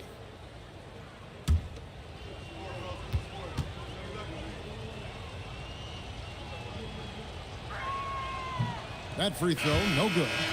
Leader is what comes to mind when I think about Murray. Great guy to have on your team and in the locker room. Looking at who's out there now for the Hornets. Kevin Love's checked in for Sabonis. Banchero comes in for Jaime Jaquez. And it's James Harden in for Pritchard. And the second free throw, good.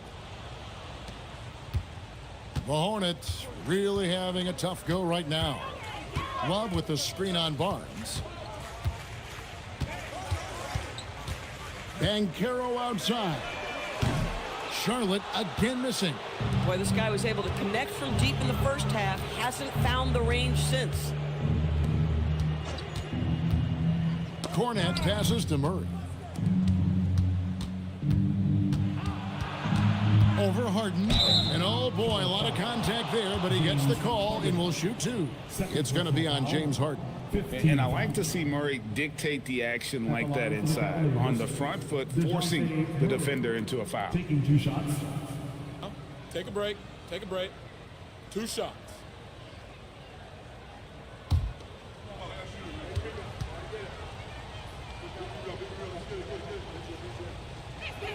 Free throw good, Murray.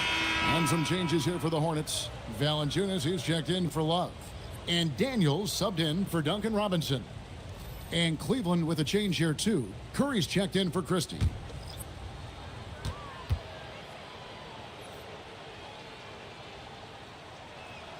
And so Murray nails both of them.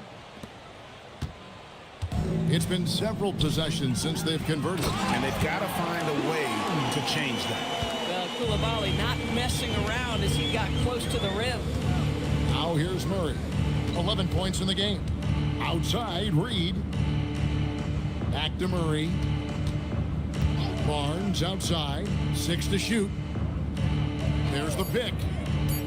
Down low. And he says right back at you with a big dunk of his own. I love the do-it-all approach by Scotty Barnes. That's a nice assist there. Daniels kicks to Banchero. The three from Harden. It's rebounded by Cleveland. Barnes has got his 5th rebound in this one. It's a +5 advantage for them in rebounding after that one. On the wing, Murray. Guarded by Harden. And so it's Daniels who brings up the ball for Charlotte. And finished off by Banchero. When Banchero gets in tight, that's how he likes to finish. No layups for this big guy. He's all about the finish. And Cornette gets it to go. And when they've gone to him, he has come through big time. You got to keep getting him touches. Banchero kicks to Daniels.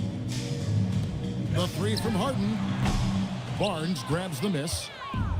Barnes has got his 6th rebound on the night. Pass to Cornette. Cleveland moving the ball around. Murray against Harden.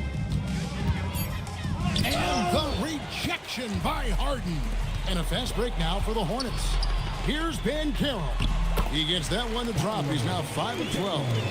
And this is what everyone wants to see. Banchero is attacking without hesitation on the offensive end. Reed with a screen for Barnes. It's rebounded by Charlotte. Banchero's got rebound number 9 now. What an effort here tonight. And so it's Cleveland holding a very comfortable 25-point lead as the quarter comes to a close. And against one of the toughest offensive players in the league, they've been doing a great job shutting down James Harden. And we'll be back with you shortly.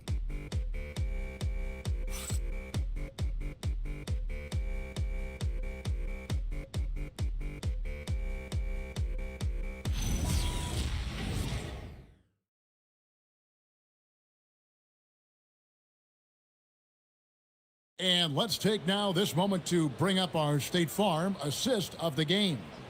And, you know, you can always count on him for at least a couple of these pretty assists over the course of a game. And this one, a thing of beauty. You know a thing or two about a point guard's job. Set the table for your teammates. Done there perfectly. And there have been 2 very different performances from these teams today as we get going in quarter number 4.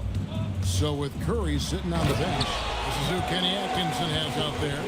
G.G. Jackson is out there with Kelly Oubre. Then there's Max Christie. Then there's DeJounte Murray. And it's Abaji in at the center filling out the middle. Oh, that's an outstanding view from the AT&T Connected Cam. The Cavaliers leading by 23.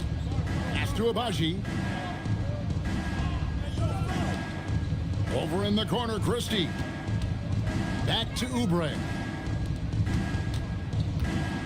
And here is Murray from downtown. And Santos pulls it down. Boy, normally he makes that. Defense gets lucky there. And the basket by Krejci. The plan of attack is obvious. Get the ball inside and go strong to the rim.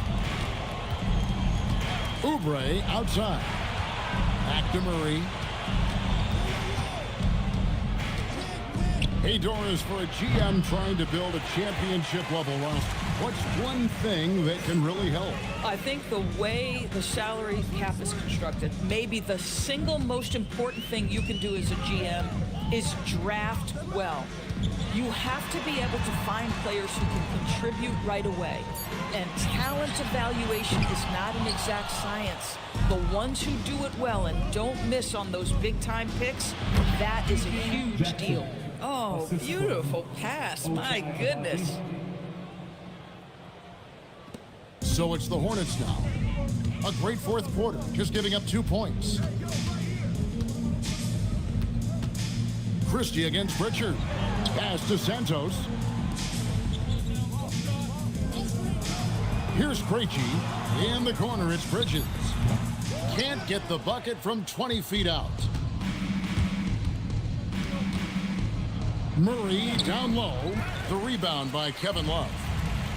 The Hornets have gone 2 of 4 from the field since we started the final quarter of play. To the inside, they double-team Love. Here's Krejci. Good on the three-point shot. Krejci's got 5 points now in the quarter. Boy, that's just inviting trouble. Defensively, you simply can't give him that much space. And Kenny Atkinson calls timeout. He's very aware of the timing here and the significance of getting things squared away with his team.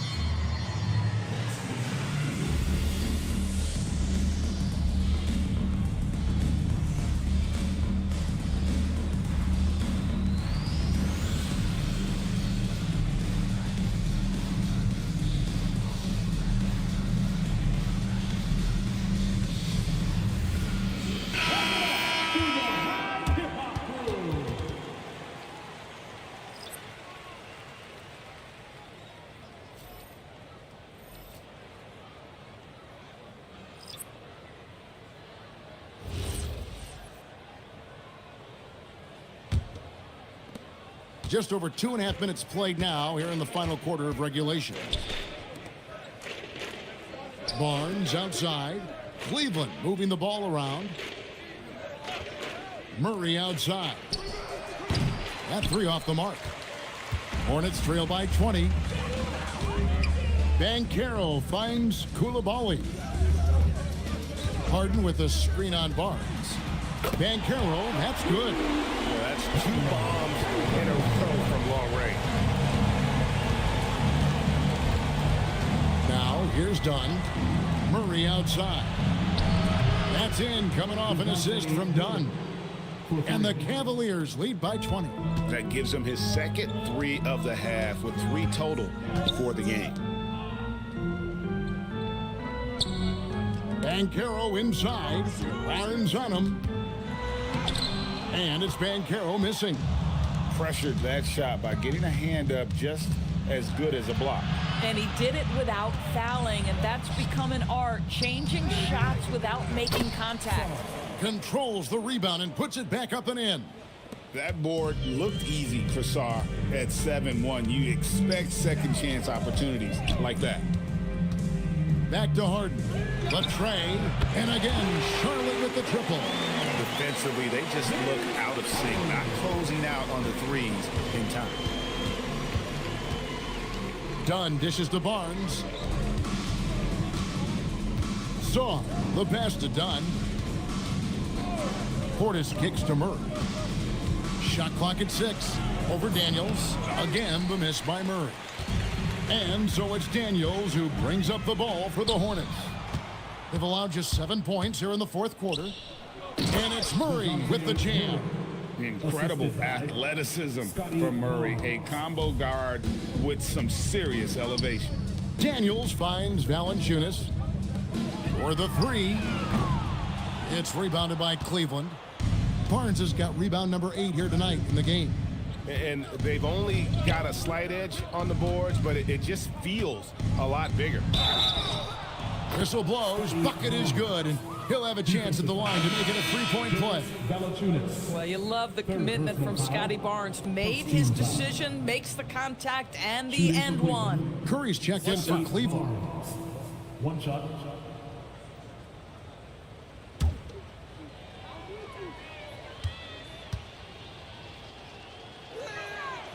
On the free throw, no good. In his relatively young career, Scotty Barnes, GA, has played a number of positions. Well, he's so versatile. He can be successful at a lot of different spots on the floor. A glue guy you can plug in just about anywhere. The Cavaliers leading by 23. Pass to Saw. And stolen by Koulibaly. Daniels with it. Picked up by Portis. And again, the Hornets missing. The Cavaliers have gone 5 of 11 from the field in the fourth quarter. Barnes can't get it to go. Charlotte's gotten 3 of their 6 3-pointers to fall here in the fourth. Daniels finds Koulibaly. Here's Valanciunas. And there's the whistle. 3-second violation. And that is just a deflating error on his part. Well, I think it kills your energy, and it certainly kills your momentum. Cleveland's gotten just 1 of 4 3-pointers to go down for them here in the fourth. Curry passes to Portis. Dunn left side. Looking to end his cold spell. It's rebounded by Charlotte. I'll tell you, this is not a game he'll want to individually remember, but they are positioned to close this thing out. Daniels dishes to Valanciunas. And he gets the whistle for the 3-second call. Greg, when it comes to All-Star Weekend, which event do you look forward to the most? It's got to be the 3-point contest, right? No judges, no half-hearted defense. There's a purity to it that I just appreciate. And the well is running dry for him right now. Nothing falling. Then this is where you hope that he can find something easy so he can see the ball go through the net. Outside Portis. Bounces high off the rim and drops. Well, you won't see that kind of shot fall very often. Thank your lucky stars. Valanciunas with a screen on Dunn. Trying to end the drought. And the dunk by Valanciunas. And he's now got the double-double. 11 points and 12 rebounds. Boy, he may not be the biggest center in this league, but big-time athleticism on display. Right side, Portis. Pass to Song. Just 5 on the clock. Here's Barnes. Rebounded by Valanciunas. Valanciunas has got rebound number 13 for him here tonight. Here's Coulibaly. Now, here's Banchero. Guarded by Kerr. And a wide open look for Valanciunas. His three-pointers off the mark. The Cavaliers leading by 23. Here's Barnes. Done outside. Pass to Curry. And here's Barnes for 3. Rebound by Paolo Banchero. Banchero's got 11 rebounds in the game. Now, Coulibaly. Covered by Barnes. Now, here's Banchero. Now, Coulibaly. That ball's nice speed that time from Banchero. Banchero's got his 4th assist in this one. Portis, the pass to Curry. Now Barnes. Portis sets the pick for Barnes. Down low, and Sarr throws it down. And at 7'1", Sarr makes dunking look easy. The defense has to push him further from the rim. Harden against Dunn. Harden's shot is off. Boy, he had a clear look at it. Ooh, you hate to miss chippies like that. Here's Curry. The kick out to Barnes. Barnes screen on Harden. Dunn gets the three-pointer to fall. This is something Chris Dunn has worked so hard on, right? The ability to deliver from distance. Charlotte has gotten 8 shots off from three-point land and hit half of them. Harden finds Valanciunas. And Banchero. Here we go. And it's out of bounds. The Hornets able to retain possession here. Both teams deciding to change it up.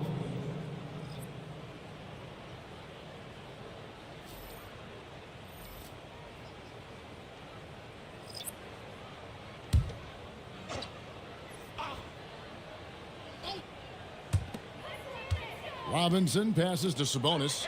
Three-pointer, Pritchard. It's good from long range. And that assist got him a little nod from his teammate after that one. Outside Portis. Pass to Oubre. And with NBA defenses more spread out than ever, Doris, teams are getting more aggressive, looking for offensive rebounds. They are, Kevin, because it can be a valuable asset to get extra possessions. You're winning on the margins if you do that. And let's remember, certain guys just have a knack for getting offensive rebounds, so why not let those guys work? Looking at who's out there now for the Hornets. Jonas Valanciunas, he's checked in for Sabonis. Banchero comes in for Miles Bridges. Coulibaly, he's checked in for Pritchard. And James Harden has subbed in for Duncan Robinson.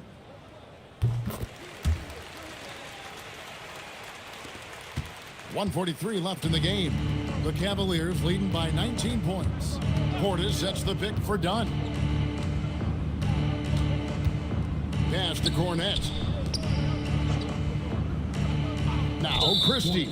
And the foul on Harden. And that'll be his 3rd foul so far. So an almost entirely new group in now for Charlotte. Sabonis, he's checked in for Jonas Valanciunas. Miles Bridges comes in for Banchero. Robinson's checked in for James Harden.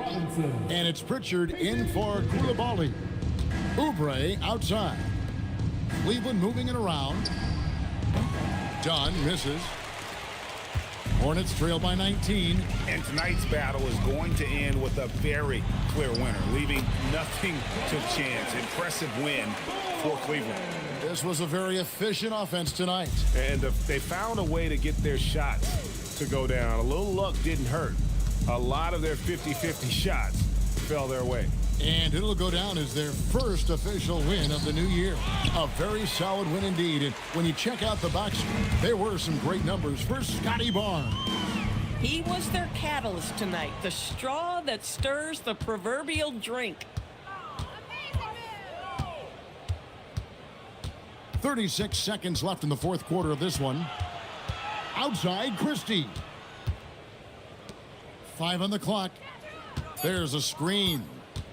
Fires from 14. Another chance here. And Cornette gets it to go. And the Cavaliers lead by 19. Spirited performance. You love to get this kind of win, especially on the road. You've got to be able to block out all distractions in enemy territory. This team did a tremendous job staying focused on the task at hand. So we see the Cavaliers taking the win here.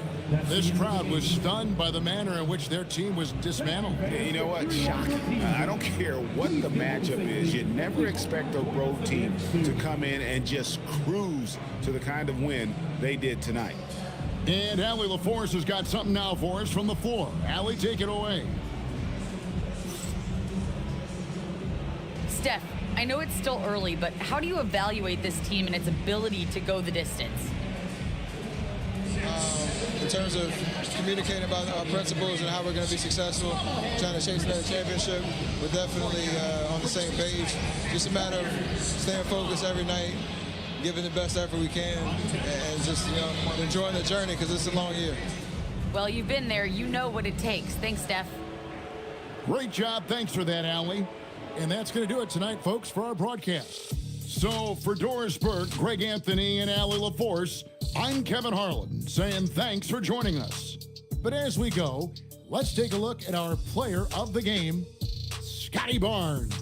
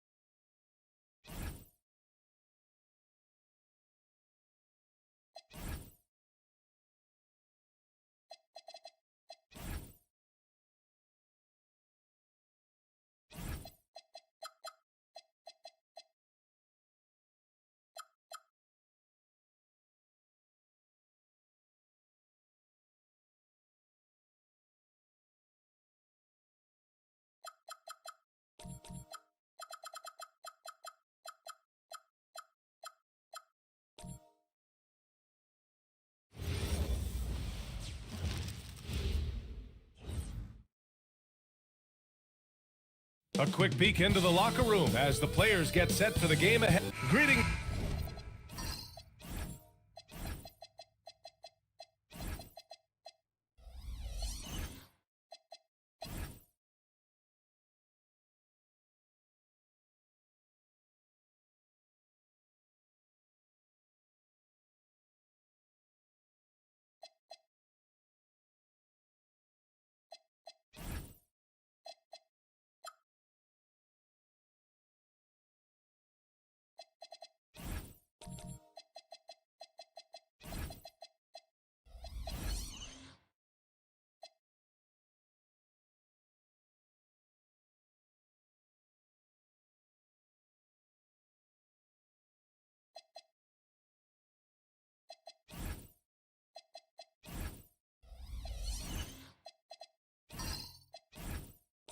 Everyone, welcome to 2K Sports and another exciting edition of NBA Ball. This is Brian Anderson with Clark Kellogg and Grant Hill. Allie LaForce with us on the sidelines. A look at the starting group here for Denver. Davis out there with Pascal Siakam. Then it's Franz Wagner. Then it's Norman Powell. And it's Lillard in at the 1. Adebayo, no good. And so Davis will bring it up for the Nuggets. Their last encounter was in Denver. Well, in this last matchup, they captured the win in large part because their backups provided a lot of the scoring punch. Yeah, and you know what? I expect them to go deep into the bench again tonight. To give those guys on the bench a chance to have an expanded role, but also to give those starters some rest. No, if you're going to foul Davis, you better make it a hard one. AD is so strong. Take a break. Take a break. 2 shots.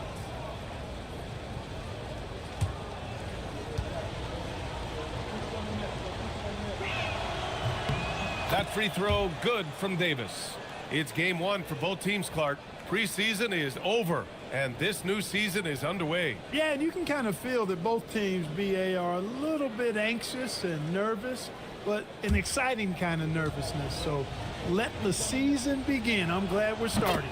Both free throws good from Davis. At his best, Davis is an MVP caliber player. One of the true franchise guys in the league. Wagner against Adebayo. And the shot goes down. Hey, it's typically a positive for this offense when he's assertive and looking to score. And here's Lillard from beyond the arc. Hits a three-pointer. Tell you what, doesn't matter whether he's on the move or standing still, Leonard is a flat-out laser shooter. Duren, the pass to Adebayo. Duren with a screen on Siakam. Back to Duren. And Davis with the block. Wagner outside. Pass to Powell. Back to Wagner. Denver moving it around. Here's Davis. And there's a whistle. He'll head to the line to shoot 2. That one on Duren. There are very few that can handle and battle with Davis inside. I mean, he's got really tremendous strength and agility and a nice touch. Take a break. Take a break. 2 shots.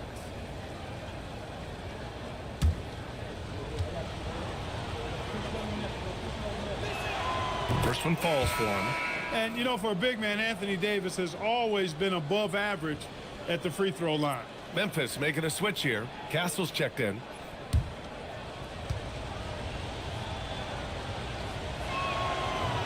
He's off on the second. And Grant David Adelman, a second-generation NBA head coach, grew up immersed in the game. Yeah, B.A., basketball was a family obsession. David, a ball boy for the Blazers in the 90s, went on to coaching, which he's done for decades. His whole life has led him to this. Adebayo, that's good. Adebayo's gotten his second bucket. And once Bam gets the ball inside, the bucket is almost guaranteed. He's a serious producer in the paint. To the inside. And stolen by Adebayo. And he lobs it up. And Gordon with the big finish. And Gordon taking advantage of the fact that when he gets up in the air like that, nobody's interested in getting in his way. And so Lillard will bring it up for the Denver Nuggets. All right, let's check in with Allie LaForce. I had a chance to catch up with Memphis head coach. I asked him if he's focused on a particular player in the opposing lineup, and coach stressed the message he delivered to his team about Pascal Siakam. It was simple. Don't bite on his spin move. He doesn't want his guys falling for Siakam's tricks in the low post. Guys? Okay, thanks, Allie. Now here's Thompson. 4 on the clock. And here's Gordon from the arc. It's rebounded by Wagner. Davis finds Wagner. Here's Powell. Davis down low, defended by Thompson. And Davis gets it to go on the assist from Powell. This is why they feed Davis inside. I mean, they know how much of a beast he is down there, and he eats good. Pass to Adebayo. Davis with a rebound. It's one thing to prevent the layup. It's another to do it without fouling. Just terrific defense. And the shooter had very little space on that attempt. And guys, that's exactly the kind of high-impact defense they want to see out of him. Down low. Stolen by Davis. Here's Lillard. Siakam outside. And no good. The Grizzlies have gone just 3 for 7 here at the start. Pass to Gordon. Adebayo's doubled. Shoots over Powell. Tried to bank it in, but it misses. Working from medium range. He was trying to take what the defense gave him there. Memphis trailing here.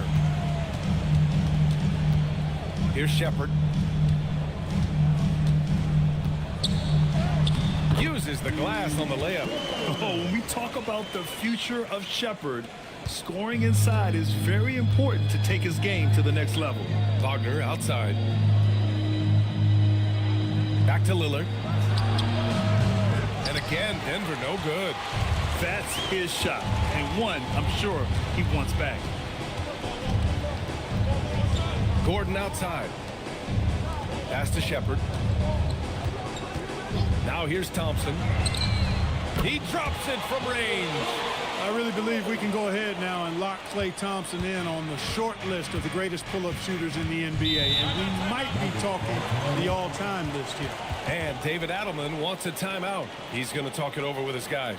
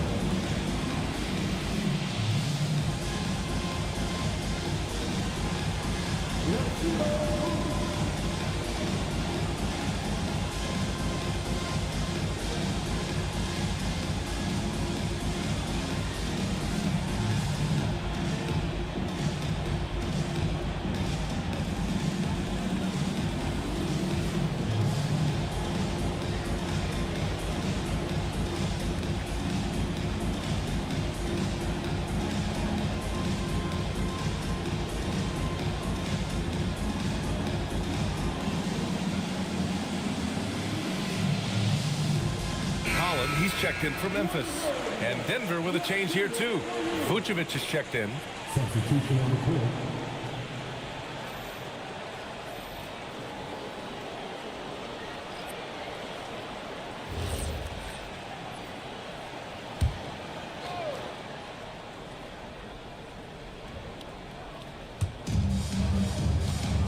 Wagner outside. Pass to Powell. The three. Drops in the three. For a high-volume three-point shooter, Powell is quite effective and efficient. For Memphis, they've gotten 50% of their shots to fall so far. They're 5 of 10 and the 8th overall pick in 2021. Grant, what surprises you about Franz Wagner? I don't think we knew he'd be this lethal off the dribble. His perimeter shooting has really been the lone hiccup. But once he locks that in, watch out. Now here's Powell. Vucevic. And the power finish by Vucevic. All the reach you need to throw it down there. Vucevic making it look easy. Pass to Gordon.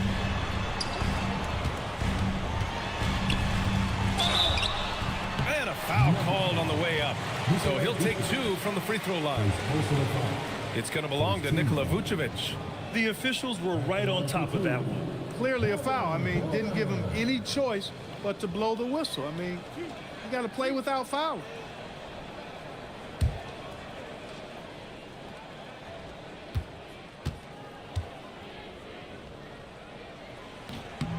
The first one falls. Oh, talk about guys who have springs for feet. Aaron Gordon's one of them. Yeah, when people think of Aaron Gordon, I think they attach him to the dunk contest. I mean, he's so uber athletic. I mean, he put on a few amazing performances in that event in the past. But to the surprise of many, he actually didn't win the dunk contest, but he's become a really good all-around player. So he makes 1 of 2, and the second one misses.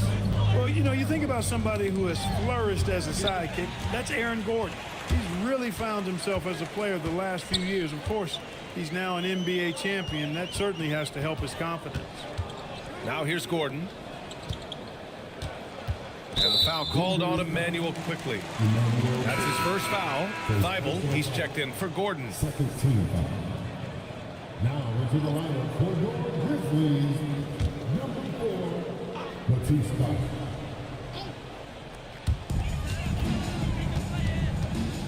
Castle against Quickly. Castle outside. 4 on the clock. Over Quickly. And again, Memphis no good. Denver in the lead. Joe pass to Quickly. And he takes the feed in stride and slams it home. What a finish. I mean, he just took over himself. What a show of power right there from the point guard. Man, sweet. And you know, guys, when your point guard is making explosive plays at the rim, I really do think it sets the tone for the rest of the team.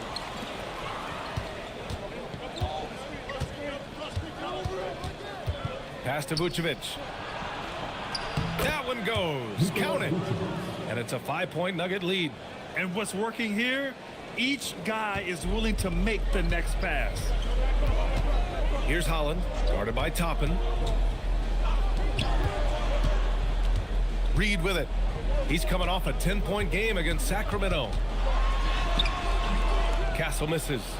And here's Denver. They're on a 9-1 run. Pass to Quickly. Denver moving it around. Joe on the wing, defended by Kennard. Out to Harris. Quickly outside. Counted from distance. Quickly's got 5. And excellent perimeter offense so far. Their shooters are clearly in a great rhythm. It really makes them a hard team to guard because they space you out so well. That is good offense, unselfish play. Here's Quickly. After the basket by Memphis. Got a hand on it. Toppin with a steal. For 3, here's Harris. Grizzlies with the rebound.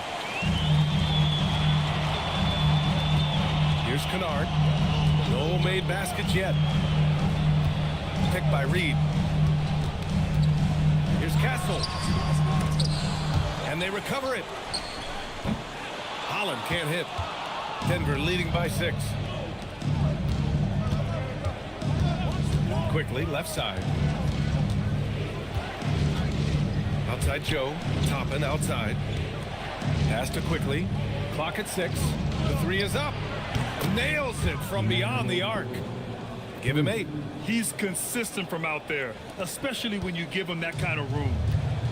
Memphis has gone 1 of 2 from 3-point land so far. So Tuomas Isalos decided to call timeout here. And we might see some changes. Coach potentially looking to adjust.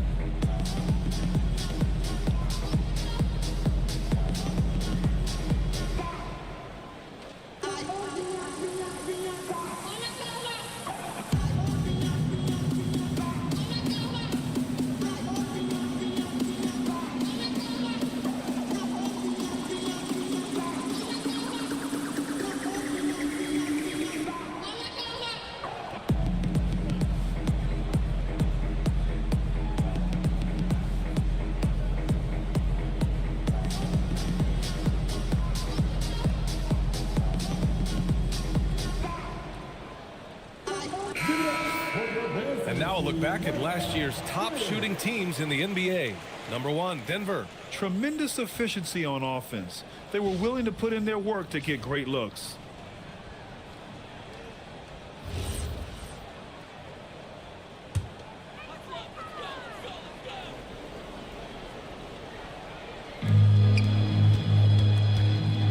Quickly against Castle.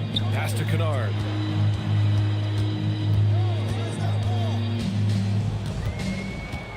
Here's Holland. 6 to shoot. Memphis needs to get off a shot here. Reed. And that's good. His first bucket of the game. The bounce pass right on the money. Great setup. Now Vucevic. Pass to Quickly. That one falls. Coming off the Vucevic feed. Quickly's got 10 points in the game. Boy, you could see it and feel it in his eyes at the start of this period. He is on a mission. There's a screen. Here's Castle. And it's cleared by Vucevic. Yeah, just a little off his game this quarter. He's trying to work his way into a rhythm. Joe, the pass to Quickly. Here's Vucevic. And the layup is good off the glass. And now an 11-point Denver lead. And they're behind right now because they're failing to play quality defense. It's that simple. Yeah, you've got to turn up the dial on the intensity at the defensive end if you're them. I mean, it's still early, but I agree with you. Now here's Thibault. No points so far. Kennard finds Thibault. Here's Holland. Lets the 3 fly. Quickly with a rebound. Now Joe. Coming off a 22-point game against the Golden State Warriors. And he provided tenacious defense. Tallied a number of steals which energized their team. So far, they're owning both ends of the floor.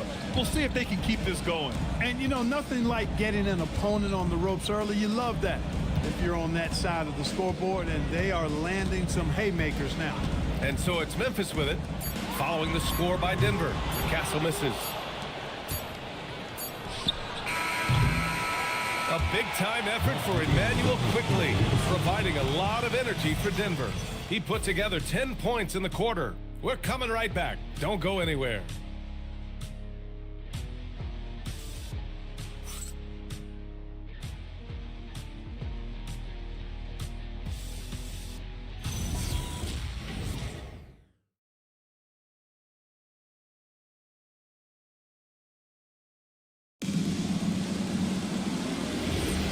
So far through one quarter, it's been a lopsided game.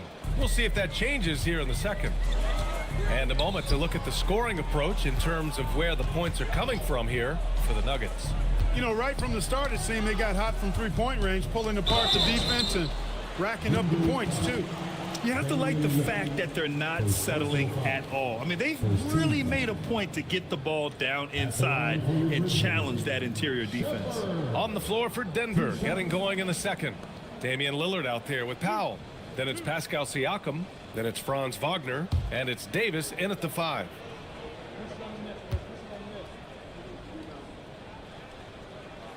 And he drops the first. And when it comes to taking an offense out of its rhythm, what are some of the primary methods, Grant? Well, B.A., you have to disrupt their flow. That can come from steals, deflections, block shots, even change shots. Anything that makes them feel uncomfortable.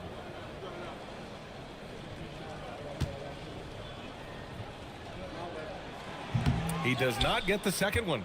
Yeah, what I like about this kid Shepherd is his confidence, especially when it comes to shooting the ball. Grizzlies trail by 12. Thompson outside. To the middle. Stolen by Davis.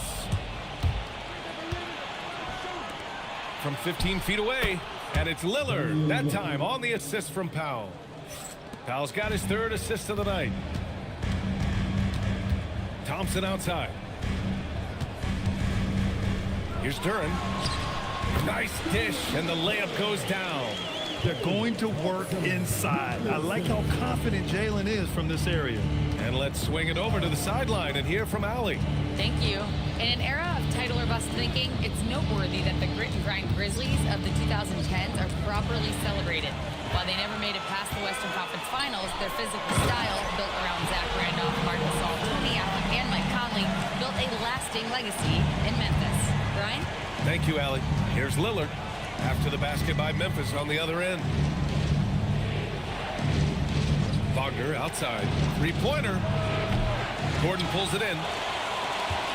Grizzlies trail by 10. Kennard outside. Pass to Duren. Thompson right side. Beyond the arc. Oh, and Clay makes that three look so easy. Well, that's exactly the guy you want to set up. I mean, Klay Thompson feels like every shot he takes is going in. And here's Lillard from beyond the arc. Memphis with a rebound. Here's Shepard. Back to Thompson. Oh, Klay Thompson with the bounce. Get up, Klay. A fearless dunk by Thompson, showing the defense they can't force him to back off. Powell outside. Wagner outside. Denver moving it around. And here's Lillard from beyond the arc. No good. That's his third miss out of 5 attempts. Pass to Shepard. Now Thompson. And he's going to the line for 2. The official saw contact while he was going up. Look, you never want to foul a jump shooter. And guys, hear me on this. I'm pretty sure Klay qualifies as a jump shooter. And a look now at how the offensive approach has been going here so far for the Grizzlies. The defense has been giving them plenty of mid-range jumpers, and they've been making them pay for that mistake. Another thing they're doing well early on is moving the ball, playing selfless basketball, and getting everybody involved on the offensive end. And the first one at the line is good. A taller guard with a quick trigger, Klay